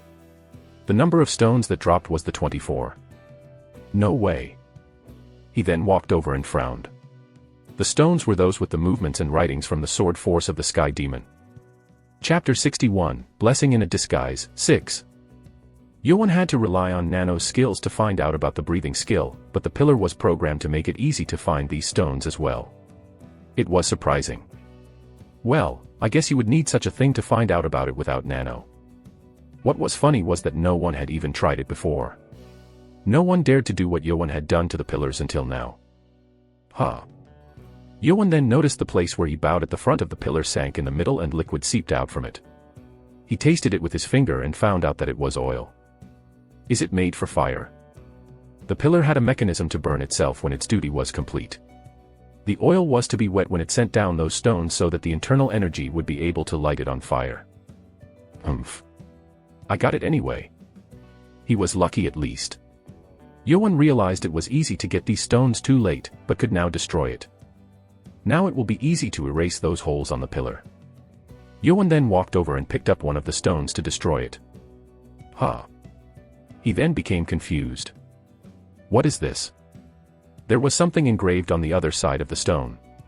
Yuan looked down at it, and saw weird lines on it, unsure of what it meant. Those lines were hidden from sight. This is strange. Yuan then looked over at the other stones. Ah. This one has it too. The other stones also had weird lines etched onto them, but they all had different shapes from one another. What is it? Why are there lines on the back of the stones? Yuan then gathered every stone and gathered them in one place. He then turned them backward to show the strange lines. Yuan moaned. He stared at it, hoping to find anything that might be hidden behind it, but the lines just looked like doodles. What are these? It was really strange. But nothing left by Father Chun was there without reason, so there had to be a message. It's not made with a sword at least. The lines were too crooked to be made with a sword. Then what were these things trying to say? After looking at it for a long time, Yuan narrowed his eyes.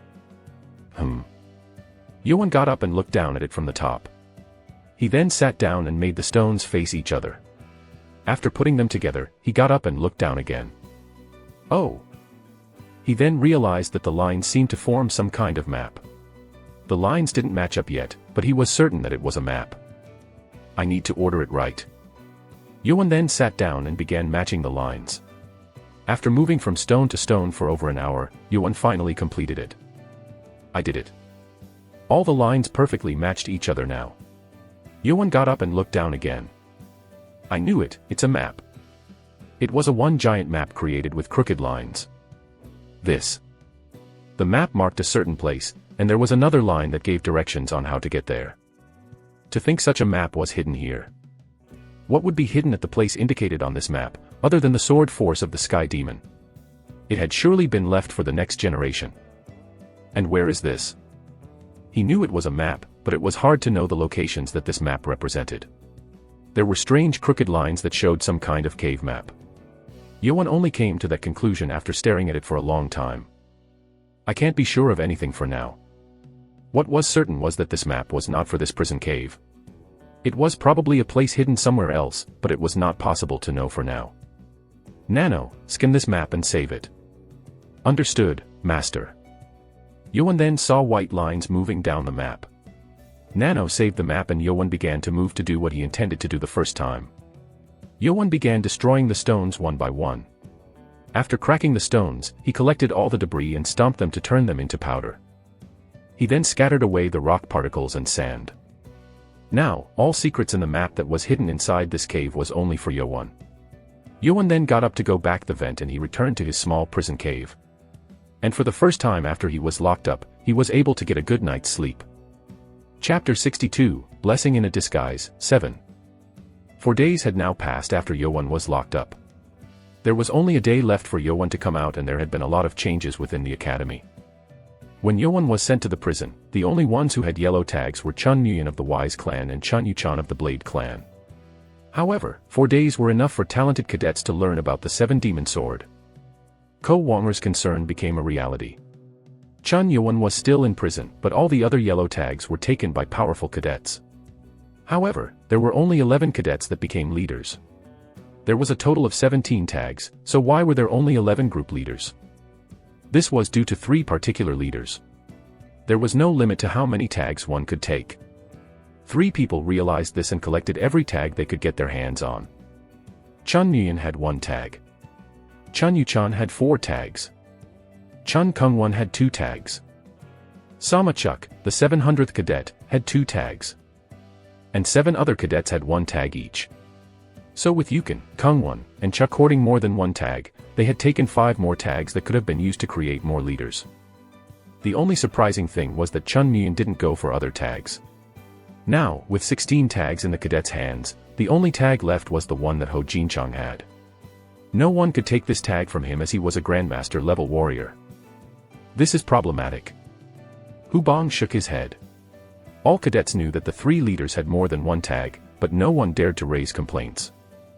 They are that much more powerful, Ko Wonger answered as he nodded.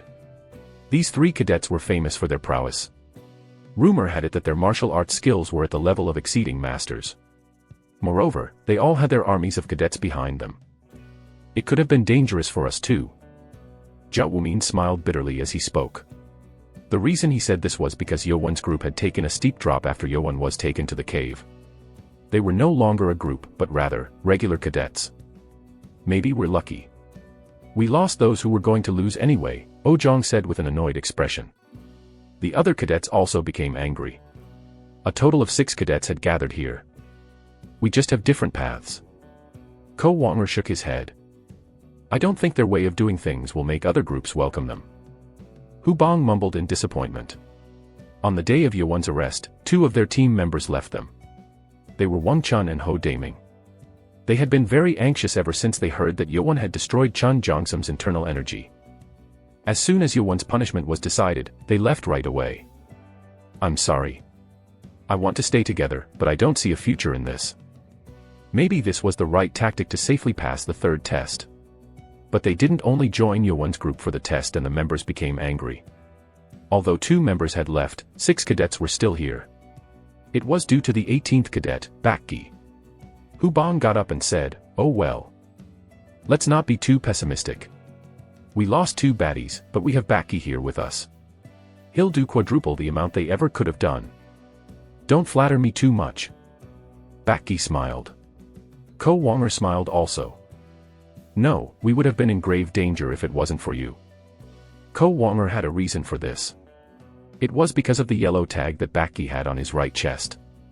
He had taken this tag 3 days ago by defeating an instructor. Yeah. If it wasn't for him, we would have all been scattered. We are really grateful. Oh-jong also nodded. If it wasn't for Bakki, Yeon's team members would have had to scatter and wait for Yeon to come back. When the punishment was decided, Bakki came over to them and offered to take the lead. I owe a lot to the 7th cadet. I want to help him. Bakki thought Yeon had taken the punishment that should have been for him. If Yeon did not tell him about the poison, he might have died. After thinking through the night, Bakki made a serious decision. I almost died. It will not be enough even if I pay it back for my entire life. Thus, Bakki decided to follow Chun Yeon.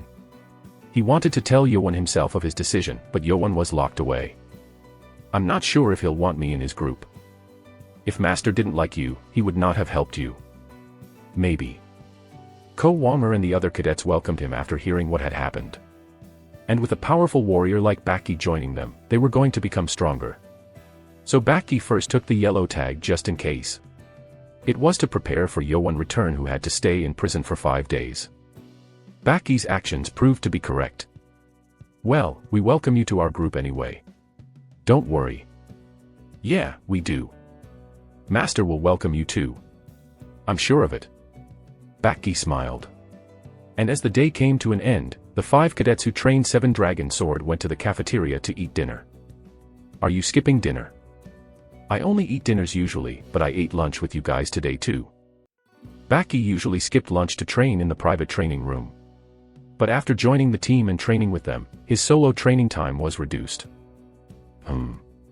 Then I should skip dinner too. You. Bakki became confused at Ko Wonger's decision. Bakki had spent a few days with them and Ko Wonger ate a lot, which was fitting for his big body. It was shocking to hear Wonger, who ate 3 times more than the other cadets, to decide to skip a meal. Well, you are a temporary leader, so you need protection. He didn't want to miss a meal, but he also thought that he needed to protect Bakki. There was no telling what might happen because of that yellow tag. Bakki then shook his head. I'm going straight to the private training room, so don't worry. Besides, we'll all be together when we leave the training room. Yes, but... It's okay. You go ahead and eat dinner. Bakki assured Ko Wonger and headed off to the private training room. Wonger usually made rational choices, but his temptation for a meal was so strong that he couldn't make up his mind. Oh-jong shook his head. Hubong and I will follow him, so you go ahead and eat. Oh. Will you do that? Wonger brightened up instantly. Yeah.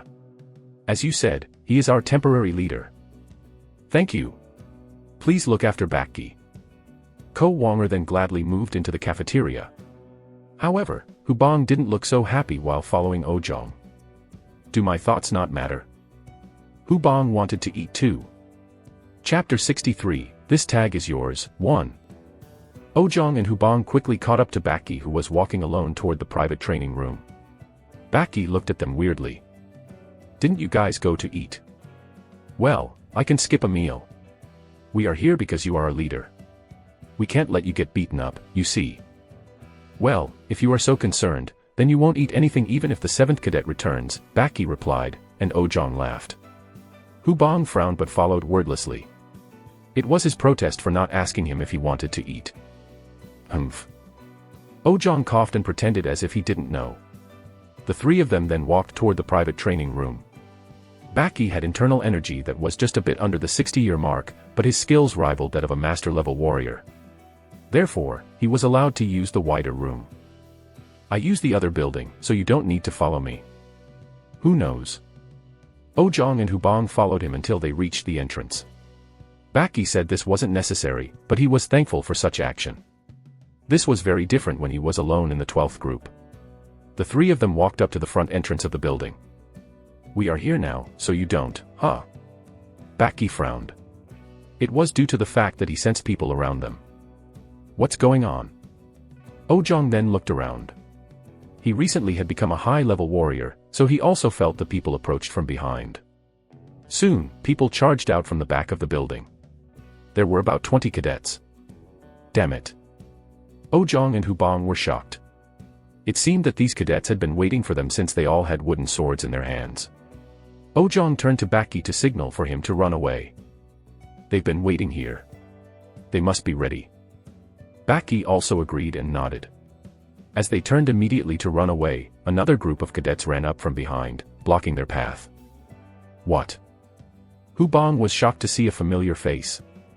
There was a total of 10 cadets behind them, and in front of them was the sharp-dyed cadet with slick back hair. It was the 108 cadet, Ha Ilming. Ha Ilming. Most of the cadets remembered him because he passed the second test solely with his own power. He had to stay in the medical room because he got hurt by the rocks that fell on top of him from the ceiling in the training room, but it seemed like he had been discharged now. You guys. Baki looked at the cadets blocking the back. They were the cadets from the 12th group. Baki was confused. Leader, you look good these days. How does it feel to betray your old group and group up with new friends? Baki frowned at the sarcasm. He only sided with them since they were together solely for the second test, and most of them followed Chun Jongsam anyway, so Baki always kept his distance. What's up with this? Ojong shouted at cadets surrounding them. He had no way to run, so he decided to at least determine their motive. Of course, he knew what it was for. Ha, you really don't know. Ha Ilming taunted as he walked up. He then pointed at the yellow tag that Baki had on his chest. Give me that yellow tag. That was the reason for the attack. For the past few days, members of the 12th group found out that Baki usually went out alone during dinner time when he went to the training room. That's why they were here to attack. 20 cadets at the front of the training room were from the 6th group, and the others blocking the way back were from the 12th group. You think I will just hand it over to you? Baki retorted as he readied himself. Ha Ilming grinned. Well, this won't end nicely if you don't. Oh, but never mind. It won't end nicely even if you hand it over. Ha Ilming gritted his teeth as he said. Why was he so angry? It was because of the incident a few days ago. Ha Ilming's head was damaged because Chun Yewon had destroyed the floor and he had to stay at the hospital. When he went to the hospital, he was dumbfounded. Starting from Chun Mukiam, who was sent there by Ha Ilming himself, there was also instructor Sang Munio who had his ribcage broken and Chun Jongsam who had his internal energy damaged. They were all patients who were either brought in because of Ha Ilming himself, or Chun Yewon. What is this bastard? He couldn't understand what Chun Yewon was doing, but he just had to keep quiet. He didn't want to risk letting Chun Mukim know that he was the one who ambushed him. Damn it. After spending a few terrifying days in the medical room, he just got released yesterday morning and he saw all tags in the hands of other leaders. Ha Ilming, who now had internal energy at the cusp of becoming a master, went to challenge the only instructor who had a yellow tag. Damn it. After beating up by Ho Jinchang, Ha Ilming had to rest for a full day. There was only one way left for him to get a yellow tag, and it was to take it from another group. Which group should I go for? While he thought about it, the former 12th group cadets offered to work together with him to attack Baki. That group has fewer members in it, so it's easier to fight them. Oh. That's good. Most groups had already gathered most of their group members. The only group that was not fully yet was Baki's group. They are originally members of the 7th Cadet Party, so they are waiting for him to come out. Good. Let's do it. There was no need to think twice. He wanted to avenge Chun Yewon for being interrupted twice, so it was the perfect opportunity. You all are cronies of that damned 7th Cadet, aren't you? Ha Ilming growled. If these cadets were really related to Chun Yewon, taking their yellow tag was the best vengeance Ha Ilming could think of. What? Cronies? Hu Bong's eyebrow went up. They were servants, so that wasn't wrong, but it didn't feel good to hear it like that. Today is your unlucky day. Ha Ilming's goal wasn't just to take tags. He was going to break their arms or legs. Baki felt the hostility and began to think. What should I do? Even if he was at the master level, the cadets surrounding them were also at a high level. And there was a total of 30 of them, so Baki's team was hugely outnumbered. In addition, Ha Ilming didn't seem like he was weak. There is no way to move on if the others get hurt. He had to escape and make his way to the cafeteria, but Ojong and Hubong would get hurt. Baki then sent Ojong a telepathic message. Ojong, I'll give you the yellow tag. You escape with Hubong. What? What about you?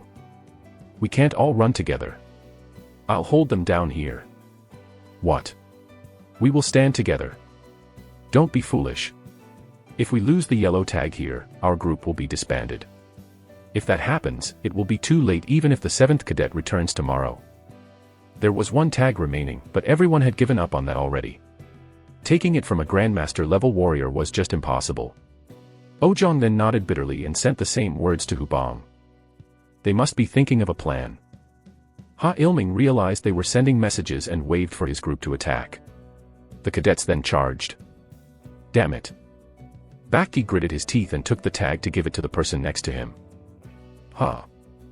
They had decided to give the tag to Ojong, but it was passed over to Hubong. Baki then jumped to charge at Ha Ilming since this was the only way out of the situation. The 12th group cadets swung their wooden sword without hesitation. I'm sorry if you didn't like me as a leader, but there was no mercy for this trickery. Baki's foot left a trace he kicked multiple times at the cadets. His movement was much more powerful than when he fought Ho Jinchang. The cadets each tried to defend, but the chi that Baki's foot wielded destroyed their swords and kicked them backwards. Ugh! My sword. They were told to never break their swords and they were shocked when they saw it get destroyed. Ha Ilming glared as he saw Baki's leg glowing. It seemed like that faint color verified the fact that Baki was equally matched with Ha Ilming. Master level, huh? Baki quickly overpowered 3 cadets and charged at Ha Ilming. He then shouted through his telepathic message. Run! Now! Ojong and Hubong then quickly charged forward. Baki's path was the only path they could have taken to run. The 2 of them quickly moved through. Blue clothes dropped to the ground and 2 of them shot past Baki and Ha Ilming to run, and the cadets shouted, "Get him! It's him! That bald guy has the tag." What? Who called me a bald guy? Hubong shouted as he ran.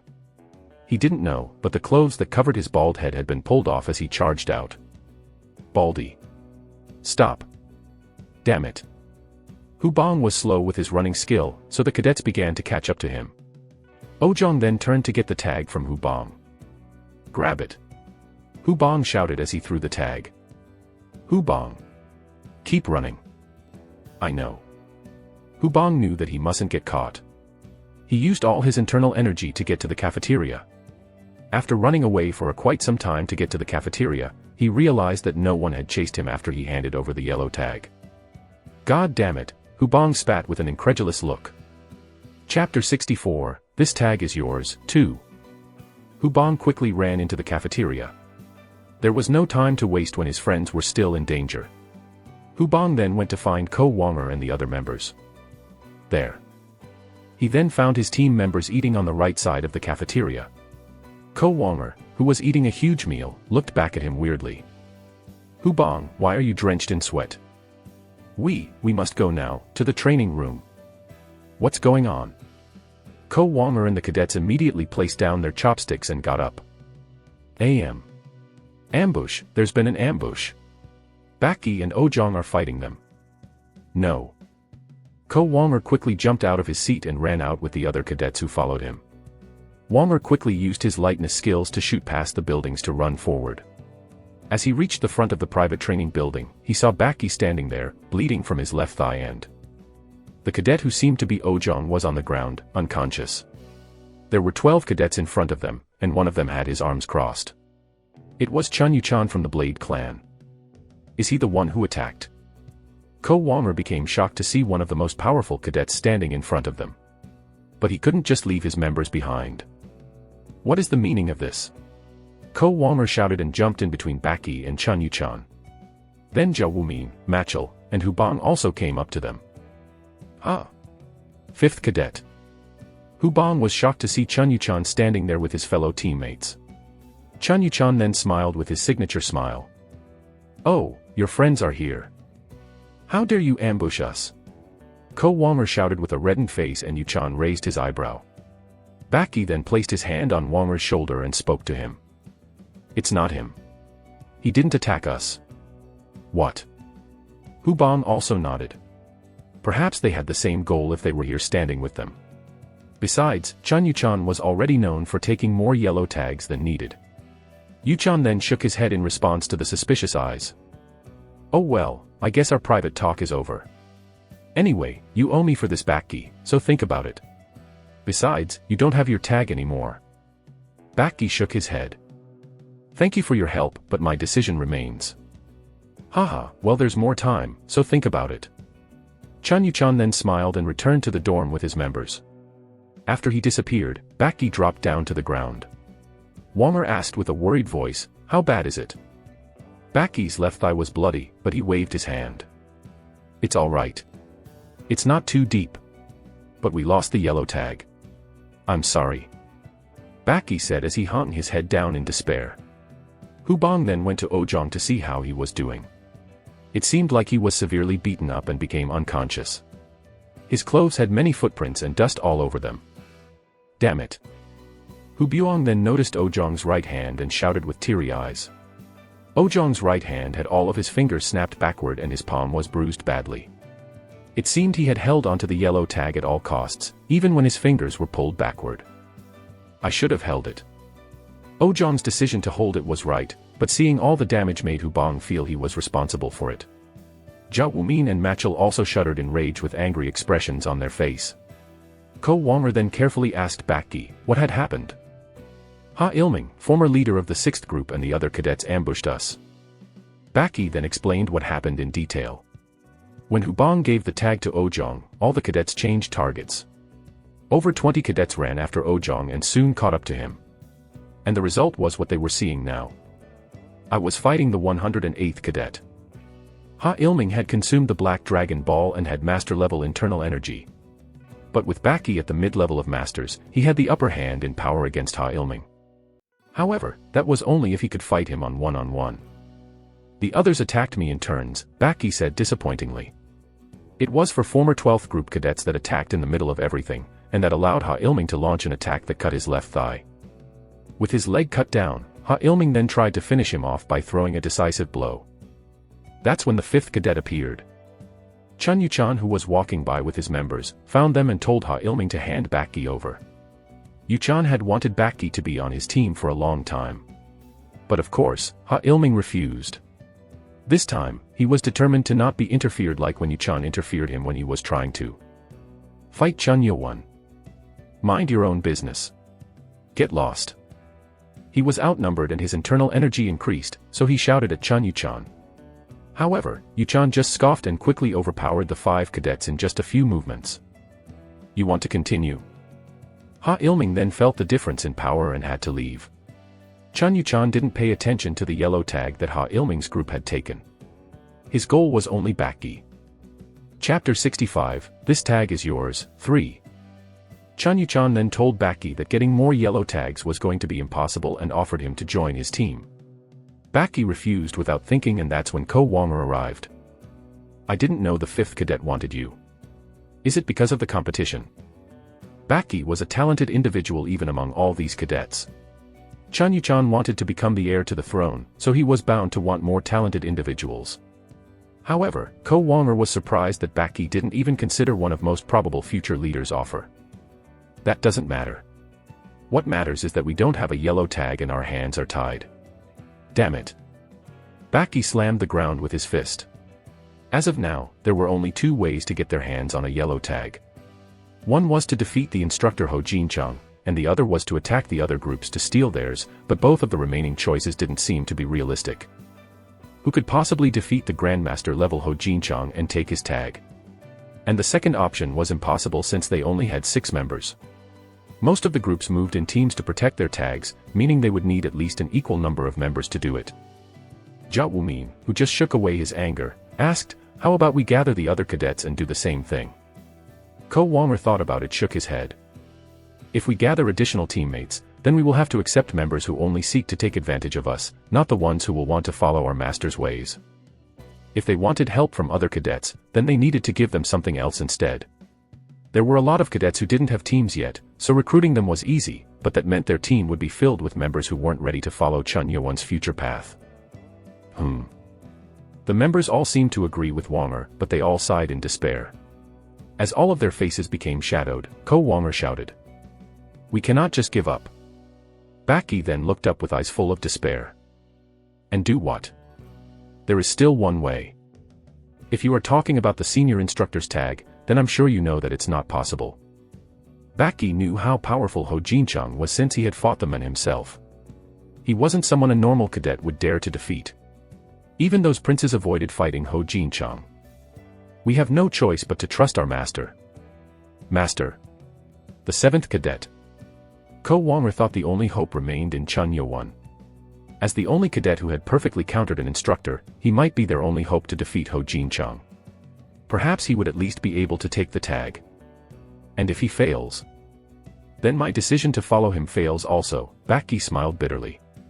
As Wanger said, if Chun Yo-won did not show them a miracle, they were going to fail the 3rd test automatically. Was waiting for Chun Yo-won the only answer they had? That's when Hubong hoisted Ojong up on his back. Everyone turned to Hubong. I'll bring Ojong up to the medical room. I'll help. Jia Wumin stood up and went to Hubong, and Hubong spoke to Wanger with a disappointed voice. I think I should say this. As you said, I trust the master more than anyone else. But I don't think it is right to just wait for him to resolve our issue. If we are his servants, we must do something that only we can do. If we really don't have a choice, then we should go recruit cadets who can join our group instead. Hubong's words shocked everyone, including Ko Wanger. He was always rational and quick-thinking, but he almost put all the burden on his master, Chun Yo-won, without realizing it. Hubong was right. They should be ready with something at least. Ah, did I go too far? Hubong asked squeamishly. Ko Wanger then burst into laughter. Ha ha ha. You are right, Bong. We can't just rely on our master. As his servants, we should do our best to work for him. Hubong, you definitely are his best servant. Wanger laughed. Baki, Jia Wumin, and Machel also nodded in agreement. It was as Hubong said. If they trusted their master, they should do their best to be ready for the next step. We would have waited like sitting ducks if it wasn't for you, Hubong. That's right. Hubong scratched his head while blushing. And with that, this event made the team even stronger. And the next day, Ko Wanger, Baki, Hubong, Machel, and Jia Wumin scoured around the dorm and entire the academy, searching for the right cadets to recruit. They realized that recruiting more cadets was the best thing they could do at the moment. But it wasn't easy. Chun Yo-won had proved that he was powerful by defeating an instructor, but he was now in prison. With the only tag remaining in the hands of Ho Jinchang, no one was willing to join Chun Yo-won's group as it seemed like they had no chance. The 5 members did not give up and continued to search for cadets. Hubong also met with various cadets to try to persuade them, but it wasn't easy. As Hubong walked around with heavy footsteps after being rejected multiple times, he heard noises coming from the crowd. Ah! Did something happen? Hubong then walked to the area where people had gathered. It was at middle of the stage on the training ground, and the main building where the cadets were watching something. As Hubong got closer to see what was going on, his eye grew large with shock. Master. There was Chun Yo-won, Hubong's awaited master. However, Chun Yo-won was fighting against someone in the middle of the crowd. He was fighting senior instructor Ho Jinchang. Chapter 66, This Tag is Yours, 4. Early in the morning, on the mountain peak behind the Demonic Academy library, the morning fog covered the lower part of the mountain. 3 men were running up the mountain with their lightness skills. They were instructors of the academy. The one in front was the former 8th group instructor, Impeng. The reason why they were going up the mountain today was because today Yo-won's imprisonment was scheduled to end. I wonder if he endured it well. Even a more experienced adult would have a hard time being locked up in a dark place all alone. However, the person they locked up was a 15-year-old boy, which raised some concerns. They soon reached the front of the cave. Sir. Guards who stood near the entrance saluted the instructors. Impeng nodded. Chun Yo-won's imprisonment is over. Open the gate. Yes, sir. Guards then moved the locking mechanism from the giant boulder that blocked the entrance and pushed it to the side. As it was pushed away, the cave opened up. With the lamp oil running out, the inside of the cave was pitch black. Spending 5 days in such a place would surely make someone mad. As they looked inside, a topless boy was sitting cross-legged with his eyes closed in meditation. 7th Cadet, you are now being freed. One of the instructors shouted and Chun Yo-won opened his eyes. It was finally the time he had been waiting for. He got up and frowned as the light was too bright in his eyes and walked out. Ah! Look at his body. Chun Yo-won's topless body showed all his tight muscles. It was hard to believe that they were the muscles of a not fully grown boy. The instructors became astonished. But what really astounded Impeng were Chun Yewon's eyes. Are these the eyes of a boy who was locked up in prison alone for 5 days? His eyes were deeper and more determined than when he was locked up. It was as if Yewon had found the truth after some hard training. Impeng was astonished, but he didn't show it and spoke to him. Where are your top clothes? That's. Chun Yewon then went back and took out his clothes. The stench made all the instructors frown in disgust. Ugh! What did you do to your clothes? Instructor Simong snatched the clothes and threw it far away. Impeng sighed and took off his outer robe and handed it over to Yewon. Oh, thank you, sir. Yewon then began putting on the clothes and Simong looked into the cave, checking to see if he had done anything inside. There was no trace of anything within. Simong nodded at the other 2 instructors and they began climbing down the mountain. But Simong had missed something there. He had not noticed the rocks that had been piled up to block the hole at the bottom, near the deep inner wall. The light didn't reach that area, so Simong didn't notice this. Phew. Yewon sighed in relief. He hoped Simong would not enter the cave to check inside, and luckily he didn't. As they began to climb down, guards that stood in front sealed off the cave again and grinned at each other. We're done. Yay! They shouted in joy. The special mission that was assigned to them to stand guard day and night was finally over. Instructors grinned at the sound of joy coming from the mountain top. Can I ask something, sir? Yewon asked Impeng while going down. Impeng nodded. How many yellow tags are left? Impeng grinned. The boy was locked up alone for 5 days and his first question was about the number of available yellow tags. This meant that Yewon hadn't given up yet. There's 1 left. 1. Yewon's face darkened at the word. He figured there wouldn't be that many tags left since there was only 1 day left to take the tags, but he didn't think there would be only 1. Is the 1 held by him? Impeng knew who Chun Yewon was talking about. He was talking about senior instructor Ho Jinchang. Impeng nodded. It's as I thought. Getting the yellow tag from Ho Jinchang was impossible for anyone. Impeng spoke to Yewon. I'm sure you know that's not the only tag you can get your hands on. Yes. He didn't say it outright, but he was talking about the tags from the other leaders. It was what was recommended unofficially, but it wasn't something that an instructor could say out loud. Attacking other cadets. Chun Yewon was deep in thought as he went down the mountain. When they got to the bottom of the mountain, instructors told Yewon that he was free to do whatever he wanted now. Yewon then followed instructors to the main building. When they got to the front of the main building, Impeng asked curiously, do you want to say something? I have a request to make. Request? Can you call the instructor who has the last yellow tag? What? Impeng frowned at Yewon's sudden request. He didn't think Yewon was following them to attempt to take the yellow tag from the senior instructor.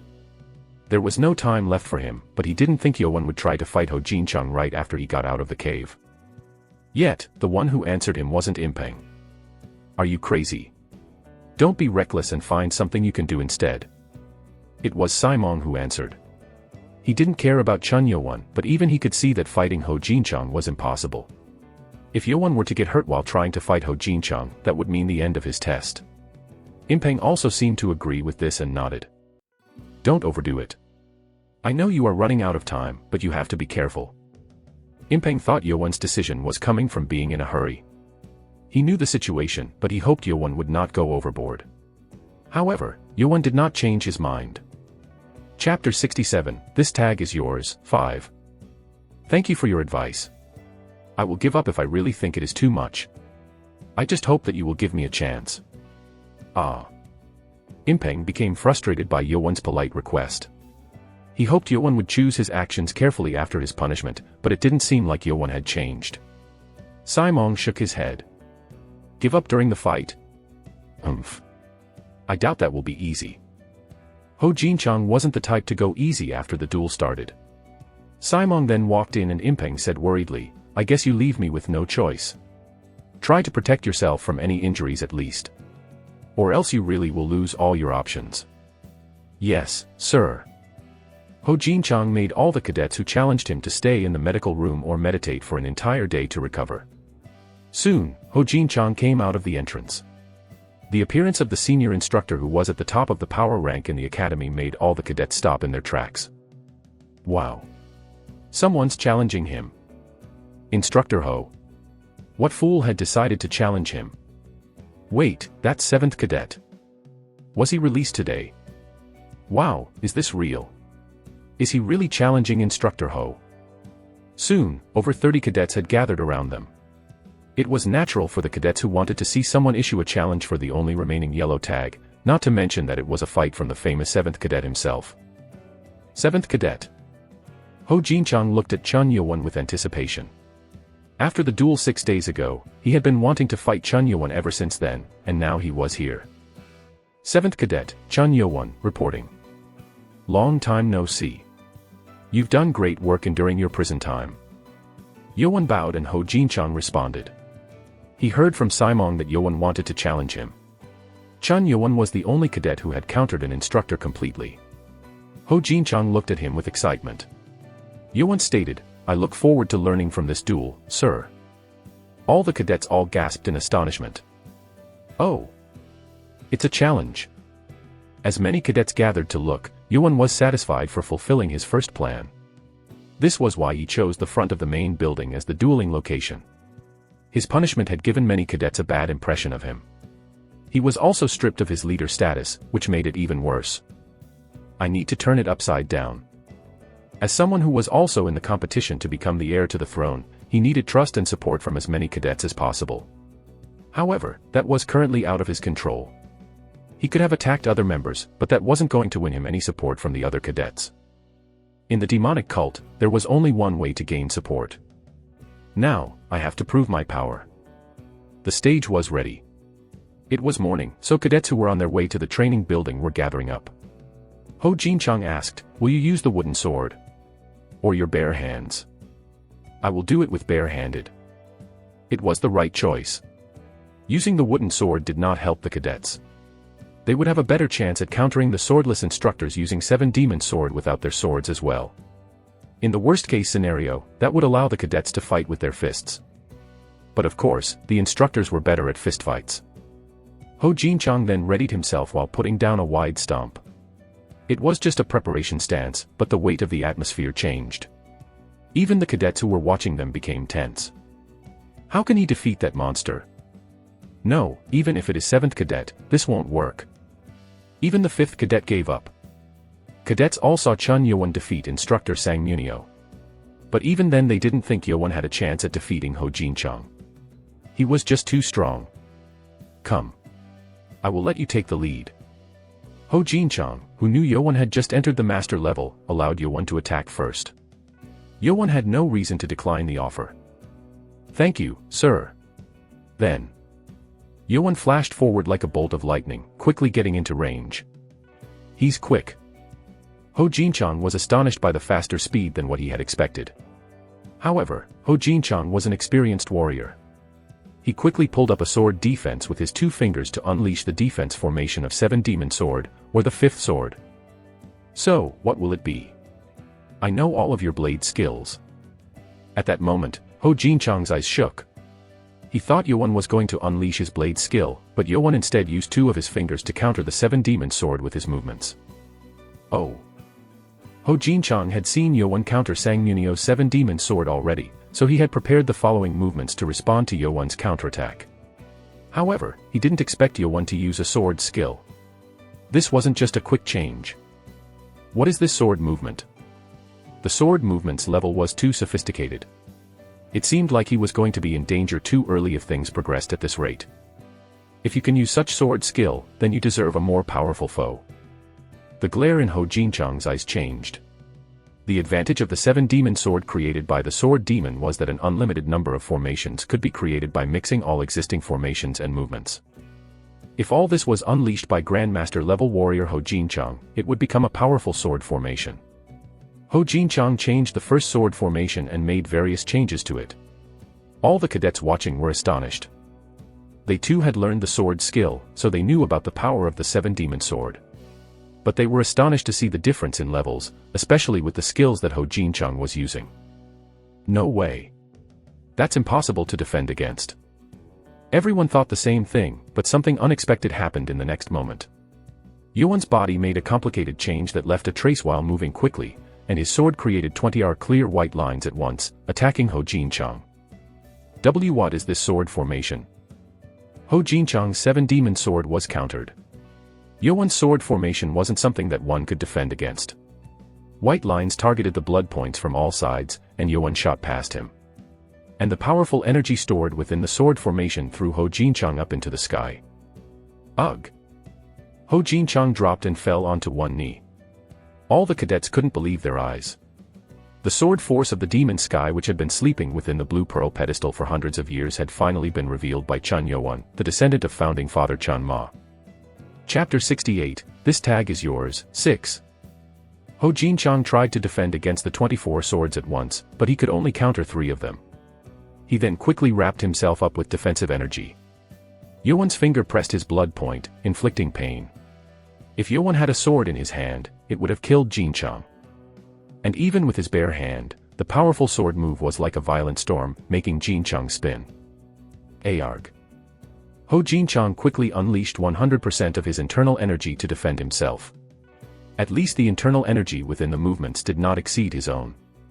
Ho Jinchang barely shook off the power and landed on the ground, but lost his balance and fell to his knees. All the cadets' mouths were agape from the shock. It was amazing that Chen Yuan had learned such a powerful sword skill, but what was more important was that he had made Ho Jinchang fall on his knees. It worked just like the simulation. Chen Yuan himself was also thrilled to see that it had worked. Ho Jinchang's sword movements with the 7-demon sword was very similar to the counter sword skill from the blue pearl stone pedestal. However, Ho Jinchang's movements were only at the early stages of the counter sword skill, and when the counter sword skill had 24 movements at its perfection, the 7-demon sword only had 8. Therefore, it wasn't enough to defend against the sword force of the demon sky. This movement. Ho Jinchang looked at Yuan with trembling eyes. Yuan still did not let down his guard and was ready for another round. He's still not done yet. The fight is not over. Yuan had overwhelmed him in the movement, but he felt Ho Jinchang's strong energy shooting out. Yuan was almost at the brink of breaking through the master level, but he was still far from reaching the grandmaster level. This is interesting, Yuan. Ho Jinchang readied himself. He hadn't used his own skills, but he didn't go easy either. He then wanted to fight against Chen Yuan with his best. Humph. Ho Jinchang let out a breath and powerful energy began to seep out from his hand, cracking the stone floor. It was by pushing out Yuan's sword energy that had infiltrated his body. He pushed out the energy. Yuan's eyes grew wider. Highly trained warriors had the free flow of energy within their bodies, so it was easy for them to push out the hostile energy. Ho Jinchang got up and Yuan readied himself again. The fight was not over. That's when the unexpected happened. Ho Jinchang, who seemed to want to fight back instantly, pulled back his energy. Huh. Jinchang then smiled at Yuan, who was confused. It is amazing. You really become different as the days go by. Maybe we have a monster beyond imagination born within our cult. Jinchang thought that, but he didn't say it out loud. He then pulled out the tag from his chest. Huh. Really? The cadets were excited. I accept my loss.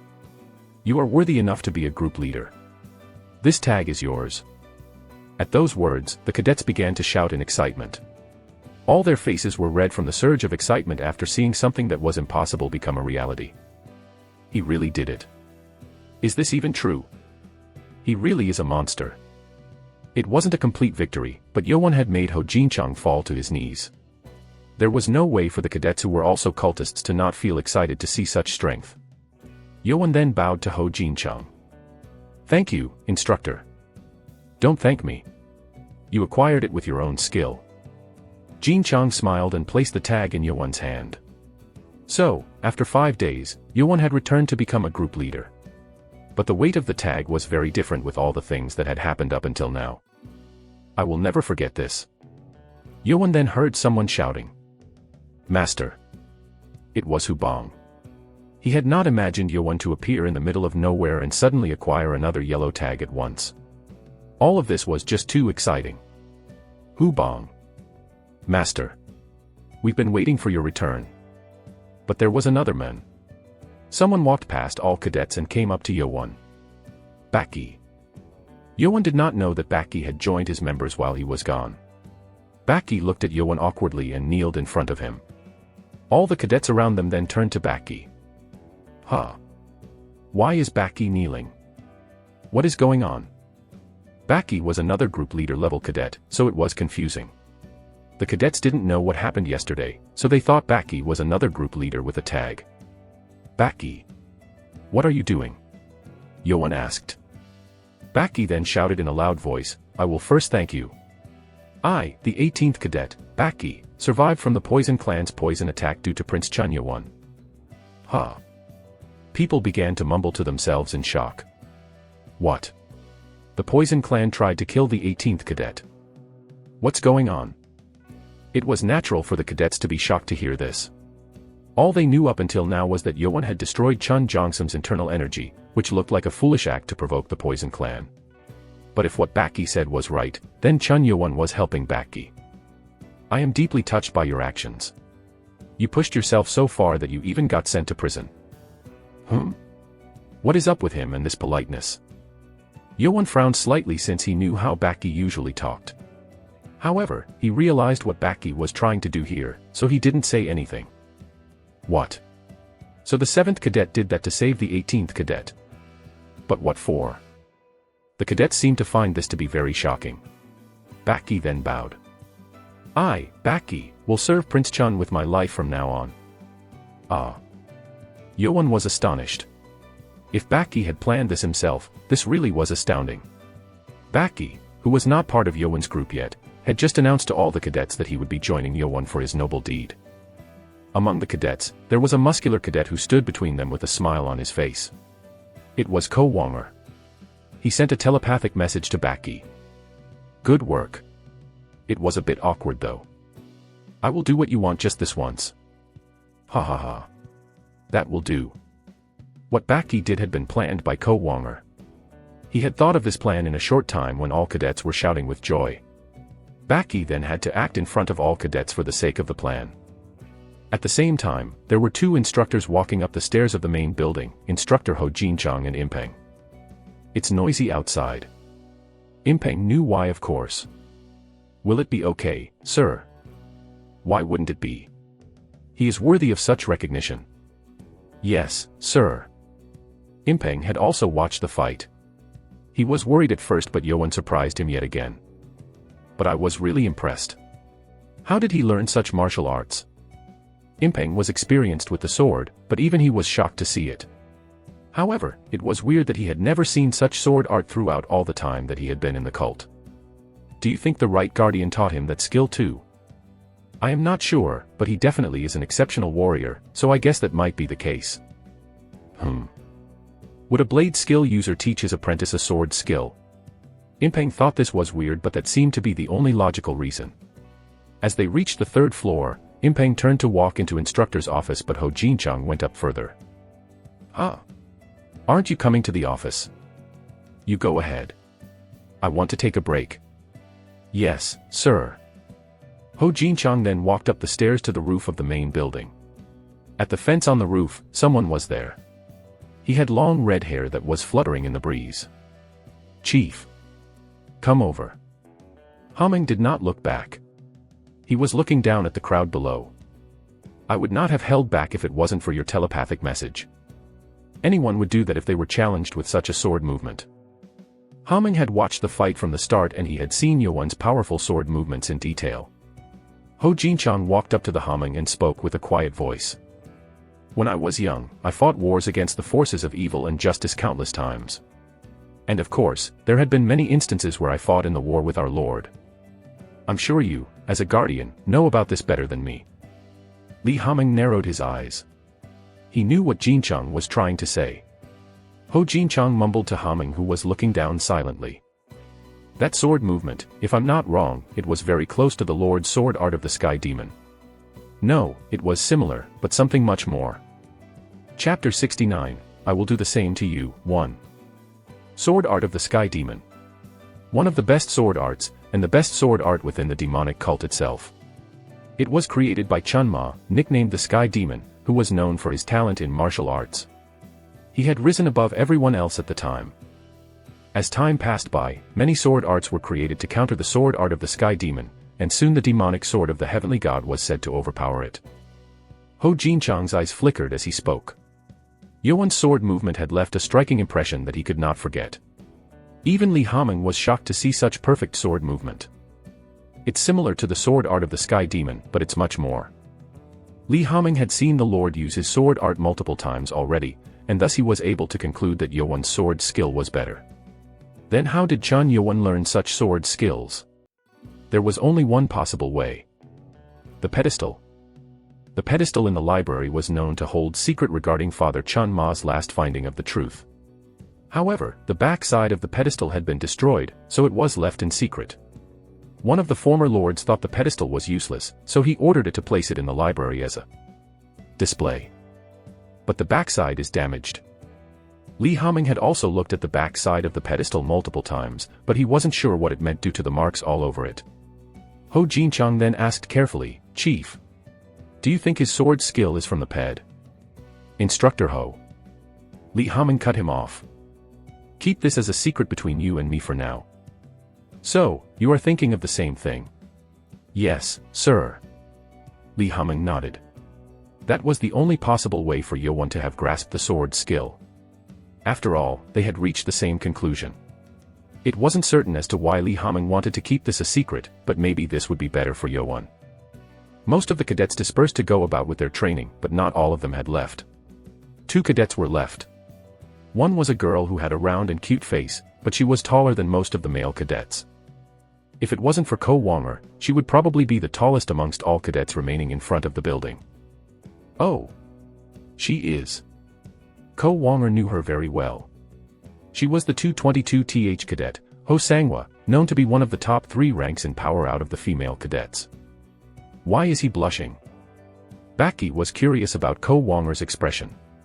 Ho Sanghua walked up to Yuan and spoke politely. "You were great just now, Prince Chun. I didn't think you would get Instructor Ho's tag. Congratulations. I was lucky." "Thank you." Yuan pretended to not notice, but he was able to guess why she had come up to him. "Let me be frank. I waited here because I want to join your team." After she saw Yuan fighting against Ho Jinchang, she thought Yuan was a worthy leader. If she became his teammate, that would increase her chances of passing the 3rd test. Yet Yuan didn't want a teammate just for the test. "I'm S." Chun Yuan tried to say this, but Sanghua interrupted to speak first. "Hold on. I want to ask you something first. Will you bring in any individual, no matter their gender, if they are talented?" Ho Sanghua was serious. It seemed like she was mindful of the fact that she was a girl. Yuan couldn't just answer simply, but he already had the answer since a long time ago. "If a talented individual wants to join me, then I have no reason not to accept. Gender or clan do not matter." Chun Yuan had been discriminated and bullied for not coming from the 6 clans. He wanted to overthrow such things from the start. "I see." Ho Sanghua then took about 10 steps back and swung her wooden sword with a sword movement. Chun Yuan, Wanger, Baki, and Hubong all became intrigued. She was using the 7-demon sword. She has learned the 7-demon sword. Only a short amount of time had passed, but she was using the skill flawlessly. Her movements were top class. After showing the first sword movement up to the 5th, she came up to Yuan again and knelt down on one knee. "I was touched by your sacrifice that you made for your servant. You said you will accept any individual no matter their gender or clan. If you accept me, I will prove that I am worthy." She spoke with confidence and strength. There was no reason to decline such an offer made from someone so confident and knew how to show their strength. "My path will be treacherous and we might shed blood. Can you take that burden on yourself?" "I wouldn't say I wanted to join you if I wasn't ready for that." Chun Yuan then smiled and bowed. "Thank you. Welcome to my team." Ho Sanghua then bowed and shouted, "I, the 222nd cadet, Ho Sanghua, will pledge allegiance to Prince Chun for life." So, Chun Yuan had gained the first woman cadet on his team. And there was one who was overjoyed by this event. It was Ko Wanger. He was so happy that he couldn't hide his joy. "Oh, this is awkward." And there was one more cadet who left. He was scrawny and had crumpled hair, and he had been excited over Yuan's fight more than anyone else. Do you have something to say? Yoan asked him. The cadet then became hesitant, and knelt down on both knees. I want to be on your team, Prince. And why did you hesitate? The cadet then scratched his head and embarrassingly answered, I have not learned the 7-demon sword yet. I wanted to prove myself to you, but I couldn't find anything to show. Chapter 70, I will do the same to you, too. He put down his head in embarrassment because he didn't have anything to show when Ho Sangwa had just showed off her power. She proved herself in such a cool way. Will Prince Chun accept someone like me? He wasn't a cadet from a clan that specialized in martial arts. His father was a mid-ranked warrior, and his family's martial arts was only at the 2nd level, which was weaker than most families. However, seeing Yoan's fights had given him hope to become stronger. Do you want to join me? I am weak, but if you accept me, I will serve you wholeheartedly. And I will do my best not to become a nuisance. The cadet's eyes were full of admiration, just like how Hubong looked at Chun Yuan now. It almost made him laugh. Are you weak? Yuan asked back, and the cadet became uneasy, thinking that Yuan would refuse. Yuan then smiled and bowed. You can always become strong. I am grateful that you want to join me nonetheless. Welcome. It was possible to become stronger, but having loyalty was not something that could be easily achieved. Oh. The cadet teared up because of the welcome. He then began pounding the ground with his forehead, bowing. Jean Guk, the eldest son of Jean family, hereby pledges allegiance to the prince. Thank you. Ko Wonger and Baki also saw Hubong's shadow in Jean Guk. However, Hubong himself thought that Jean Guk was going overboard and shook his head. With that, Yuan now had a total of 8 members with him. It was a total of 9 if Chun Yuan was included, so he only needed 3 more cadets now. I wish there were more who might be interested. Ko Wonger had expected more cadets to want to join their team. He had thought Yuan's reputation would go up by defeating Ho Jinchang and accepting Baki into the team, but Ko Wonger didn't know that it was too much for the cadets to trust fully Yuan, who had lost his leadership rights once. At least Master has the yellow tag now. We can get more cadets soon. There was a time limit in getting a yellow tag, but there was no time limit for getting teammates. Therefore, they didn't need to hurry. Yuan then looked around and asked Wonger, where are the others? He asked because he didn't see Ojong, Zhao Wumin, Machel, Wang Chun, and Ho Daming. Wonger and Hubong frowned. Chun Yuan did not know anything about what had happened while he was gone. He didn't even know that Wang Chun and Ho Daming had left him. Master, I think we should talk in private. Ah. Yuan nodded as he realized something had happened while he was gone by the look on Wonger's face. This place had too much foot traffic from the cadets and instructors, so they decided to move. The team then moved to the mountain at the back of the dormitory building. Machel and Zhao Wumin, who were out to recruit cadets, had joined them. They were happy to see Chun Yuan, and they were surprised to hear that Yuan had gotten a yellow tag right away. As they gathered at the mountain, Ko Wonger first told Yuan that Wang Chun and Ho Daming had left. As their names came up, most of the members responded in anger. How dare they betray the master? It's good that we don't have them anymore. It's right to not have them if they cannot overcome such hardship. But Chun Yuan did not get angry. He just calmly listened and nodded. He already had expected some leavers in his group since he was the one who brought this situation upon them. Fortunately, no one else left the team and they still acted together. I thank all of you for staying with me to the end. I really appreciate it. Yuan got up and bowed to every member. Ko Wonger and the others were touched by that action. Master. Ko Wonger was able to confirm that his decision to stay with Yuan was right. So, the first issue was taken care of, but the next one was bigger. So, with that aside, where is Ojong? At Yuan's question, Hubong teared up. He still felt guilty for letting Ojong get hurt. The other cadets all seemed to be angry just by thinking of it. What had happened? Chun Yuan frowned, realizing there had been some serious problem by the looks of it. That's Baki, who had lost his yellow tag, tried to explain, but Ko Wonger shook his head. He carefully explained how Baki joined them, and how Ha Ilming ambushed and was stopped by Chun Yuchan. Wonger also told him how Ojong's fingers were snapped backward and he had bruises all over his body. Thus he had to be carried to the medical room, but Chun Yuan's eyes only turned sharp and cold. He didn't seem to be furious. He's different from before. Baki was surprised. If it was the same Yoan from the medical room 5 days ago, he would have been angry after hearing this. But now he just focused on listening to what had happened with icy eyes. It was foolish to be concerned about the possibility that Yoan might run after Ha Ilming for revenge. Yoan was angry, but he kept a cool mindset. He still hasn't fixed his ways. Ha Ilming always played with trickery. His actions weren't wrong as the academy itself supported the cadets fighting each other for the tags, but Ha Ilming didn't come for it himself. He brought over 30 people to mob them, and that was too much. So master, what will you do? Ko Wonger asked, since it was up to Chun Yoan now. They had gotten a yellow tag so they could just let it be, but they couldn't just forgive Ha Ilming and others for what they did. They were curious as to what Chun Yoan would decide to do. Yoan then spoke to them. We'll pay them back with the same thing.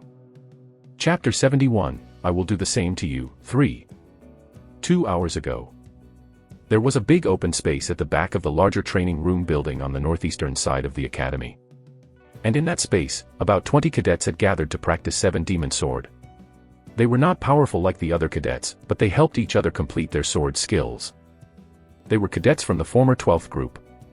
They used to practice formations under Bakki's guidance before the second test, but after the test, Bakki left them. That's why they were now here without Bakki and Chun Jongsam. Penghak, is it really okay for you to go alone? The 670th cadet, Galen asked as he was worried. Penghak was the one who attacked Bakki from behind while fighting against Ha Ilming last night. Wu Penghak was the leader of the group now. I was told to go alone. We have no choice. Wu Penghak was also worried, but he couldn't ignore Chun Yuchan's warning. He had made a deal, so he had to go to receive the payment for keeping the promise. If we get the tag, we can create a team. Yes, but one tag will only make us fight against each other. They had 20 members, so having one yellow tag meant that 8 of them had to be cast out. This would surely create turmoil. Galen was right to be worried, but Penghak shook his head. But we can't just stand around and do nothing. Yeah. We have to do whatever it takes to survive. If we give up because we're weak, then it's over. Galen couldn't object to those words. They had contacted other group leaders with yellow tags, but it wasn't possible to join their groups. Most of them just accepted their former group members, so it was hard to find any empty spots in the first place. So, you think about looking after yourself too? Yes, but to sell out our former leader. I don't think it's right. The water has been spilled. There's no going back. And don't worry about the group. If I become a leader, I will ensure your spot, Penghak whispered, and Galen frowned. It seemed that Penghak had misunderstood. Ah. Penghak then tried to walk out to meet with Yuchan. While he was trying to leave, someone came up to block him. Wait. Why you? It was Chun Yoan. He was now the most famous cadet within the academy. Yoan was also responsible for destroying Chun Jongsam's internal energy. Penghak was shocked to see Yoan. Why are you? What's the surprise? They didn't know Yoan was out of prison yet. But there was more. 7 more cadets appeared from the corner of the building. Haik! Wu Penghak was startled and he stumbled back a few steps. Ko Wonger, Bakki, Ho Sangwa, Zhou Wumin, Hubong, Machel, and Jin Guk were standing behind Yoan. Except for Ho Sangwa and Jin Guk, who had joined the team today, the other 5 were furious. Be Bakki. Penghak was mostly afraid of Bakki. With a horrific look from his scar that ran across his eye, Bakki's glare made it even more terrifying. Did you sell me out? Bakki looked at Penghak with disappointment. They had overheard the conversation between Penghak and Galen from behind the building. It was understandable that they had launched an ambush to get the yellow tag since they were desperate to survive. But selling Bakki out when he was their former teammate was something he couldn't accept. And Ojong had been severely injured in the process. Stop. Former 12th group members quickly ran up after realizing that Yoan and his members had appeared. Be Bakki. Galen and the other cadets were also shocked to see Bakki. They were worried as Bakki was not badly injured, and there he was with his teammates. Are you here for revenge? Galen shouted while biting his lips. However, Ko Wonger answered instead. You ambushed us and thought you would not pay the price. Ko Wonger, who was almost twice as large as most of the cadets, roared at them. The 12th group cadets outnumbered Yoan's team, but they were afraid. We have more. We can win this. Peng Hak shouted at his members. Even yesterday, they were able to hurt Baki after outnumbering them. There was no way Baki would have recovered, so there was no reason for them to lose. But Chun Yo-won is here too. The cadets couldn't attack, however. This was different from yesterday. It was hard enough to deal with Baki alone, but they were now facing Chun Yo-won, who had crushed an instructor's ribcage. And Yo-won was also infamous within the academy. I heard he destroys the internal energy if he gets pissed off. We can't fight him. He sent so many people to the medical room. He's evil. It wasn't on purpose, but there were a lot of cadets who were afraid of Chun Yo-won. And the cadets of the 12th group knew that one of their members, Chun Jongsum, had his internal energy destroyed. That was what made them even more afraid. Fools. We have much more people than them. Peng Hak became frustrated at his members. Yo-won then spoke to him coldly. You are the foolish one. How dare you say such a thing in front of me? What? At that instance, Yo-won quickly closed in on Peng Hak. It was so quick that Peng Hak couldn't do anything as Yo-won grabbed his wrist. Yo-won then grabbed the right wrist with his left and punched Peng Hak's stomach. Control. Control. He tried to go easy as best as he could, but... Arg. As his fist struck the stomach, Peng Hak's eyes grew wide and he spat blood out from his mouth. His body was also thrown up about 3 meters into the air, and flew all the way back. Ugh. I tried. Chapter 72, I will do the same to you, 4. He tried to use only half of his power, but it was still monster-like. At least it was weaker than when he destroyed Jongsum's chin and teeth. The 12th group cadets became pale after seeing Peng Hak getting thrown away with one punch. Peng Hak had gained top-class internal energy after consuming the Black Dragon Ball, but he couldn't even endure one fist. Peng Hak. Galen shouted at Peng Hak, who was thrown back. He sat there unconsciously with bubbles foaming at his mouth. We cannot fight him. Most of the cadets were either similar or weaker than Peng Hak. They had Ha Ilming, who was almost equal to Baki when they fought yesterday, but no one else could deal with Yo-won. You want to keep going? Yo-won threatened the 12th cadets. All of them then shook their heads in fear. They couldn't even bear to think about fighting Yo-won, Baki, and Ko Wonger altogether. We surrender. Galen, who was next in line in terms of rank, made a declaration. Hu Bong then ran up with reddened eyes and grabbed Galen's collar. Where is it? What are you talking about? Where is the tag that you took from us yesterday? Ojong had tried to protect it with his life even when his fingers were snapped back. If they didn't get that back, Ojong's sacrifice would have been for nothing. Galen spoke bitterly. 108th Cadet. Ha Ilming has it. It's as we expected. Ko Wonger sighed to Yo-won. They had expected this already, as Ha Ilming probably wouldn't have given the yellow tag to these people. Damn it. Ugh. Hu Bong then threw a punch at Galen's face. It wasn't all that powerful like Yo-won's, but it was enough to bruise Galen's right cheek in blue. Hu Bong then pushed Galen down and tried to pummel him, but Baki stopped him. Stop. Don't stop me. Are you protecting him because he was your teammate? No. I have something I want to ask first. Back off. Baki had no intention to stop him. He was a former team leader of these people, but he knew what was at stake here. Their actions were unacceptable. Galen. Baki. Galen wiped the blood dripping from his mouth and looked up at Baki before he averted his gaze. He had tried to dissuade Peng Hak and the other cadets, but he failed and eventually ambushed Baki together with them, so he couldn't look into his eyes. You said you all sold me out. What does that mean? I'm sorry. You've already done it, so don't give me that bullshit. Who did you make a deal with? Galen hesitated for a bit and answered, Chun Yu-chan from the Blade clan made the offer. Chun Yu-chan.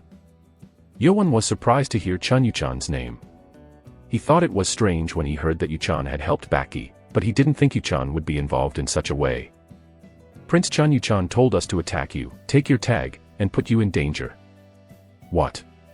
He told you to attack me. Baki was dumbfounded. He thought he owed Yu-chan for helping him out the other night, so he didn't think it was all planned from the beginning. So, you were promised to be given a yellow tag for it. Yes. They sold Baki for their own good. Since Baki had now found out about this, The 9 cadets who ambushed together couldn't hide their embarrassment. Baki. I'm sorry. Bastards. Baki couldn't forgive them, so he walked away. He didn't even feel the need to beat them up on his own. Humph. Hubong then began pounding Galen's face. He was going to make Galen become like Ojong. Nobody thought to stop Hubong, and Galen too didn't even moan. Wait a second. Not again. This time, it was Ko Wonger who stopped him. Hubong, who was drenched in sweat, responded with an annoyed voice. Ko Wonger placed his hand on Hubong's shoulder and sent a telepathic message. Will you be satisfied at beating up just one man? Hubong then became surprised and looked back at Wonger. Trust me. I will bring out everything. Ko Wonger sent his messages confidently, and Hubong nodded before he stepped aside. Wonger then spoke to Galen, who was on the ground. 670th Cadet. Do you trust what Yuchan had promised you? What do you mean? Do you really think Chun Yuchan will give you a yellow tag? Galen's eyes shook. He too had been suspicious of this ever since. They had fulfilled their part of the deal, but he didn't believe in it from the beginning. He promised us. Since there are 20 of you, he must have promised to give you 2 tags. That's.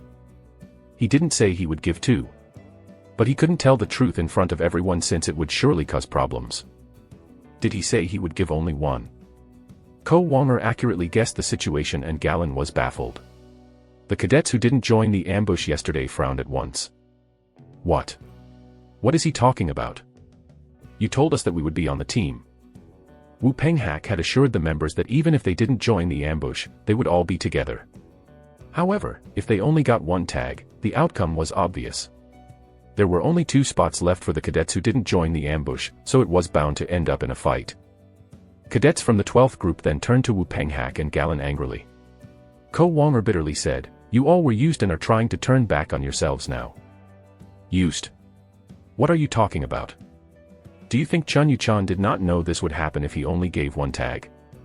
If you fight against one another, you are playing right into his hands. Wonger explained it calmly, and the cadets gritted their teeth. If Chun Yuchan had really used them, then they were just pawns who played under his feet. Ko Wonger then smiled to finish what he started. Are you all angry? If you are, then you must get revenge. Chapter 73, I will do the same to you, 5. 2 hours later, Galen and the 12th group cadets were serious as they aimed their wooden swords. Their furious glares were directed at Yumpa, while they were actually angry toward Chun Yuchan, the prince of the Blade clan, who was behind all this. We almost were used and thrown away. It was shocking as it was, as Wonger had said. They didn't think they were being used, but after meeting with Chun Yuchan, everything became clear. For Chun Yuchan, the other cadets were only pawns in his game. Unless they were talented like Baki, he didn't think much about the others. What are you doing? Yumpa asked Galen. He was facing cadets from the 12th group who had made a deal with Chun Yuchan to get a yellow tag. But what was this hostility? Humph. You think you can keep using us for the yellow tag? I don't follow. You still think us as fools? Galen shouted angrily, and Yumpa narrowed his eyes before he turned to Chun Yuan. So, someone's pulling tricks on you. Ha! Look who's talking. Hubong scoffed at Yumpa's words. You can't even get a tag from an instructor, so you ambushed us during the night. Who's pulling the tricks? Hubong shouted, and Yuan's members also smirked as they nodded. Ho Sangwa and Jin Guk also heard about what had happened, so they had disgust in their looks also. Ha Ilming was furious after hearing such words, however. His face was red with anger, and he glared at Hubong. You ran from us like rats, and you dare speak to us as weaklings. Ha Ilming shouted, and Ko Wonger burst into laughter. Ha ha ha. This is a great one. Ha Ilming, then I'm sure you will never run away from us then. Oh, but we have no intention to let you run anyway. Ko Wonger threatened him, and Ha Ilming's face turned grim. Damn it.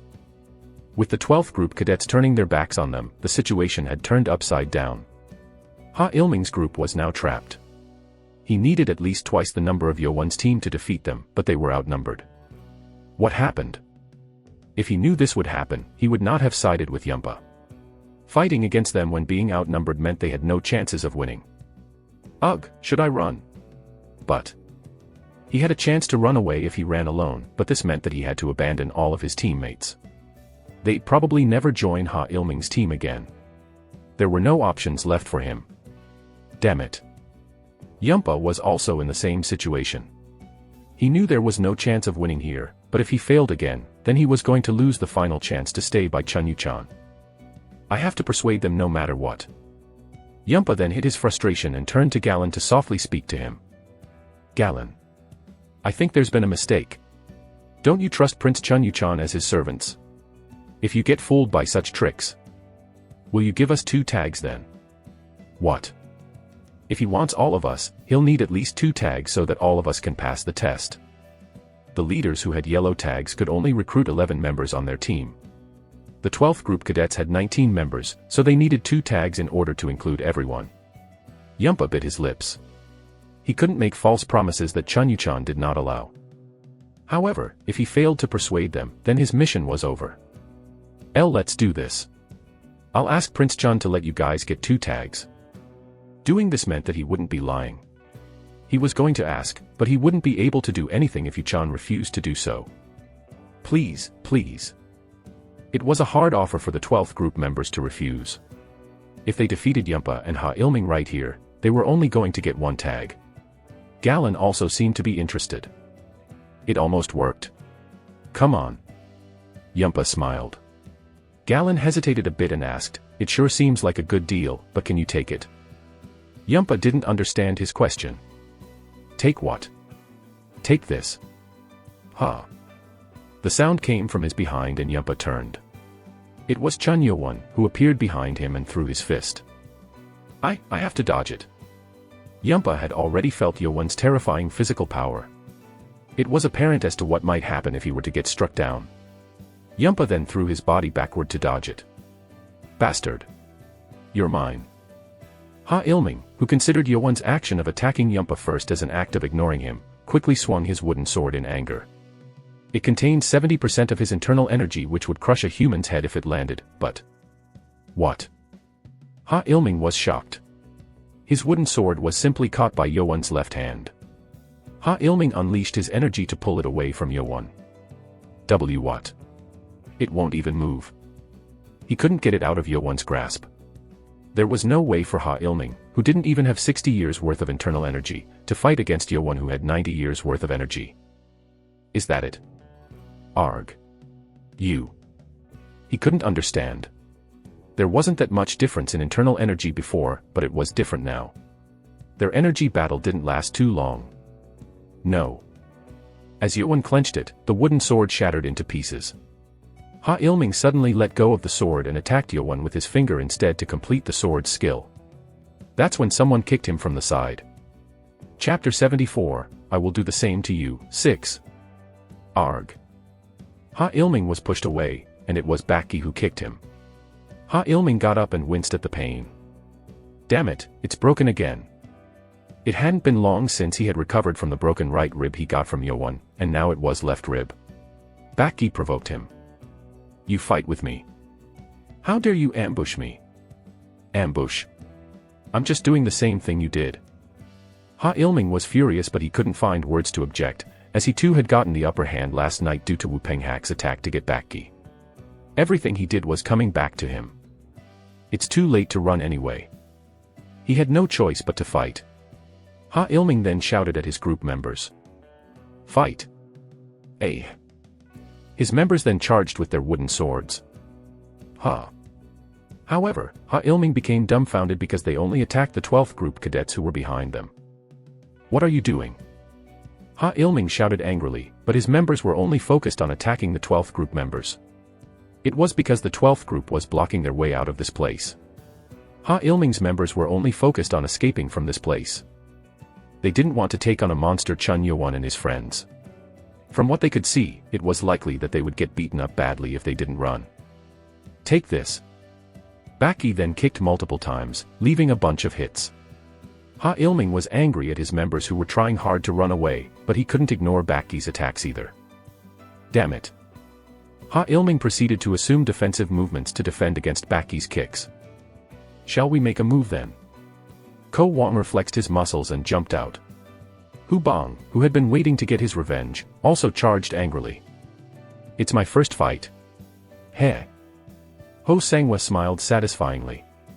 Unlike her round and cute face, her aura made her seem rough and aggressive. Why, you are more aggressive than you look. Jin Guk was stunned by the large group fight. We should go too. It's time to get payback. Jia Wumin shouted, and Ho Sangwa, Machel, and Jin Guk charged at Ha Ilming's group members. A total of 40 cadets were now fighting each other. The fight was very one-sided since Ha Ilming's members were trying to run away while Yowon and the 12th group members were chasing them furiously. Yumpa was appalled since he had wanted to avoid this situation at all costs. If he had gotten more cadets to fight back, this would not have happened. Yumpa stepped back, but Chun Yowon walked toward him like death itself. You think you can run? I didn't think I would see this happen. That's what you get for playing tricks.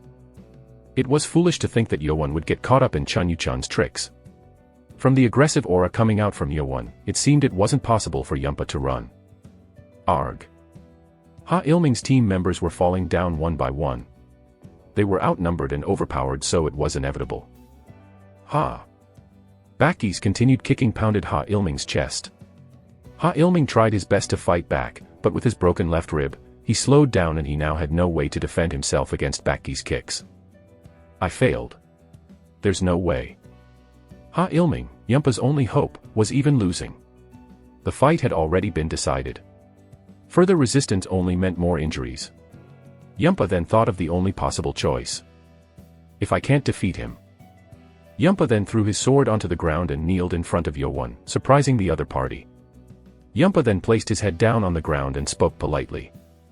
You win, Prince Chun. It was a declaration of surrender. He had lost once, so Yumpa knew he had no chance against Chun Yowon anyway. Therefore, he chose to surrender to keep himself safe. It's not over yet. It was almost over, but the fight was still ongoing. But with their brains and culprit Yumpa giving up without even trying, Yowon felt disgusted. No, it is over. We have already lost. Please show us mercy that befits an heir to the throne.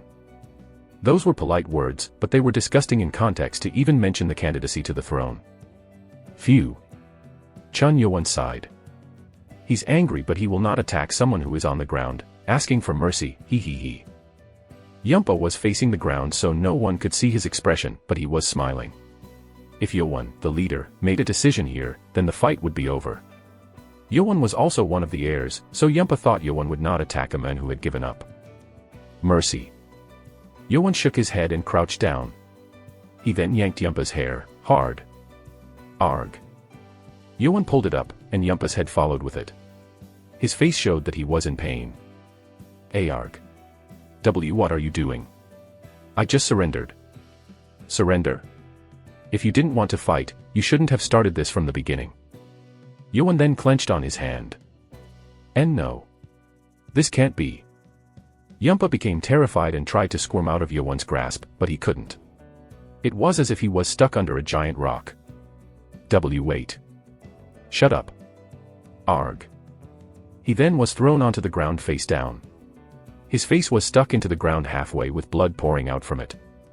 Yowon then whispered to the flinching Yumpa, "You will pay the price for hurting my friends." Chapter 75, Pay It Forward for More, 1. A normal person would never experience getting their face stuck in the ground. Yumpa got his thoughts straight when a powerful force pushed him into the ground. He almost passed out from the severe pain radiating throughout his entire face as the rocks and dirt were stuck in his face. He felt the blood pouring out from all over his face. Arf. Yowon then pulled up Yumpa's head again. His face was all crushed up. His front teeth were dangling and his broken nose was pointed at a weird angle. Yumpa was in too much pain to realize that every part of his face was all messed up now. Arg. Ah. When he could breathe again, Yumpa formed up his thoughts and was able to barely speak. This is too much. I didn't even start. Heek. Yumpa paled. He felt like he would die after getting pinned into the ground once, but it seemed like that was only the beginning. Yowon grabbed his hair again and Yumpa quickly shouted, Do you think Chun Yuchan will let you go free after doing this? He had to hide the person behind all this, but he just spilled it. Of course, Yowon already knew that Yumpa was working for Chun Yuchan. Chun Yuchan will do what? Yumpa thought he had made a mistake in saying that, but it was too late. He now had to hope for Yeowon to be afraid of Yuchan. Chun Yuchan was one of the strongest cadets in the academy, so most of the cadets did fear him anyway. But I don't care. What? Yumpa's plans were going south from the very beginning. It seemed he had made Yeowon angrier by saying this. Did you think I would get scared if you spoke of Chun Yuchan's name? Suddenly, something popped up in Yumpa's thoughts. Wait. I heard Chun Yeowon destroyed all of Chun Jongsum's bones. Chun Yeowon's infamous action reached the climax when he took Chun Jongsum out. Yumpa then regretted saying Yuchan's name. If Yeowon feared the other princes, he would not have done such a thing to Chun Jongsum. You should watch out for yourself first. And it doesn't matter. He's my next target anyway. Ah. Next. Ah. Aarg. Yumpa's head was thrown down again. It was the second time, so maybe he would have gotten used to it, but that wasn't the case. Yumpa moaned with bubbles coming out of his mouth and soon passed out. At least Yeowon did it very carefully so he wouldn't crush Yumpa's head completely. Yeowon then looked down at Yumpa with a disgusted expression and shook his head. Ko Wonger then walked up to him. Master, we've defeated everyone. Good.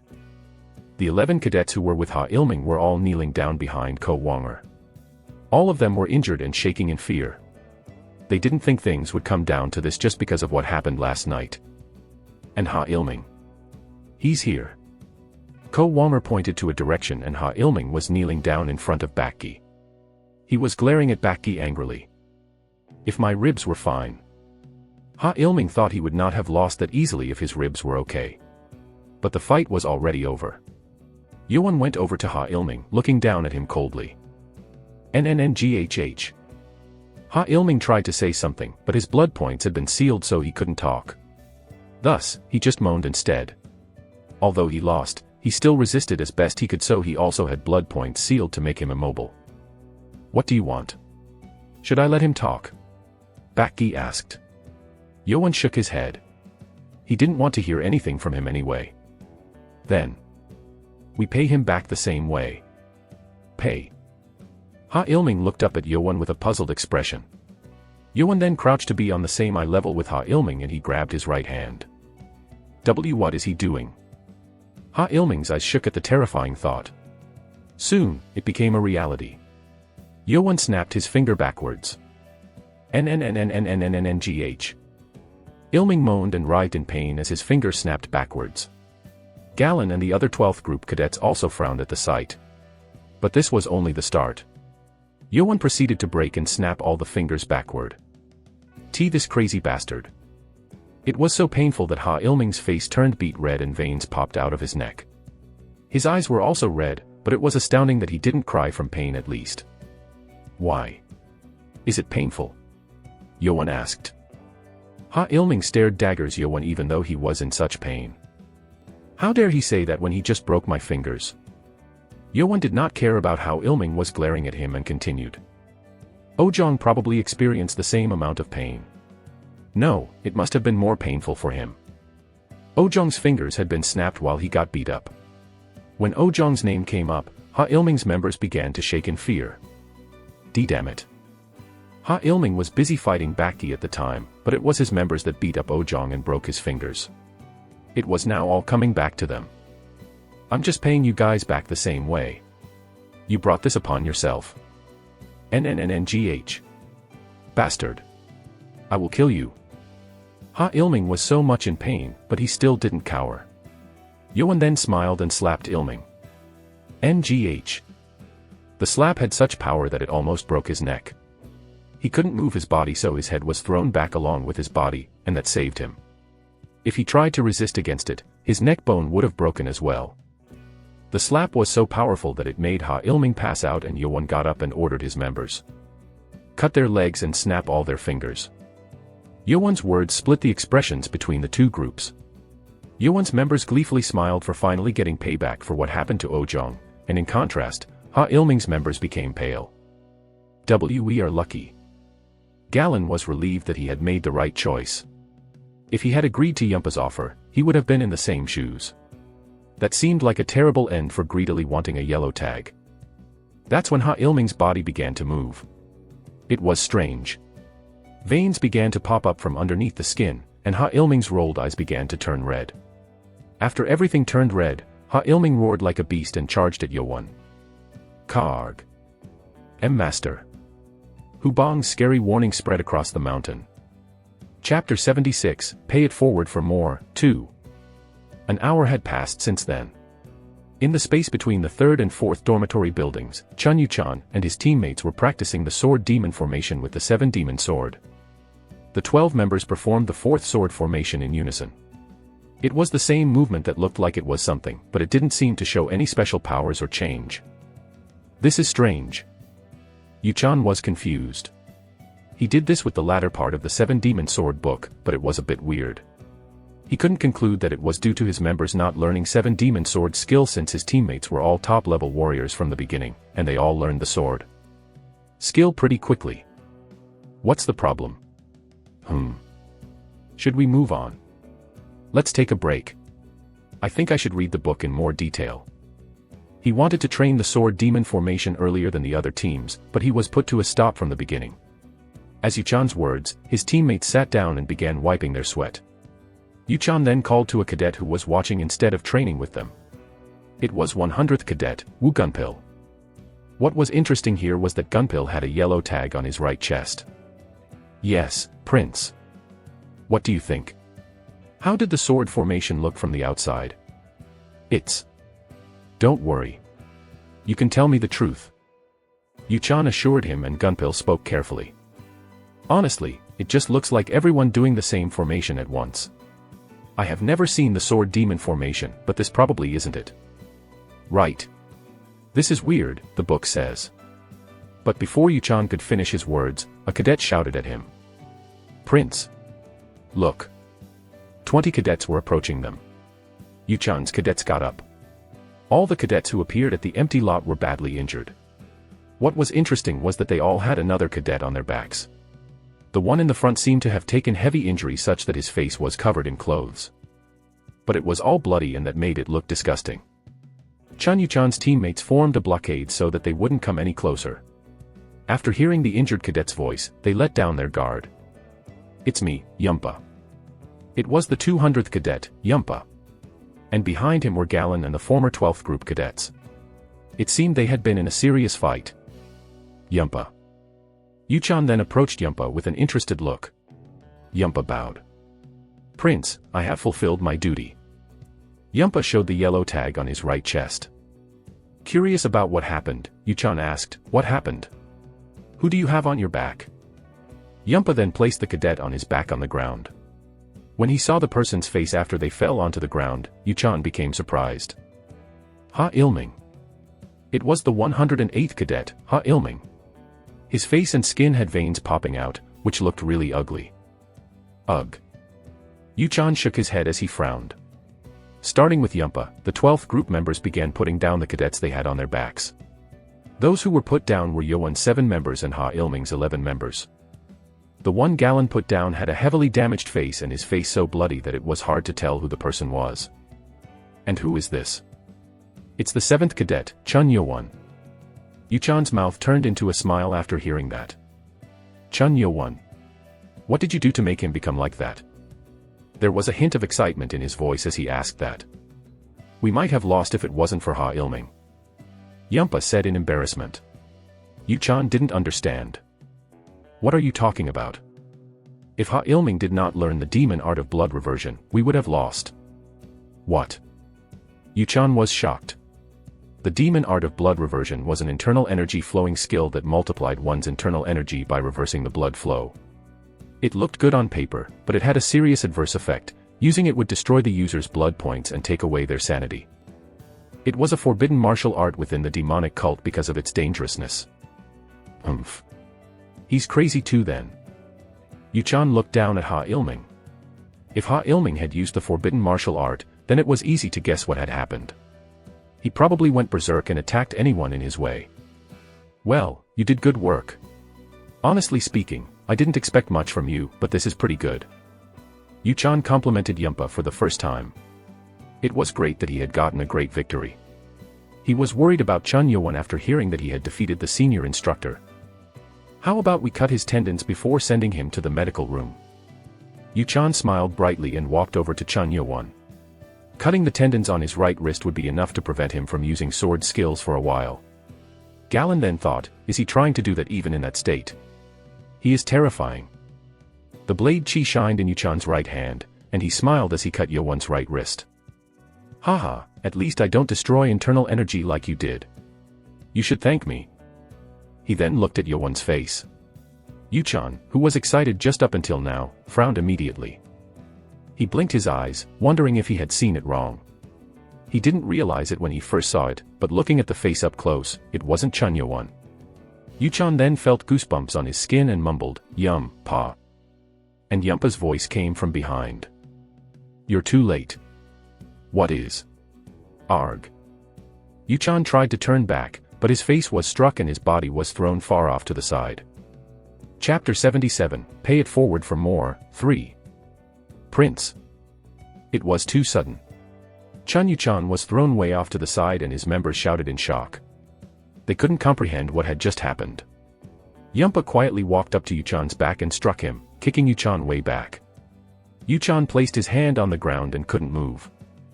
It seemed like he was in pain. Yumpa. What is the meaning of this?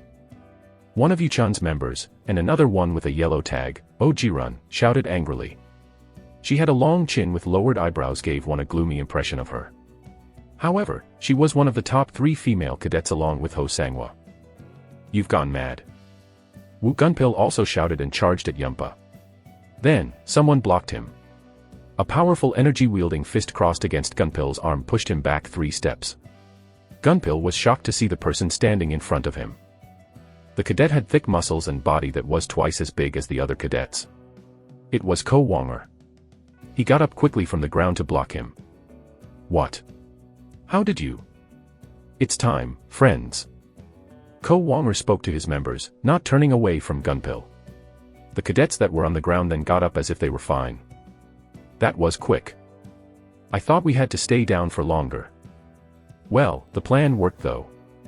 Chun Yuchan's members were bewildered to see Yo-won's members getting up and they became furious. Bastards. They now realized that they had been fooled. Yo-won's members had blood and dirt all over them, but none of them were injured. Wait, then what about the 12th group? Gunpil then turned to Galen and the other 12th group cadets. They too had pulled out their wooden swords to fight against Yuchan's group. Yumpa. How dare you betray the prince? Someone shouted angrily. It was another cadet who also had a yellow tag on his chest. He was Jin Yu from Power Fist Clan. He was also muscular, but he was a bit smaller than Ko Wonger. Yumpa betrayed us. Yumpa, you bastard. Yuchan's members all shouted furiously at Yumpa whose face was wrapped up with clothes. It seemed like they didn't trust Yumpa that much from the beginning. Yumpa then shook his head. Humph. Then Yumpa took the clothes off his face. Chun Yuchan's members all frowned at the face that was revealed under it. The voice was the same as Yumpa's, but the face inside was an entirely different person. Chun Yo-won. It was the 7th cadet, Chun Yo-won. Yo-won glanced around. What had happened here? It was what happened after Yo-won defeated Ha Ilming who went berserk. Ha Ilming charged at Yo-won like a beast. Monster. Ha Ilming unleashed a powerful attack with his fingers. His head was turning white, but he wanted to defeat Chun Yo-won before he lost his mind. Yet someone had kicked him away before he could even get to Yo-won. It was Baki. Ha Ilming was so angry at Yo-won that he didn't notice Baki on the side. Baki kicked him away since it was an emergency. Arg. Ha. But this time, it was Baki who was thrown away. Ha Ilming's increased internal energy had pushed Baki back. You dare interfere with me again. Ha Ilming then became angry at Baki and turned to charge at Baki who had fallen down, but Yo-won did not let him do this. You stay here. He grabbed Ha Ilming's right wrist and Ha Ilming was overconfident about his internal energy. That won't work this time. He attacked by multiplying his internal energy to 100% to fight back. But even then, Chun Yo-won's 90 years worth of energy and physical strength that were strong enough to damage a blue pearl stone was not something that could be pushed back. Arg. Ha Ilming was thrown up in the air and was smashed to the ground by his wrist. Karg. Yuan then quickly jumped on top of Ha Ilming and pounded his head. He was in too much of a hurry to overpower Ilming that he couldn't control his power this time. Ha Ilming's head was pushed down further than when he had pinned Yumpa. Hope he didn't die. At least he didn't break the head. With the active demon art, it seemed like Ha Ilming's body had become more powerful than normal. Growling. Ha Ilming's head wasn't destroyed, but with Yuan's fist pounding from above and his back slamming against the ground, it gave him a concussion and Ha Ilming passed out. His plan to strike from behind with the forbidden art had failed. Phew. Yuan's then told him that it was the demon art of blood reversion. Most of the clan members who were trained in their clans knew what had happened to Ha Ilming. It's my first time seeing it. But he learned forbidden art of the cult, he will be expelled, Ko Wonger said as he looked at Ha Ilming. It was a foolish choice as Ha Ilming should have just waited for a future chance to get his revenge. We're done here. We can now send them to the medical room. Ha Ilming and his members had their fingers snapped and right legs broken, so if they were not going to heal before the third test, they were going to be expelled. It's good that we avenged Ojong, but it still doesn't feel that great. Everyone knew what Hubong meant. The person who was behind all of this was still fine. It was terrifying for one man to place all of these people to play under his feet to seek the yellow tag. Chapter 78, Pay It Forward for More, 4. It's irksome that we can't do anything when we know the person behind all this. Ugh. The cadets sighed with Hubong. Chun Yuchan was different from Ha Ilming or Yumpa. It was a known fact that Yuchan himself was at the top of the master level, and he also had 3 members who had entered the master level as well.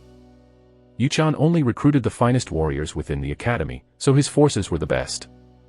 It's infuriating, but we are not ready to fight him. If Chun Yuan and Yuchan were to fight, it wouldn't end with a one-on-one fight. It was going to be a bloodbath between the 2 candidates with their forces. We need at least similar numbers and other powerful warriors like Baki if we decide to fight. Jia Wumin agreed with Ko Wonger. Ho Sangwa then raised her eyebrows and mentioned, if it is against early master levels, Ko Wonger and I can defeat him together. Ko Wonger and Ho Sangwa were on the verge of entering the master level. Given the right lessons, they were almost ready to shape the chi outside their bodies. If you lack in number, we'll help. Galen then offered to work together with them. Yuan's members turned to the 12th group cadets who had proposed to aid them.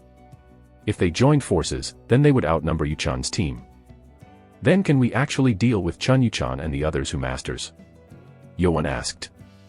Wonger frowned, yes, but even if master handles Chun Yuchan, 1 master warrior remains. I will take them both.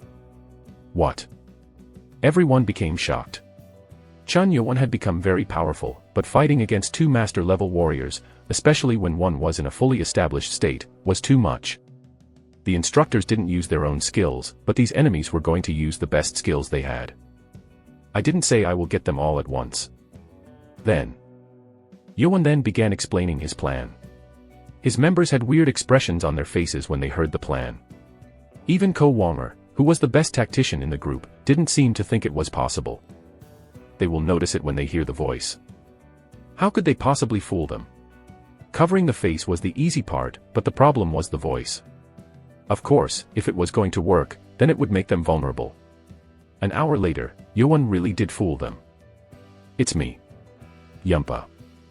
Yuan's members almost flinched when they heard Yuan impersonating Yumpa's voice. What? How did he do that? Everyone was shocked to hear Yuan's amazing ability. They didn't know how he did it, but his voice was exactly like Yumpa's voice. This fooled everyone, including Chun Yuchan. Thankfully, it allowed Chun Yuchan to stay away from his group.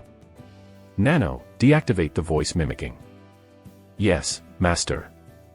It was Nano's ability. Nano worked on Yuan's vocal cords to make him sound exactly like Yumpa. Yuan had learned this ability after checking what Nano could do when he was in the prison cave. This isn't my voice yet. Okay. Here we go. What?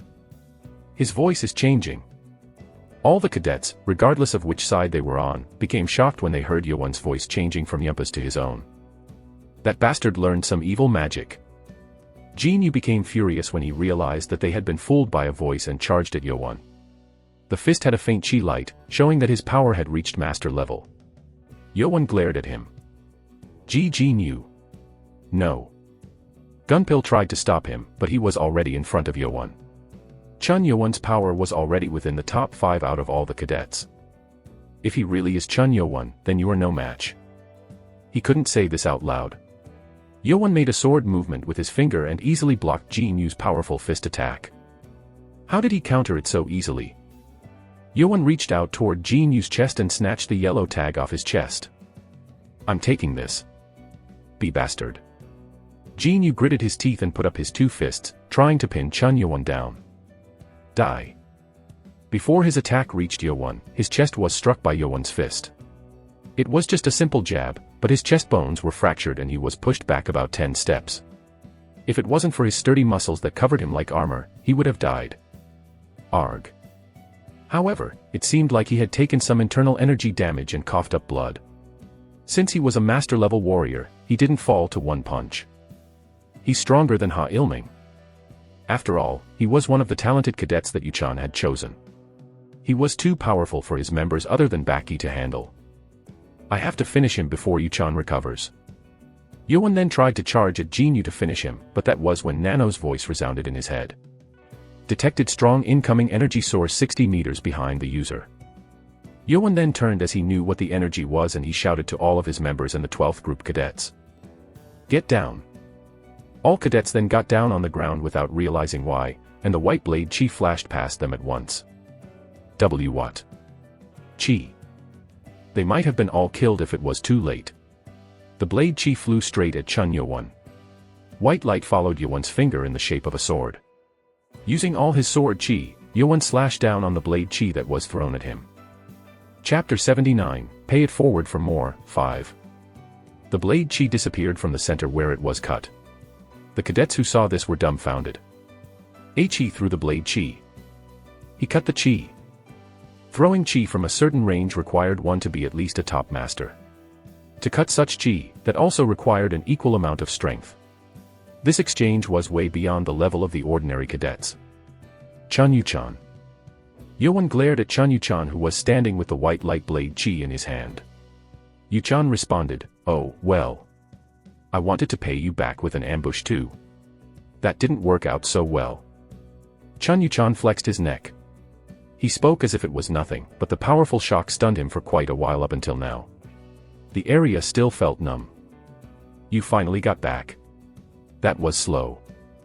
Yowon provoked him and Yuchan frowned. So, you waited for me. The first attack was just payback for playing tricks. I don't want to hear people saying I won because I ambushed you. This was a fight between the heirs. Claiming victory after a surprise attack would surely not be favorable at all. Yuchan was confused by Yowon's words. Ha! You are as arrogant as ever. You think you won by defending against my chi. Yuchan, however, was actually shocked that Yowon had done it. He grows way too fast.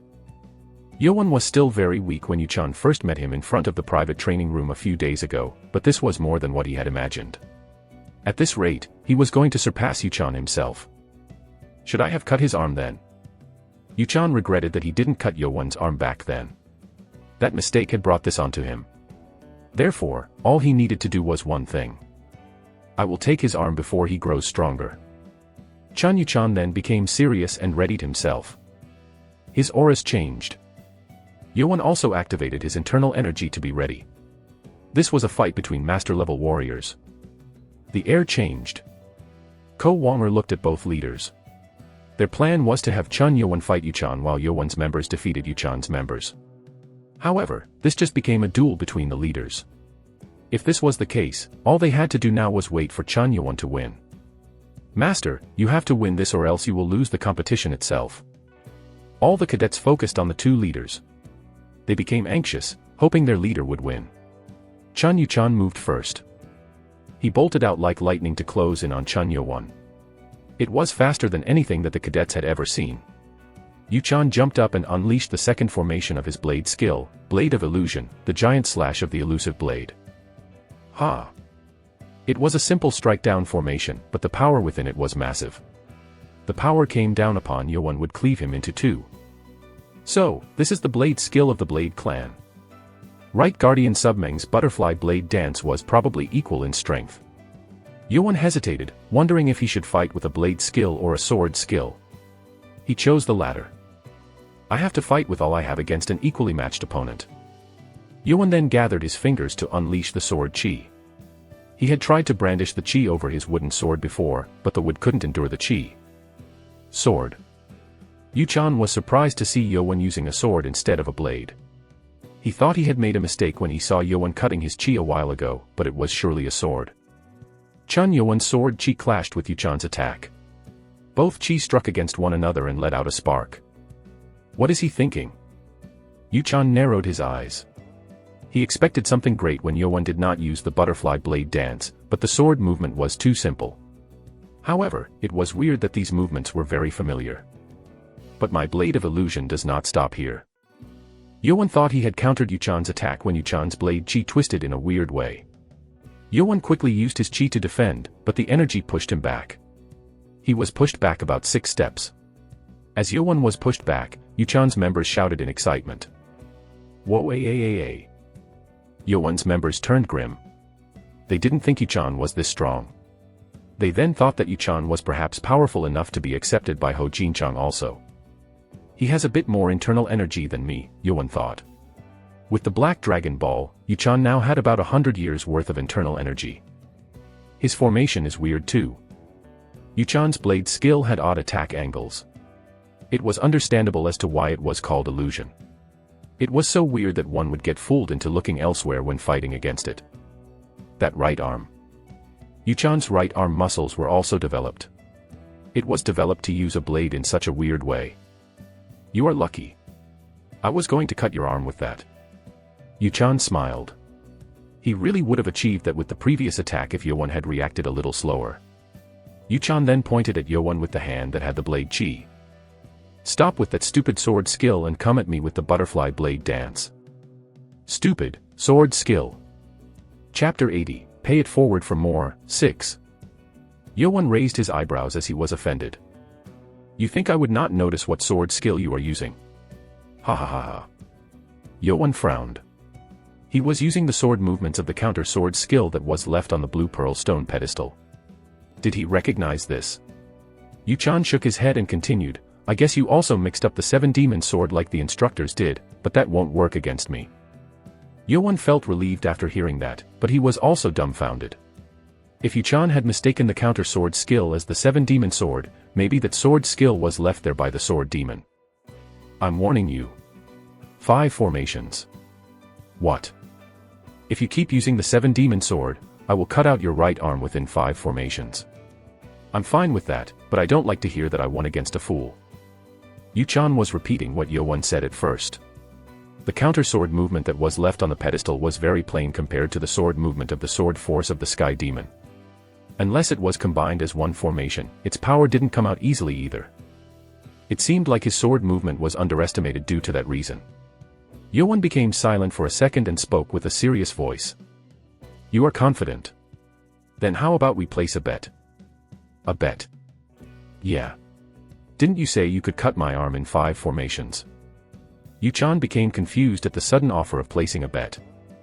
What is he playing at? He was fooled once by the Yumpa trick, so he thought Yuan had another one up his sleeve. But if he wanted to play tricks in front of all these cadets while dueling, that was going to discredit him as a candidate. Yu-chan smiled. Let's see what you have to say. If I win, I will take all of your yellow tags. People began to mumble. He's gone mad. Give all his tags. Dumb tricks. Yu-chan's team members were outraged. Wanting all those tags meant that Yuan was basically telling them to give up on the 3rd test. It was bound to make them mad. Humph. So, that's what you wanted. Yu-chan shook his head. He had expected as such, and it seemed like Yuan was telling him to finish this once and for all. Yu-chan pondered on it for a while and then came up with an idea. Then I too will take your tag if I win. Since I have 4 tags and you have only 1, I will take your servant, Bakki, too.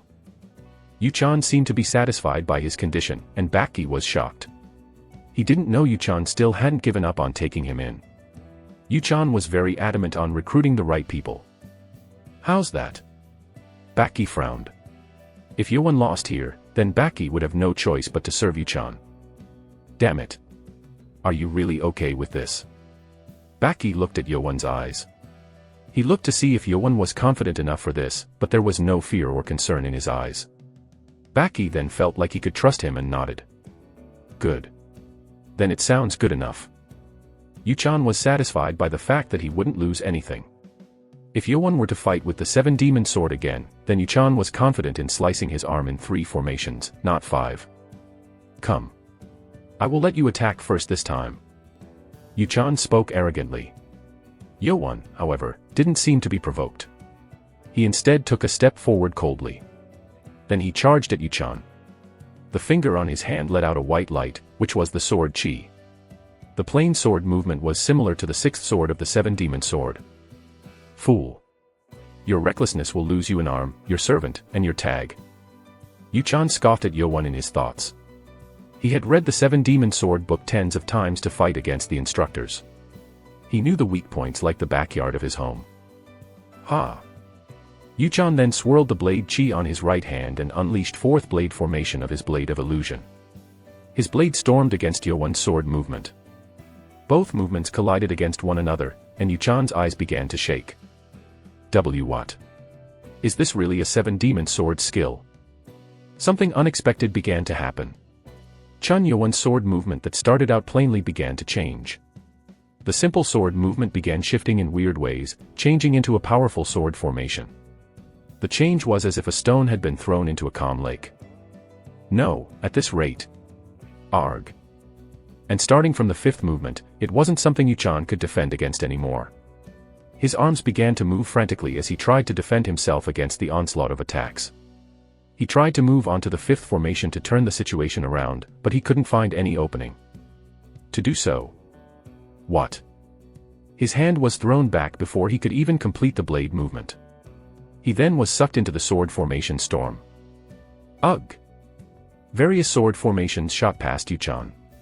The sword chi struck his blood points, making blood pour out, and Yuchan's body was thrown from side to side. And as the finisher, when the 24th movement of the formation was about to cut Yuchan's neck, Yeowon changed its direction. Ayawayawerg. Yuchan screamed in agony. Every cadet who was looking at it couldn't help but stare dumbfoundedly. Something dropped from the air, still squirming as if it was alive. It was Chun Yuchan's right arm. Chapter 81, Pay It Forward for More, 7. Cadets from Chun Yuchan's team were positive of their leader's victory. Unlike his usual lazy and casual attitude, Yuchan was the hard-working type. With his exceptional talent and hard work, his growth and strength far exceeded that of his peers.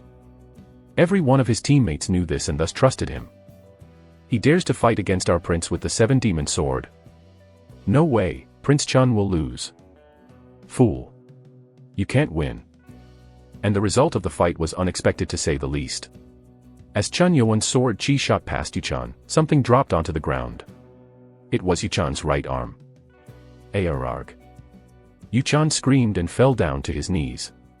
He endured the severe pain that made him feel like he would pass out to keep the last of his last pride, but he was in a very bad state. I won, Yeowon stated as he looked down at Yuchan. And no way. How did he lose?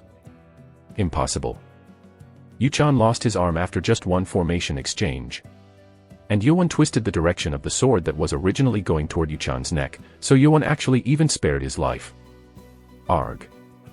Blood gushed out from the wound where the arm had been cut off.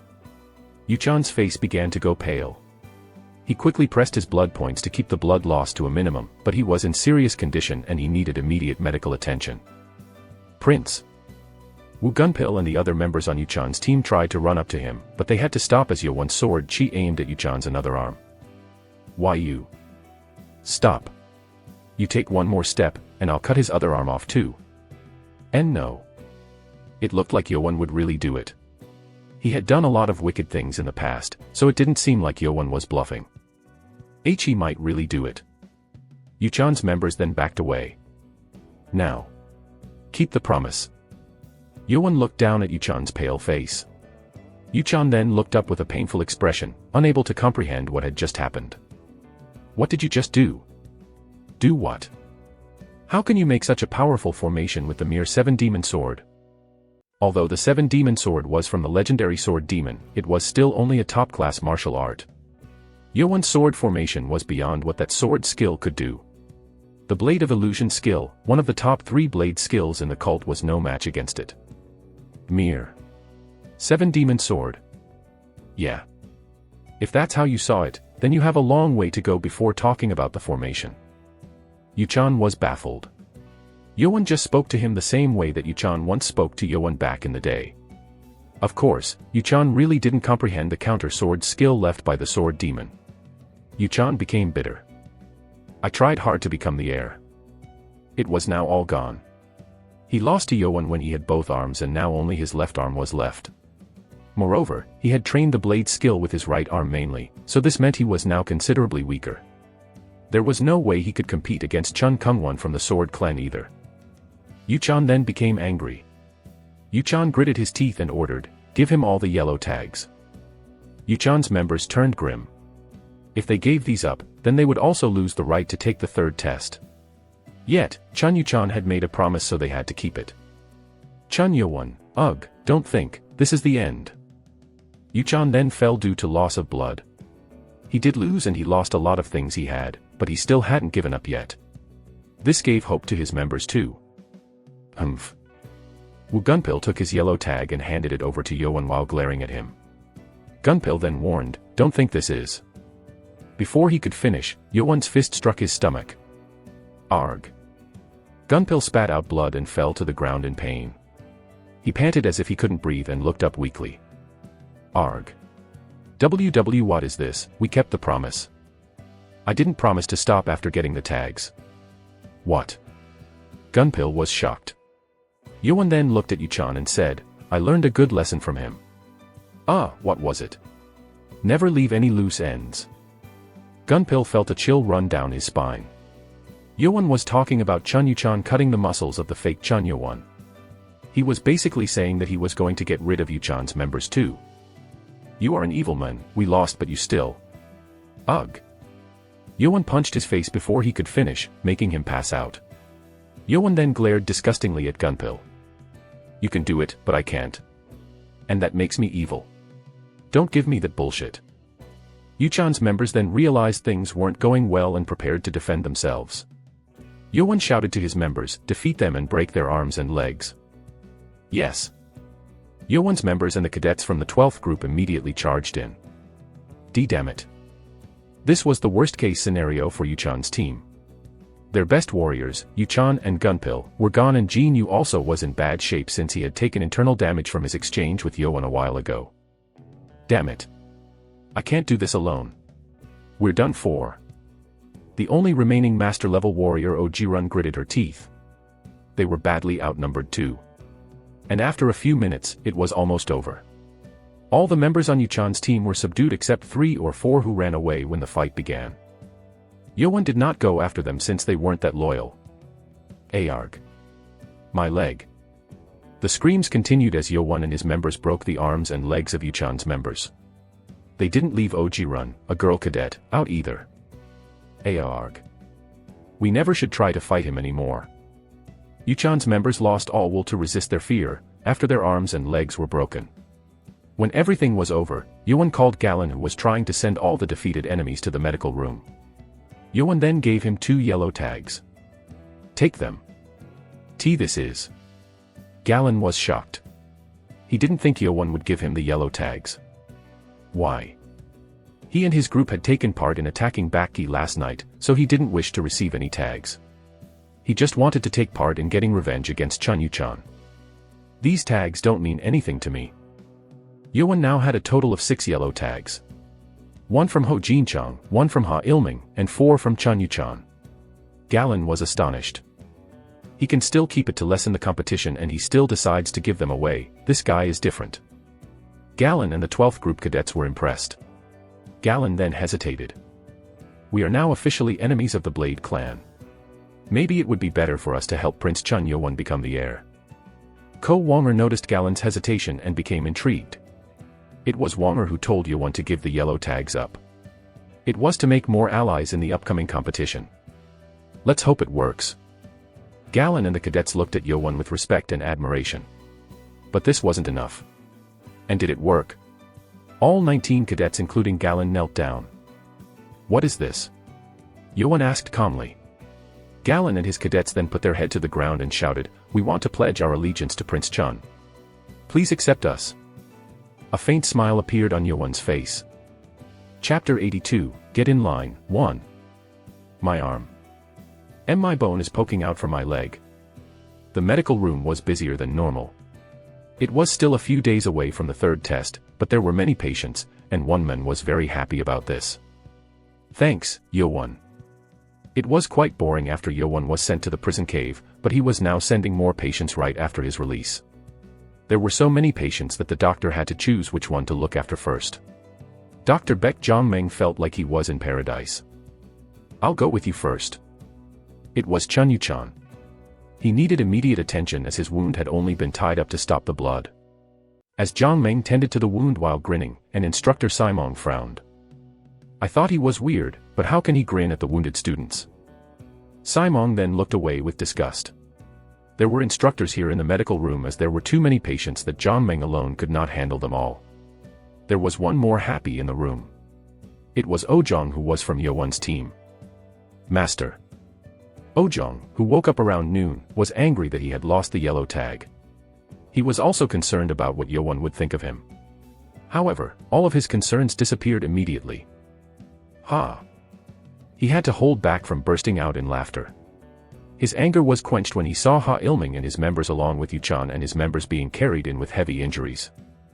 Master, I will serve you forever. Ojong thought. He then heard the instructors amongst themselves. He really is different. It was just yesterday when I took him into this room with internal damage. An instructor who looked like he was in his early 30s spoke. It was Hien Yun, the youngest instructor. He was the instructor who took Yoan into the medical room after the first test. He never guessed that Yoan would become so strong after such a short amount of time. Who would have known? Simong shook his head. He was beyond shocked when he heard that Yoan had made Ho Jinchang fall to his knees after just one formation. He didn't even care to watch the fight since he thought that Yoan would lose, but the outcome was unexpected. Nobody can guess the outcome of this competition. Chun Yu-chan, one of two most likely candidates, was now out of the competition. He didn't have his internal power damaged like Chun Jongsum, but Chun Yu-chan would have definitely passed the third test. Well, we might see some very unexpected events this time around. Airship competition. This was the sole interest that everyone had as this was directly connected to the future of the cult. There was one person who wasn't in the medical room, however. It was the 108th cadet, Ha Ilming, who was taken into another room on the way. He was in the chief of the Demonic Academy's office.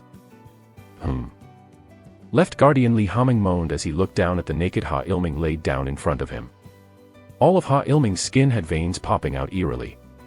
This only happened when blood flowed backward. This is blood flow reversion for sure. The veins usually went down if flow returned to normal, but Ha Ilming had passed out before he could even do that. Haming looked down at Ha Ilming with a serious look on his face and placed his hand on 2 blood points. Haming's hand glowed and the light was absorbed into Ha Ilming's body. Soon, Ha Ilming's body began to flinch and the veins began to squirm. Soon, it went down as the blood flow returned to normal. The skin also turned normal and Ha Ilming suddenly woke up and coughed. Ararg. Ugh. NNGH. Ha Ilming coughed for quite a long time and looked down at himself. Why am I naked? That's not the important issue here. Ha Ilming looked up and saw a fiery red-haired man sitting next to him. See, Chief. Ha Ilming got up immediately. Ilming wasn't sure why he was here since he had been fighting with Yoan as far as he remembered. He then felt a serious headache and remembered Yoan's fist crushing his head before he passed out. Why am I here? I'm the one who's asking the questions. Ha. How did you learn the blood flow reversion? Ha Ilming was then shocked. He looked down at himself, but he didn't see the veins.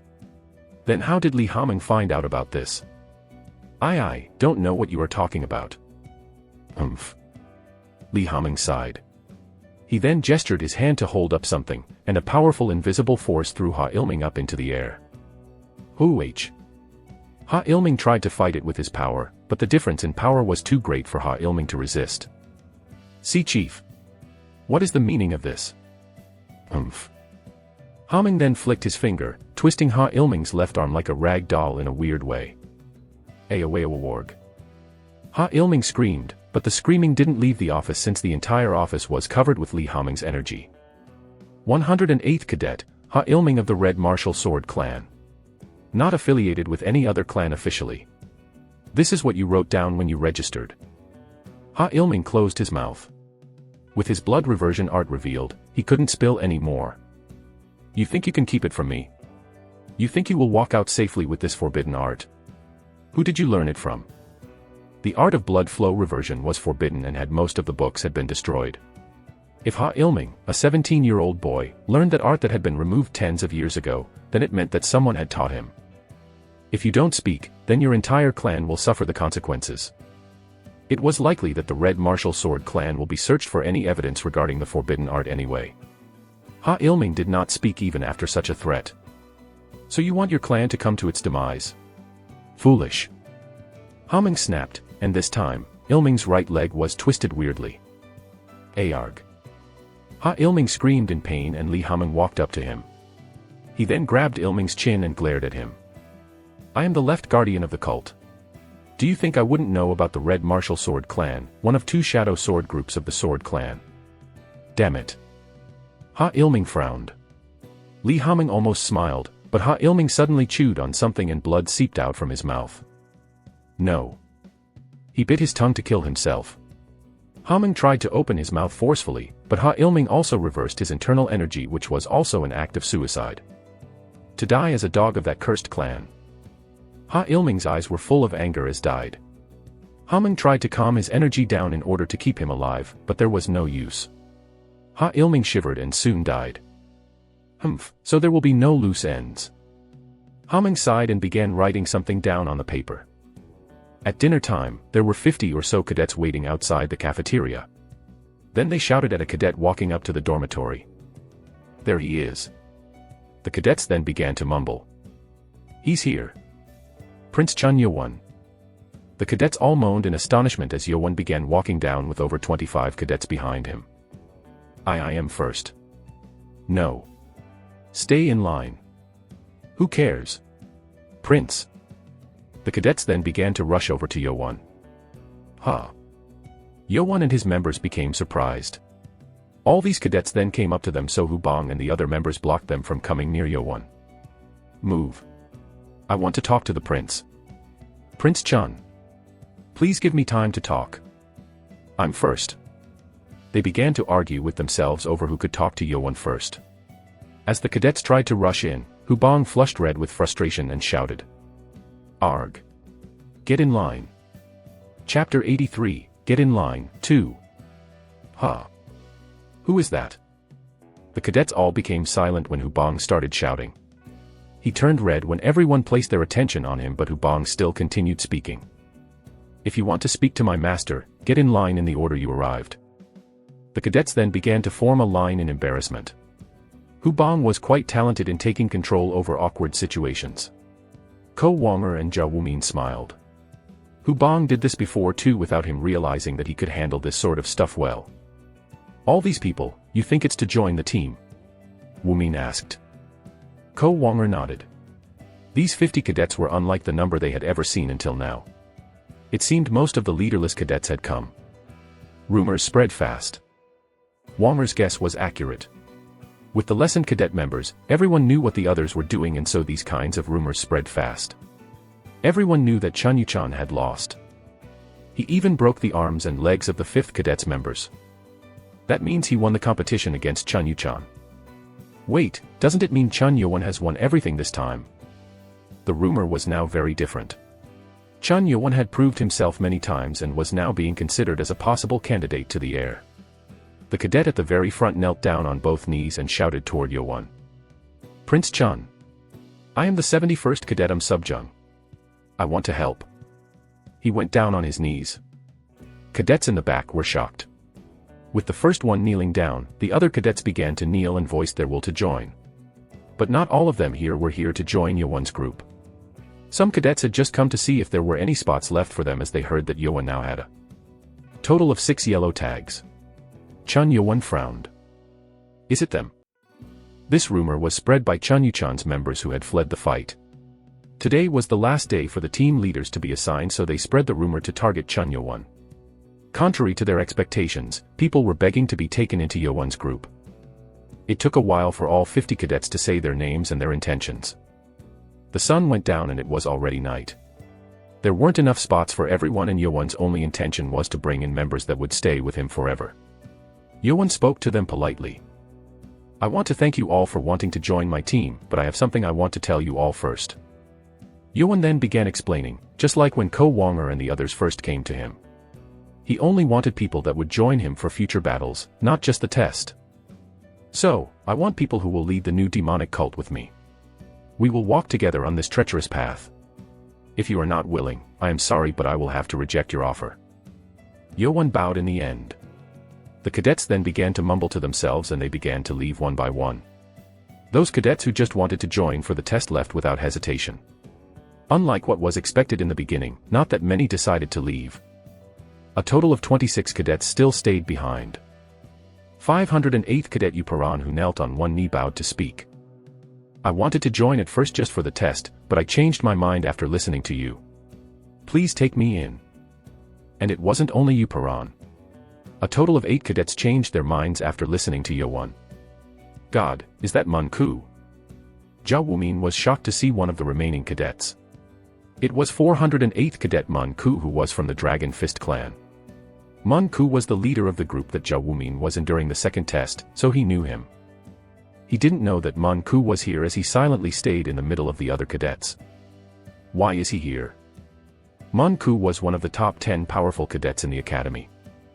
Why doesn't he have a yellow tag? This didn't make sense. Mun-ku was already an experienced master-level warrior who should have gotten a yellow tag.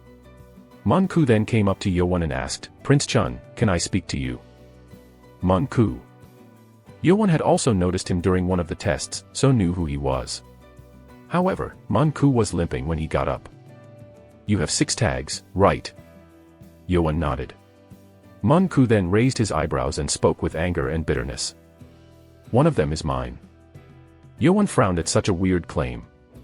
Mun-ku continued, my tag was taken by Chun Yuchan of the Blade clan. Mun-ku then began to explain what had happened to him. He had taken the yellow tag on the 3rd day, but Yuchan came to him and told him to join his group. I'm sorry. I don't side with anyone. Mun-ku refused, but Yuchan approached him 2 more times to ask him to join. Mun-ku still declined the offer. He then asked me to duel. Yuchan insisted and didn't back down, and at last Mun-ku lost the duel. Yuchan broke his left leg and right arm and threatened him to join Yuchan's team if he didn't want to fail the test. Mad bastard. Baki spat as he listened to Mun-ku's story. I was going to get revenge on him after I joined some other group and Mun-ku teared up. No one wants me with my broken arm and leg. He thought he would be able to join the others since he was still a master-level warrior, but the other group leaders refused him coldly, saying that Mun-ku would need to heal first. One group accepted me, but I was cast out after an hour. I later found out that Chun Yuchan sent one of his men to tell other groups to not take me in. Mun-ku then became angry at someone for the first time in his life. So, I wanted to get revenge as soon as I healed up. I didn't care about the 3rd test anymore, and that's when I heard what you did. Mun-ku was able to hear Chun Yuchan's downfall just 1 minute after his decision. I'm not sure if I have the right to be happy though. He felt good that Chun Yuchan was in pain, but it didn't feel like he had fulfilled his wish since he couldn't do it on his own.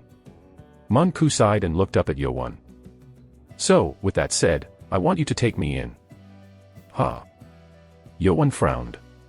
He understood Mun-ku was in a bad spot, but what was this about? Mun-ku then knelt down with his limp legs. I'm sorry. My depression made me say weird things. I am just asking you to take me in, not judging me by my broken arm and leg. Mun-ku was here to meet Yowon as his last resort. If Yowon did not take him in, then Mun-ku had no way but to fail the 3rd test. Jia Wumin then sent a telepathic message to Yowon. Master. You must take in Mun-ku. Yowon became curious and Wumin sent him another message. Mun-ku is the grandson of the 9th elder, Mun Yun. One of 12 elders of our cult. Chapter 84, Learn the 7 Demon Sword, 1. Excluding the Lord, Elders in the cult were second to none in terms of rank within the demonic cult. There was a total of 12 elders, and powerful warriors or leaders of powerful clans were chosen to be elders. There were some exceptions, especially from 1st to 6th elder spot. These spots were passed down within the 6 clans. However, that didn't mean that those elders were weak.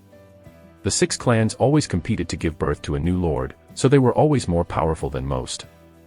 Other than those 6 elders, the other 6 leaders were those who were chosen to be leaders because of their own power. 9th Elder Manhwa was a member of the high-ranked clan called the Dragon Fist clan. He had served in the past Demon Justice War and achieved many feats which allowed him to become an elder. Manhwa then supported his clan to become a powerful clan which was almost as powerful as the 6 clans themselves. Thus, all 6 heirs asked the Dragon Fist clan first. Chun Kung-won of the Sword clan, Chun Wonryu of the Lust clan, Mukiam of the Loyal clan, and Yuchan all contacted Mun-ku multiple times right after the first test, but Mun-ku declined every offer. This was to not side with any of the clans for the upcoming competition since the Dragon Fist clan did not want to fight against any of the clans by siding with another. Mun-ku had joined the academy to increase his power and prove himself. This was why Jia Wumin insisted on telling Yowon to take Mun-ku in. Mun-ku had potential, but Yowon wanted members, not just power.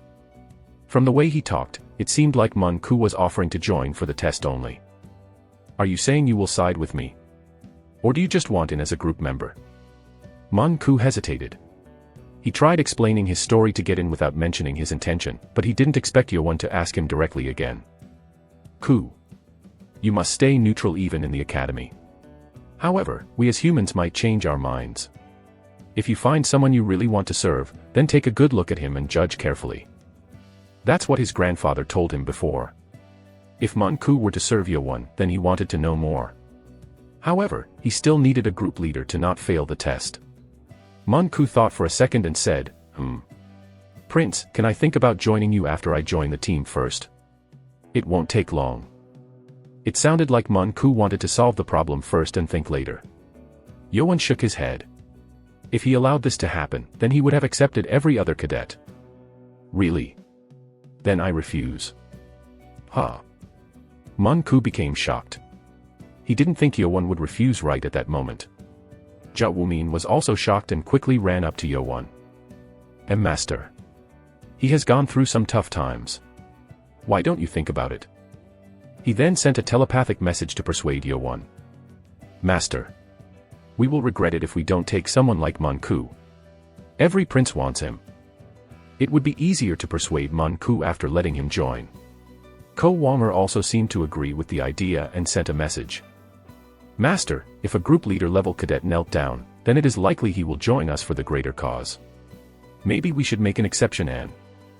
Yowon shook his head. I cannot make an exception for any circumstances. Yowon's choice was correct. He had to stand by his words that he had said in front of everyone. No. Mun-ku started to panic. He limped over to Yowon and begged him. Prince. Can you give me at least 3 days then? No. No. Then how about 2 days? I need some time to think. Yowon frowned. He had refused, but why did he want to join him so much? It seemed weird that a grandson of an elder was begging to join him. Why do you want to join my team? That's. Yowon ordered Nano. Nano, analyze the facial muscles. Analyzing. Yowon then saw augmented reality activating through his eyes. The white lines locked onto Mun-ku's face as Mun-ku began to speak. That's because I want to see what kind of man you are for a bit longer. His eyes did not lie. However, the result that came was unexpected. Error. The white light turned red across Mun-ku's face. What's going on? Cannot analyze the entity. Why? Entity's facial surface has been covered by artificial leather, thus concealing the muscles. The white line then drew a circle at the back of Mun-ku's face and zoomed in so Yowon could see it closely. The skin was a bit different at the back of the ears with faint lines. Is that an artificial facial mask? Artificial facial masks were created by the leather of animal or by using real human skin to create another face to wear over one's face. It was created with such expertise that not even experienced warriors could notice it. However, it was easy for Nano to see through it. Creating such a mask required a high experience skill, and there only 3 were people known to be able to create it in all of Wulin. One of them was the 12th elder, Huan Yi, or the Thousand Faces. Why did he hide his face? Yoan then became more suspicious of Mun Ku. That's when Nano's voice rang inside Yoan's head. Analyzing the body. The entity has been identified to be a female aged 15 to 17 years old. What? A girl? Yoan's eyes widened. So, it was actually a girl who was hiding under a boy's mask. Mun Ku did talk a bit like a girl, but it didn't seem to be out of place. What is he doing? Mun Ku was confused as Yoan kept on looking at her. Not to mention, Yoan was looking at her neck and ears. Is he? No. That's not possible. Even Left Guardian Li Haming did not know that she was wearing a mask, so there was no way Yoan would be able to recognize her. Yoan then mumbled with a confused expression, "You, a girl. Haik." Mun Ku then flushed red and frantically bowed and shouted, I want to join you, Prince. I didn't need to think. Please take me in. Ha. The cadets were bewildered by the sudden change of thought. Mun Ku's eyes teared up as she looked at Yoan. He was curious as to why she wanted to hide her gender so badly, even to the point where she needed to change her stance of needing more time. I will explain later in private.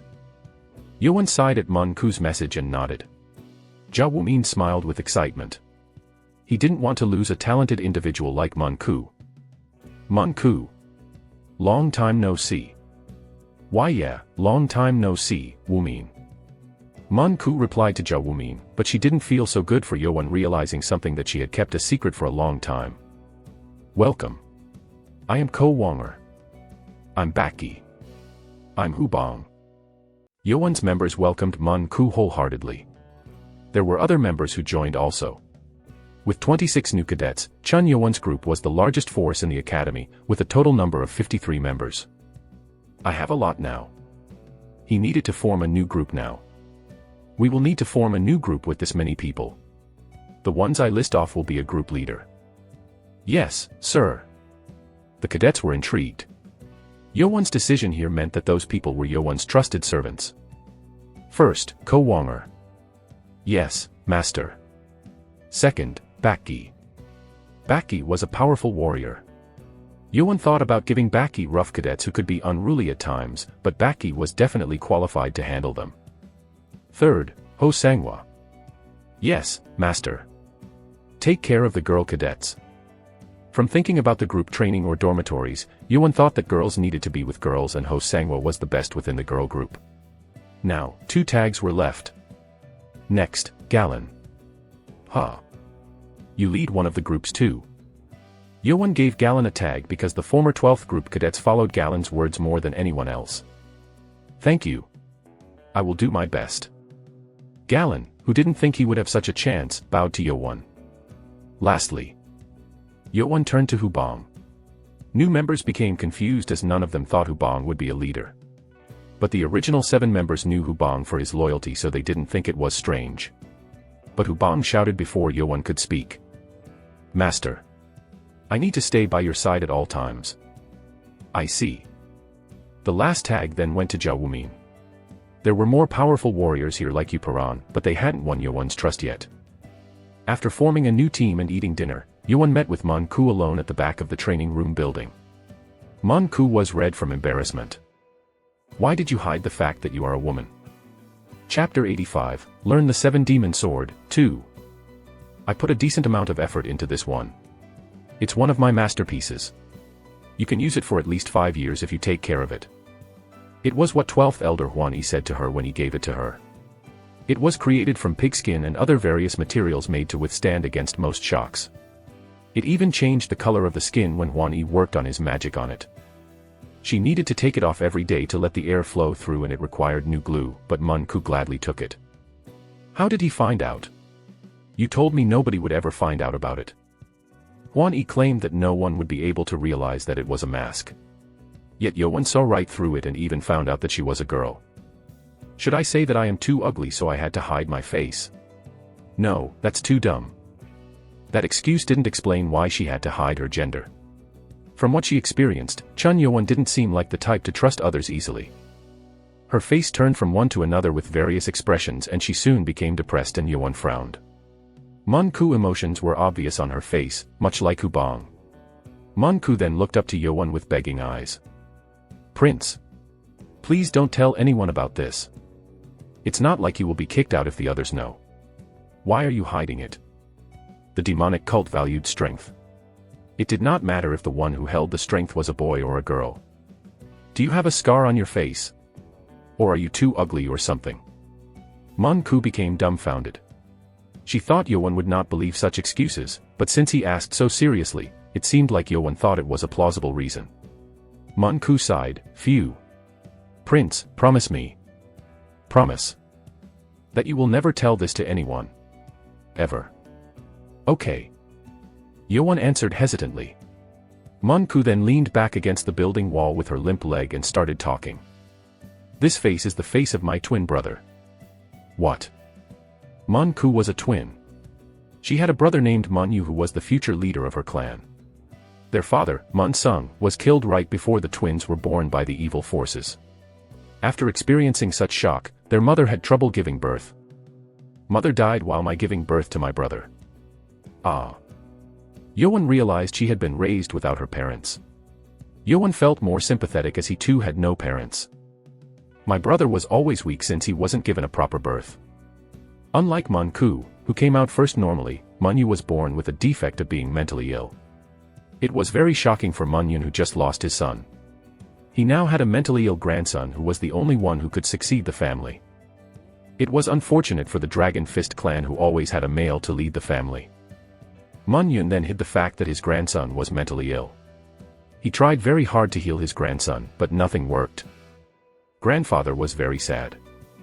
He barely made his clan powerful like that of the 6 clans, but no one could succeed him.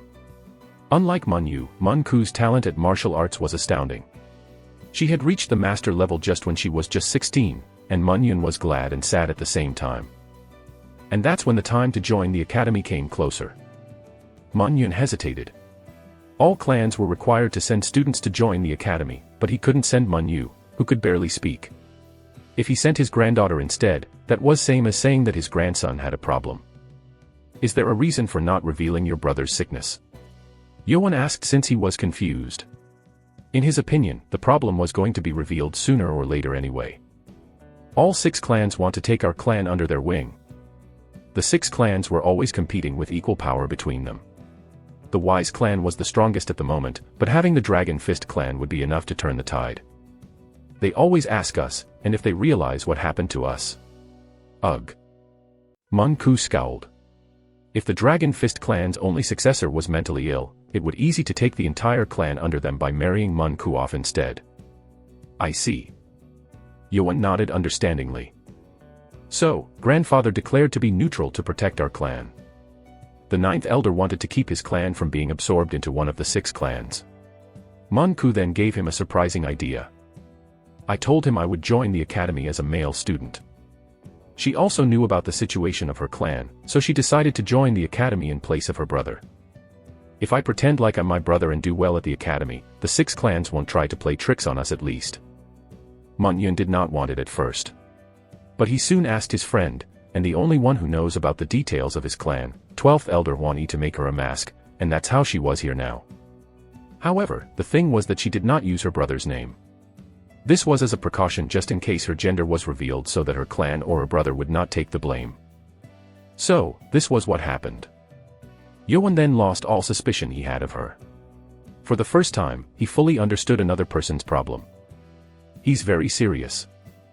Manku grinned at Yeowon, who was seriously listening to her story. I guess that explains my mask. Yeowon nodded. Manku too, felt a bit relieved after telling her secret to someone. She then emphasized it again. Prince, you really have to keep this a secret. Yeah. You have to keep it. Please. Manku had a very girlish accent, but she had a boy's face and voice. Did you change your voice too? Manku intentionally spoke with a hoarser voice to mimic a boy's voice. She smiled and changed her voice to a higher and smoother voice. Of course. I can't let anyone know, you know. Yeowon was surprised. That was definitely a girl's voice. but making this boy voice makes my throat dry. That's why Manhwa did not speak much if she could. It's much better to speak in my own voice. Heh. She smiled and Yeowon also smiled back. Ah. Oh no. Manhwa then looked up at the dark night and began taking something out from her pocket. It was a small bottle. I almost forgot. Huh. It's my time to put on glue on the mask. I forgot while talking to you. Is that the glue? Yeah. This is really taxing, you know. I have to glue it every night or else it might come off. Oh. The mask made from Hwani was very well made so that it didn't feel awkward while wearing it, but it always needed constant gluing. It was so hard to glue this on myself with my broken arm. At least there's an upside to something. She then took the end part of the mask and pulled it off her face. The mask then stretched like rubber and was peeled off, revealing what was underneath. Ah. Yeowon let out a gasp of astonishment without realizing. She had a pure white face with large, glittery eyes, and she had small pink lips. Her beauty shined under the moonlight and it made even Yeowon, who was indifferent toward others, mesmerized. Here. Hold it up with both your hands. Ah. Like this. Yeah. Yeowon held up his hands and Manhwa placed her mask in them. She then opened the bottle and began spreading the glue on the inner surface of the mask. See how annoying it is? Hee hee. She smiled and Yeowon blushed. It was the first time Yeowon thought that someone of the opposite gender was pretty. Yeowon, however, did not know what this emotion was, so he soon returned to his normal expression. There we go. Thank you. Koo finished re-gluing it and placed the mask over her face again. It looked like it was a bit difficult to place it over her face with one hand, so Yeowon had to help her out. Soon, Koo was back to wearing her brother's face. I did it quickly, thanks to you. It's good that someone knows my secret. Heh. Koo spoke with a smile. She then asked Yeowon, as you can see, I cannot train right now because I'm injured. Are you going to train in the training room? Yeah. Then I'll go back to the dorm and rest for today. Oh, what is your room number? I stay in the 7th room in the 4th building. I'll move my stuff over to your room then now that I'm in your group. I'll see you later. Koo then limped over in the direction of the dormitory. Yeowon then moved to walk toward the training room when a thought struck at him that made him stop in his tracks. Wait, she's a girl.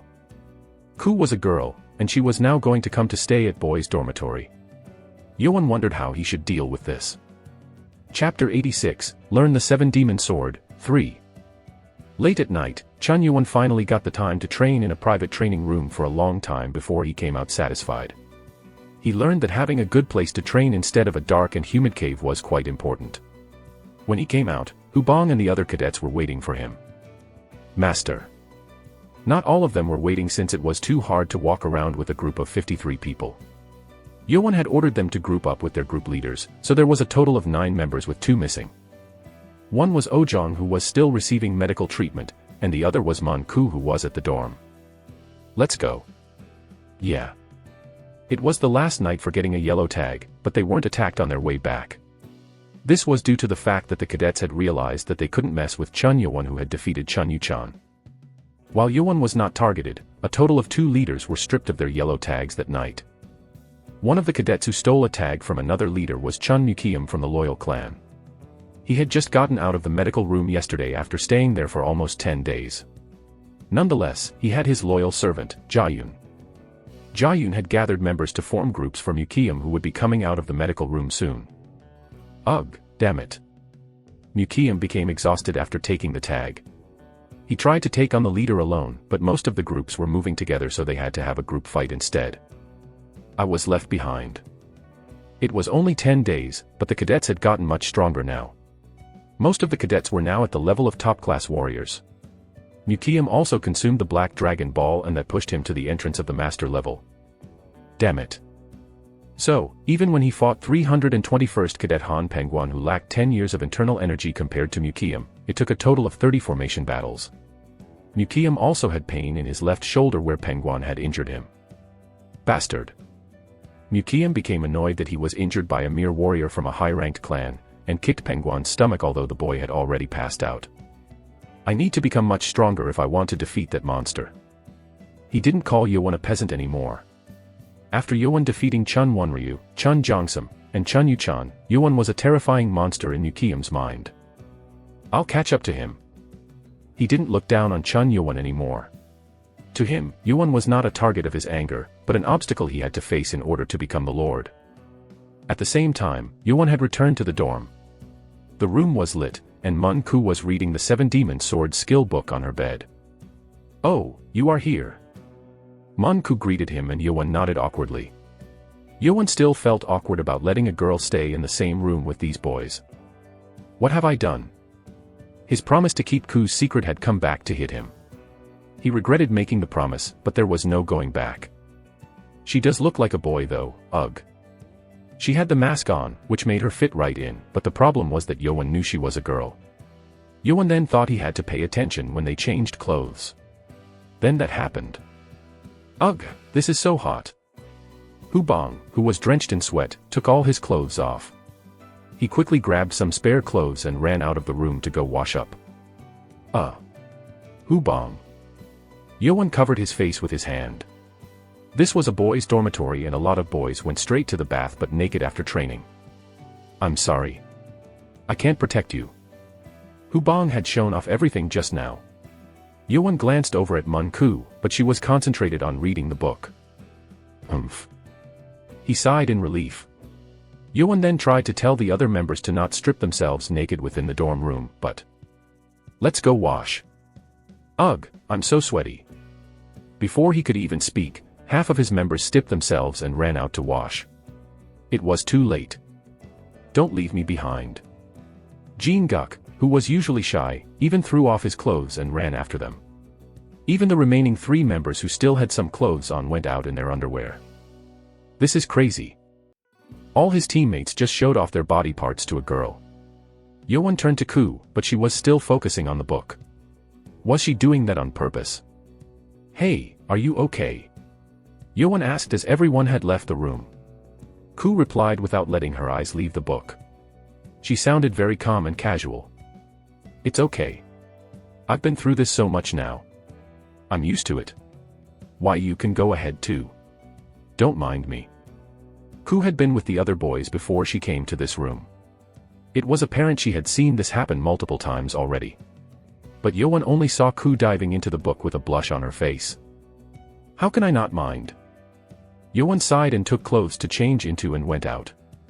After that day, Yewon told his teammates to not take off their clothes inside the dorm room. His members were confused, but they followed his orders. Chapter 87, Learn the 7 Demon Sword, 4. The next morning, Yewon reported about the yellow tag to the main building of the Demonic Academy and was declared as the leader for the 3rd test. There were only 11 leaders up until yesterday morning, but with Yewon's 5 groups under him, the total number of groups increased. Chun Kungwon of the Sword Clan also made another group under him, so there was now a total of 16 groups. 700th Cadet Sama Chuk had 2 tags, but he didn't make another group.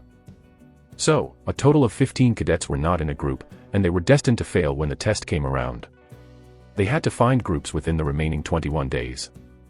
After registering to become the leader, Yewon and his members got breakfast and went up to the small hill behind the dorms. It was time to train the 7 Demon Sword.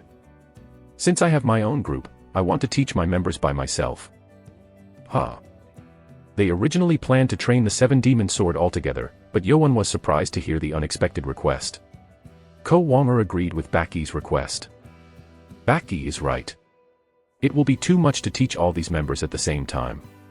It's better for us to teach our own groups instead. It did make sense.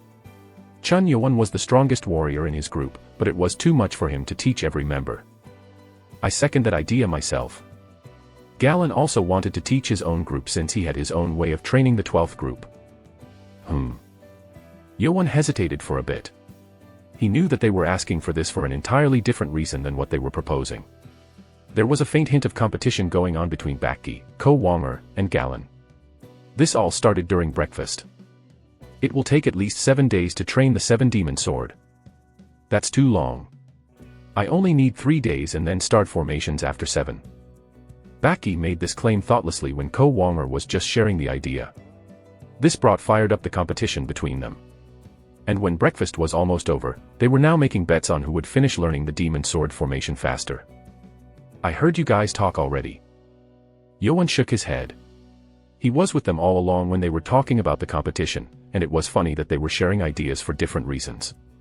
However, it wasn't too bad to use the competition to make them learn faster. Okay. Do what you will. Thank you. The three members then took their groups to train in different spots. Master, I need more members. You too, Wumin. Me too. Master, can you train our members while we gather more members? Jia Wumin and Ho Sangwen needed more members, so they couldn't start training today. There were still many cadets who didn't have a group, so both of them walked down the mountain to recruit other cadets. Actually, Baki needs more members too. Baki, who hated accepting help, probably went down to recruit more members without asking Yoan. It would have been too much if Yoan had to take Baki's members also. Baki, Wumin, and Sangwa all needed to recruit members who are willing to become Yoan's forces, so it would probably take them some time. 17 cadets all lined up with wooden swords in their hands. Most of them had just become top-class warriors, so the 7-demon sword was their first top-class martial art. They were used to the skill after reading the book already. Finally, we're learning from our master. Hubong looked at Yoan with anticipation. The other cadets also looked forward to being taught by Yoan as they knew how powerful he was. However, since there were too many people here, they probably wouldn't get the chance to watch Yoan one-on-one. Should I start now? It was Yoan's first time teaching someone else, so he became nervous. But he was going to do his best to teach his members just like how Right Guardian Submang had taught him. Let me show you how it's done first. Yoan got up slowly and ready to use the 7-demon sword. When everyone began to concentrate, Yoan unleashed the sword movements of the 7-demon sword. He did it very slowly so that every cadet could carefully observe every movement. Whoa! They were astounded as Yoan's movement was just like how the skill book described it. Most martial artists had imperfections in their movements if it was a martial art that they had just learned, but Yoan did it like he had trained in the art for tens of years. Was he really locked up in a prison cave just until yesterday? Manhwa was beyond shocked to see his movements. She knew that Yoan had been locked up for 5 days, but his movements were just too perfect. This is incredible. Is he a genius? Manhwa was also a very talented warrior who was well into the master level, but she would also say that it was almost impossible to perfect the skill in such a short amount of time. Of course, this was the only result of Chun Yoan having the entire skill book transferred into his brain. Good. Did you see it all carefully? Yes. It was done very slowly, so the cadets were able to identify the right movements easily. Yoan then glanced over at them and said, "So, I will guide each one of you. Go ahead and try your best in showing me the sword movement." Yay! Is it for real? His members rejoiced. This meant that Yoan was going to teach them one by one. We're so lucky. It wasn't very common for highly experienced warriors to teach others one-on-one. Hubong became excited also and asked, "Master, who should start first then?" Everyone tensed up after hearing such an important question. There were so many people here, so it was better to be the first one to get taught. However, what came out of Yoan's mouth was unexpected to say the least. "What do you mean? You all will be showing me the sword art at once. It will take forever for me to go through each of you one by one." Huh. Everyone was dumbfounded. They all knew that Yoan was powerful, but how could he watch all these people's movements in detail at the same time? Chapter 88, The Sixth Sword, 1. Manhwa, who was sitting down on a small rock, also became confused. It was understandable if it was just to look at the overall balance, but fixing every small detail was unlikely to happen from looking at everyone at once. Should I watch too? She too had learned the 7-demon sword and read through the books tens of times that she now remembered it. Maybe she could also give a few pieces of advice. Why don't we give it a try anyway? Hubong offered to try it with the other hesitant cadets. In Hubong's experience, whatever Yoan said never ended weirdly. "Ready your sword." Yoan shouted and all 17 cadets prepared to perform the 7-demon sword. Oh well. I guess he'll change it to private lessons if it doesn't work out. Most of the cadets thought of the same thing. Yoan ordered to Nano. "Nano, activate augmented reality." Yeowon's eyes then shook and he saw lines drawing various pieces of information about the 17 cadets. Nano, analyze all these 17 people and see if there is any movement they're getting wrong with the 7 demon sword. Understood. Activating multi-tutorial mode on 17 entities. Target martial art, 7 demon sword. With Nano's voice, Yeowon then saw 17 circles locking onto each of the students. Yeowon shouted, going from the first formation. First sword. First sword.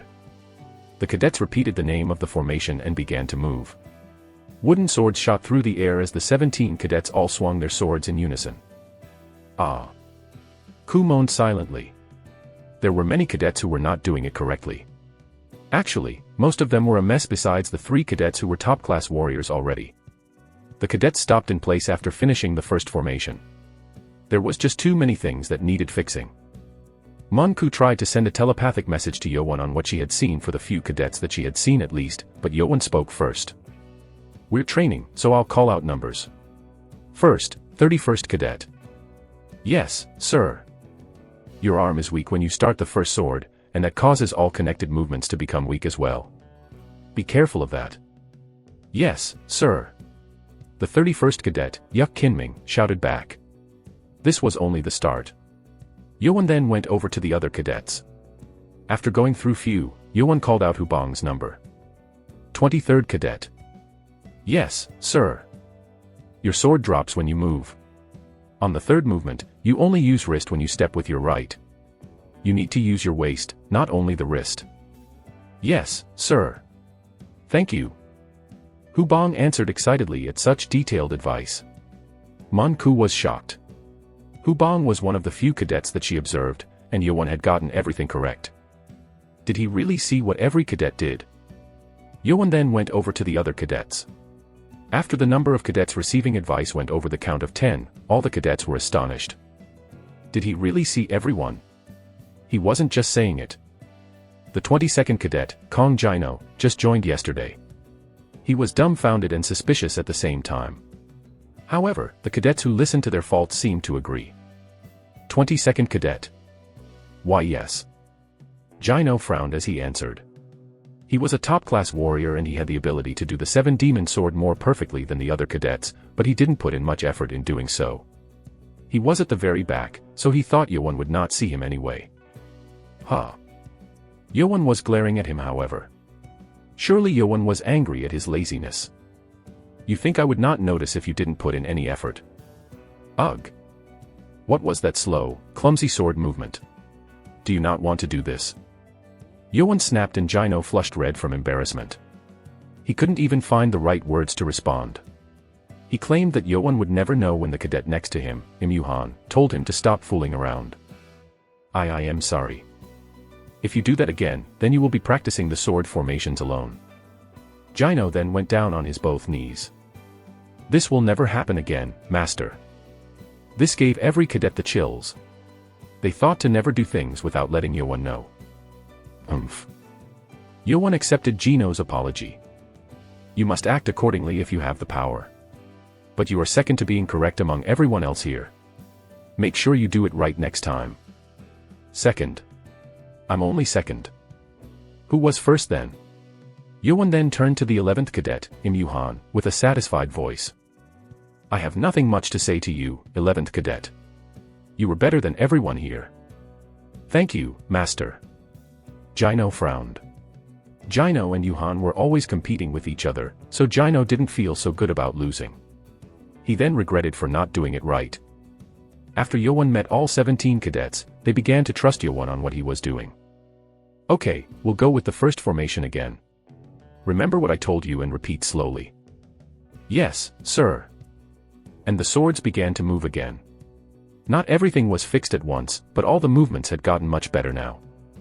Wow, Ku gasped in astonishment. This proved that Yeowon was not only a good fighter, but he was also a good teacher.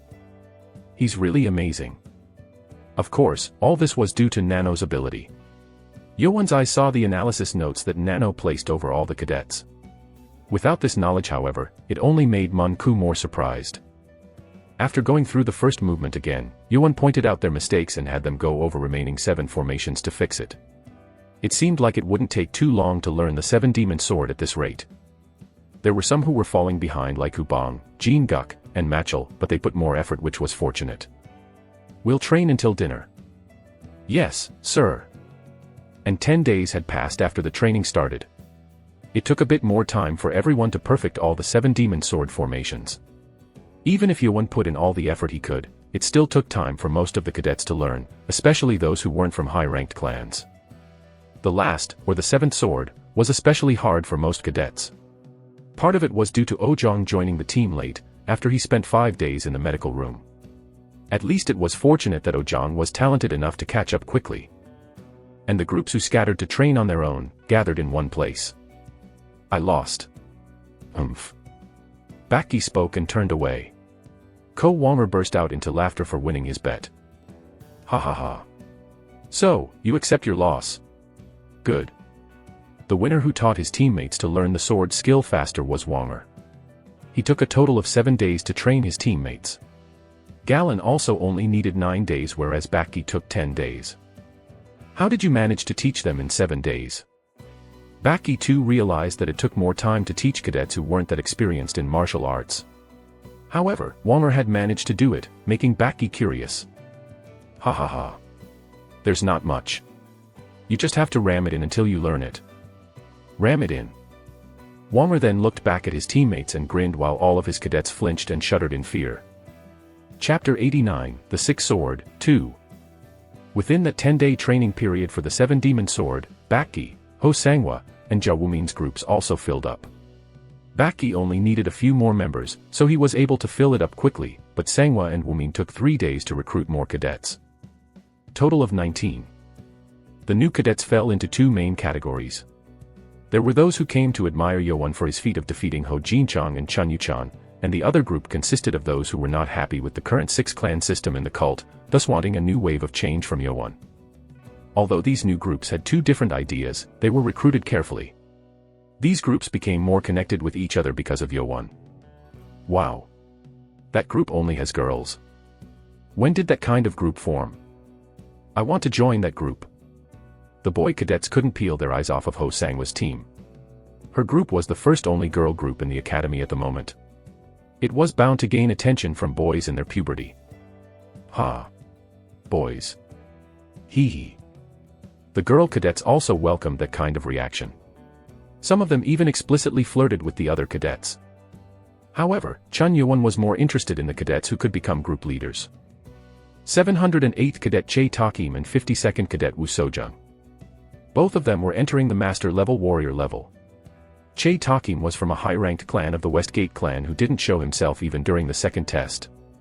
Takim had visited Yuan's dormitory to speak to him. Water rots if it sits. I don't want to see the cult wasting power from the 6 clans competing against each other. You are a Chun, but you are not from 6 clans. I think you might have what it takes to change things. Yuan liked Takim, who was passionate about changing the cult, so he accepted him. And Wu Sojung, whom Ho Sangwa brought over as a friend, was rather aggressive. Only the strong survive here. You show me your strength, and I will serve you for my life. Oh. Sojung challenged Yuan and lost after just 3 formations. Yuan only used the butterfly blade dance and it was enough. And with 2 more master-level warriors, Yuan's forces became more powerful. There was also more good news. Congratulations on becoming masters. Ko Walmer and Ho Sangwa had become master-level warriors since they didn't slack off on their own training when the team training was over. Thank you, Master. Ho Sangwa was glad that she had become a master-level warrior. She was now the 2nd master-level girl cadet. This isn't enough. I will do my best to be the first sword of the master. Ko Walmer was not satisfied, however. The words from Walmer ignited a weird competition between cadets. First sword. HM. With an increasing number of cadets, they began ranking themselves unofficially. One of the members of Baki's group, Ichan, spoke out. I'm not trying to offend anyone, but I think the first sword title fits my leader Baki, or Manku better. Yes. They are stronger in terms of power. Cadets from Baki's group agreed and Walmer's members began to respond. Walmer is strong enough to claim that. I'm offended, thank you. He can be the 2nd or 3rd sword. What? Members began to speak up with their thoughts, arguing with each other. This made all the group leaders surprised. Yoan then heard Che Takim's telepathic message through his ears. I expected this would happen as you have many who follow you, but it was faster than I expected. Master, it's time for you to decide on the ranking of these members. HM. Loyalty is good, but the cult relies on power. You have to keep that in mind. Yoan nodded at Takim's message. It seemed like it was time for Yoan to clear out the ranks, as that was needed for an organization to function properly. What should I do? The best thing to do was to have everyone duel against each other since that was the demonic cult's tradition, but it didn't seem like a good idea to duel against one another since the third test was just around the corner. He couldn't let anyone get hurt in the process. Yoan thought for a while and finally made a decision. Everyone, be quiet. He didn't speak loudly, but every cadet became silent at once. Yoan's influence over the 71 cadets was commendable. When everyone became silent, Yoan began to speak. I have heard your opinions. I think it is time for me to appoint our ranks. Do you all agree? Yes, sir. The cadets answered in unison. They also became curious as to how Yoan would decide on these ranks. Obviously, some members were more powerful than others, and they would most likely stand in front of the other members. 6 people. Chapter 90, The Sixth Sword, 3. 6. The cadets wondered if this maybe meant that Yoan was going to appoint only 6 high-rank members. I will appoint the top 6 warriors. They will not have ranks over each other and they will be titled the 6 Swords. Master, what is the reason for having the 6 swords? Wu Sojung raised his hand and asked. The other cadets also had the same question. If we graduate from the academy, we will be fighting against 6 clans. I need the 6 swords who will complete that job on the front lines of battle. Everyone nodded. All of the people here knew that Yoan was trying to fight the 6 clans and create a new demonic cult. But wouldn't we just be repeating the same thing then? Ko Wonger and a few others frowned. It was still far into the future, but if they managed to defeat the 6 clans and the 6 swords replaced them, then they could end up in a power struggle again. However, Yoan continued speaking and soon removed that fear. But the 6 swords today will not remain 6 swords forever. I will open a competition each year to give the title to more powerful warriors. Oh! The cadets gasped in excitement. This meant that the title was not going to remain permanent. Everyone would be granted an equal opportunity to prove themselves and rise above the others, just like how the demonic cult normally functioned. This will continue even if I reach the top of the cult. Ah! Wonger, Baki, and the other cadets then nodded in satisfaction. There were only 72 cadets here in total, but if Yoan really took over the entire cult, then it was bound to be open to all the members of the cult. This would certainly put an end to the current 6-clan system. Since we are facing the important 3rd test soon, I will simplify our process to choose the 6 swords this time around. Yes, sir. It would be too time-consuming to have everyone duel each other, and the power balance between the cadets were too great anyway. Those who are masters, please step forward. Everyone else, step back. Many of the cadets took a few steps back, leaving Ko Wonger, Baki, Manku, Ho Sangwa, Che Takim, and Wu Sojung behind. It was exactly these 6 cadets that required no competition. I'm sure no one will complain about having these members as the 6 swords. Yes, sir. No one had any complaints since these members were significantly more powerful than the rest of them. Some cadets like Kong Jino, Im Yuhan, Zhao Wumin, and Ojong had the urge to become stronger to take the spot later on. Then the first sword. Baki then raised his hand to intervene. Wait. I have an idea. What is it? Since we now have the 6 swords, it'll be better for us to figure out the ranks between each other. The other cadets all nodded. They liked the fact that they had been chosen as the 6 swords, but it seemed it was better to have the right title according to the level of power. It was a matter of pride. Should I be happy about this? It didn't feel bad for his members to compete against each other for the best servant title. Yoan smiled and agreed with the idea. With the master's approval, all they had to do now was compete. Oh, I'm still injured so I forfeit. Manku gave up on fighting first, so she automatically became the 6th sword. It seemed like Baki wanted to fight Manku since she seemed to be the most powerful warrior here, but it couldn't be helped. Don't hurt each other. The fight was to be held at once, battle royale style. Yoan told them to not use more than 30% of their internal energy to not hurt one another. Then, shall we start? Wanger took off his top and flexed his large muscles. It was to bring up his morale, but it wasn't a good choice. It made Ho Sangwa and Wu Sojung feel disgusted at the toplessness, and they both decided to attack Wanger first. Ha ha ha ha. This is good. Ugh, this muscle gorilla. Ko Wanger was still laughing while he fought. The 5 warriors fought for quite a while. The first one to fail was Wu Sojung. Ugh. I'm ashamed. He didn't think he would lose to Ho Sangwa, who was a girl. Wu Sojung thought he would defeat her easily, but his shoulder almost got pulled out from its joint. Ugh. The second to lose was Che Takim. He had intervened in the fight between Baki and Ko Wanger, and he fell after getting hit by their attacks. Ha! Ho Sangwa gave up and sank to sit on the ground about 30 minutes later. She thought she had a good amount of stamina, but she couldn't last as long as Baki or Ko Wanger. Both of the boys fought fiercely. They were also always competing with each other, and thus they did not want to give up. Each of their groups cheered for their leaders, but the experience paid off. Baki increased his kick power with his energy and put down Wanger's large body. Wanger tried to fight back by putting all his strength in his muscles, but he couldn't overpower Baki's energy. Wanger laid flat on the ground and panted. Ha, ha. I lost. What a. Baki won. Baki's group all got up and began to cheer. Meanwhile, Wanger's members became depressed. Leader. They ran up to Wanger and helped him stand up. After the long fight, the rank of the 6 swords was decided. Baki, the first sword. Ko Wanger, the second sword. Ho Sangwa, the third sword. Che Takim, the fourth sword. Wu Sojung, the fifth sword. Mun Ku, the sixth sword. And thus was the birth of Chun Yoan's 6 swords. It's getting there. Yoan clenched his fist as he looked over at his members.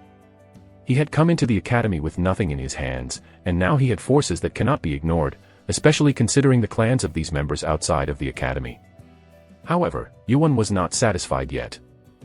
I need to become more powerful than anyone else so that no one in the demonic cult will ever try to defy me. Chapter 91, The Dangerous Third Test, 1. The time given for cadets to train for the third test quickly passed by, and many things happened during that time period. It started with Chun Jongsam, the prince of the Poison clan, who left the academy with an injury, and it ended with Chun Yuchan, one of 2 likely heirs to the throne, who lost the fight for a yellow tag and had his arm cut off. There were other minor incidents, but all the important incidents were related to Chun Yuan. In the early morning, just before the beginning of the third test, there was a guest in the chief's office. The guest was a man wearing a mask with weird symbols on it. It was the Great Guardian, Marikim the Dark King. There were documents in the hands of the left guardian and chief of the academy, Li Haman.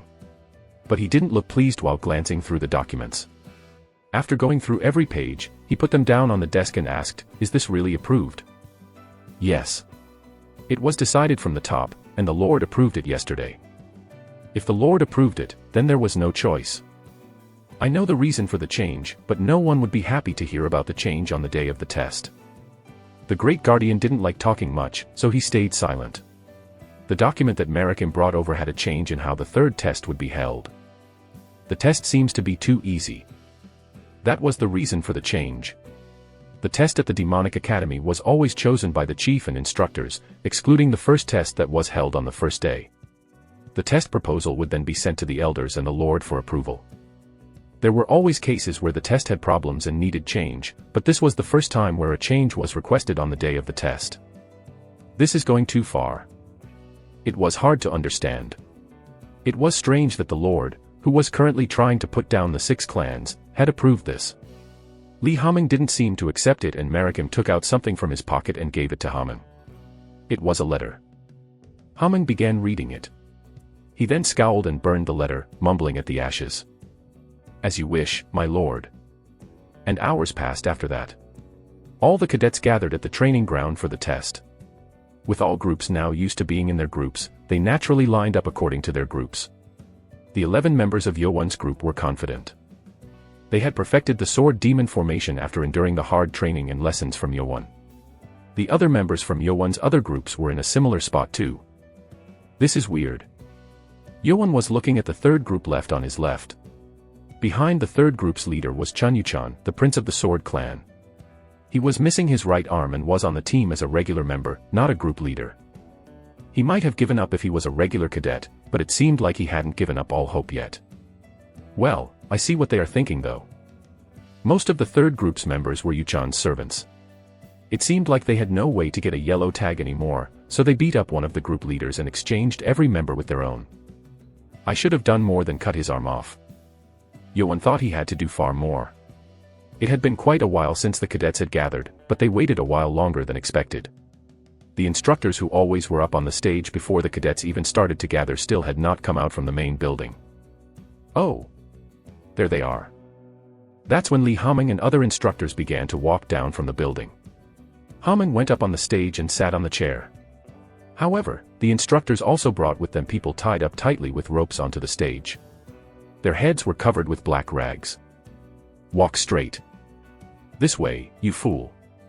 The instructors treated them as if they were criminals. What is it? All the cadets became silent and watched awkwardly.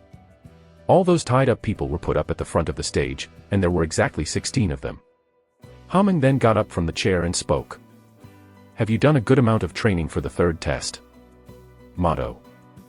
The cadets shouted loudly in unison.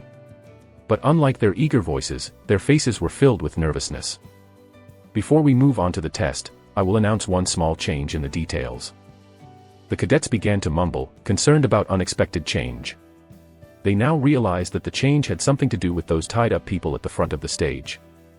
The original test was going to involve fighting instructors with the sword demon formation. But there will be a slight change to this. Haming then snapped his fingers and the instructors brought up 3 large wooden boxes. They opened them up and many swords poured out from within. Those were real swords. Real swords. I thought we were going to use wooden swords for the test. The cadets became confused and Haming kept going. The test will not change. You will use the sword demon formation to defeat the enemy. Enemy. Yoan frowned. And the words that came out of Haming's mouth shocked all cadets instantly. But you don't just defeat them. You have to kill your enemy. The cadets began to panic. They were shocked to hear that they had to kill the enemy. Haming then shouted by forcing his internal energy out. Silence. Ugh. They all turned silent at once. Haming glared and continued, do you see these people in front of you?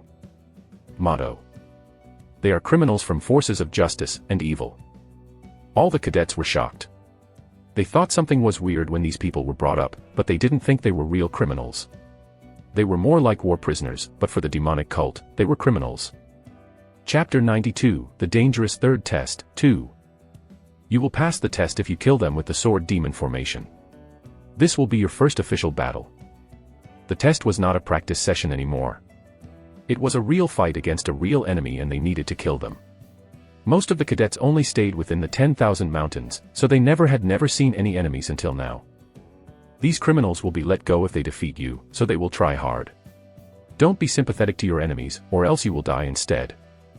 Li Haming warned them. The cadets all turned grim. Of course, the 36 instructors were ready to jump if there was any threatening potential danger, but they didn't tell the cadets. Otherwise, they would forget their fear. I don't want to die. Jean Guk paled because of the fear. But it wasn't only Jean Guk.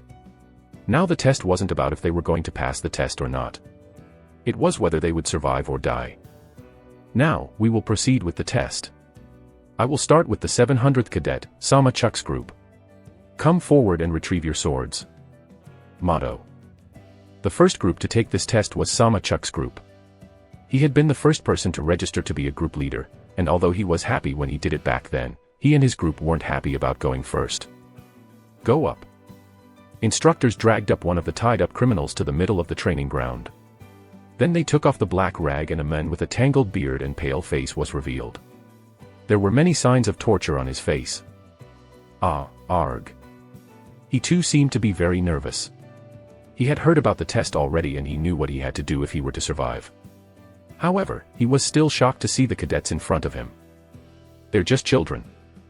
He volunteered since he was told that he would be freed if he could win against the sword formation, but he wasn't told that he'd be fighting teenagers. The instructors scoffed at the men from behind. This group is lucky to fight the foolish force of justice. It seemed it wasn't likely that something would go terribly wrong. Lots of members from the force of justice valued justice or ethics, and thus they were sympathetic.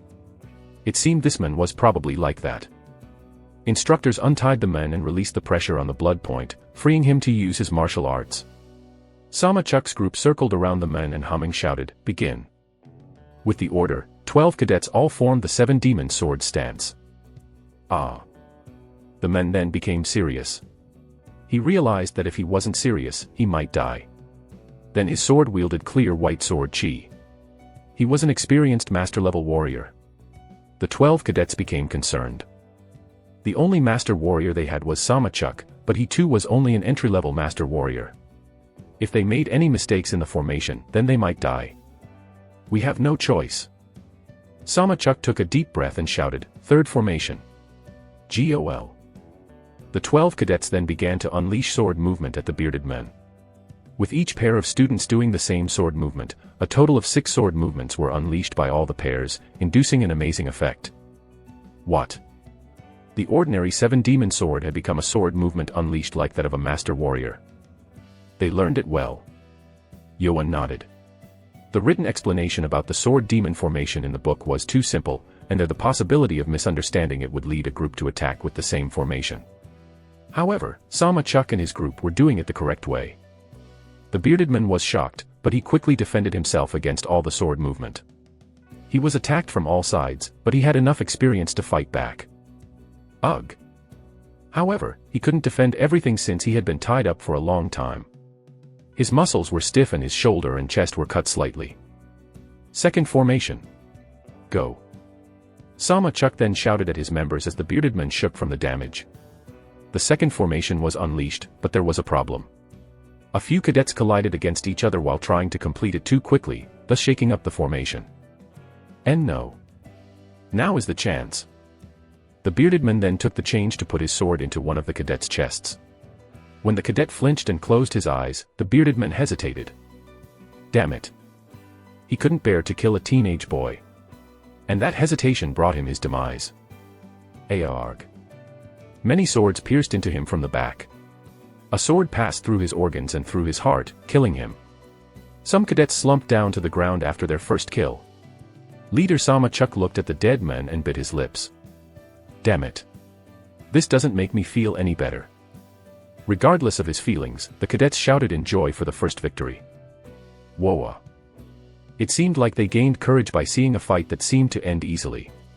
2 instructors then came up to haul the body out. You were lucky, the instructor said. Sama-chuk and his members frowned. Like he said, if the man was cold-hearted, they would have been killed. Li Haming then got up from the chair and shouted loudly, I congratulate the victory of Sama-chuk. Regardless of the progress, Sama-chuk's group brightened up since they had passed the test. However, it didn't last long. The 700th Cadet Leader, 93rd Cadet, 147th Cadet, 217th Cadet, 803rd Cadet, 922nd Cadet, and 983rd Cadet. These 7 cadets have passed the 3rd test. S7. W, what does that mean? The 5 cadets who were not called out became shocked. These were the ones who collided against each other during the formation. They had made a mistake, but they thought they would pass the test since they had won the fight. However, it wasn't what they expected. Yoan frowned. So the test would be carried out as a group, but the actual result relied on each individual. Any mistake, and that person would fail. Chapter 93, The Dangerous Third Test, 3. During the first round of the test, Left Guardian Li Haming's eyes did not leave the men from the force of justice. As written in the request document to change the test, the men had been in prison for 3 years. Therefore, he couldn't use the best of his skills. If the cadets didn't make a mistake, it would be easy enough for the cadets to defeat him. There was no chance until now. Then they must be after. Haming then turned to Chun Yo-won. 2 princes had already been taken out of the academy already.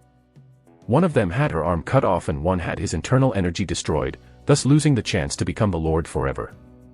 It will take forever for them to wait 4 years. It was apparent that those clans were dying to kill Chun Yo-won. However, they couldn't go against the rule of the academy with the Lord watching over them, so they changed the test to do something else. Whatever it is, it will be your undoing. The next group came up to start their test. Walk straight. Bah. 2 instructors brought up another criminal. They untied the man and took off his mask. He was also very rugged looking with scars all over his face. Damn, bastards. It was apparent that he wasn't from the force of justice. Instructors looked at the second group with a sympathetic expression. They were against a bad enemy. They aren't so lucky. He's from the force of evil. Both forces had very different ideals and thoughts. The evil forces had no sympathy and they did whatever they could to defeat their enemies. They tried everything in their power to survive. Begin. With Li Haming's shout, 12 cadets readied the 7-demon sword. Their leader was Chun Mukiam from the loyal clan. Damn. This is bad. Mukiam ranted in his head. Unlike the first men, this enemy looked very aggressive and dangerous. If there was any slight mistake, it was going to be bloody. Foolish kids, you dare to try to fight me. The men then charged ahead without giving the cadets time to get into formation. He attacked the only girl cadet who seemed to be weakest in the formation with his most powerful attack. Damn it. 5th formation. Mukiam shouted annoyingly. The 5th formation was based off the 5th sword of the 7-demon sword, which was a defensive formation.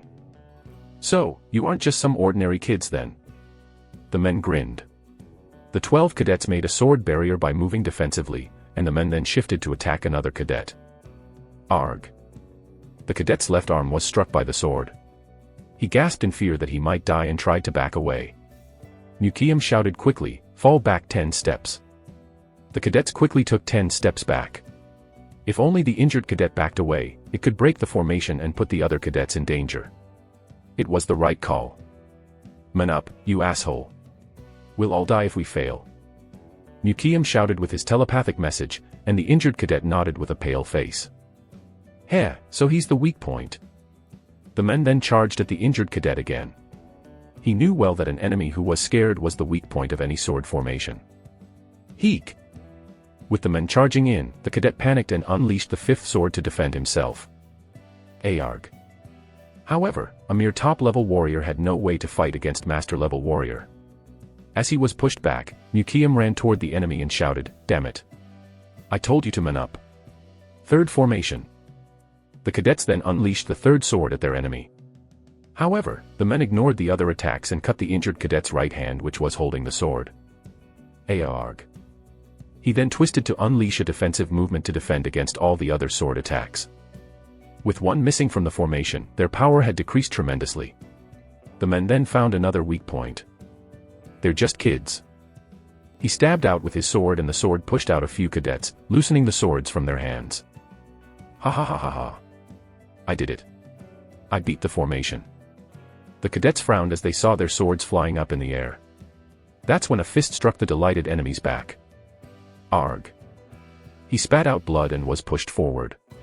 It was Chun Mukiam who attacked from behind. Mukiam, who feared for his life, had used his loyal fist skill instead of 7-demon sword. Mukiam shouted, now. 1st formation. The remaining 5 cadets quickly unleashed the 1st sword of the 7-demon sword without thinking. There were only 5 of them so they lacked power, but that was enough. Arg.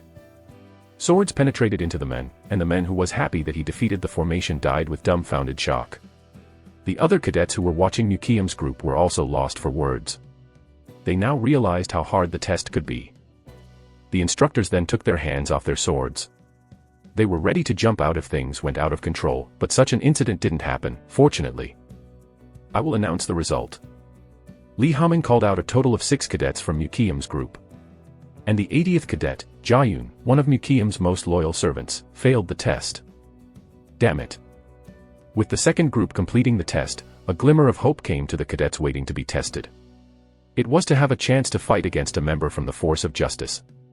But that was a false hope as not every member from the force of justice was weak-minded like the first person.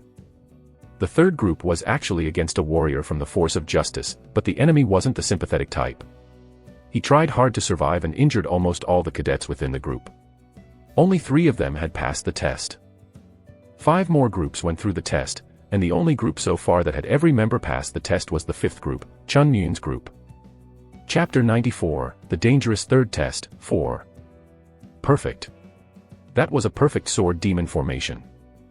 Li Haming complimented Nguyen's group as they defeated the enemy after 2 formations. No one had made a mistake and they were all unscathed. It's our turn soon. The group tested just now was the cadet who registered to be a leader right before Yowon. If it went in order, Yowon's group was next. As expected, Li Haming called Yowon's group. 7th Cadet Chun Yowon's group, come up. Motto.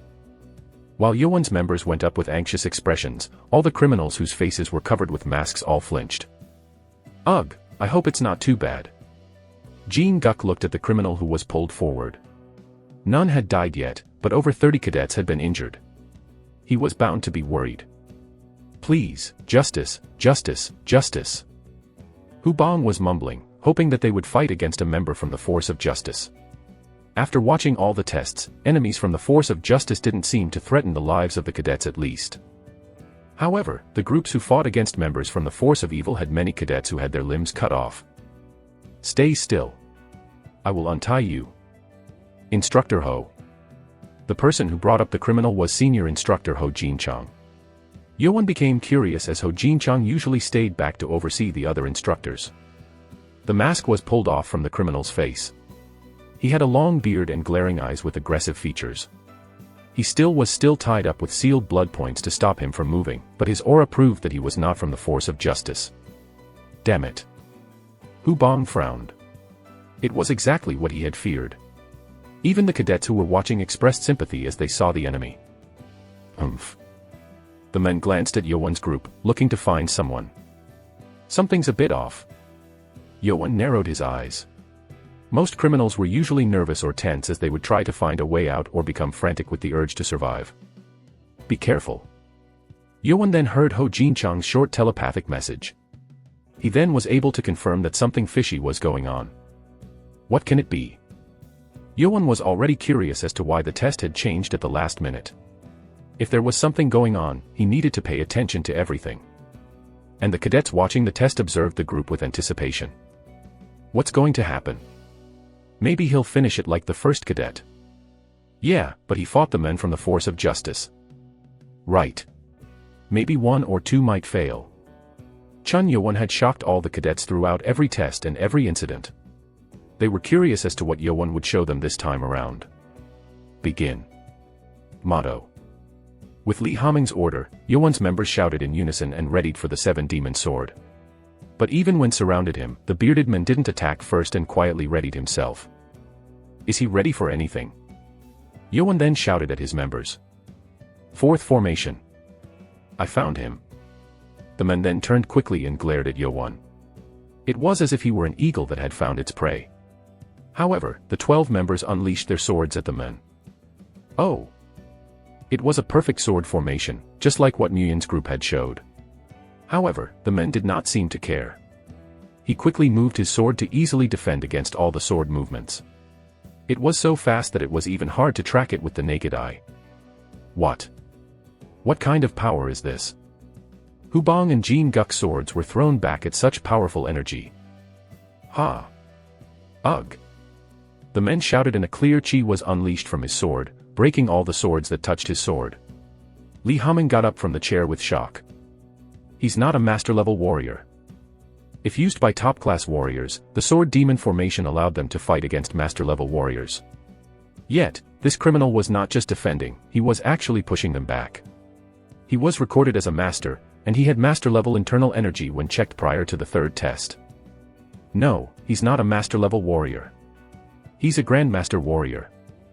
And just like how Haming realized it, Ho Jinchang also realized this at the same time. If he wasn't a master-level warrior, this test had to be stopped. Fall back. Ho Jinchang shouted and charged in. He quickly unleashed his sword attack, trying to attack the bearded men. Back off. Arg. Machel. Hu Bong shouted as the men grabbed Machel's neck and threw it at Ho Jinchang. No. Ho Jinchang quickly took his sword back and grabbed Machel. Ugh. And Ho Jinchang was thrown way back with Machel with the energy that came at him.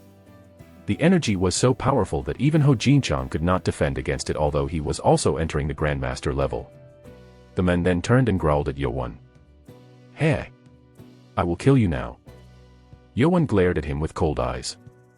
So, this was it. The man's eyes had turned red, and veins were popping up all over his entire face. The reason for him pushing back Ho Jinchang was this, the art of blood reversion. What is with him? Does he think he can survive? The men became curious. He heard from that man that Chun Yuan was just a child who was merely at the verge of becoming a master. However, he didn't run away. Instead, the kid was glaring back with no hint of fear in his eyes. Foolish kid. I will kill you as painfully as possible. The men shouted angrily and unleashed the attack at Yoan. It was so powerful that it shot through the air, threatening to cut Yoan into pieces of meat.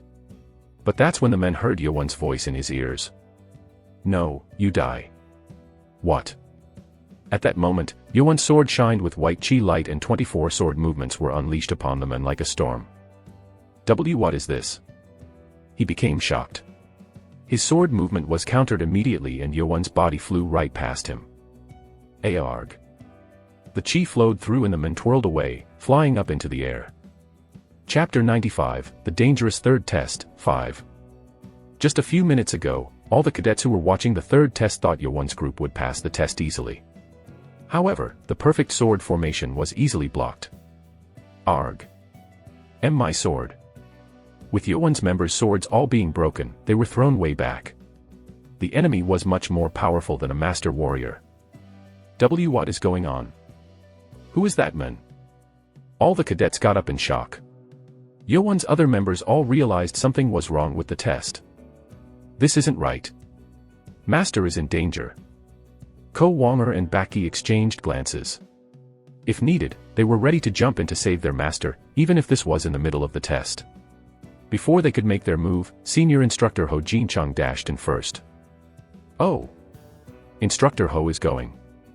Ah! To everyone's surprise, Ho Jinchang was thrown back while trying to grab Machel. The cadets were shocked by the power that was thrown together with Machel. Wait, is that? That's the art of blood reversion. The man's eyes were blood red and his face was covered with his veins popping out in a disgusting manner.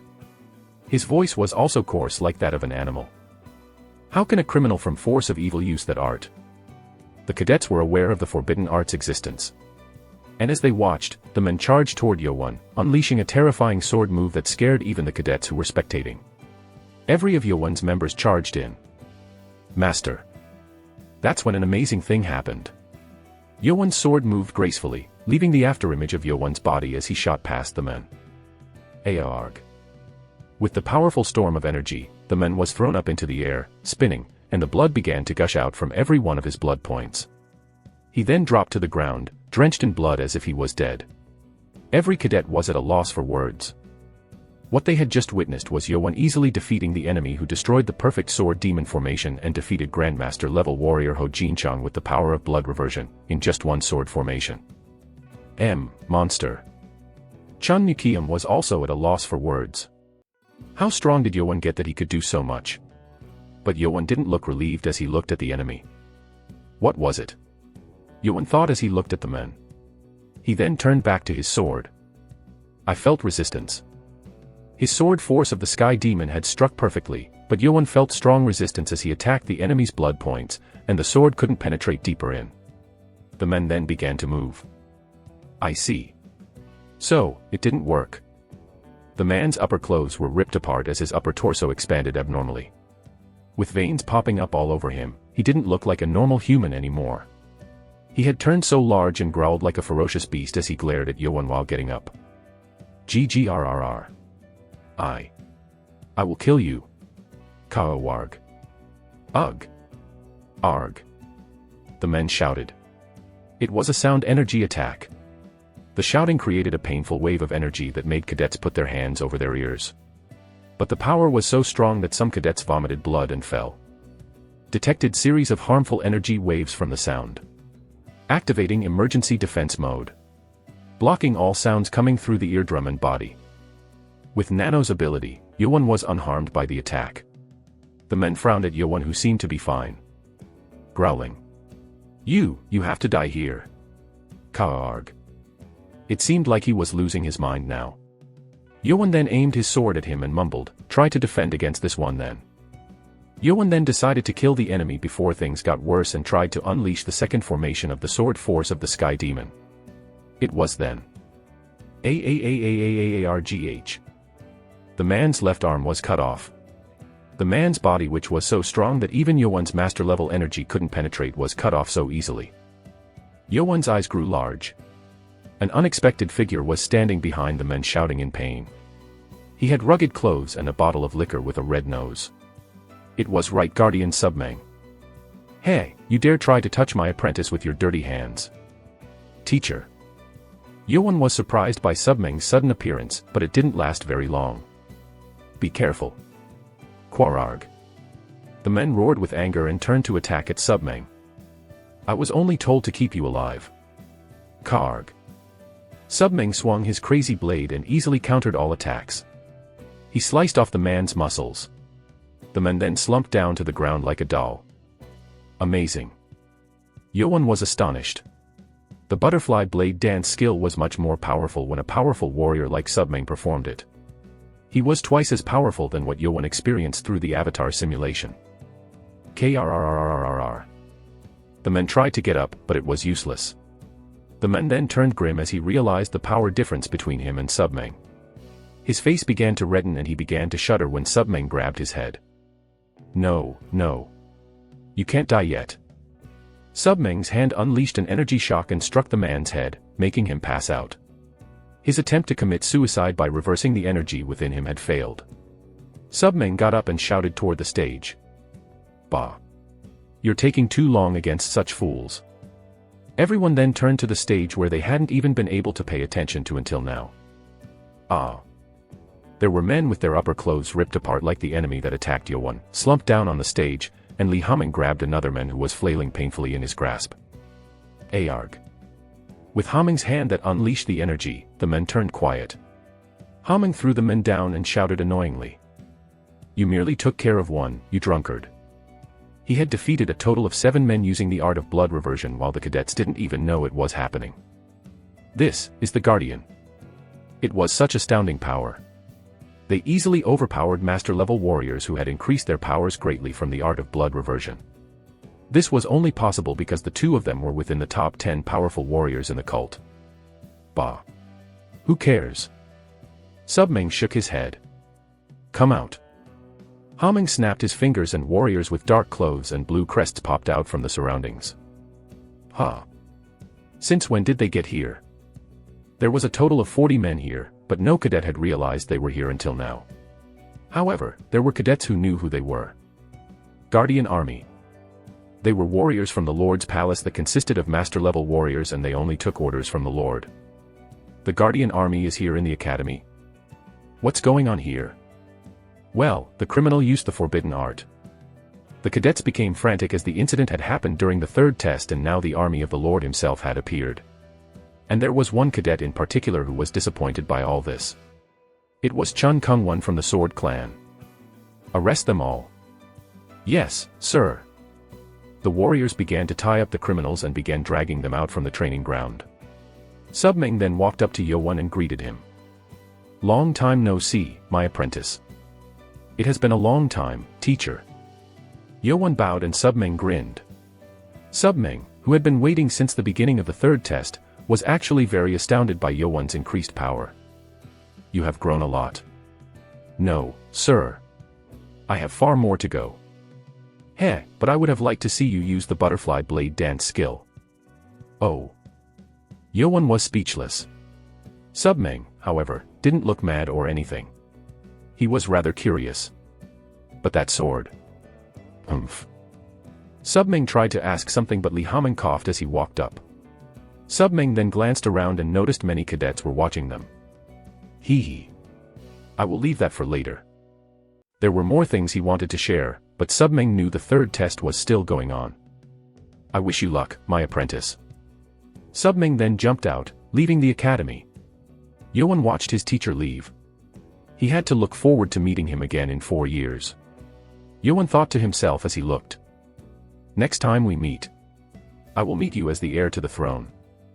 Submang left and glanced back at the academy. "I am not sure about the Lord's intention here." Submeng didn't like the whole idea when he was on his way. He thought the Lord was using Yowon as bait to put pressure on the 6 clans, so Submeng was going to intervene as soon as Yowon was in danger. But when Yowon used a powerful sword skill, Submeng was shocked. Stay quiet about the sword skill. You must not tell anyone. He was able to confirm it after hearing from Li Haming's telepathic message that the sword skill was very similar to that of the sword art of the Sky Demon. He wanted to ask Yowon how he learned it, but he had to stop it when he heard from Haming. If he knows, then it must be coming from the Lord himself. That seemed most likely. If Yowon learned the best sword art of the cult, then the Lord's true intention of succession lied within Yowon. Well, we shall see. He knew that the Lord was not to judge lightly. He had used Chun Yowon to oppress 6 clans until now, even when he was the son of the Lord's only loved woman. So, Submeng didn't think the Lord had changed his mind so easily. But if the Lord really intended on having Yowon as the next Lord, then it was bound to bring changes to the cult. Let's go then. Yes, sir. With Submeng in the lead, 300 warriors from the Guardian army ran out. It was in the direction of the Sword Clan's mansion. Chapter 96, just happened on its own. 1. The incident quickly began to calm down. Things could have gone out of control, but no one was injured in the process. Machel was also safe, although he was thrown with his neck as Ho Jinchang had grabbed him and did not fight back the energy that pushed him back. They are now coming after me in public. It was the first time that the 6 clans had come after him, even if it was going against the rules of the cult, and it wasn't done quietly either. They attacked in front of everyone, especially in front of Left Guardian Li Haming, who was the trusted advisor to the Lord. Even if the attackers succeeded in killing themselves, this situation was bad enough that the Lord would have every reason to oppress the 6 clans even further. Was this done on purpose? Yowon didn't feel good as he thought about it.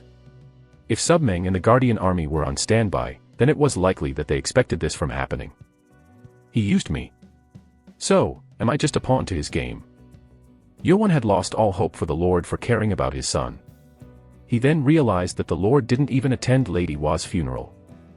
Maybe he didn't love my mother at all. Lady Wa believed that the Lord loved her even when she was on her deathbed. Yowon didn't want to go against her beliefs, so he held his suspicion back. Damn it. If the Lord really loved her, then would he have left her to die from being poisoned? Couldn't he protect her and her son Yowon with the power he had? The suspicion and distrust only grew larger. If that is true, if the Lord really used him and his mother as a political pawns against the 6 clans, then Yowon couldn't forgive him. I will make you regret it. As Yowon was furious at the Lord, Left Guardian Li Haming was also thinking about what just happened. It is as he wished. This will let us suppress the Sword Clan. The clan responsible for managing the cult's prison was the giant martial Sword Clan. This was one of the hidden connections of the Sword Clan. With their connection to the forbidden art of blood reversion, it was going to damage the Sword Clan. So, it's not the 3 clans. The Sword Clan wasn't the first to be put down. The first was the Lust Clan, as their leader Hang Soya had gone too far with the first test. She was sentenced to ban from every important task and to lay low for the rest of the year. The leader of Poison Clan, Beko, had broken one of the rules of the academy and had given a poisonous orb to Chun Yowon, so he was sent to prison for 2 years. Beko refused to admit to the charges, but since Yowon's clothes were covered in blood, that was irrefutable evidence. All of these events were tied to Yowon. To create such a result by using his own child. The Lord seemed to be very cold, even for Li Haming, who was the most loyal and trusted advisor to the Lord. Whatever the case, 3 clans had gone down after these incidents. But there was one thing that Haming was curious about. They were caught too easily. The Lord had laid a trap so that they would take the bait, but it was too easy. Chun Yowon was doing well in the competition, which might have made them concerned, but it seemed weird for the Sword Clan to go this far and risk everything at once. It was apparent that this kind of behavior would lead them to the Sword Clan, so it didn't make sense. It almost felt like the time when Lady Wa was poisoned. I hope it's nothing. After things were cleaned up, Li Haming got back up onto the stage to proceed with the 3rd test. We had a problem there, but we'll continue with the test with the previous test method. All the cadets were curious as to what just happened, but since Li Haming did not go into the details, there was no use. Chun Yowon's group was able to pass the test altogether since they did manage to form a perfect sword formation, even if it was countered by a more powerful enemy.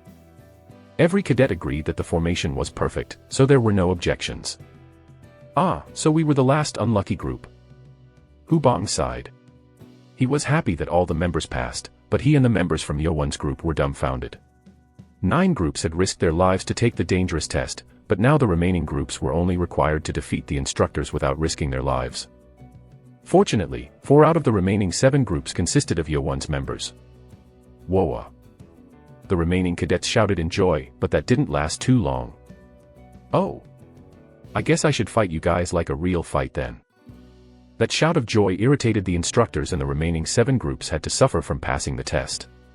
The instructors knew very well about the formations already, so they weren't easy like criminals from the force of justice. The 3rd test ended just before dinner time.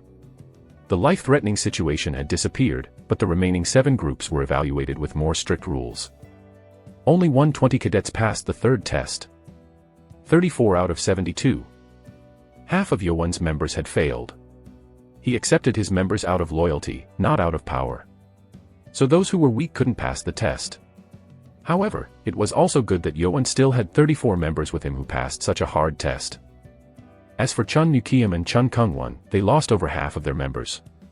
For Chun Yuchan, he tried his hardest to pass the test, but he couldn't do it sufficiently as the time was too short for him to get used to the 7-demon sword with his left hand.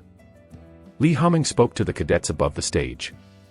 Congratulations to every cadet who passed the 3rd test. You are now the high-ranked warriors of our cult. Motto.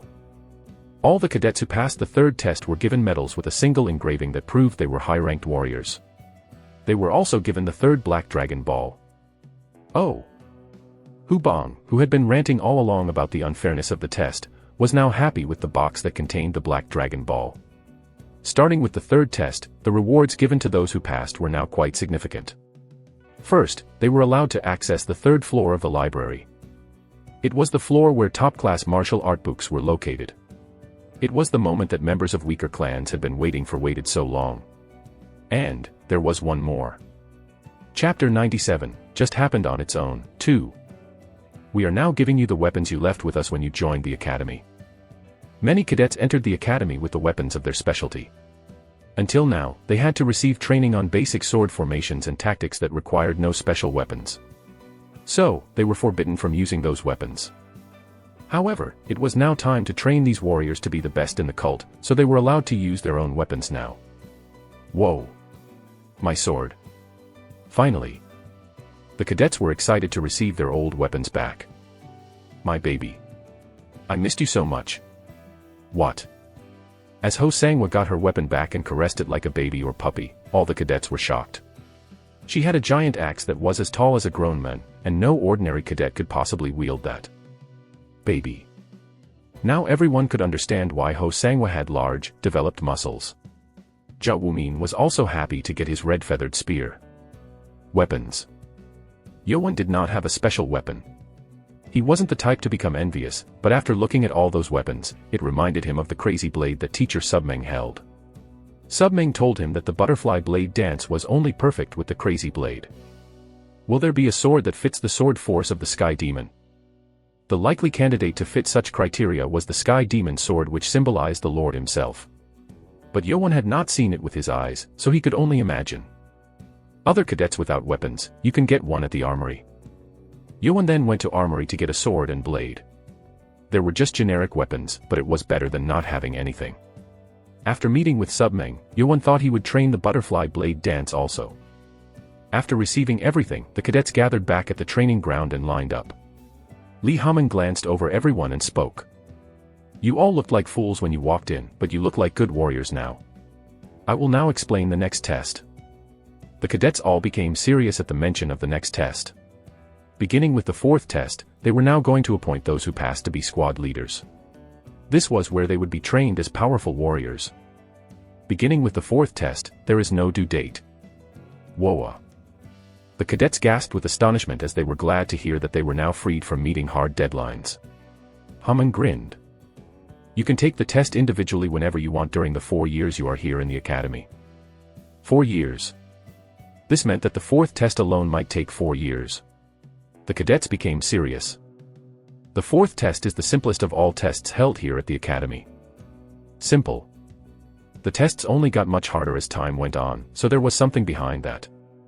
While the cadets were confused, Haman grinned. If you defeat any of the instructors at any time, you pass the test.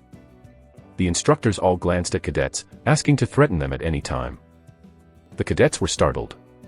They barely defeated one instructor with the 12 of them teaming up to form a formation. But to defeat an instructor alone, it only meant one thing. Become a master-level warrior. That was the basic requirement to become an instructor. However, most instructors were well into the late master level. It's obvious. Yoan nodded as he understood the requirement. However, the cadets didn't seem to be too eager. There were some who were barely at the top class level who were concerned, not to mention the other cadets who were either reaching the master level, or those who were at the master level already. Damn it. This is crazy. Even the leaders cannot defeat the instructors who only used the 7-demon sword. How can we defeat them? Our leader barely got the yellow tag. It's okay, we've got enough time. Didn't you hear? You have to train yourself. Becoming a top-class warrior was easy if given enough energy and martial arts. However, becoming a master was different since it required the understanding of Qi. There were many warriors who did not have the talent to understand Qi, and that stopped them from reaching the master level. This meant that the fourth test was to see if they were worthy to be more powerful. And I will warn you again. As I said in the beginning, you will be expelled the moment you fail the test. There was only one chance for the test. If the instructor used their own martial arts, then it was going to be much harder this time around. Li Haming then explained the other facilities that were now available for use and ordered them to be dismissed. You are now dismissed. I wish all of you good luck. Motto. The cadets all shouted in unison and began to scatter. However, most of the cadets went to a similar destination. Those who wanted to increase their energy went to the private training room, and those who wanted more powerful skill books went to the library. Yoan and his members all stayed behind and gathered. This was to say goodbye to those who had failed the test. Master, thank you for everything. We would not have gotten the chance to take the test if it wasn't for you. I will wait for you outside, Master. Members bowed to Yoan, and as they all said farewell to each other, someone called out Yoan's number from behind. 7th Cadet. Ha. Everyone turned to the voice. The one who called Yoan was Instructor Sang Munio, who had to stay in the medical room for 3 weeks after his rib fracture from Yoan. Sang Munio didn't look all that friendly while talking to him. Follow me to the main building. What is it? Do you have the right to ask me questions? Yes, sir. It was weird that he was telling him to follow, but Yoan had a guess. Maybe the chief was calling him because of what happened a while ago. Yoan told his members to go back without him and followed Sang Munio into the building. Huh. Unlike his expectations, Sang Munio walked past the building and went toward one of the buildings that was not available to the cadets yet. When they arrived at empty space where no one was around, Sang Munio stopped. This seems like a good place. Yoan realized that something was strange and said, "So, the chief didn't call me. Did I tell you that the chief wanted to see you?" He didn't, of course.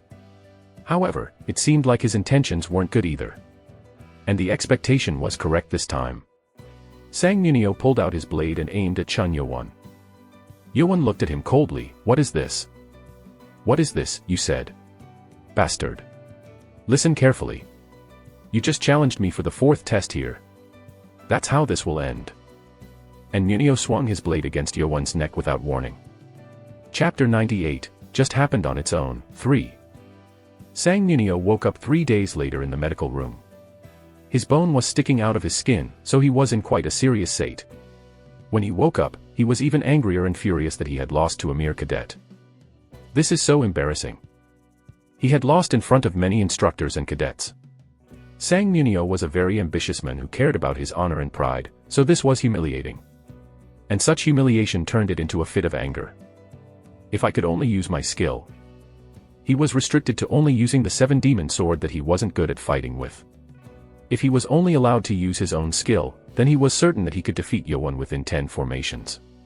Even if Yoan was powerful, he had merely just become a master warrior. Munio gritted his teeth as he thought about getting revenge. He thought to kick out of Yoan as soon as he got out of the medical room, and the day finally arrived. He wished Yoan would pass the test since he knew that the next test was the duel between the cadets and instructors. This was the perfect chance to find Yoan and kick him out himself. He had waited for so long that he now had lost all patience to wait for Yeowon to come to challenge him. Do I need to wait for him to challenge me? I'll just beat him up bad so he can't talk, and tell everyone that he challenged me later. If he shocked the brain and damaged it, then Yeowon would not be able to keep his sanity to speak the truth. Moreover, it didn't seem like anyone would blame him for injuring cadets like Yeowon who did not have a special background like the princes from the 6 clans. Fool. I'll make it so that you can never wield a sword again. Munyo swung his blade without warning at Yeowon's neck. He didn't think Yeowon would be stronger than him, but he remembered that the sword skill that Yeowon used last time was quite powerful. I'll ambush him so I can put him down quickly. No one was watching either, so he didn't hesitate about ambushing him. When the blade almost reached Yeowon's neck. Yeowon's blade defended against his sudden attack. It was so quick that Munyo was shocked and glared at him. Yeowon then looked at Munyo coldly and said, "Good. Don't take back what you just said." What? You said that this is the 4th test. Munyo couldn't hear what Yeowon was saying now. He became angry that Yeowon had blocked his attack and so he unleashed all of his entire energy to push Yeowon back. Yet, he didn't even budge. It was actually his hand that held the blade that was shaking now. His power, but how? Sang Munyo was at the master level. His energy was not something that an entry-level master warrior like Chun Yeowon could defend against. However, he defended against it and didn't even budge. Did his internal energy increase in that short amount of time? That's when Yeowon's blade unleashed its energy, throwing Munyo's blade back. Munyo was pushed back and the hand he held his blade with actually felt pain from the energy that sent his blade back.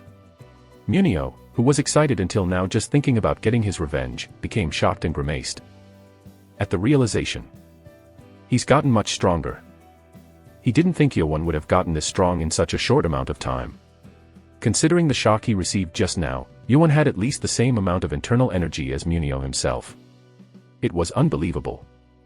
How can he become so powerful in just a few weeks? Yeowon did not consume any more Black Dragon balls after he had dueled him, so it was weird. Of course, this was due to the Poison Clan's leader, Baeko. The use of Poison Ball had actually increased Yeowon's energy instead of decreasing it. But there was no way for Sang Munyo to know about this. Phew, let's keep calm. Just because he has more internal energy doesn't make him a master-level warrior. To reach the master level, one had to understand Chi to be able to use Chi freely. Just having more energy didn't mean Yeowon was as powerful as Munyo himself since there was no way Yeowon could have acquired such deep understanding in such a short amount of time. So, you've gotten a bit more powerful. I won't go easy on you then. Sure. Arrogant fool. Sang Munyo was provoked by Yeowon's casual nod and he sent Chi to his blade. The blade shone brightly with the white light of Chi. Munyo felt a strong urge to cut off Yeowon's arm at least to make this anger subside. Munyo charged in, unleashing his blade skill. His blade divided into 2, coming down at Yeowon at once. It's fast. But it was much slower than the butterfly blade dance. Yeowon's body spun quickly and the blade in his hand left a trace and defended the blade attack coming down at him. It was the second formation of the butterfly blade dance.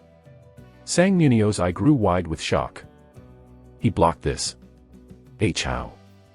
Munyo then saw the clear white Chi on Yeowon's blade. Its shape wasn't perfect yet, but it was proof that Yeowon was an established master.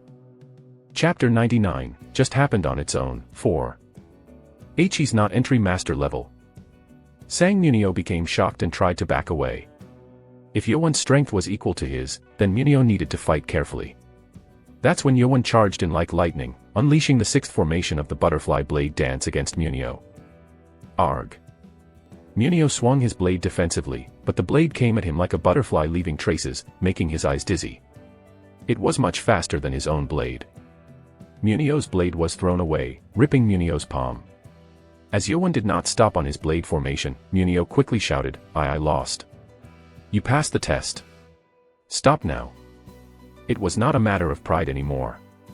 It seemed like Yeowon's blade was coming at him as if it would kill for real. Yeowon's blade stopped in front of Munyo's nose. Munyo's face was drenched in sweat. Yeowon asked suspiciously, did I pass the 4th test? Holding up his both hands, he stuttered, why yes. You won, so let's stop it here. It was to signal to him that he had given up, but it was actually a scheme. Munio decided to change his method now since he knew he couldn't just defeat Yoan with the normal way. I would die rather than have you pass the test. If he were to let Yoan safely go, then there was the risk of letting everyone know that Munio ambushed him alone. Munio gathered the energy in both of his hands. He was going to strike Yoan's head as soon as he pulled back his blade. Okay. Good. As Yoan retrieved his blade and placed it back into the scabbard, Munio narrowed his eyes. However, at that moment, Yoan's fist struck his body, throwing him back. The sheer strength of the attack blew him away. Munio became dumbfounded. How? You should have hidden the energy from your hand if you were going to lie. How did you know? Munio was so shocked that he stuttered. How did Yoan know when the energy wasn't let out of his hand? The energy scattered away from his both hands as he lost will to secretly attack him. Energy focused in the enemy's hands no longer detected. Lowering risk level. There was no way Sang Munio to know about Nano's ability to sense danger. Yoan then came up to him with a cold look on his face. Full of fear, Munio exclaimed, I am sorry. I'm not lying anymore. I accept my loss.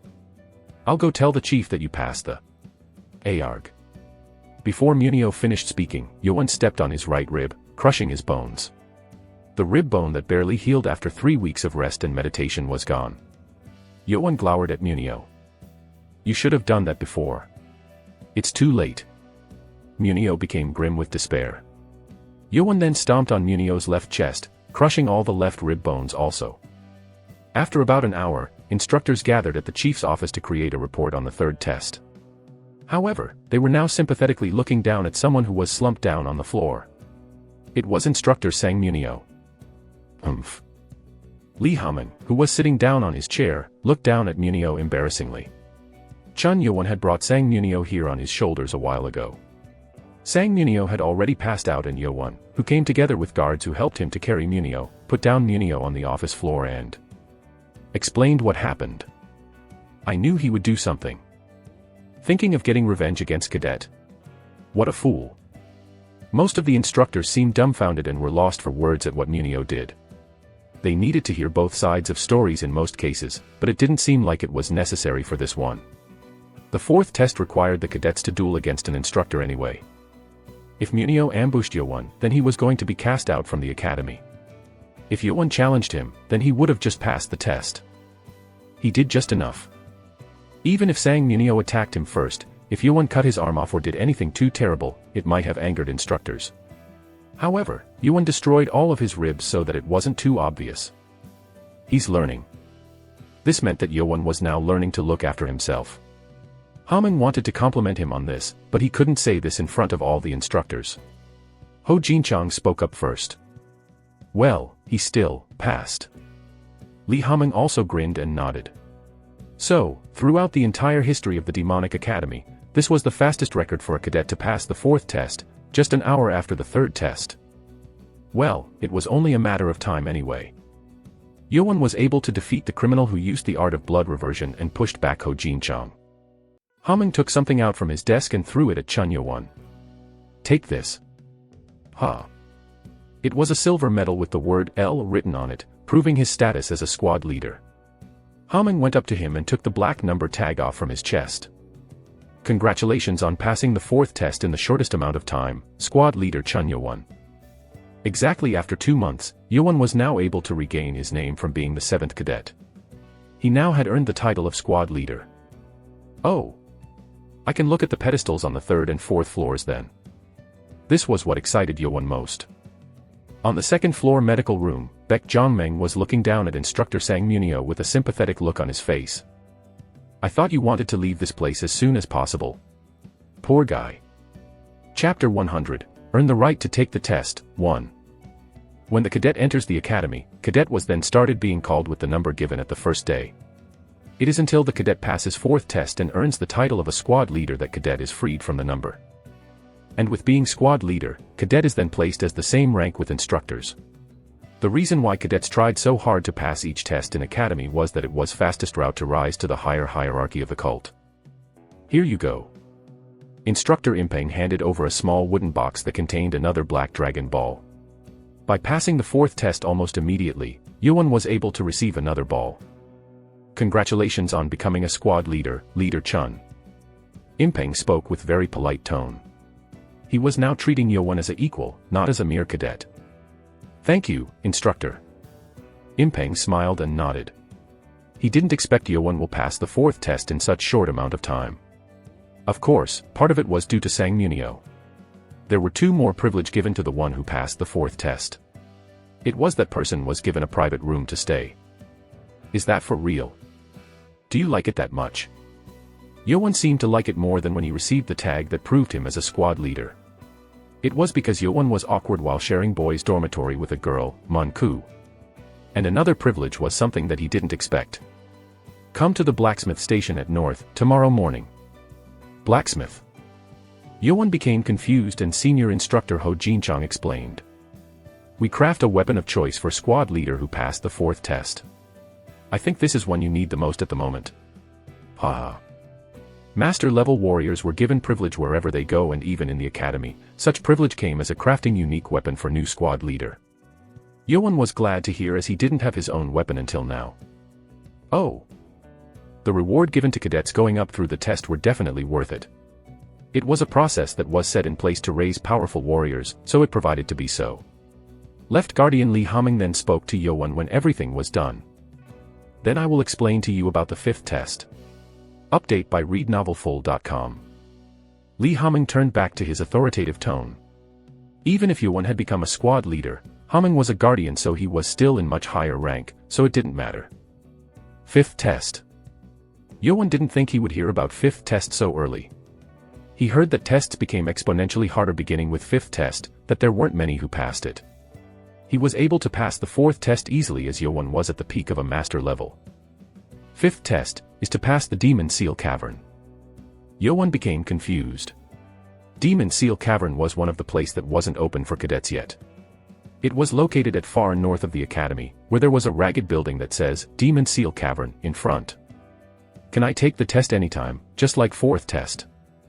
Yes. But you need to be worthy of it, to be given a chance to take it. Worthy of? Yuan asked, and Haming looked back at Yuan. You need to be at the peak of Grandmaster level. Yuan was lost for word at that. He did expect he will be required to be more powerful, but he didn't think it would require such high level of power. To hit the peak of Grandmaster level, Yuan needed to jump up at least 3 stages of power from now. It wasn't easy. And considering only top 100 warriors within the entire cult was at Grandmaster level, it proved how difficult it is to become so powerful. There were only about 10 average cadets who passed the fifth test in entire academy's history. Maybe 4 years might not even be enough time. It will be hard. It might take too much time. It wasn't sure how difficult the Demon Seal Cavern is, to require such powerful state. If you hurry, you will not find understanding. Don't rush into things. Li Haming gave a short advice, but he was sincere in his words. The academy's purpose was to raise powerful warriors. Having more Grandmaster level warrior meant the cult will grow more powerful, so Haming wished Yuan will become such powerful soon. Then that is all. I wish you luck. Thank you, sir. I will not fail you. Yuan bowed. You are dismissed. Li Haming spoke, and Yuan left. Instructors all sighed, as they now had to go back to their menial documentation task. And Yuan, who heard about fifth test, walked immediately toward the library building. I can see the 4th and 3rd floor now. Yuan was most interested in sword formations of Sword Force of Sky Demon left on the blue pearl stone pedestal on upper floor. Oh. Instructor who was taking care of cadets entering the library immediately recognized Chun Yuan. Yuan was one of Black Tag Prince, and also went into 1st and 2nd floor on the same day, so it was natural that he remembered. Ah. He left the tag. Instructor shook his head. All cadets were required to have tags on their chest, to show their status. Instructor stopped Yuan, who was trying to write down his name on the booklet, and spoke. Where is your tag? I returned it. Return. Did you not pass the test? Instructor frowned at that. He had mistaken that word for Yuan having failed the test. Yuan then took out the silver medal from his pocket and showed it to the instructor. Huh. It had the word L written on it, which made instructor to become dumbfounded. He knew that it proved Yuan was a squad leader. Did you pass the fourth test?